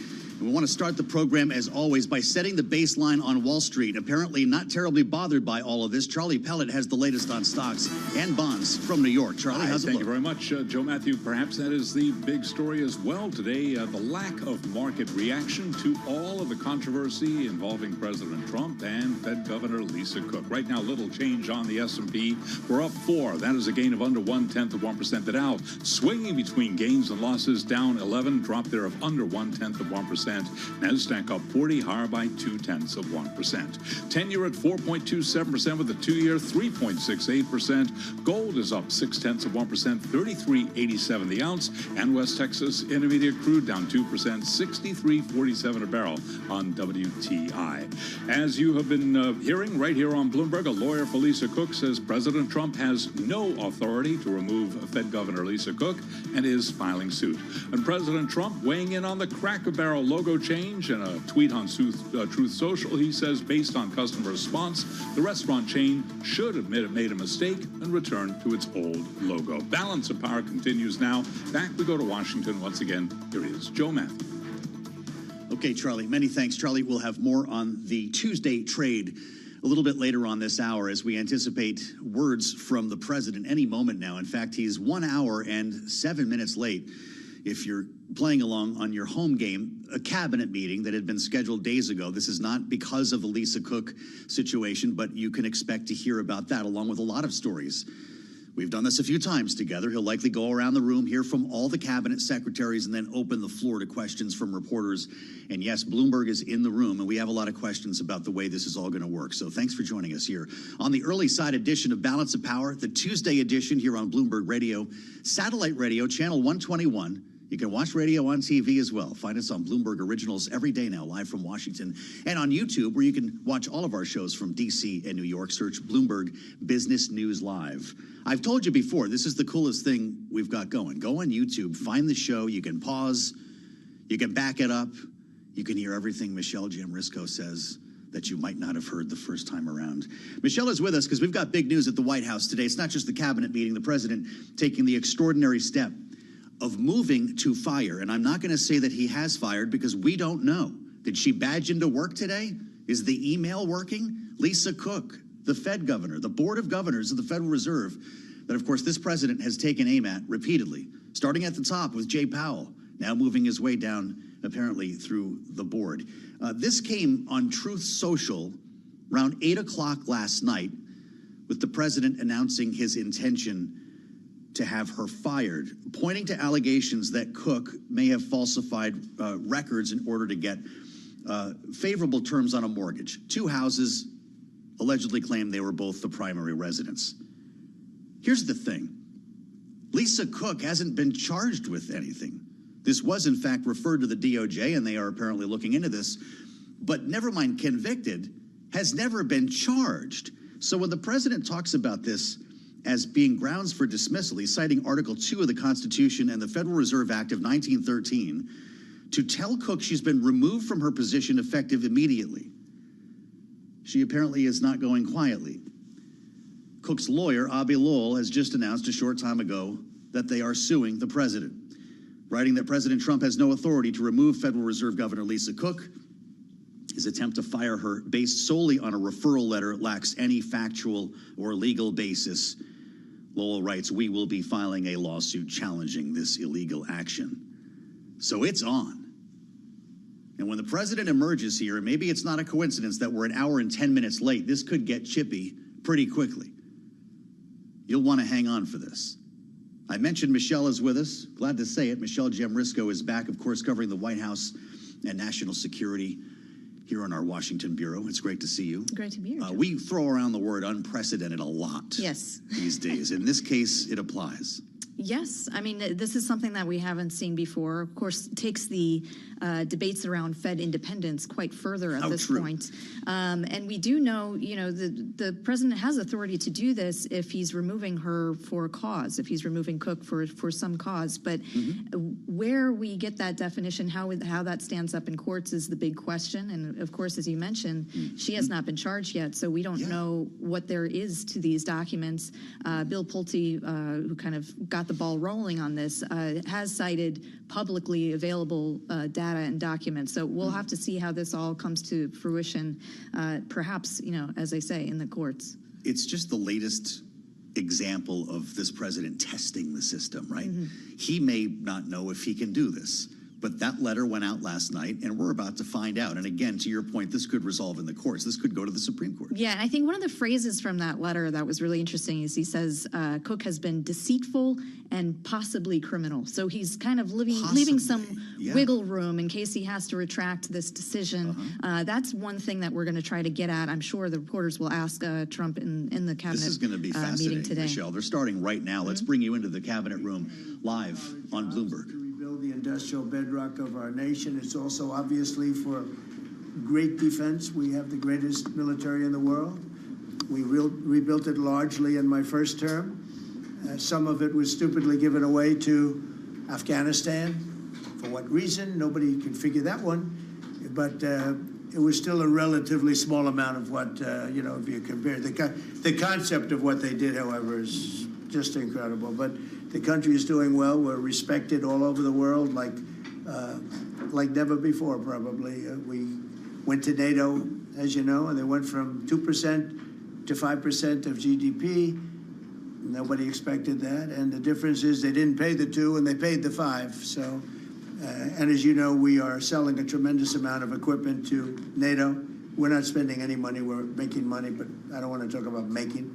I want to talk about we're no longer involved with funding Ukraine, but we are involved with trying to stop the war, the killing in Ukraine. So we're selling missiles and military equipment, millions and millions, and ultimately billions of dollars to the NATO people, where I'm very friendly and we have a great relationship. But that was an amazing trip. So they're funding the entire war. We're not funding anything. I think it's an important point to make, because a lot of people don't understand that. And we will continue to do that, and we're trying to get as much as we can for them. They want the American product. The American military product is by far the best in the world, and that's what they want to get. They have lots of options, but that's what they want to get. So the factories are doubling up and tripling up where they make the Patriots and other really, you could say, defense and offensive weapons.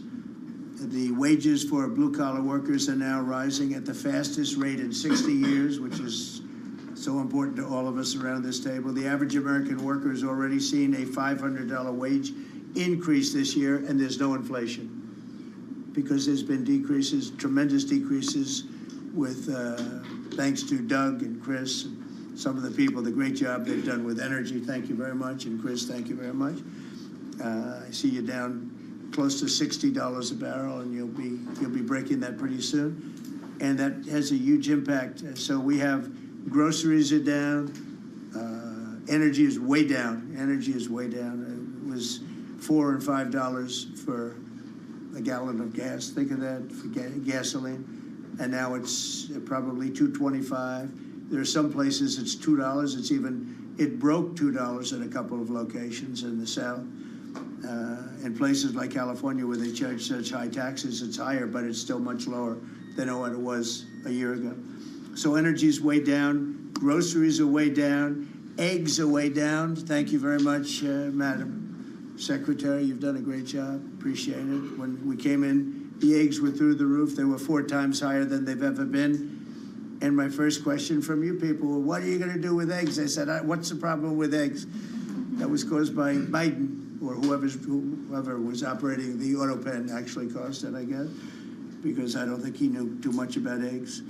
Factories are booming compared to before I took office. Domestic auto production is going to be, it's going to be so thrilling in 2 years when you see the numbers, because they're building plants all over the country. They're all coming in because of tariffs. They don't want to build, they don't want to pay the tariffs. And if they build their plant here, they don't pay the tariffs. And they're pouring into our country, and you know about AI and you know about but the auto plants, you know, that's the good old-fashioned stuff that I love.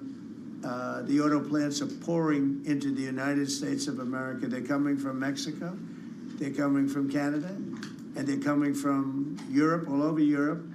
And it's been pretty amazing. So factories are booming. And when they actually open, you know, right now they're booming in terms of construction. This is something given to me by Mark Zuckerberg. And you'll see, this is AI now. These are, I never understood. I said, well, you know, because I built shopping centers, and for $50 million, you can build a very nice shopping center. So I never understood when they said $50 billion for a plant. I said, what the hell kind of a plant is that? But when you look at this, you understand why it's 50 billion. So this is one he's building in Louisiana. That's Meta, Facebook, as people understand it to be. But look at that, that's the size of Manhattan. So that's superimposed over the island of Manhattan. It takes up a big part of Manhattan. I think they say 81% of Manhattan. So these are big things, and they're going up. A lot of them are going up now. I don't know that big. Actually, Mark is building 4 of them, and others are building similar places. And when these things open up, I'll tell you what, our country, we're leading China now in AI, substantially leading China. And the reason is because we're letting them build their own electrical facilities. We would need double the energy that if you take all of the electricity that we produce right now in this country, you'd have to multiply it times 2 or maybe 3 times. So 3 times more than we have right now for everything, to operate your toaster and everything else, okay? 3 times more. And the way we are able to succeed, because China goes out and builds these massive plants. They're right now building 58 coal, in this case, almost all coal-fired plants. And coal is back with this country too, by the way. You know, there's a reason they use it, because it's good. It works for them. And we call it clean coal. We don't call it coal. We call it clean, even very clean coal. But we have coal going up. We have nuclear going up. Nuclear is very much in vogue now. It's safe and inexpensive and great. We don't allow windmills. We're not allowing any windmills to go up. I mean, unless there's a legal situation where somebody committed to it a long time ago, we don't allow windmills.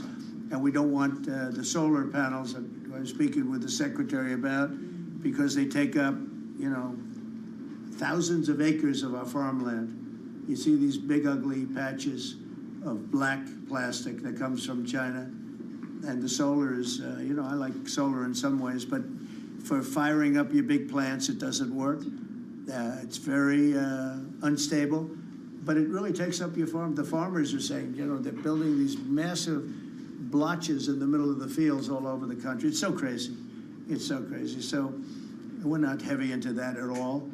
And windmills, we're just not going to allow them. They're ruining our country. They're ruining everyone. If you look at, I hate to mention countries, but you look at the UK, what's happened at UK, they have energy costs have gone through the roof. It's because of wind. They want to do everything, close up the northern parts of the country. They have oil. It's tremendous. And they closed it up, and they've been building windmills all over the place. And I tell them, you're my friends, but man, you're gonna have a bad awakening very soon. It's gonna be very bad. They're ugly, they don't work, they kill your birds, they're bad for the environment. And if you look at them from a house, your house is worth less than 50%. So I'm trying to have people learn about wind real fast, and I think I've done a good job, but not good enough, because some countries are still trying, and they're destroying themselves. Those are countries that are really destroying themselves. I hope they get back to fossil fuel, because right now, Chris, whether we like it or not, fossil fuel is the thing that works, and then you can add nuclear with it and other things, but fossil fuel is what works if we're going to fire up those big monster factories. But if you look at comparing everything before I took office, domestic auto production is up 18,000 cars a month. And we haven't even started yet, because a lot of these plants aren't built. It's up 18,000 because Ford, General Motors, and a couple of others, Stellantis, they're taking their existing plants, and they're, as quickly as they can, they're adding on to them. So when their plants open, because they're building big, modern, beautiful auto plants, but think of that, we're up 18,000 cars a month, and essentially all they've done is try and utilize their space correctly as their big plants open up. It's going to be, I hope they remember that it was this way. I hope this table gets a lot of the credit for what's happening. It gets all of the credit, because this would have never happened. We were going out of business in every way. We were losing. All the car plants were leaving this country. Now they're all coming back in, and they are coming from Canada, and they are coming from Mexico, but they're coming from Germany, they're coming from all over the world. Domestic steel production is up by 100,000 tons of steel a week.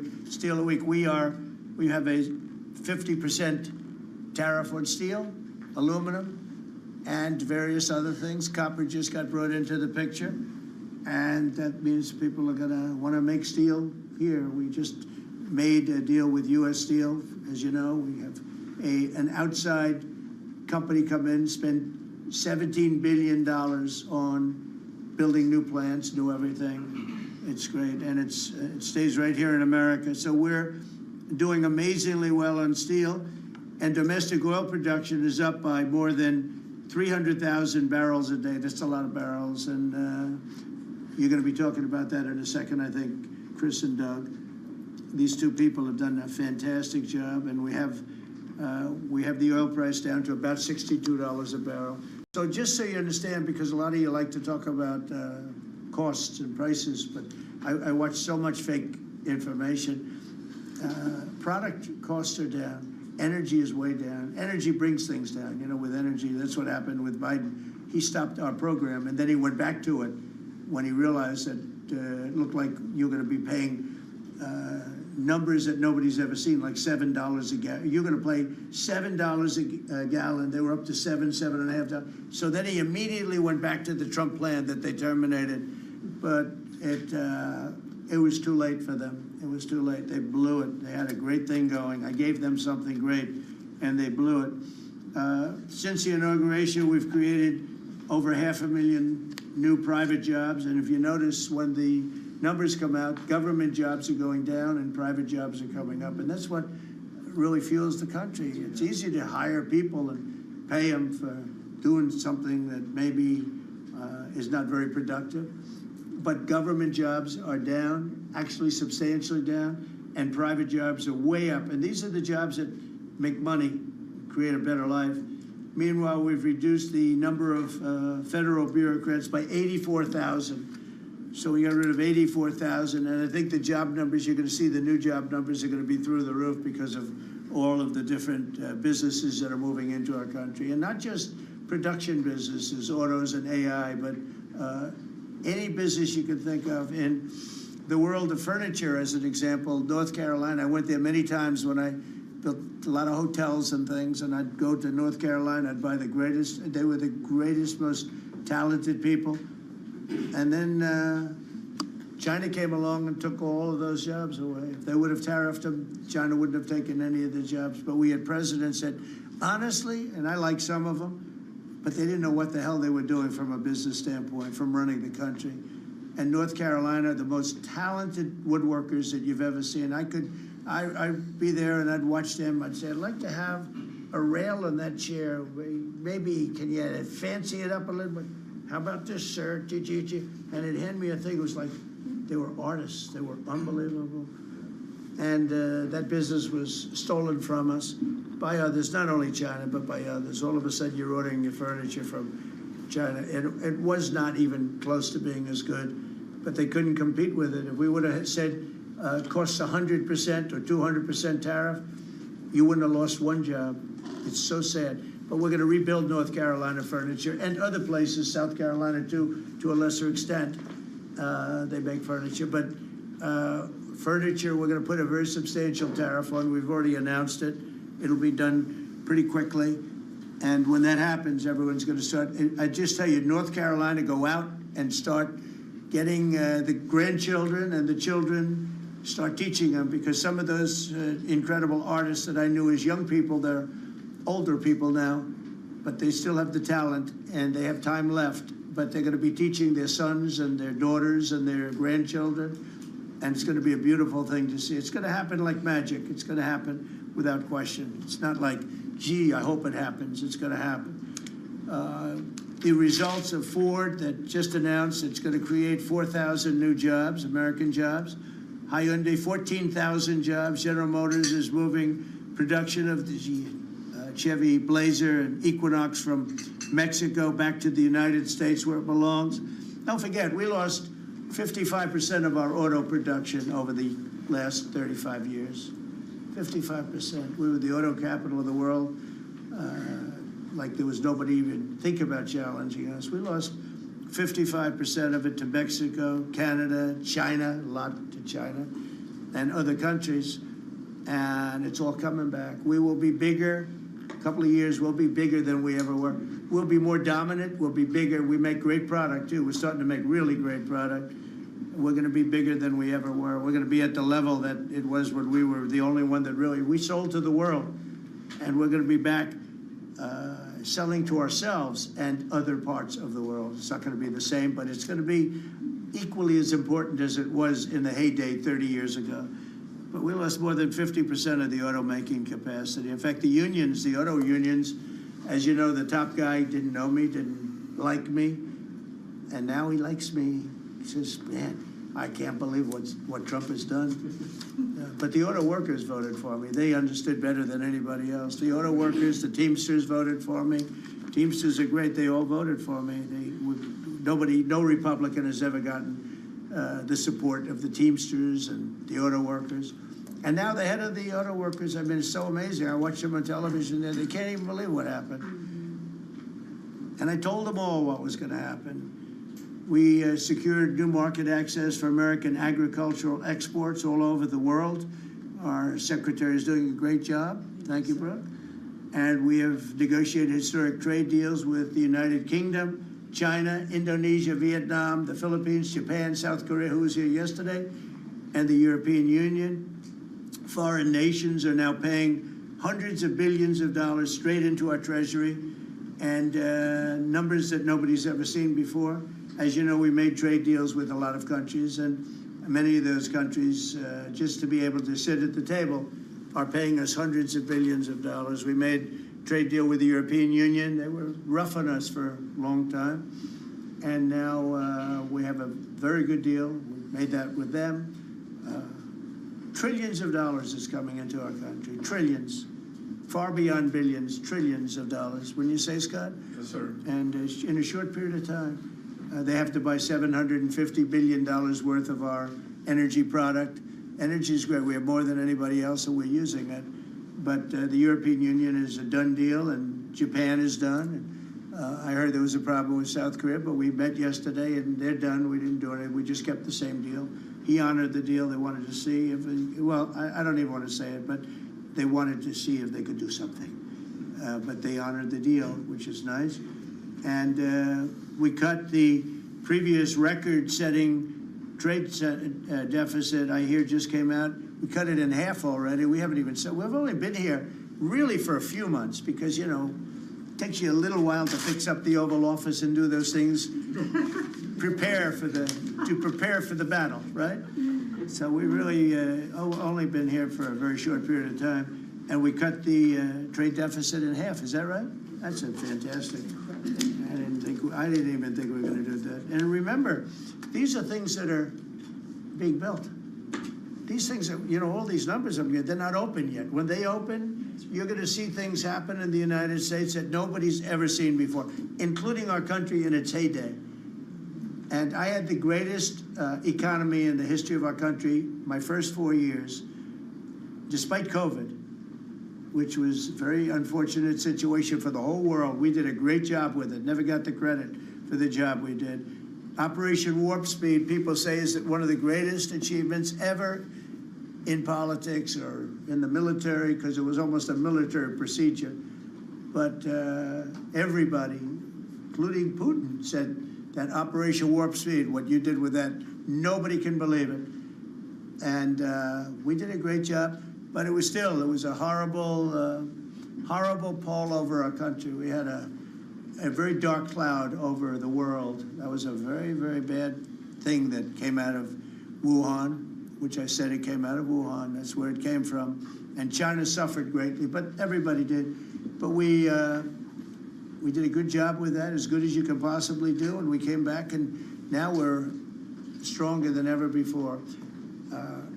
If I didn't win this election, this country was gone. I'm telling you, economically it was gone. None of the things that we're talking about would have happened. And the whole world was robbing us blind. Friend and foe. They were stealing our jobs, our money, our factories. They were stealing everything. We would have been a shell.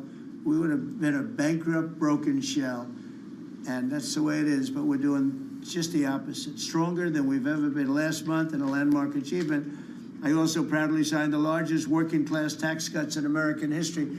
So the bill that, I'm not going to use the term great, big, beautiful, that was good for getting it approved, but it's not good for explaining to people what it's all about.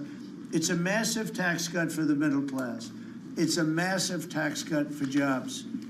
And it's, think of it, no tax on tips, no tax on Social Security. So seniors, I don't know how you can vote for anybody else. And, just think of that. And no tax on overtime. So you work overtime, you don't have to pay tax on overtime. That's good. The Democrats don't know what they're going to do. So they have, like, this soundbite. They have all these sound bites. They send it out. I don't know. Some guy sends out a word, and everybody uses it, including the fake news. Some of you are here right now. I'm looking at you. And it's death. They use the word death. No, it's actually life. It's almost like a newborn life. It's not death. That's their soundbite. The bill is death. It's not. We strengthen Social Security. We strengthen Medicare, Medicaid. The job we've done on Social Security is, if the Democrats got in, Social Security is over because the country's going to fail. There won't be any Social Security. And I made that pledge to you. We're going to take care of Social Security, Medicare, Medicaid, and we're doing that in spades because the country is becoming so successful again. And it hasn't been this successful. I think in the end, it will never have been this successful. I don't think it'll even be close with what's happening. Every American is seeing a tax cut as a result of the bill. The average police officer will keep an extra $1,000 a year at least in overtime, and the average waiter or waitress will keep nearly $2,000 extra in the fact that they would have had to pay that kind of money on tips. And I never realized that the government was so strong on that. But waitresses, waiters would tell me that the government would go after them. Like, it was horrible. That's how it all started with me. It just was incredible. And the biggest thing was, again, the $4 trillion that they found. They said, well, that was nice. They should have announced it. I could have told them that. And I don't know. It should be simple. But a lot of people didn't understand it. Actually, a lot of good people didn't understand it. But now they're saying, Trump was right. They'd never seen anything like this. And I don't know what it is, Scott. They didn't understand what we were trying to explain to them was going to happen. Everybody's moving back to the United States because they don't want to pay a tax. If they're not here, they have to pay a tax. And it didn't seem that complicated, but it's working at a level that nobody can imagine. This is working $4 trillion, but That's a big number. It's a number that nobody ever heard of before, but 4 trillion is exciting. But that's nothing compared to what's happening, because these places haven't even opened yet. Some of them haven't even started hiring yet. They're under construction. So it's construction jobs, but it's not the big number, and the big numbers, when they open, they're going to be very successful. It's a revolution. We're also working on things to ensure that the awesome power of artificial intelligence is used to benefit all Americans, including American workers and also American children. In that spirit, our wonderful First Lady has just announced a presidential AI challenge. It's going to be a very good challenge, I can tell you. She's put her heart into it, which will inspire the next generation to stay on the cutting edge of this vital technology. This is the new internet, the new computer, the new television, the new everything, all put together in one. This is why when I show you a picture like that, I mean, I show you this a factory superimposed over the island of Manhattan, and you have many of them being built right now all over the country, or soon to start. Some of them have started. This one has actually started. That's in the great state of Louisiana. But the First Lady is working very hard on this, and it's an important initiative. And Melania, when she puts her mind to it, nobody can do better. There's nobody. So every young person should go to ai.gov to learn more, ai.gov to learn more. And you'll see it's a great challenge. I think it's going to be a very modern kind of a challenge that involves AI, which is very exciting to people. So I want to thank her. Raise a lot of money for children. We're putting America first, and we're going to be putting the America worker first. And, you know, the Republican Party has picked up 4 million new people, 4 million. The Democrats have lost 2.5 million. Other than that, they're extremely happy. No, they're very depressed. They're very depressed. And their new box that they've fallen into is crime. There was a consultant on one of the shows this morning I was watching. I thought he was very good. He's a Democrat consultant. And he was screaming, no, no, don't let him do this to you. It's another trap. It's another trap. What he's talking about, like men playing in women's sports.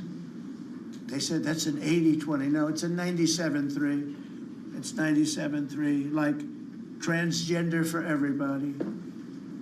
They fought for it. They're still fighting for it. I saw a guy today, a politician that you all know very well, fighting like hell for men playing in women's sports. You don't understand. They're human beings also. Well, I agree they're human beings. But you can't have a 7-foot guy playing basketball with the women. You know, it's just one of those little problems in life. And we all have our place. That's okay. I've got my place too. But this guy's screaming, it's another trap. And this is the worst of all. He said, because this is crime. Trump is saying he's against crime and they're for crime. No, he's going, it was funny. No, it's a trap. Don't do it. And then I saw this poor, stupid Chuck Schumer, the guy. He looks like he's aged 100 years. And I don't like getting into looks. You know, looks don't mean anything, right? When you're in politics, looks don't matter. I look at Pam, I would never say she's beautiful because that'd be the end of my political career. Laurie, secretary. But I will tell you, this is the best of all. And they're going to fight me. Like this slob of a governor you have in Illinois. This poor guy got thrown out of his business by his family. I know the family. I was partners with the family. Nice family. I like the family. But he was no good. They threw him out. He's governor of Illinois. And he goes about Trump, we don't need his help. Chicago is the worst. These places are really bad. Crime in D.C. was the worst it ever was. You know, they make up stories. Crime in D.C. was the worst ever in history.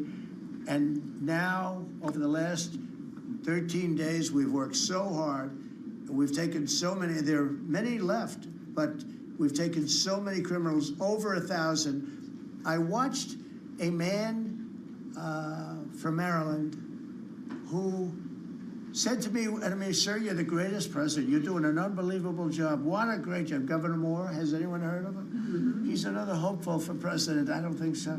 But I met him, and I didn't realize it was on camera. Did you see they caught him on camera? I was at a game, I don't know, like the Army-Navy game or something, and I met him in a hallway. And as usual, you do your job very well. One of these great cameramen had it on tape. But I met this gentleman. I never met him before. Sir, you're doing a great job. You're doing an unbelievable job. Thank you very much. But then he goes on television and says, oh, Trump is a dictator. He's a dictator. And a lot of people have here. So the line is that I'm a dictator, but I stop crime. So a lot of people say, you know, if that's the case, I'd rather have a dictator. But I'm not a dictator. I just know how to stop crime. And you would think that Illinois, where they have such a problem with crime, such a bad governor, he should be calling me, and he should be saying, could you send over the troops, please? It's out of control. That's live from the White House. President Trump in the cabinet room, still in opening remarks in a cabinet meeting that we wanted to bring you live here, and we'll go back to the conversation once the secretaries start to weigh in on the latest from their agencies and once reporters begin to ask questions of the president. Of course, the whole story involving Lisa Cook is the one that we're really all waiting to hear about. The president there covering the waterfront. He started by talking about the military, the strength of the U.S. economy. Did make a few headlines along the way here, talking about the development of AI, the domestic auto production that he says will be thrilling in 2 years. Believes that oil prices will break $60 a barrel soon, and started talking more about furniture, as a matter of fact, having threatened furniture tariffs. He says will be done pretty quickly, reiterating that the furniture tariff will be very substantial, suggesting that generations of furniture makers in states like South Carolina will benefit from all of this. I want to spend some time with Stuart Paul, just as we wait for this to progress a little bit and to get some news coming out of the White House. These can typically, by the way, be hour-plus long affairs, and so we will bring you back into the cabinet room when we have an opportunity to do that.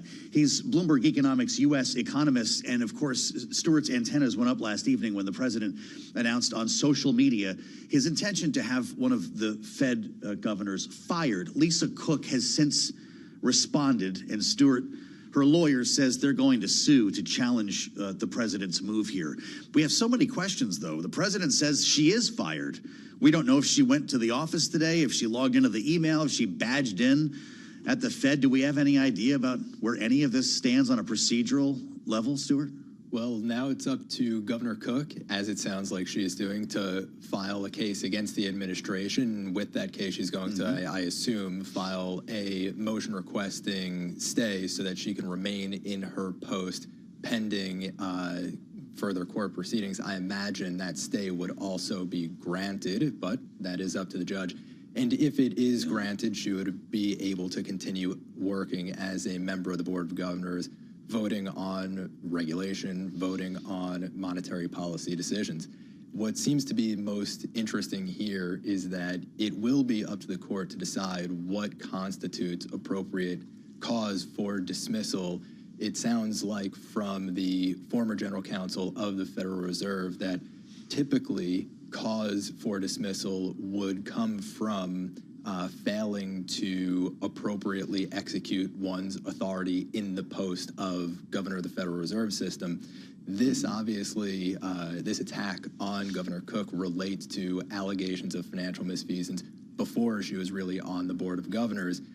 And it even seems to be the case, based on the post that we saw last night and the letter sent by Trump to Governor Cook, that he recognizes that these allegations relate to dealings outside of her job, essentially, as a governor on the Board of Governors of the Federal Reserve. But the allegations of financial misfeasance relate to her ability to execute her authorities, essentially questioning her competence. So it's going to be a really difficult case for the administration to win based on this alone. And so we're still just in a holding pattern, waiting for additional insights from the Department of Justice in their investigation. Yeah, there's a criminal investigation underway at DOJ. You would have thought that referral might be allowed to play out here, because we don't even have charges. We have to remind everybody, Stuart, never mind a conviction. These are just allegations that have come from within the administration, and I don't know what the timing was that got the president to write this letter last evening, but we should note that the president has never fired a Fed governor before. We heard from Senator Elizabeth Warren, of course, a ranking member of the Banking Committee in the Senate. She was out with a statement about 30 seconds after the president's letter, and she called it an illegal attempt to fire Lisa Cook. Is that also true, or does the president have grounds here if these allegations are correct? It really depends what constitutes cause. If cause is narrowly defined as failing to execute or failing to be able to execute one's authority while in a role such as governor of the Federal Reserve, then I don't think that this would constitute grounds for, or this would constitute cause for dismissal. If cause is widely defined enough to include any sort of criminal action, and that were to be proven by the Department of Justice and in the courts, then I suppose so. But what's most useful right now, I think, is to think through the judicial process. We will get some additional insight from the court as to what the threshold is for cause for dismissal. And I think that in that sense, given the fact that we knew that no matter what, Governor Cook was going to file a case against the administration and file a motion to stay in her current role, this essentially just speeds that up and will shed some light on essentially the evidentiary bar and what constitutes grounds for dismissal. Well, in the meantime, the market says, call me when it matters, right? I mean, what do you make of the lack of reaction here in the bond and stock markets? We essentially knew that this was coming, right? The Department of Justice investigation was underway. President Trump was exerting political pressure. He was demanding that she resign. She was resisting. This was always sort of the path that this was going to take. What I'm a little bit more surprised about is that rate cut odds for September haven't faded. I think that if anything, these additional political attacks on the Fed will encourage some members of the Board of Governors and some of the branch presidents to want to assert their independence, to say, look, when political pressure is mounting, consumers' inflation expectations can become unanchored. We do not want that to happen, and so we're more inclined to stand pat in September. I would have expected to see more of a fading of September rate cut odds, but no, odds still favor a rate cut in September despite these attacks on the Board of Governors. Incredible stuff, Stuart. Thank you for a great readout here. Of course, Stuart covers not just economics. He is the U.S. economist at Bloomberg Economics, with us from World Headquarters in New York. A balanced view from Stuart Paul. Let's get into the politics behind all of this, because, of course, that's what Senator Elizabeth Warren would tell you this is all about, right? If Donald Trump can pull this off, have Lisa Cook fired, gain a majority on the board, we could start cutting rates before you know it, maybe have them significantly lower in time for the midterms. That's the Machiavellian view here. Maybe Rick or Kristen share this view. Let's put them together now. Rick Davis, Bloomberg Politics contributor, partner at Stone Court Capital, and Republican strategist with us alongside Democratic strategist Kristen Hahn, partner at Rock Solutions. Great to have you both with us. Rick, what's your view on the president's decision to fire the first black female to ever serve as a Fed governor? Look, he's looking for ways to exert his authority across the government. This isn't exclusive at all to the Federal Reserve. He's already done this to other independent agencies, been backed up by the courts. The Supreme Court, cautioned him on his conduct around the Fed because of its unique independence. But this is all about presidential power and his willingness to take risks with it to advance it beyond what has been traditionally approval for a president. And so he knows no limitations, and he's fine to let this go to the Supreme Court and let them tell him the extent to which a all-powerful executive branch can govern. And that's exactly what we're witnessing today. That's the point of this, right, Kristen? Don't wait to find out. Just go for it. Write the letter. Maybe she will be fired. If not, we'll have another day in court here. That'll be news, and it all plays to Donald Trump's benefit. Am I warm? I think that's exactly right. I mean, this is all about intimidation. I couldn't agree more with Rick when he says this is not just about the Federal Reserve. Now, the Federal Reserve is unique in a lot of different ways, and it'll be very interesting to see if it gets to that point what the Supreme Court says, given their earlier decisions a little earlier this year. But this will extend beyond, and he's testing the boundaries. That's always what he does. He doesn't like what the Federal Reserve is doing, and so he's going to extend this to other agencies. Already has, and it's dangerous. You wonder what this court case is going to be like here. In the meantime, Rick, we need a functioning Federal Reserve. We need a board of governors, not seemed as political when the markets listen to Fed speak, consider Fed statements, and interpret Fed rate moves. If we get a cut in September, is it going to be second-guessed after all of this? The president's visit to the Eccles building, calls for Jay Powell to be fired or to resign, now an actual move to fire a governor. At what point does this spill over into the markets? Joe, it's been amazingly benign so far. I mean, like all those things you mentioned and many, many more, right? There was a cycle about 3 months ago where every single day was bashing the Fed governor, Powell, and even threats against him losing his job, right? And yet the market reaction has been very muted. And so until the president feels the heat from the market, I don't think he's going to know his own limitations, because we do know that the market has created some barriers for him. When he went out on an incredibly aggressive tariff schedule, the market crashed and brought him back to a more managed approach. And so whether or not that is capable of doing now this deep into his first year, we're going to see, because I don't have any doubt that he's going to test that capability. And right now, the market doesn't seem to want to challenge him on it. Well, and you wonder, what does the retail trader think of this, right? I mean, Kristen, if you bought NVIDIA last week and you're waiting for earnings on Wednesday night, you just might not care about what happens to Lisa Cook or Donald Trump for that matter. But at some point, we have seen things connect in the markets. And if there's a knock on the independence or credibility of the Fed, that really could, in fact, show up in interest rates or in stock prices. Interesting to hear from Senator Elizabeth Warren. You might have heard me mention her statement, Kristen. She referred to it as an illegal attempt to fire Lisa Cook, an authoritarian power grab, blatantly violates the Federal Reserve Act, she says must be overturned in court. That means there will be no congressional response to this, right? Yeah, and that's not surprising at all. And the first step is the courts here. So I think that, this will play out, in the courts. It's very clear that she's being very aggressive in pushing back on the president's move, and for good reason. Not surprising, the statement that Senator Warren put out. She's been obviously very, very critical of this president. But I would also extend this to say, this is a new unprecedented move. He's threatened Jay Powell, for a long time, but this is new. This is different. So, I would keep my eyes on the markets, and, what's the faith and confidence we have in, the United States of America and the information that we put out there. That's very concerning as well. What do you make of the timing here, Rick? I mean, we knew that the investigation was underway. We knew that this could spell trouble for Lisa Cook. But why last night? Did he have dinner with somebody who had a problem with the Fed governor? Look, I mean, this president has been incredibly aggressive. We call it flooding the zone. You can call it whatever you want. But there are 10 issues a day that could rise to this level of import.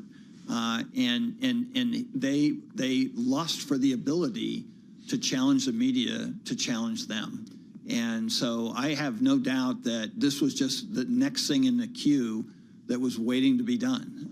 Just a matter of how much presidential time do you have to put him on social media and get him to make these pronouncements, and frankly have the rest of the government prepared for the reaction to it. So I don't think there's any art to the timing of the things that President Trump does.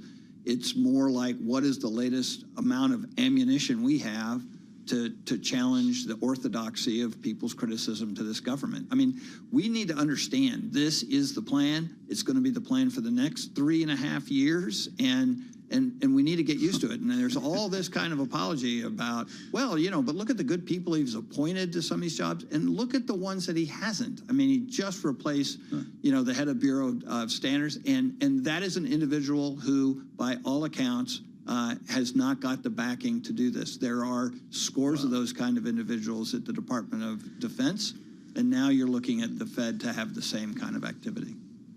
We haven't even mentioned BLS in this conversation. Kristen, it's an interesting moment that we're in here. In our remaining moment, what are you watching to come from the sort of damage control corner? You're an expert on this. If you were representing Lisa Cook or advising her, would you tell her to start doing interviews? Should her lawyer, Abby Lowell, be all over TV tonight? That is the big conversation that always goes on between communications professionals and the lawyers. I think you need to take a comprehensive look at it, and I think getting your legal ducks in a row is the number one most important thing. But there can certainly be an argument to be made in the court of public opinion, and that may be what she's looking to do. Fascinating. We're going to find out together here, and maybe you'll hear some of these voices on Bloomberg. Kristen Hahn, Rick Davis, they'll be back with us in our second hour here as we wait to go back to the White House. President Trump is still talking. He's getting into the Delta smelt right now. When we get to questions with reporters and policy, and namely the Lisa Cook story, we'll bring you back to the White House for more of this conversation that the president started a little more than an hour late. Just the latest on a Tuesday in Washington. I'll have much more straight ahead. Stay with us on Bloomberg.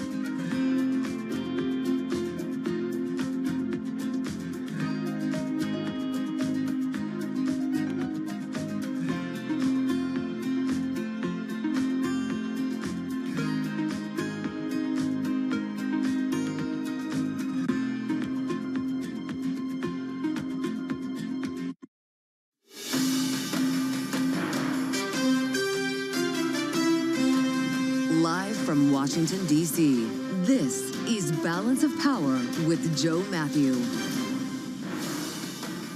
President Trump gathers his cabinet and the press. Welcome to the Tuesday edition as the president tries to reset the narrative today after moving to fire Federal Reserve Governor Lisa Cook.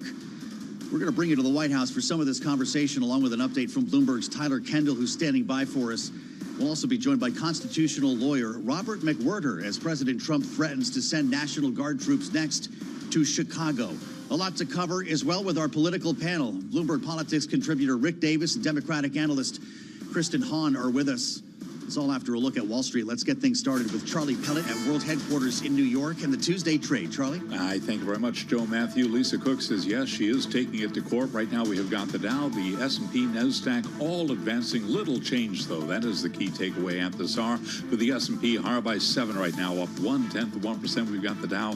Little change, as I mentioned, up 3 points. NASDAQ advancing 43 points, up 0.2%. Our Mag 7 index, also little change. Lower right now, down under 0.1%. NVIDIA, of course, a member of the Mag 7 index.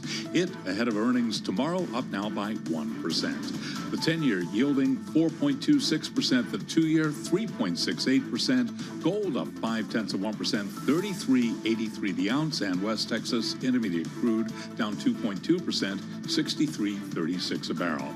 Apple says it plans to hold its fall product launch on September 9th, when the company is expected to introduce an iPhone 17 lineup that will include a new, skinnier version of its signature device. Apple shares right now up by 0.3%. Balance of Power continues now. Back we go to Washington. Once again, your host, here he is, Joe Matthew.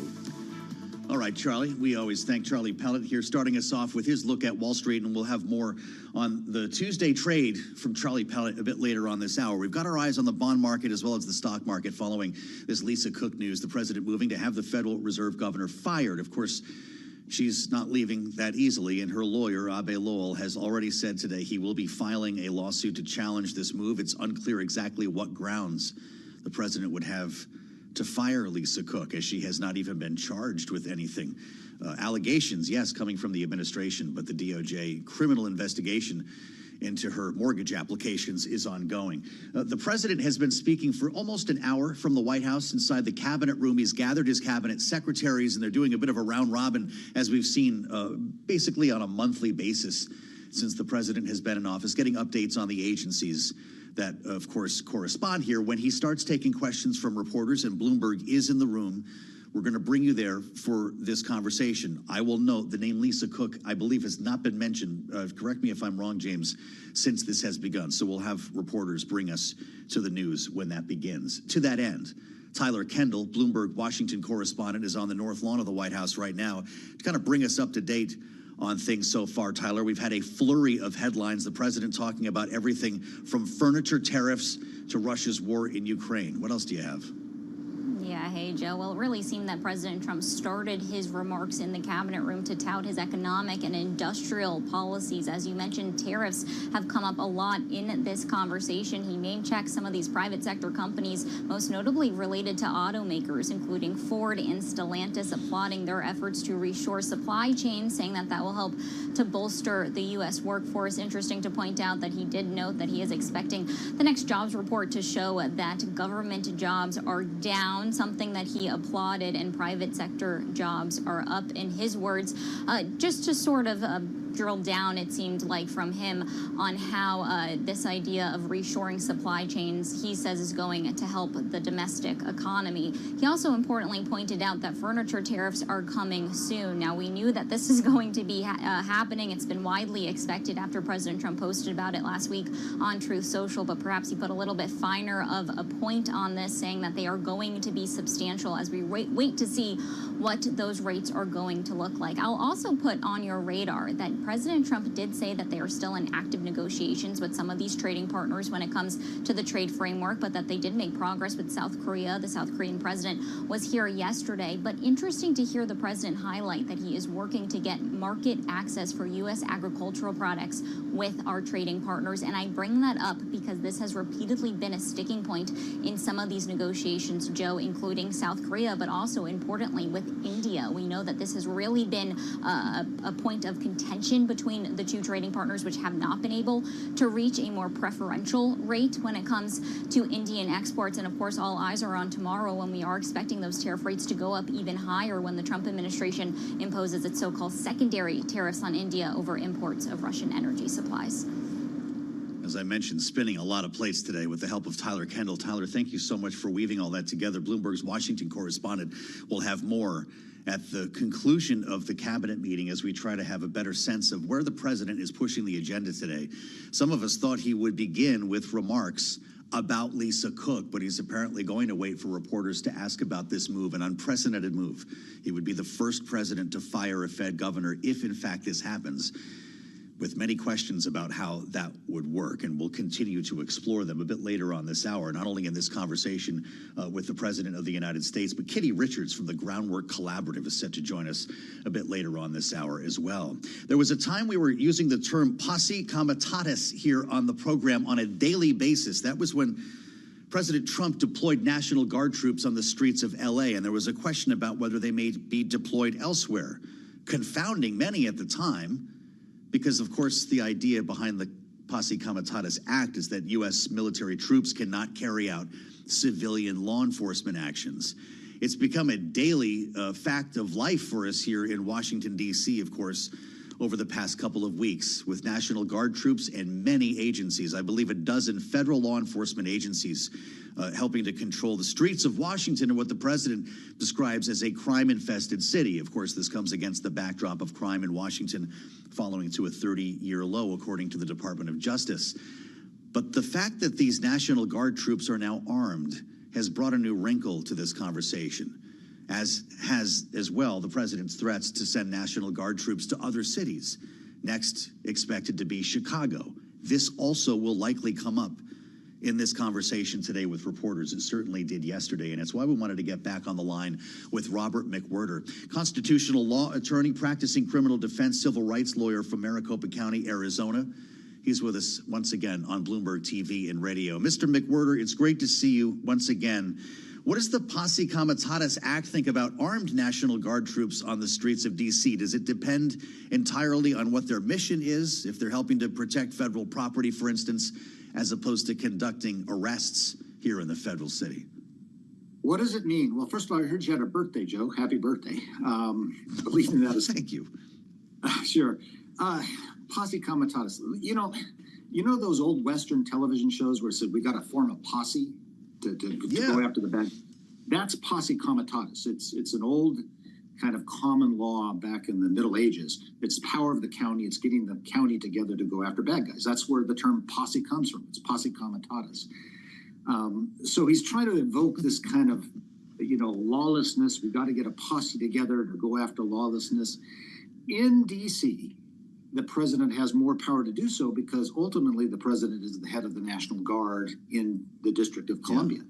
When he wants to go into the states like Chicago, no, the governor is the head of the National Guard. And the way that normally works, except for extraordinary circumstances, is the governor has to request, like there's a big flood or something and you need national help to deal with it. Well, then the governor will make the request or whatnot.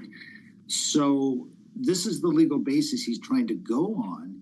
And you got to note, most of these cities he's going after, crime rates are falling, but more importantly, the Republican-controlled major cities, he's not talking about putting the National Guard in with them. It's only the Democratic-controlled cities that he's doing, which really makes this as just a political move and a political stunt and kind of underscores the ugliness of it, not the necessity to fight crime. The president has used federal Title 32 orders to get us this far. Because this is in Washington, and to your point, he's got a little more leeway here in the federal city with armed National Guard troops. Do the guns make a difference, Robert, or that's just a development that the Secretary of Defense decided to move on? I think it's just more for show than anything else. It's this continual image that we're tough. Now, what the guns do is you now have people who are not trained in police work. These people, these men and women of National Guards who have done great service for this country in foreign wars in Iraq and Iran, et cetera, Iraq rather, that's what they're trained to do. Now they have guns in a situation where they're not trained. Police get a great deal of training of when they can pull their firearms and when they cannot. And that's because the police serve us, the citizens. Well, now you have people that are trained in a totally different way of using their firearms, walking around a city street with firearms. Frankly, when Donald Trump says he wants to clean up Washington, D.C., I think that's a really bad look for Washington, D.C., because generally speaking, in a democracy, we don't want armed troops all over the place. It's a bad look for democracy. And the chance for something happening is just much greater when you have a bunch of guns with people not trained to use them in this context. They are trained to use their firearms, but not in this context. We're showing people that view on Bloomberg TV and on YouTube right now, some images taken the night before last when these troops were first deployed with rifles and sidearms.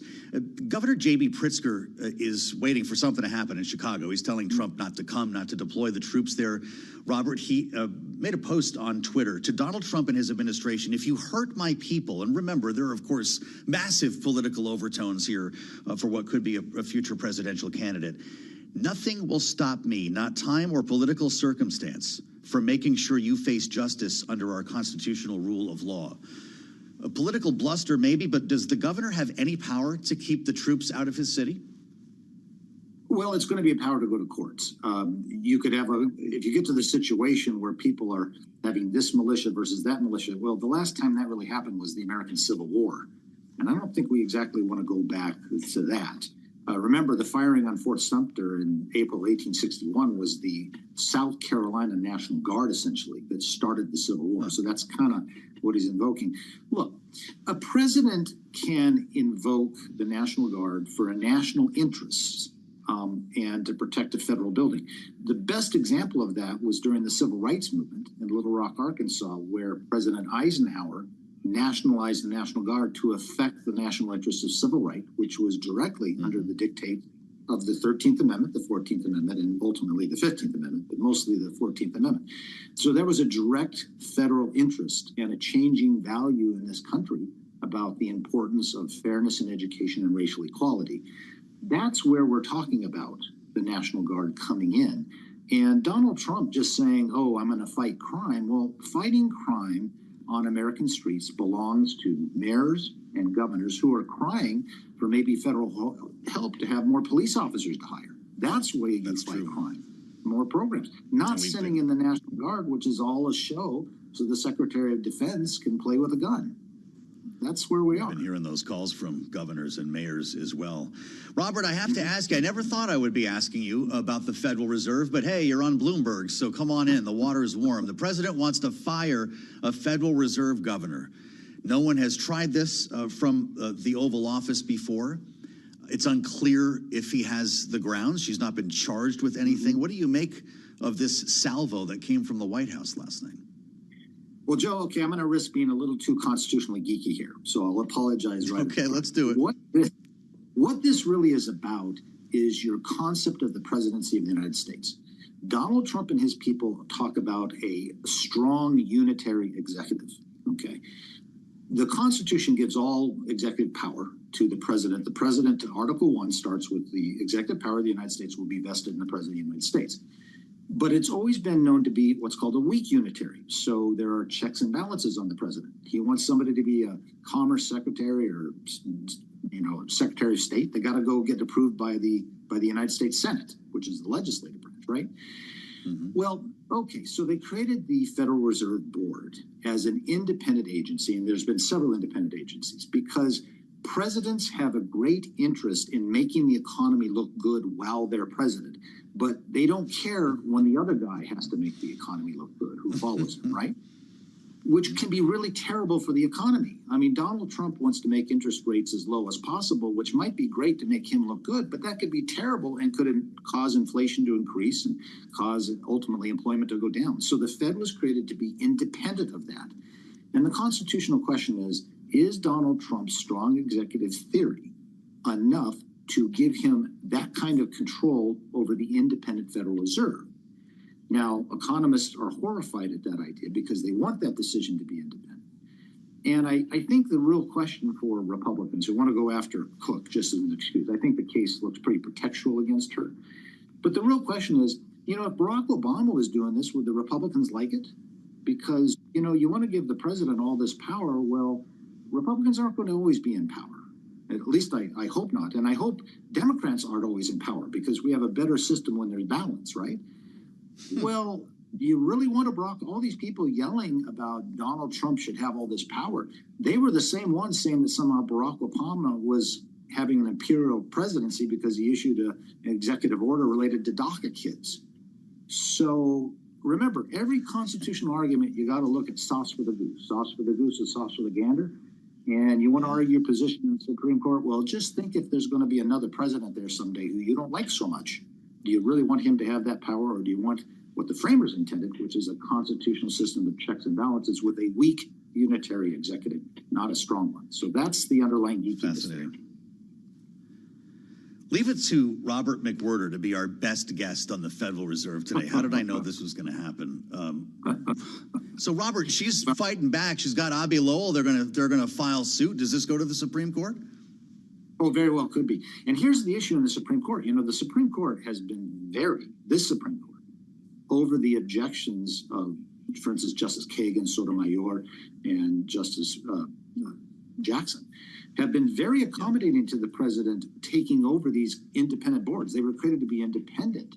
Well, in the opinions, the conservative justice says, well, this wouldn't apply to the Fed. And Justice Kagan, in one of her dissents, said, well, why doesn't your reasoning apply to the Fed? You know, this is coming down, if the Supreme Court underscores and upholds the independence of the federal board, which I believe they should, well, then it begs the question, gee, Supreme Court justices, you like the Fed board to be independent because this helps the structure of our economy and the way business works. But when it's Consumer Protection Board, you don't like it. Maybe it's just because you don't like the Consumer Protection Board and you can say Donald Trump can get rid of these people, but we want to protect the Fed from Donald Trump, even Donald Trump. It makes these conservative justices on the court look pretty bad, but they should uphold the independence of this, because the world needs an independent central bank for the greatest economy in the world, which still is the United States. And that's why people invest their dollars with their foreign money in U.S. dollars, which strengthens our economy, because we have an independent federal board. And 95% of all economists will tell you exactly what I just said. Robert, the president is talking to his cabinet as you and I are having this conversation, and producer James is keeping me posted on what's happening in that room. He just suggested the death penalty. We're doing this in real time, so just walk through this with me here. Suggesting the death penalty for murderers in D.C. Here's the quote: "If somebody kills somebody in the Capitol, we're going to be seeking the death penalty, and that's a very strong preventative, and everyone that's heard of it agrees with it." Is this something he could do? Dubious. He would have to have an act of Congress. And I think the best response to that is, well, what about what happened on January 6th with his supporters who killed Capitol police officers? Maybe they should get the death penalty now. You know, again, let's go with sauce for the goose. You want to start doing that. The death penalty, if you look at it in terms of its efficacy, it doesn't reduce crime. There are too many human behavior connected with crime is far too complicated. People don't usually make that calculus when they're in the middle of a situation where death results or commit the crime of homicide. I have represented many people accused with homicide, and I can tell you none of them all thought that clearly at the time they were committing that act. So this is another tough thing. And what he's talking about with juveniles and any cash bail are just things that are going to hurt people and not make anybody any safer in the long run. All right, before you go, Robert McWhirter, you saw they've been setting up checkpoints here in Washington. ICE, it could be another federal agency, Department of Homeland Security, DEA in some cases. We're seeing officers identified. Tell our listeners and viewers what they should do if they run into one of these checkpoints in the District of Columbia. Well, you got a couple choices. What you have a right to do is say, I don't want to talk to you. I don't have to talk to you. I can tell you my name. If they ask what's your name, you're pretty much required to say that. But you don't have to give in to the statements. Remember, we have the Fifth Amendment to the Constitution, which says you not be compelled to incriminate yourself in any way. So you can say, go pound sand. The trouble with that, of course, is if you just want to get to the grocery store, you might not want to spend the next 3 hours messing around with some checkpoint. So you have the right to assert your rights, but there's going to be consequences if you do so, ultimately you'll not suffer it, but they can detain you, and that could really make your day a mess, right? So that's where we are. But you got to say something. Why are these DEA agents running around in Washington, D.C., when you have a fentanyl crisis in Arizona and DEA agents are being taken away from protecting America from the flow of fentanyl across the Arizona-Mexico border? It's a total reworking of priorities simply because he wants to try to get his deportation numbers up. And frankly, Biden's numbers are still beating him. Yeah, that's a very real question. Do I have to roll my window down if I get stopped at a checkpoint? Serious. What the law says is your information about your name is not constitutionally protected. Do you have to roll your window down? It's probably a good idea because they might do nasty things to you if you don't. Okay. There's constitutional rights, and then there's if you really want to, go ahead and get eggs and milk at the grocery store, right? But that being said, you have no constitutional obligation to incriminate yourself in any way, and you don't need to answer that question. Are you a citizen? But of course, like I said, if you want to get to the grocery store, a lot of people just say, "Yeah, I'm a citizen." Why? So. We always learn a lot. It's an experience with Robert McWhirter. Great to see you again, sir. From the law office of Robert McWhirter, live on Bloomberg TV and radio.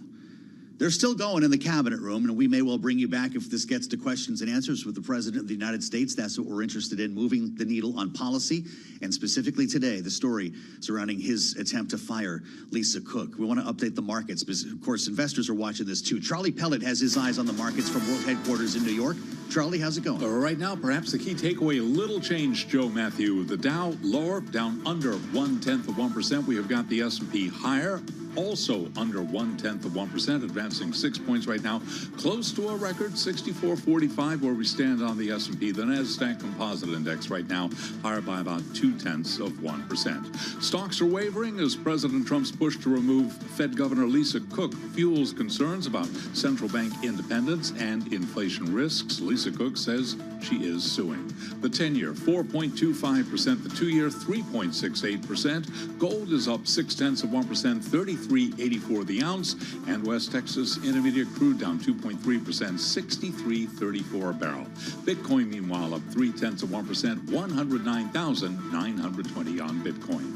President Trump is weighing in on the Cracker Barrel logo change. In a tweet on Truth Social, he said, based on customer response, the restaurant chain should admit it made a mistake and return to its old logo. Cracker Barrel up now by 5%. Balance of Power continues right now. Back we go to Washington. Once again, your host, here he is, Joe Matthew. Now, leave it to Charlie Pellet to get to the stories that matter. That's right, Cracker Barrel was on President Trump's mind before he walked into the cabinet meeting that's now been going on for about an hour and 15 minutes. He wasn't talking about Taylor and Travis. I thought that would be the big news. I hope my good friend Kaylee Lyons heard about that story today. Yeah, they're getting married. The Cracker Barrel post, though, on Truth Social was quite remarkable. Remembering they rebranded the store, they took some of the bric-a-brac out of the restaurant. I don't know if the rocking chairs are still there. You go to the Cracker Barrel when you're on a road trip or something like that, you play the games, you hang out on the porch. I'm wondering if Donald Trump has ever sat on a rocking chair on the porch at Cracker Barrel. Because he did get into this. You know, there's been big backlash over the new logo. They took the old guy next to the barrel off the logo. President on Truth Social this morning, Cracker Barrel should go back to the old logo. It'd been a mistake based on customer response, the ultimate poll, and manage the company better than ever before. They got $1 billion worth of free publicity if they play their cards right. He says, very tricky to do, but a great opportunity. Have a major news conference today. Make Cracker Barrel a winner again. Remember, in just a short period of time, I made the United States of America the hottest country anywhere in the world. 1 year ago, it was dead. Good luck! Exclamation point. Indeed, the company knows that it stepped in something here. It issued a statement just about 24 hours ago, saying in the last few days, you've shown us how deeply people care about Cracker Barrel. You've also shown us we could have done a better job sharing who we are and who we always will be. Yes, Uncle Herschel is no longer on the logo. You wonder if they bring him back along with the barrel as well. We are going to bring back our political panel as we wait to hear from President Trump. Maybe he'll get into this. It's a publicly traded company, after all. Rick Davis is Bloomberg Politics contributor, Republican strategist, and partner at Stone Court Capital, joined on our panel by Democratic strategist Kristen Hahn, partner at Rock Solutions. Kristen, what does it tell you when the commander-in-chief is obsessing over Cracker Barrel before he walks into a cabinet meeting like this, in terms of his frame of mind and ability to set the agenda? Well, first of all, I like you, was totally distracted in the break over the big news of the day, which is Taylor Swift and Travis Kelce getting married.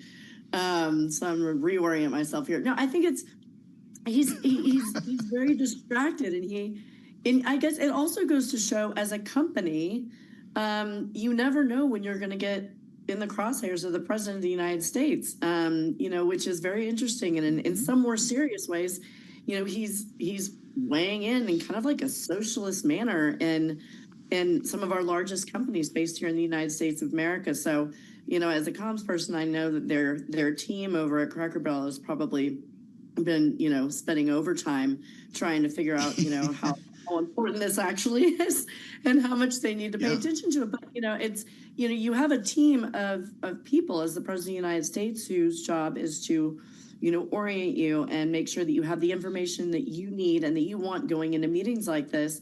But these are very, we've been waiting for big news of the day to come out and discussions to be had. And there's just a lot of rambling and not a lot of coherence to a lot of what he was saying, at least the opening remarks. So it's a little concerning. I'm just going to bet. Yeah, I'm going to bet Rick Davis has spent time on the rocking chairs at the Cracker Barrel. And Rick, a lot of people may not realize that is a publicly traded company, and Cracker Barrel is up over 5%. It popped on this news immediately. The president's talking about us. Is this good or bad to have the president of the United States weighing in on the marketing decisions of a publicly traded company? So far, it's actually helping the stock. Well, I think more importantly, it's unavoidable. Donald Trump is going to weigh in on anything he wants to weigh in on, and it's cheap, right? He just pounds it out on Truth Social, and away it goes. Yes. Why he picked Cracker Barrel today, nobody will ever know. Honestly, I think it's a huge step up from how much water does a toilet have. I mean, those days hopefully are over. Look, he's in a different spot than any Republican who's occupied the presidency since Teddy Roosevelt. Teddy Roosevelt was a trust buster. He had a lot of concerns about corporate America. Donald Trump, he wants government to be the largest investor in corporate America. I mean, he is breaking down every barrier between government and the private sector that you can possibly make. When I was in the White House working for Ronald Reagan, we weren't allowed to distinguish one company from the other. They were all considered good American companies.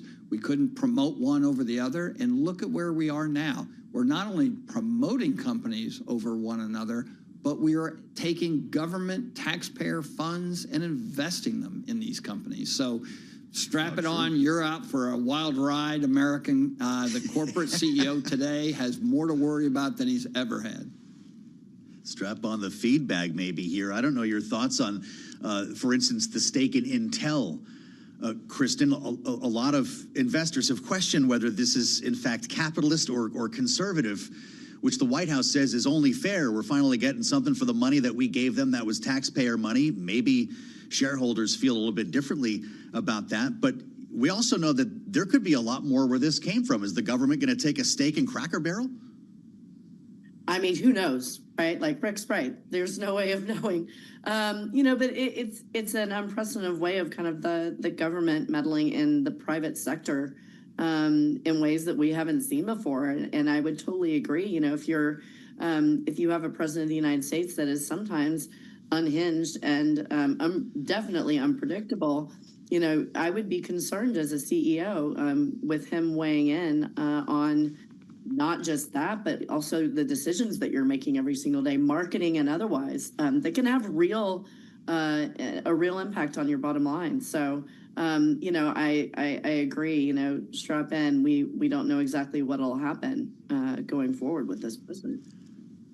I hate to belabor this whole thing, but Cracker Barrel's statement says that Uncle Herschel will still be on the menu, on our road signs, Rick, and featured in our country's story. He's not going anywhere. He's family. According to this very deliberately, very carefully written statement from the company. Was this some kind of woke thing to change the logo, or am I confused? I don't even understand how a barrel is woke. I think it was the removal of Uncle Herschel that was considered a woke move. And obviously they're very sensitive about Uncle Herschel's involvement in the company's promotions. If I were them, like some of the other companies that have gotten into the target zone here, I'd immediately start getting actors to endorse my product and do a little advertising, because they're on a roll right now. I mean, a lot of eyeballs going to Cracker Barrel. And now I'm actually getting hungry just talking about this. I think, I don't know if there's one in Manhattan, but I'm going to seek it out right now. Man, if there is one in Manhattan, I need to know what neighborhood decided to open a Cracker Barrel. Yeah, you know, Cece has it right. You can't even be an old man anymore without being woke. I don't know where this is going, but it's something that we'll keep tabs on. We're going to go back into the cabinet room here in a moment, and it looks like the Secretary of Homeland Security is going to be talking, Kristen. It brings us back to our conversation we just had with Robert McWhirter. Big questions about whether the National Guard is going to be deployed in Chicago. Will that be the next city to see troops? I mean, it's certainly where it seems to be going. And I know that, you know, we've all heard reports out of the White House that they've been focused on Chicago as the next city. And clearly the delegation and the governor are hearing the same thing, because, you know, you've seen their press conference, all united, the mayor, the governor, Senator Durbin, and other members of the delegation. So, you know, I do think it is, but it's not the same as being in Washington, D.C., you know, for the reasons we've discussed on the show a little bit earlier. So I think you'll see a lot of pushback from not just the elected officials, but some of the just folks in the communities. Yeah, well, let's hear from the source. Secretary Kristi Noem is speaking right now. Let's bring it back live to the White House to hear from the Secretary of Homeland Security. This is live on Bloomberg. Make sure we know who's coming into this country. You've arrested and brought to justice hundreds of thousands of illegal aliens, criminals that have perpetuated violence against American people.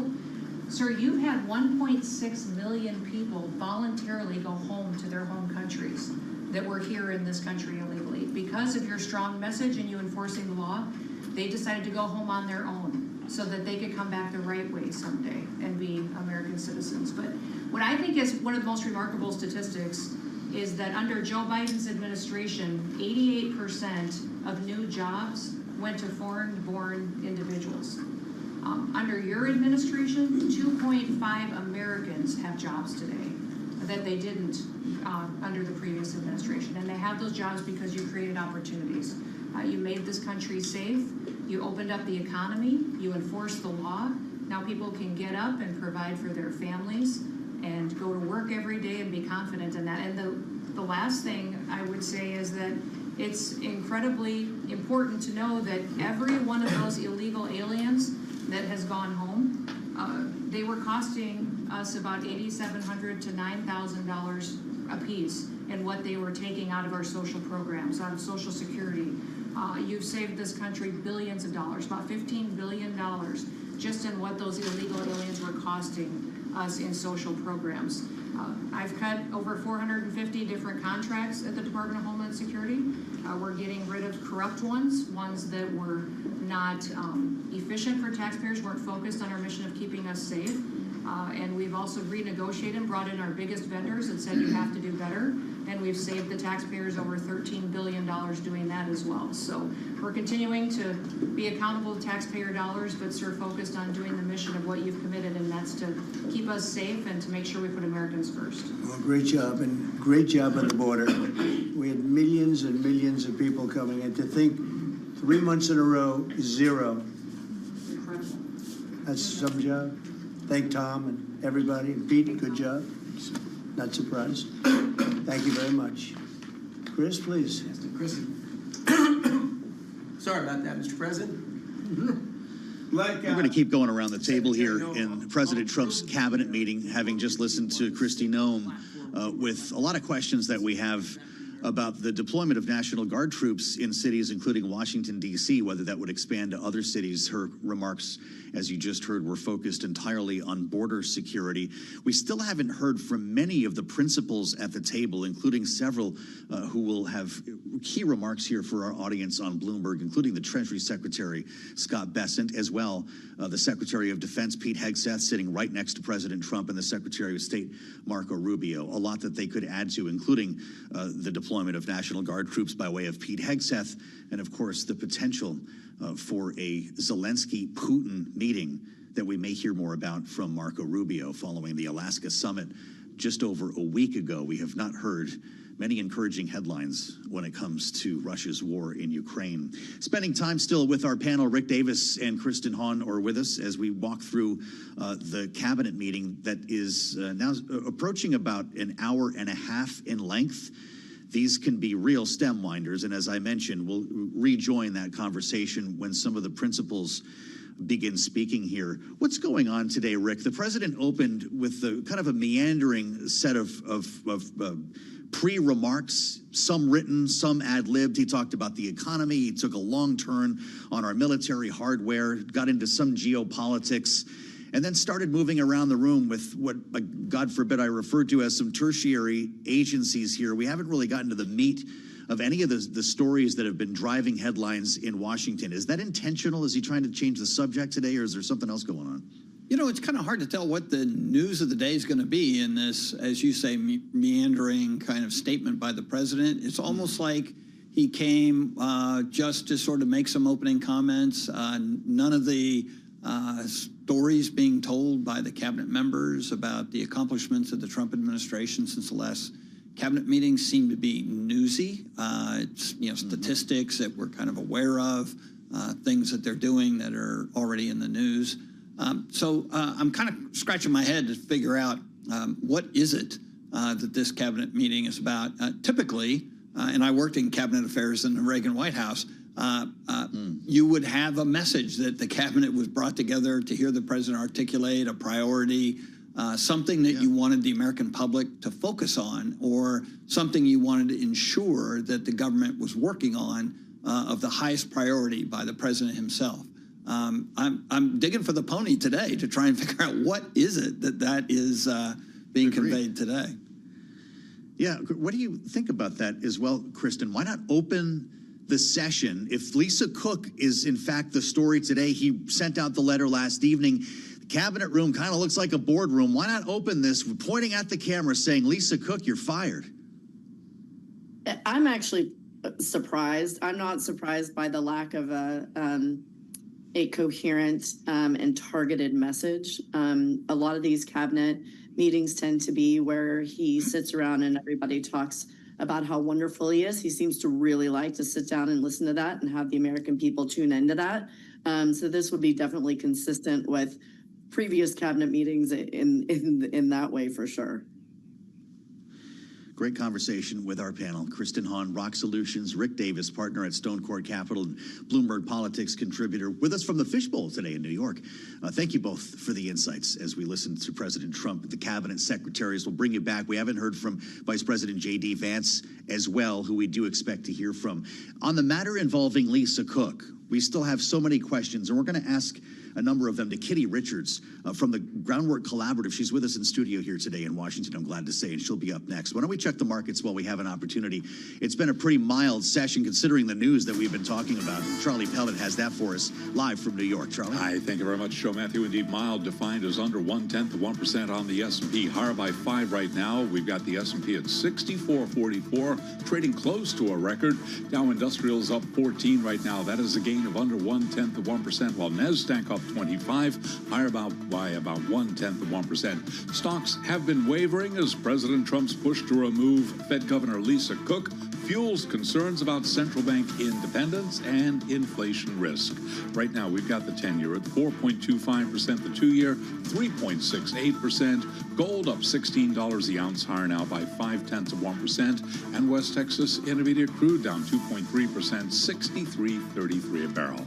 Bitcoin also little change, under $110,000. Bitcoin at 109,717. That is a gain right now of 0.1%. Again, recap recapping stocks higher. S&P up 5 right now, up by about 0.1%. For on-demand news 24 hours a day, subscribe to Bloomberg News now, wherever you get your podcasts. And back we go to Washington. Once again, your host of Balance of Power, here he is, Joe Matthew. All right, Charlie, we thank you as ever. Charlie will be back top of the hour to reset things on Wall Street as we keep tabs on what has turned out to be a day without direction on Wall Street, and maybe we were due for one. Shares of Cracker Barrel on the move. They're up still over 5% as Kitty Richards considers the benefits of the chicken fried steak at her local Cracker Barrel. She joins us now with a lot of questions involving Lisa Cook. The president says he wants her fired.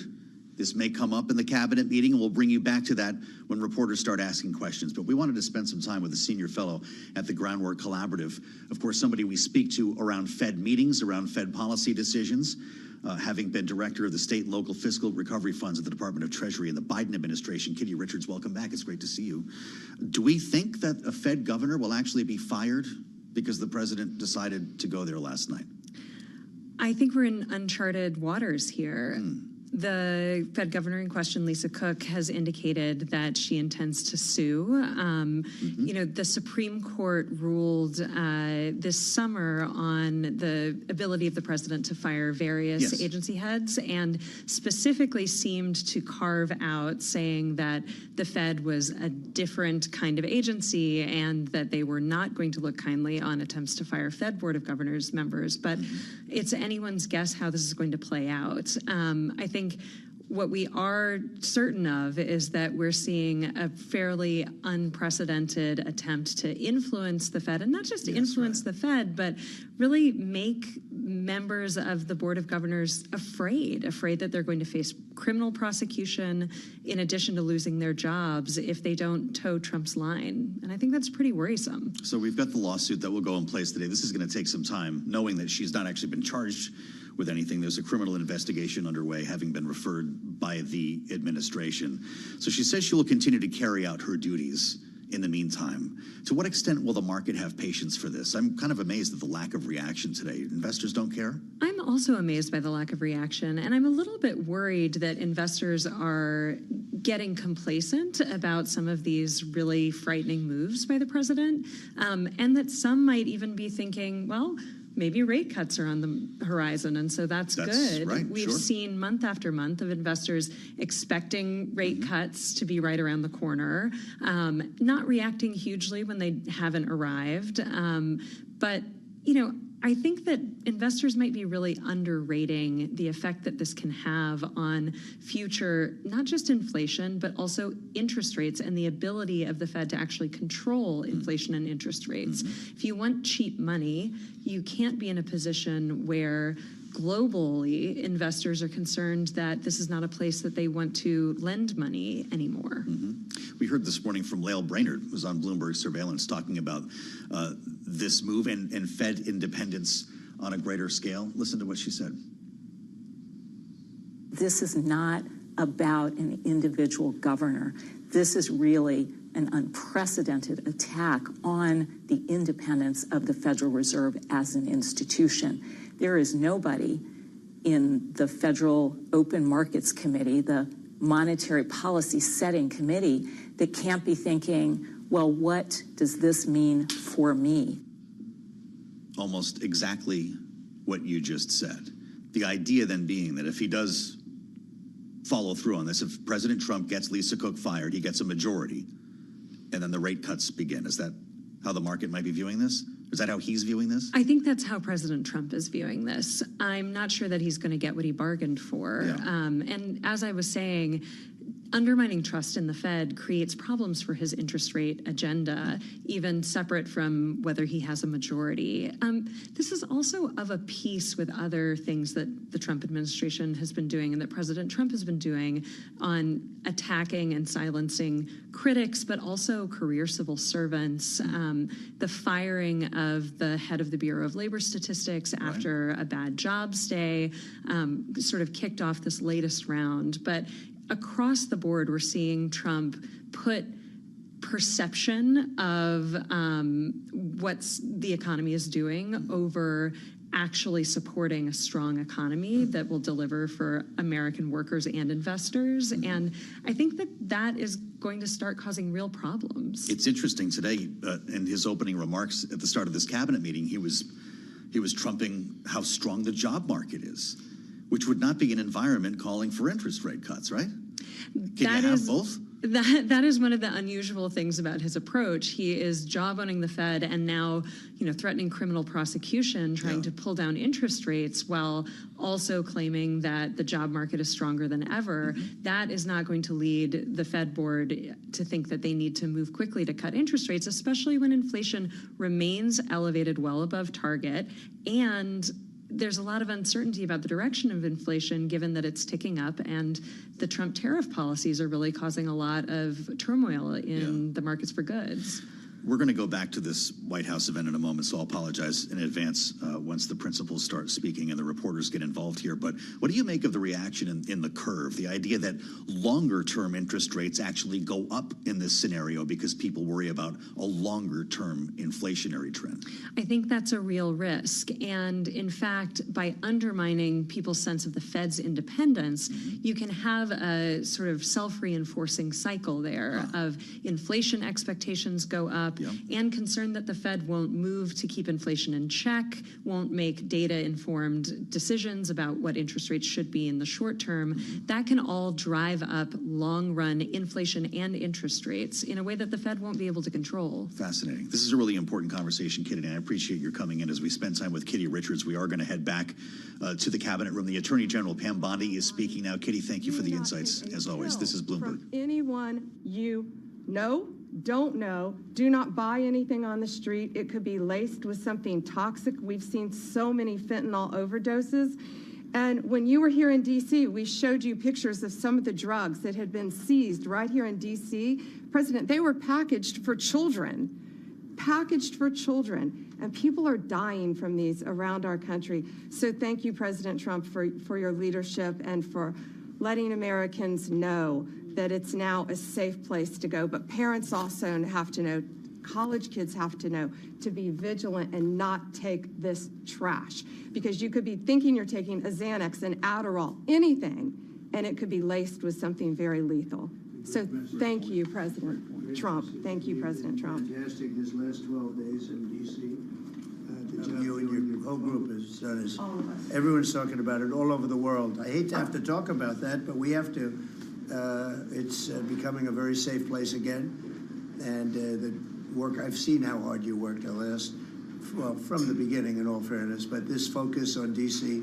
is so important for the country, so great job. And to everybody. And President and his team around, we're all working hand in hand, side by side, all of our agencies together to make America safe and D.C. safe. And Iris, congratulations on your baby, and I'm so glad that you're safe now. Thank you very much.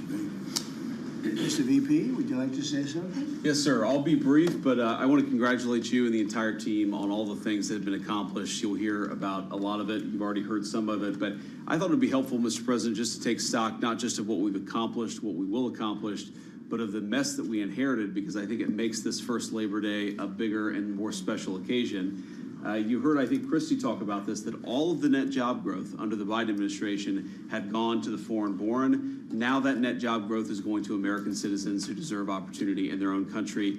That's a great accomplishment.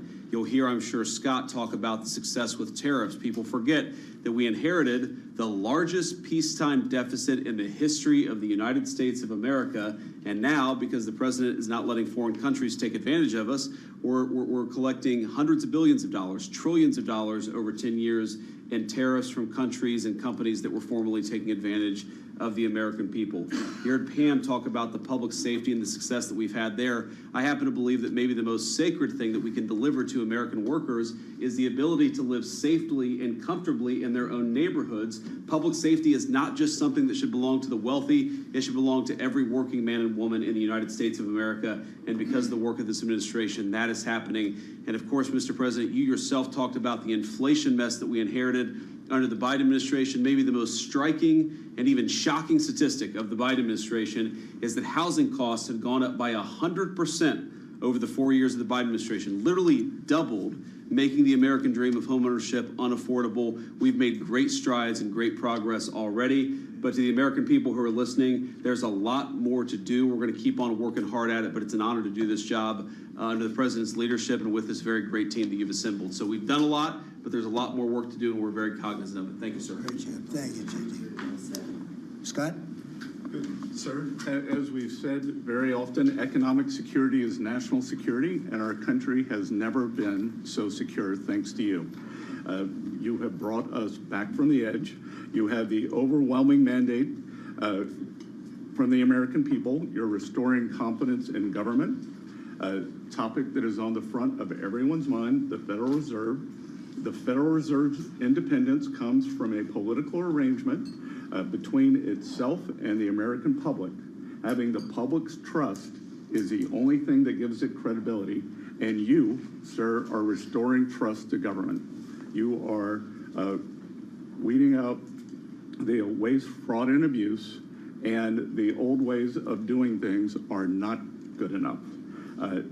We are seeing a blue-collar boom. In the first 7 months of your administration, real blue-collar wages have taken off. And the only other time that they've done this in the past 70 years was in your previous term. Your efforts on tax, trade, and deregulation have boosted paychecks for American workers while slowing the pace of inflation and lowering the cost of energy. Inflation has plummeted to just 1.9% since you took office, and the economy rebounded with real GDP surging 3% last quarter. The blue-collar boom coincides with a CapEx comeback. In anticipation of your one big beautiful bill becoming law, CapEx increased by American businesses by nearly 14% in the first half of this year. And as you and I talk about frequently, and as that chart or that photo attests, we are going to see, I believe, a bigger CapEx boom from here. This is just the beginning, just the beginning. You have saved this country by making it the best place in the world to do business again. Treasury is helping to implement these new provisions, as well as no tax on tips, no tax on overtime, and no tax on Social Security. This weekend, I will be meeting with workers from local restaurants to discuss the positive impacts of the pro-labor reforms on no tax on tips. And I have to tell you, thanks to you, when I go into a restaurant or stop by a Hotel Dorman, I am the most popular person there. My first job at age 9 was as a busboy getting tips. I am going to spend Labor Day going from restaurant to restaurant talking to workers who receive substantial amount of tip income. So I'll hear directly from them how your one big beautiful bill is increasing their take-home pay and making a big difference. Now, we can also talk, that is domestic.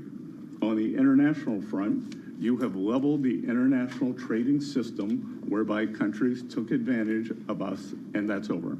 It's over. The Treasury Department is taking in record tariff revenues that I had been saying was running at a rate of $300 billion a year. You chastised me for saying that it's not, that number is too low. And as usual, you're right, that we had a substantial jump from July to August. And I think we're going to see a bigger jump from August to September. So I think we could be on our way well over $500 billion, maybe towards the $1 trillion number. This administration, your administration, has made a meaningful dent in the budget deficit. The average budget deficit during this term is 26% less than the last 12 months under Biden. And even the CBO, and we don't agree with CBO on everything, as you said, last Friday, on a summer Friday, had to admit that they believe over the next 10 years, the budget deficit will be $4 trillion lower than they had previously scored. $4 trillion, $3.3 trillion of tariff income, $700 billion of lower interest cost, and I would expect that number could go up from here. So, Mr. President, your return to the White House marked the return of the American worker. Thank you for reclaiming Labor Day for the American people. You're growing the economy for everyone, especially the middle and lower income households who suffered disproportionately under the last administration, and it's an honor to do this under your leadership. Great job. You're doing great.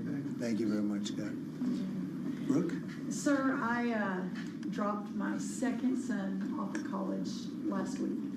And I wasn't. All right, live sound from the White House, listening to Treasury Secretary Scott Bessent just wrap his remarks in Donald Trump's cabinet meeting. Now approaching the 2-hour mark. This has been an extended conversation, and it has not included reporter questions yet. So this could go on for some time, and we will likely bring you back in the room for this conversation as we wrap things up here with Kitty Richards from the Groundwork Collaborative. Kitty, just listening to the Treasury Secretary speak there, just brings me back to what we were discussing. The way he just framed the state of this economy might justify interest rate hikes.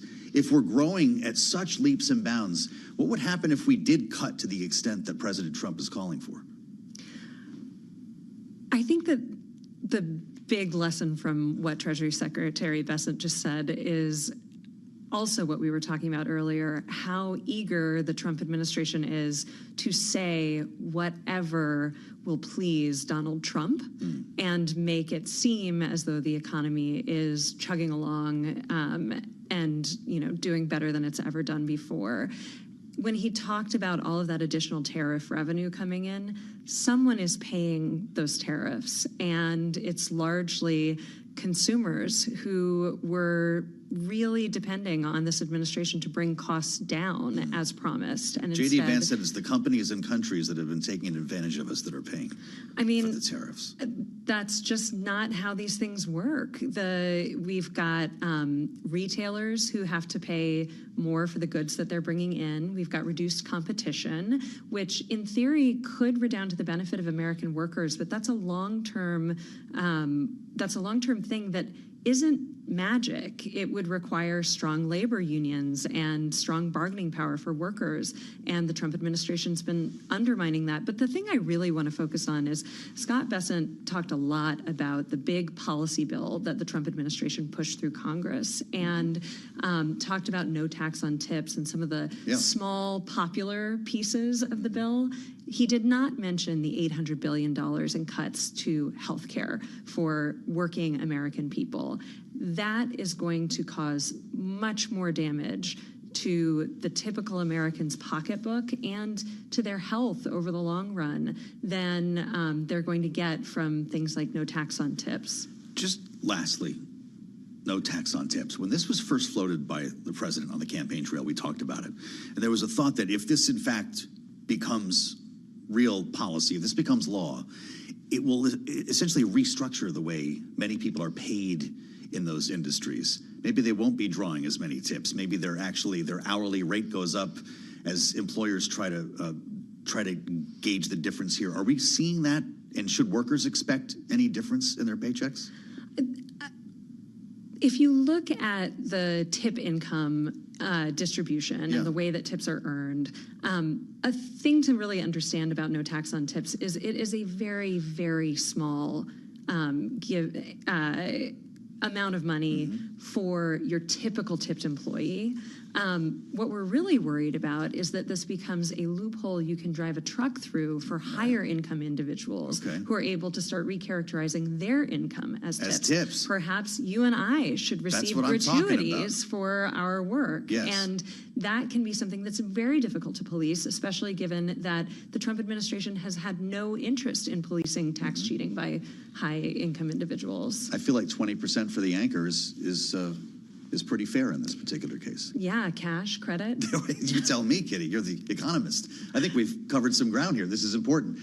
Kitty, thank you. Kitty Richards, Senior Fellow, Groundwork Collaborative, former official at the Treasury Department in the Biden administration. As we listen to the round robin here at the White House, we want to bring things to New York for Bloomberg Business Week Daily. They're going to carry the baton here, and will likely carry you back into the briefing room, or the cabinet room in this case, because reporters have been assembled. Press pool has been in there for about 2 hours now and probably has a lot of questions about a lot of stories, beginning with Lisa Cook, and you'll hear those comments when they take place here on Bloomberg. I'll meet you back for the late edition of Balance of Power at 5 p.m. Eastern Time. We'll review what took place in the room today and what the president is about to say about the Federal Reserve governor he wants to fire. Tim Stenovec, Isabel Lee standing by in New York for Bloomberg Business Week Daily.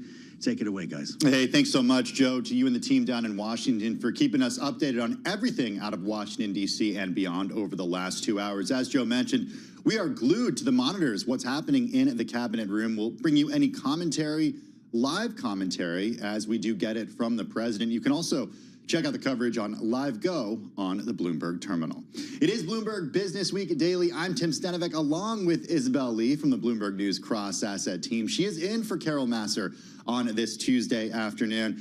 And here's the setup on this Tuesday afternoon, because, Isabel, we are squarely focused on everything happening outside of Washington, D.C., or emanating from Washington, D.C., on the president's push to remove Federal Reserve Governor Lisa Cook.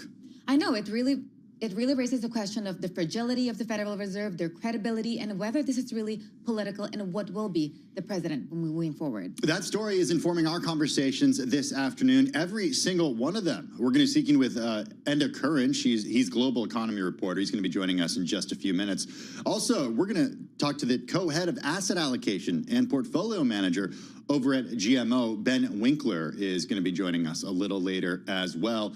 Also, front and center, we are going to be looking at comments from Commerce Secretary Howard Lutnick. He made them earlier. He suggested that the government is looking at the defense sector. Bloomberg Intelligence senior defense analyst Wayne Sanders is going to be joining us in just a minute. All that and more coming up over the next hour right here on Bloomberg Business Week Daily. First up, though, he has been watching the markets. He is standing by. Charlie Pellet is giving us an update. Hi, thank you very much. Little change, perhaps the key takeaway at this hour. You mentioned Howard Lutnick and those defense stocks, specifically Lockheed Martin. Lockheed Martin up now by 1.6%. Little change, though, for the rest of the major indexes and averages. Right now, we have got the S&P up 2 points, the Dow lower by 4, and NASDAQ is advancing 12 now, up by just under 0.1%. The Bloomberg Mag 7 index trading lower by 0.2%. NVIDIA, a big part of that index, NVIDIA up 0.9%. It reports tomorrow after the close of trading, and right now the 10-year at 4.25%, with the 2-year 3.68%. Spot gold up 0.5%, 33.81 the ounce. West Texas Intermediate crude down 2.3%, 63.33 a barrel. We're keeping an eye on Apple shares up 0.4%. Apple plans to hold its fall product launch on September 9th, when the company is expected to introduce an iPhone 17 lineup that includes a new skinnier version of its signature device. Recapping, S&P just about flat on the day, up now under 0.1%. I'm Charlie Pellet. That is a Bloomberg Business Flash. Hey, thanks so much for that update, Charlie Pellet. As I mentioned, we're keeping focused on everything happening out of Washington to see the president speaking at a cabinet meeting. We're going to have more on that when he does start to take questions. In the meantime, also on our agenda today is the latest with the New York City mayoral election. Let's head on over to Gracie Mansion, where we find Bloomberg News senior reporter Miles Miller. He's on location there for a conversation with New York City Mayor Eric Adams. Hey, Miles. That's right, and we're sitting down with the mayor here in Gracie Mansion. And the first thing we want to talk about with the mayor is the National Guard. You know, Donald Trump said just yesterday, if these mayors can't control their streets, we will. And he listed New York among the cities under review for National Guard deployment. Do you believe this is a real threat to New York? Well, the partnership between the federal government and the city and state governments is extremely important. And I think there's a role we need. My role is to make sure New York is safe, and the numbers are showing we're doing that. And the partnership of making sure guns don't come into our city. And that's what we want to continue to do with the federal government. We already collaborate with the federal government every morning, 10 a.m. with HIDA, city, state, and federal authorities, to go after shooters and those who bring guns into our cities. When he talks about the National Guard potentially coming here to New York, and in the event that that happens, is there anything you can do to counteract that? I mean, you know, what would it look like if National Guard's members, you saw in D.C., 2,000 of them on the streets of Washington if they were here, on 90th Street.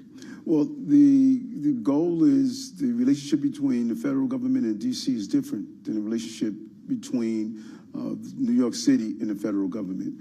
And again, our communications with the federal government is we got this. We removed over 23,000 illegal guns off our streets. We're witnessing record levels of decreasing crimes, homicides, and shootings in the first 6 months, and shooting victims in the first 7 months. And so we are very clear, always have been. I have never moved away from the public safety. That's the prerequisite to our prosperity, and we're going to continue to do an amazing job. And if the federal government wants to communicate with us and ask us to go to other municipalities and help them see what we're doing, we're willing to do that, because a safe America is a safe New York City, and we want to help any way we can. I want to ask you about November election as it relates to that. One of your opponents, Andrew Cuomo, has said if Mamdani gets in office, then Trump takes control of New York City. Then Trump does put the National Guard here. Do you think that could happen?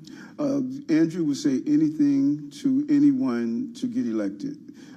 He created this. He passed the cannabis laws. I had to close down 1,500 cannabis shops because of the failed law he passed. He did the bail reform. That's the revolving door criminal justice system that we're looking at. He closed psychiatric beds. So every time you see someone push someone on the subway track because of severe mental health illness or stab 3 innocent New Yorkers, you have to ask yourself, why do we close those beds? Raise the age. We're seeing young people are victims of crimes more and more, and they're shooters as well. These are all of his bills. I had to fix his mess. And so Madani's call to defund police, his calls to legalize prostitution, his calls to empty Rikers Island, they're two of the same people. New York has come too far to go backwards with either one of them. When I heard the president talk yesterday about cashless bail, I immediately thought of you because you have been one of the people who has talked about bail reform. Your police commissioner talked about bail reform on Friday with the friendly fire incident involving the officer. The president signing an executive order directing DOJ to look at these jurisdictions that have done cashless bail. What's your take on that? Well, I have been clear. And I don't believe if someone steals an apple that we should hold them in jail because they can't afford to get out. But if you are possessing an illegal weapon, you commit one of the 7 major crime categories in our city, you are repeatedly an offender, we need to look at the criminal justice system that allows you to continue to go back and you repeat the crime. We saw what happened with the Customs Border Patrol agent. These were repeated offenders. We just had a shooting over the weekend. The individuals involved, they had several gun arrests.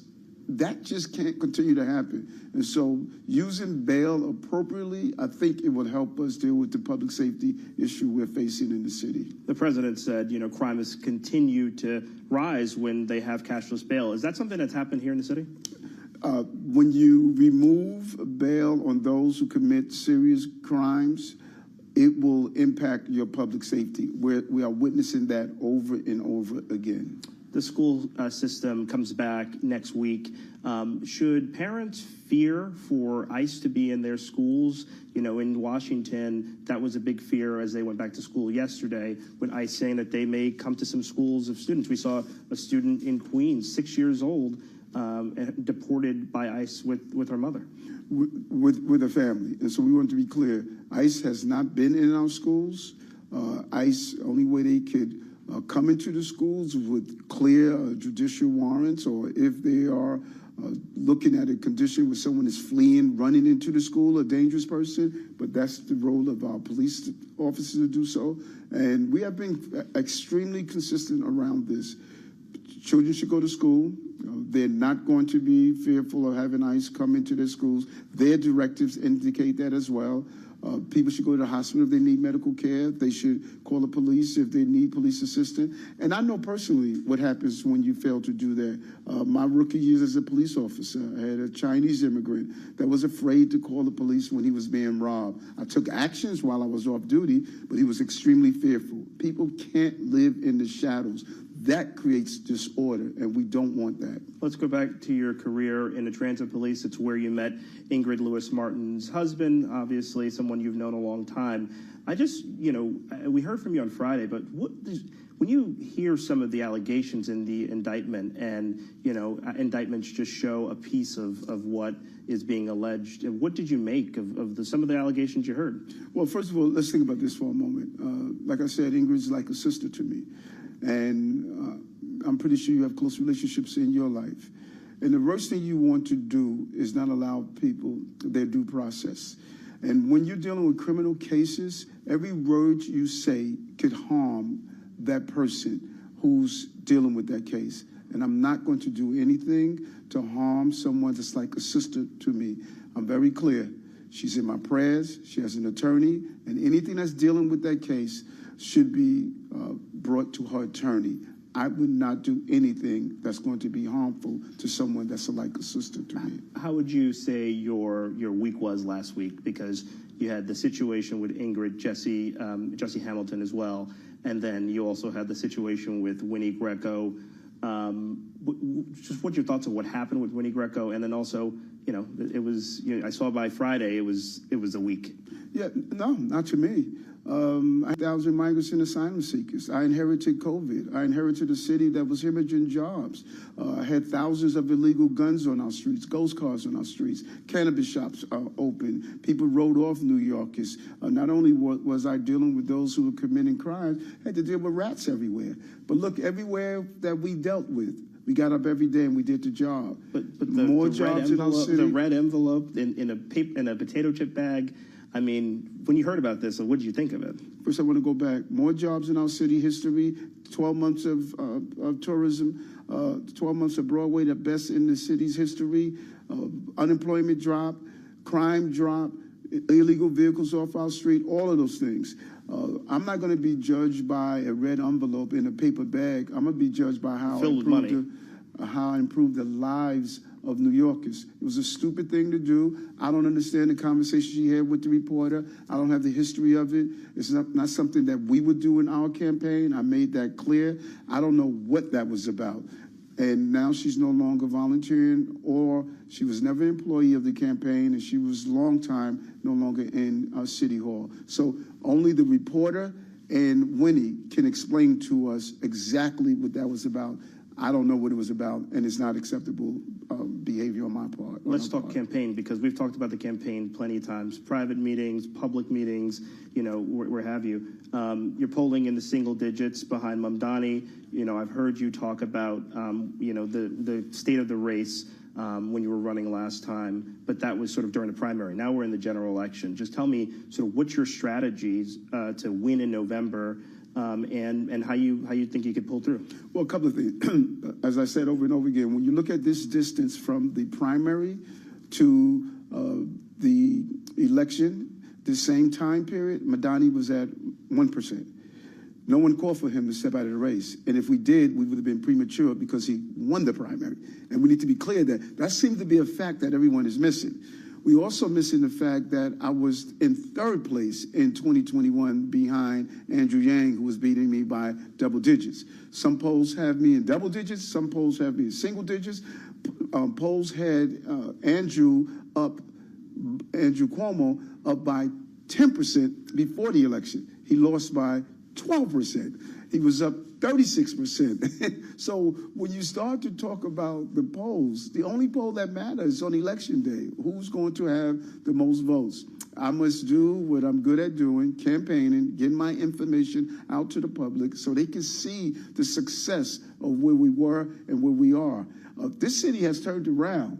I mean, if we want to be honest about it or not, and I have to explain that to the voters. So the message is Eric Adams is staying in no matter what? Yes. You're not signing any pledge? Yes, I'm staying in no matter what. Who created the pledge? Andrew. One candidate that was at 1% in the poll all of a sudden said whoever's up by a certain number in September should win. That's all Andrew's creation. Trust me when I tell you, he creates these scenarios so that people can believe he's doing the right thing. He lost the race, $35 million, up by double digits. didn't get out and campaign, and he lost the race. People heard his message already. Let's get to some Bloomberg topics here. One of your biggest accomplishments that you've stated has been City of Yes. Just tell me, what it took to get that through. Housing, a big issue for, voters and for people who own homes here, who want to own homes here. You have a lack of places to put homes, but City of Yes changed that. Just, explain how that's worked out. In so many ways, many people talk about affordability, but never use their offices to actually produce affordability. Like I said, 5 people running for office, 3 people don't have a record. 1 person is running from his record. I have a record. City of Yes is going to produce housing throughout the city, because housing in New York is not just a Manhattan or Brooklyn or areas that would gentrify. It's the entire city. Never before have we witnessed this most comprehensive housing and rezoning policy in the history of our city. We have built, renovated, and planned rezoning for 426,000 units of housing in the next decade. I mean, this is unbelievable when you think about it. We did it in 3.5 years. That number is larger than 12 years of Bloomberg, 8 years of de Blasio combined in 3.5 years. Mm-hmm. We are the most housing-forward administration in the history of this city, and we got projects off the ground that many have tried, like Willis Point, 2,400 units of affordable housing, Flushing Airport, hundreds of units of affordable housing, Union built.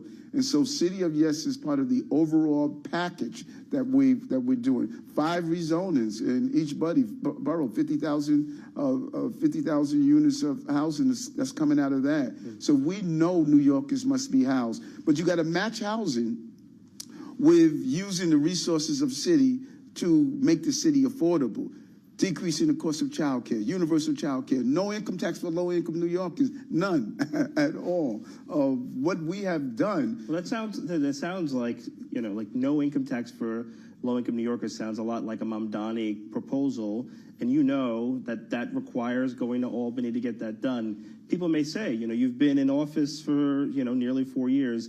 How come you haven't been able to get that done?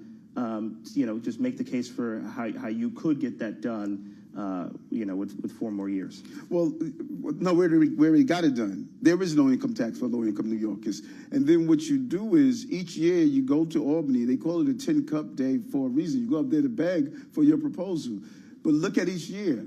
Each year we got exactly the things we asked for. Mayoral control. We got the no income tax. We got housing reform, renovating our office spaces into permanent housing, low income housing. We got the public safety initiative. We got the involuntary removal. So you're seeing each year we brought back what we needed from the city. And so in 3 years and 8 months, we've done a great job of partnering with our Albany lawmakers. And that's Mayor Eric Adams talking directly to Bloomberg terminal customers and listeners all around the world. I'll send it back to the studio. Hey, thanks so much. Miles Miller, he's Bloomberg News senior reporter up there at Gracie Mansion, along with Mayor Eric Adams, of course, the mayor of New York City. I do want to bring in Shree Taylor right now. She's Bloomberg reporter who covers New York City. I think the big takeaway that I had from Miles' interview just now was this mayor is staying in the race. He said, quote, "I'm staying in no matter what." This despite many different polls showing him far behind Zohran Mamdani, even far behind Andrew Cuomo, and in some cases behind Curtis Sliwa, the Republican challenger. Right. I mean, he clearly has a lot of ground to cover, but that's not discouraging him, which I think is very interesting, considering usually the incumbent is the more popular candidate. But right now we have Mamdani and even Cuomo, who are kind of in very, very close competition with each other, and then he's just trailing super far behind. What is the sentiment towards Eric Adams, and what does he need to do to really clinch that win? The sentiment is not great. As we know, our mayor has been embroiled in controversy for years now, and especially during his current campaign. His former top advisor is facing fresh charges over allegations that she accepted bribes and, steering city contracts for asylum seeker shelters to property owners. So the sentiment isn't very positive. I think in order to clinch the win, he kind of needs to win over the crowd that's backing Cuomo right now, which is moderate to right-leaning folks, the wealthier citizens and folks like that. Miles really pressed him on the scandal, the alleged scandals last week, the $100 bills in the potato chip bag, the challenges that he's had with a former senior advisor who's found herself wrapped up in alleged wrongdoing, and he didn't want to touch it. He basically pushed back and used that as an opportunity to talk about his accomplishments under his close to 3.5 years as mayor of New York City. It's certainly a media strategy, but is that the type of thing that the voters are going to focus on? Do the alleged scandals, what he's found himself wrapped up in during his tenure, does that matter with voters? Right. Well, I'd say deflecting has kind of been his style, ever since his larger scandal when it came to Turkey and the flights. He says he's very good at campaigning and getting his information out to the public. He said he's staying no matter what and has remained kind of steadfast in maintaining his innocence in just about every scandal that has stirred up during his tenure and during this campaign. So I think he's going to continue. That's he claims is working for him, and I think that's what he's going to continue to do. What I'm seeing is that I think that New Yorkers are ready for a politician that is taking accountability on the backdrop of the Trump administration and a lot of the members that are kind of coming out of there and the scandals that are coming out of there. So I think that, citizens are kind of looking for a change and might want something fresher. All right. Shri Taylor covers New York City. She's a reporter for Bloomberg News. Appreciate you joining us. And also thank you to Miles Miller for that interview with Mayor Eric Adams. Now to our top story and among the most read on the Bloomberg terminal. What is going on with the Federal Reserve? President Trump, just to remind everybody, moved to oust Federal Reserve Governor Lisa Cook following allegations that she falsified mortgage documents. It's a dramatic escalation in the president's battle for more control over the U.S. central bank that unnerved investors. The president is right now taking questions in a cabinet meeting. If you do want to follow along, you can check it out live on the Bloomberg terminal, Live Go, and we will bring you updates as he answers questions. In a letter, though, posted last night on True Social, the president said he had, quote, sufficient cause to fire Cook based on the allegations from a White House ally that she made false statements to one or more mortgage loans. Lisa Cook, for her part, said that President Trump has no authority to fire her and she will not step down. Her lawyer issued a statement on Tuesday saying she would sue. I want to bring in Enda Curran, Bloomberg News global economy reporter. He joins us from our Washington, D.C. bureau. And the president has never fired a Federal Reserve governor before. The law does say, quote, a Fed member can be removed for cause by the president. Based on the folks you've spoken to, the analysis that you've read, the reading of the law, does this count as for cause? Well, as you mentioned, this is both fast-moving and unprecedented. So there's a lot here that nobody's quite sure in terms of how it will play out. On the legal side of this, obviously the president has taken the decision that he announced last night, as you outlined, using this justification now for cause. Governor Cook, of course, is pushing back against that and will have her own legal defense against the president's decision. But there is a lot of discussion around what this at cause clause actually means. Does it cover a Fed official's time in office? Does it cover what they did before they went into office? Do the circumstances that are surrounding Ms. Cook at the moment, did they classify, do they meet the bar for what could be considered a cause? These are questions that I've seen several academics asking this morning and throughout the day, so there's no clear answer on it. There's clearly going to be a whole legal side of this that will take some time to play out in the courts. And then there's the policy side, the practical side, which is on paper. You have critics saying a clear direct attack on the Fed and Fed's independence. It opens up potentially a new seat on the board, presumably for someone who has the same economic view as President Trump, which is one of for lower interest rates. And that in itself feeds through to a very different policy debate in the months ahead in terms of where interest rates are going. So, as I say, the legal side of this, which there seems to be a lot of uncertainty, and that will take its time to play out through the courts. And then there's the implication for policy, for the Fed as an institution, and the policy side, and where that goes from here as well. But what legal arguments is Cook's team likely to make in defense of her position? What grounds does she and her team have under existing statutes? Well, we're waiting to see what that defence will be. Governor Cook has made the point that she will be responding. She will not be bullied out of office. That's been the point she has made before. And her lawyers commented today that they will be mounting their own legal defence and all of this. So in due process, those details are expected to come out. But clearly, the big talking point is this idea that a governor can be dismissed for at cause. That's hasn't been tested before. There isn't precedent for this. So the definition of that is kind of in the eye of the beholder. Obviously, critics of, in this case, Governor Cook make the point that it fits that definition.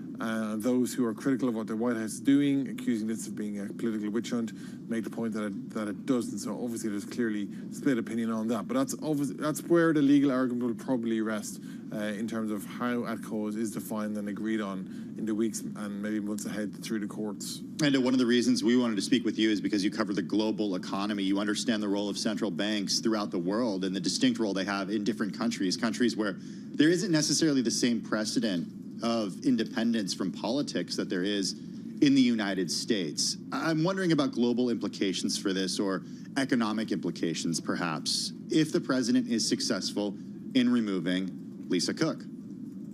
Well, it's very important. I mean, if, just for argument's sake, say by the end of this process, it's been agreed that the Fed's independence has been damaged somewhat.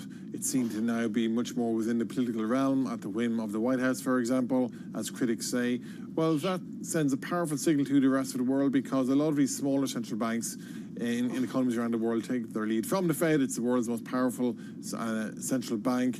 It's the standard setter for what has happened in central bank independence over the past few decades. So you could argue that it could be a domino effect, and that's certainly what those who are concerned about what's happening with the Fed are saying right now.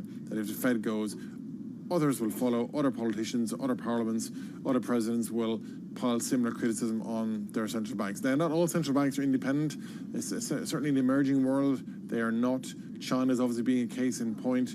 But nonetheless, there is academic literature that makes the point that having that central bank operating at arm's length from the electoral cycle, from the political process, has, on balance, been better in terms of the economic results it has returned. Now, to be clear, that's not saying they're not totally removed from democratic oversight. They come under their parliaments, they come under Congress, there are checks and balances, but there's an argument that keeping it that bit at arm's length from the electoral cycle has proven to be better for the economy over time. Well, we are speaking with Enda Curran. He's a global economy reporter for Bloomberg News. We're also monitoring what's happening in the White House right now, the president having a cabinet meeting. Secretary of Defense Pete Hegseth is speaking now. We will bring you any headlines and updates as we do get them. And what might be the political motivations behind targeting Lisa Cook specifically? We know that her term is not set to expire until 2038. Well, again, the White House would say that this is not a political campaign or strategy against the Fed, but plenty of observers and critics make the point that this all feeds into the idea that President Trump wants interest rates to come down much faster than the Fed is signaling, and he wants them down for a variety of reasons, not least to bring down borrowing costs or refinancing costs for the government. And by targeting governors on the board, in this case Ms. Cook, it gives him an opportunity to replace her and put on, as I mentioned earlier, somebody who shares the same economic worldview as President Trump, which would be one for lower interest rates. So remember, it's not just this particular governor's seat that's up for grabs at the moment, or potentially up for a decision. We have former Governor Kugler's seat became vacant a few weeks ago. We have the nomination of Mr. Moran for that from the White House. Then, of course, we have the interview process that's kicking off soon for the Fed chair. If you look over the 6-month window period ahead, there's potentially significant change coming for the personnel who run the Fed, and it's an opportunity for President Trump, of course, to put in appointees to his liking, which by extension would lean towards the view that it could be a dovish board willing to be more accommodating for what the White House wants. That's what all of the concern and critics are saying about this process. As I said, the White House say it's not a political campaign, but there's plenty of skepticism around that. And Curran, Bloomberg News global economy reporter. Also, he was up late because as soon as I saw this news cross last night, I turned on Bloomberg TV, and there he was, Enda Curran, giving the latest to our team in Asia on the Federal Reserve, independence, and the firing, as President Trump wants to do, of Governor Lisa Cook. Well, the dollar fell, long-dated bond yields rose, and stocks wavered as President Trump's push to remove Fed Governor Lisa Cook fueled concerns about central bank independence and inflation risks. It's not just that, though. It's also NVIDIA tomorrow. We've been saying there's a lot riding on that report. It's the world's biggest stock. It makes up 3% of the global market cap of all public companies. We'll bring those numbers to you as soon as they cross tomorrow.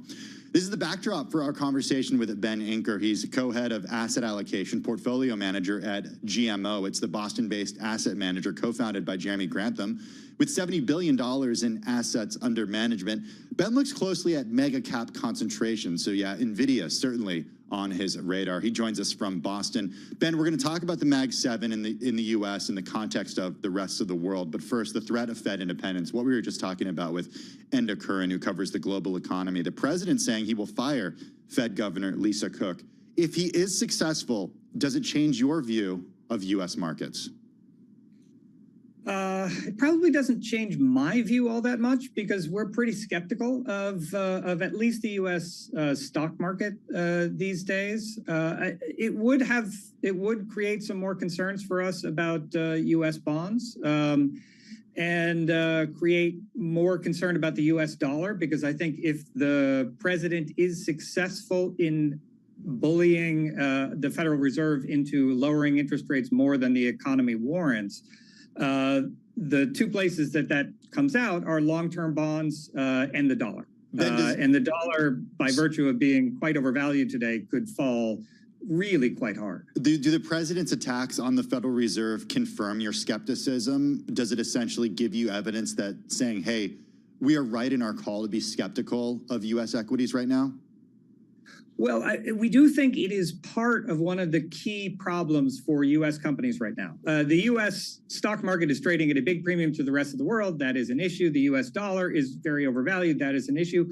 But the other thing we really worry about for the U.S. is the U.S. is facing a series of supply shocks that the rest of the world is not. So we've got the tariffs, which increase inflation and decrease economic activity. We've got the move against immigrants, which tends to do the same.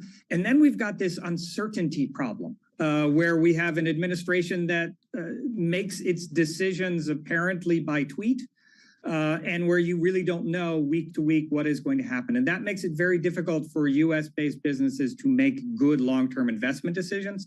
This is part and parcel of that problem. So while I certainly hope the administration does not succeed in pushing a Fed governor off of the board on the basis of a criminal referral, because you can have a criminal referral on just about anyone for just about no reason at all. So I hope it doesn't happen. If it does, it's another sign of policy uncertainty in a country that is suddenly awash in it. And we know that you are a skeptic of U.S. equities because of their high valuations, but the Magnificent Six dominate U.S. equity performance. What breaks their momentum, and what will you replace them with if they falter? Yeah, I mean, to be clear, we are quite skeptical of the fact that the average U.S. company trades at a big premium to the average company in the rest of the world.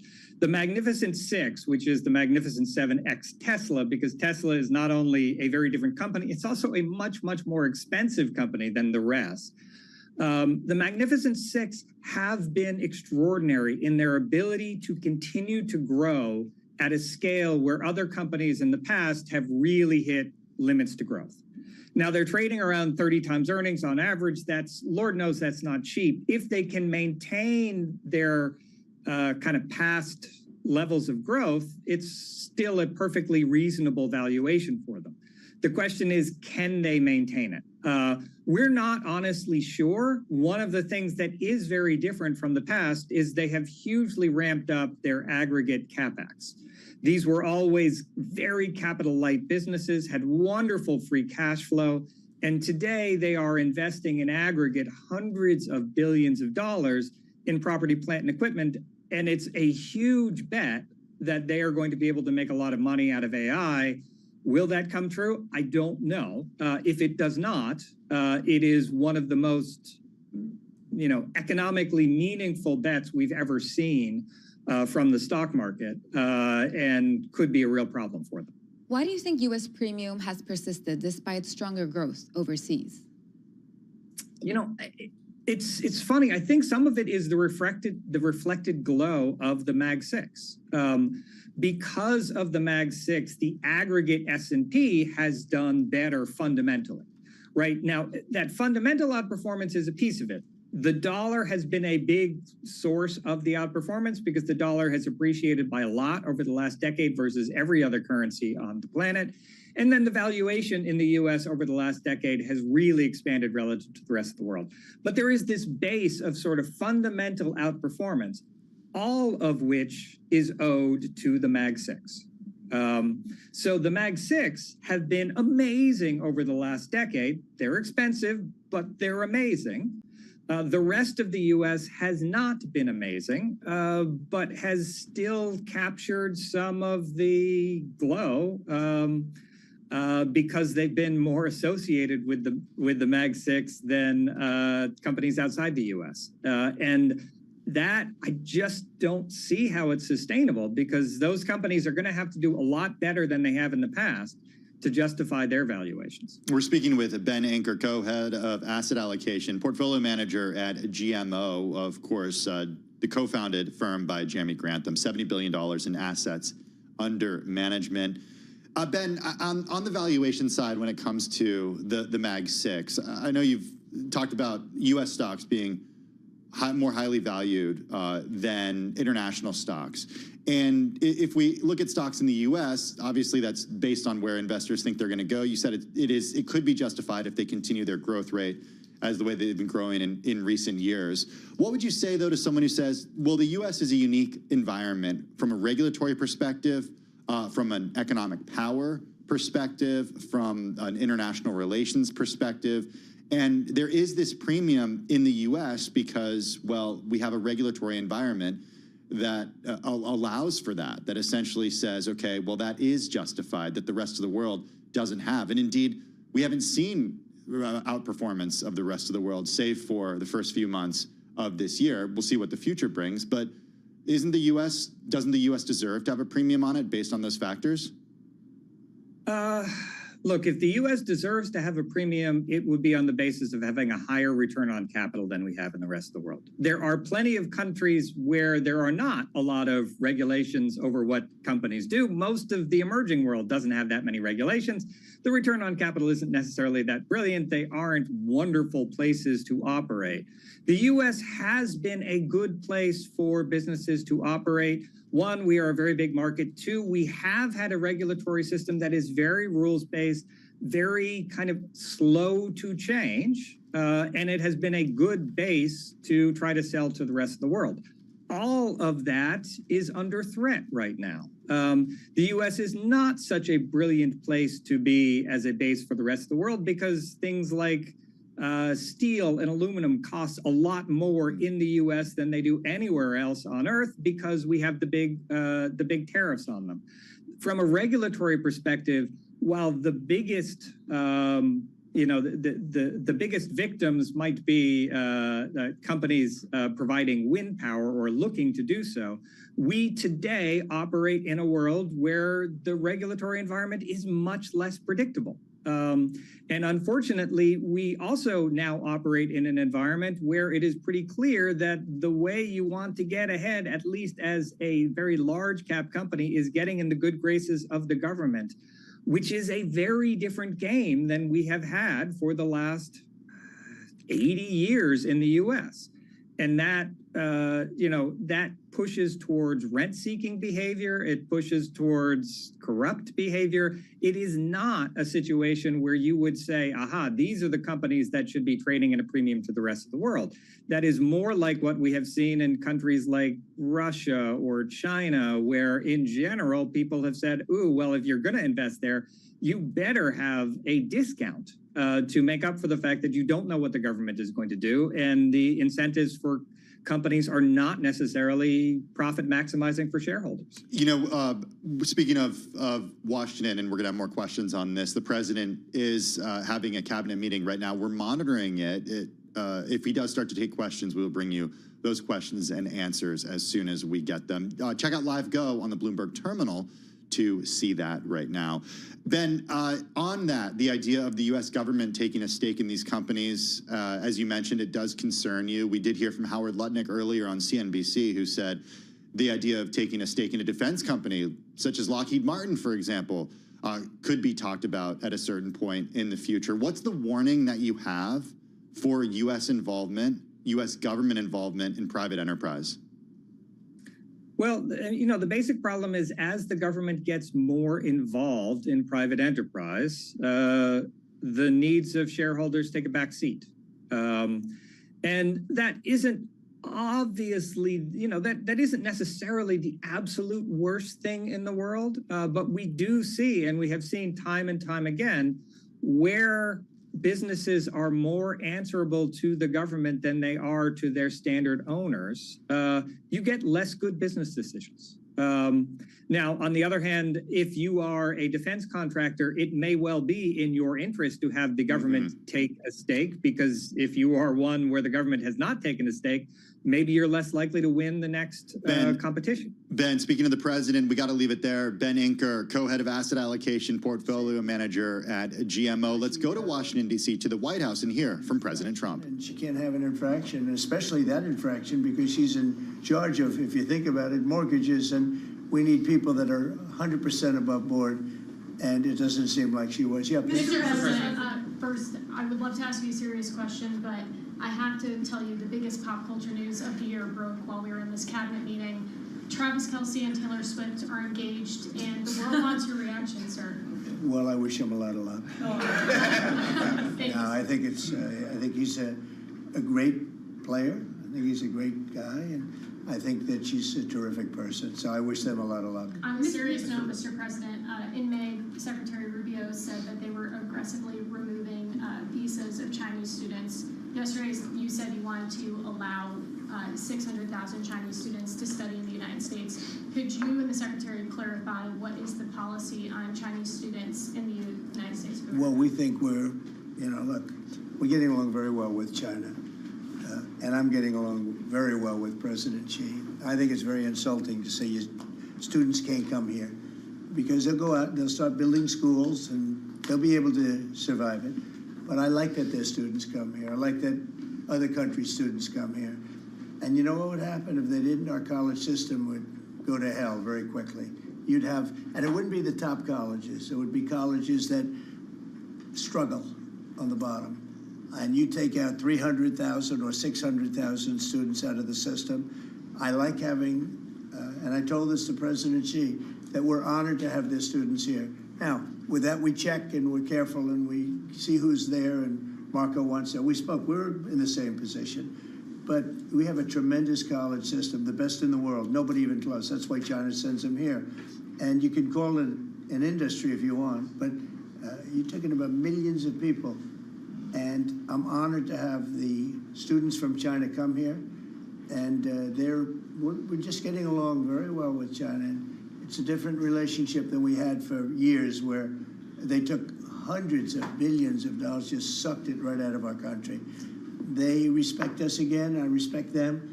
The relationship is very good. I think it's important that these are two very major powers, nuclear powers at that, but two very important powers. You know, when I get along with Putin, when I get along with President Xi, when I get along with these people, that's a good thing, not a bad thing.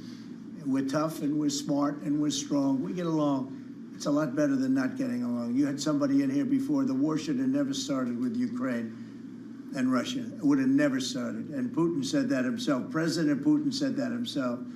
So we want to see college students come in from countries. There are some countries that we can't necessarily say that. These are places that have ideologies that we can't live with. So there are some areas, some countries that we can't say that. But we're honored to have the students come here. Please. Yeah, yesterday you said that within 2 to 3 weeks we have a pretty good conclusive end to the war in Gaza. What did you mean by by that, and could you tell us On what? In the war in Gaza? You said Yeah, what about it? You said in 2 to 3 weeks we would have a conclusive and a pretty good conclusion. There's no conclusive. It's been going on for a long time. You're talking about, I guess if you really add it up, Steve, you're talking about thousands of years, okay? It's been going on for, there's nothing conclusive, but hopefully we're going to have things solved very quickly with regard to Gaza and also with regard to Ukraine and Russia. Mr. President, who are you considering for the replacement to nominate for Lisa Cook, and what economic background or history are you? Well, we have some very good people for that position, and I think we have some very good people. We're down to, I mean, I think I maybe in my own mind have somebody that I like, but I deal with Scott and I deal with Howard, and we're dealing with a lot of people actually that are going to be involved in that decision ultimately. It's a very important decision. As we see, I mean, I got a bad recommendation when I went with Jerome Too Late. You know, it's just, he's too late. His nickname is Too Late, costing us a lot of money, hurting the housing. I mean, our housing industry is good, but it could be phenomenal. Most of this country, in terms, economic terms, has been phenomenal. We've never seen anything like it. Because of him and his high interest rates, the housing is less than it could be. We're going to get that straightened out very quickly. He gets out very quickly, fortunately. He's been the wrong guy. Not a bad person, I don't think, but you know, I do think he has motives, by the way, but I don't consider him, I've dealt with worse. But he hasn't done the job. The recommendation from a certain person was not a great recommendation. That person vouched for him, but we're doing a very careful study. We'll see what happens. Look, we just put a very good man in one position. We might switch him to the other. It's a longer term and pick somebody else, but we're very happy with the person we have in there. And we'll have a majority very shortly, so that'll be great. Once we have a majority, housing is going to swing and it's going to be great. People are paying too high an interest rate. That's the only problem with housing. We have to get the rates down a little bit. And when we do, it's going to be a tremendous difference. The country is doing so well. It sort of blows through the fact that we have a man who's too late and not doing a very good job. Please, in blue. Mr. President, regarding crime in D.C., something that might help especially ladies is being able to carry. I know you've talked about reciprocal carry. Would you like for that to apply here in Washington, D.C.? When you say carry, I assume you're talking about carry what we're talking Concealed about, right? or, yeah. In other words, carry a gun. Is that right? Would you like to carry a gun? I would like to, yes, sir. You'd feel a hell of a lot better, right? I absolutely would. I agree with you 100%, okay? Okay, great. But I'll tell you, within another couple of weeks, it's hard to believe what's been accomplished in 12 days, but within another couple of weeks, you won't have to carry. You're not going to have to carry. You're going to be safe. People are safe now. The turn has gone fast. I knew it was going to go fast, but this turn has gone really fast. And within a month or two, this is going to be one of the safest places in the country. I have no doubt about it. And we'll do an extension. We'll work with Congress, or I could declare an emergency, but I don't think that's going to be necessary. We'll work with Congress. We're going to be working with Congress. I spoke with our great speaker, and I will be speaking to John Thune. And we're getting tremendous support from Congress, especially maybe here. Everybody wants to see our capital be great. Could say be great again. You know, it's such a beautiful place, but if you have crime, nothing looks beautiful. So, but you won't need to carry a gun, but if you do, Well, I would like to have the option, just in case. well, a lot of people feel that. Also in other blue cities, you've got Karen Bass in Los Angeles, Brandon Johnson in Chicago. It seems to be very popular here, the fact that people can walk around, go to restaurants, shop, not have to worry about their safety. If blue city mayors oppose those efforts in their cities, do you anticipate that Democrat voters are going to take it out on them at the ballot? I think so. I think that crime is going to be a big thing. And we are the party, the Republicans are the party that wants to stop crime. We're against crime. The Democrats like crime. I don't know why. I mean, we talk about common sense. I think I got elected on talking about common sense. The border, we have to have a wall. We don't want transgender for everybody. We don't, as I said before, we don't want to have men playing in women's sports. I mean, you see the difference. Weightlifting. Take a look at weightlifting. Take a look at long distance running, where a runner came in 5 hours and 14 minutes ahead of another runner, both champions. One male, one. It's not fair. It's demeaning to women. It's so bad. But they have another one, and I think this is the beauty of them all: crime. They're against crime prevention. You can't do that. You can't do that. And I think to myself, I say, is there some game? You know, they're smart people. You're listening to President Trump right now during a cabinet meeting. He started the Q&A session, which you're listening to now, by answering a question on Fed Governor Lisa Cook. He says that the Fed's Cook seems to have had an infraction and he needs people who are 100% above board. He later said that he has some very good people in mind to replace Fed Governor Lisa Cook. Let's go back to the president. Brilliant associate here. I don't know how you're alive. I mean, based on that story, you got very lucky. He didn't just go, all he had to do is this, right? And, you know, it's pretty amazing. So we have something.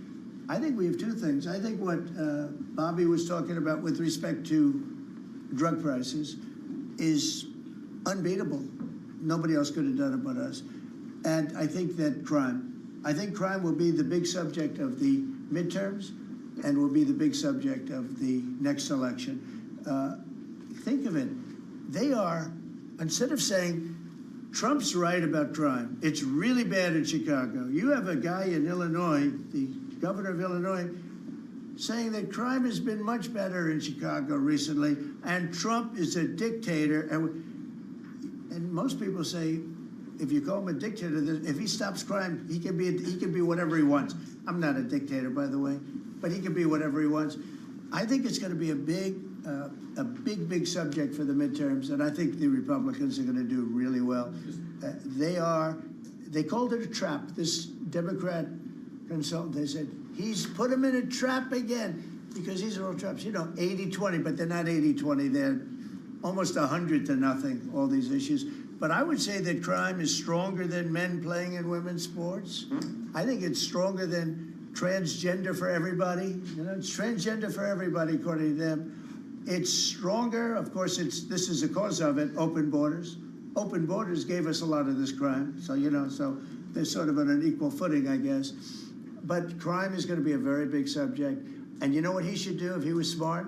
Illinois or New York, if they want, or Gavin Newsom, they should call me and they should say, you know, we've got a problem.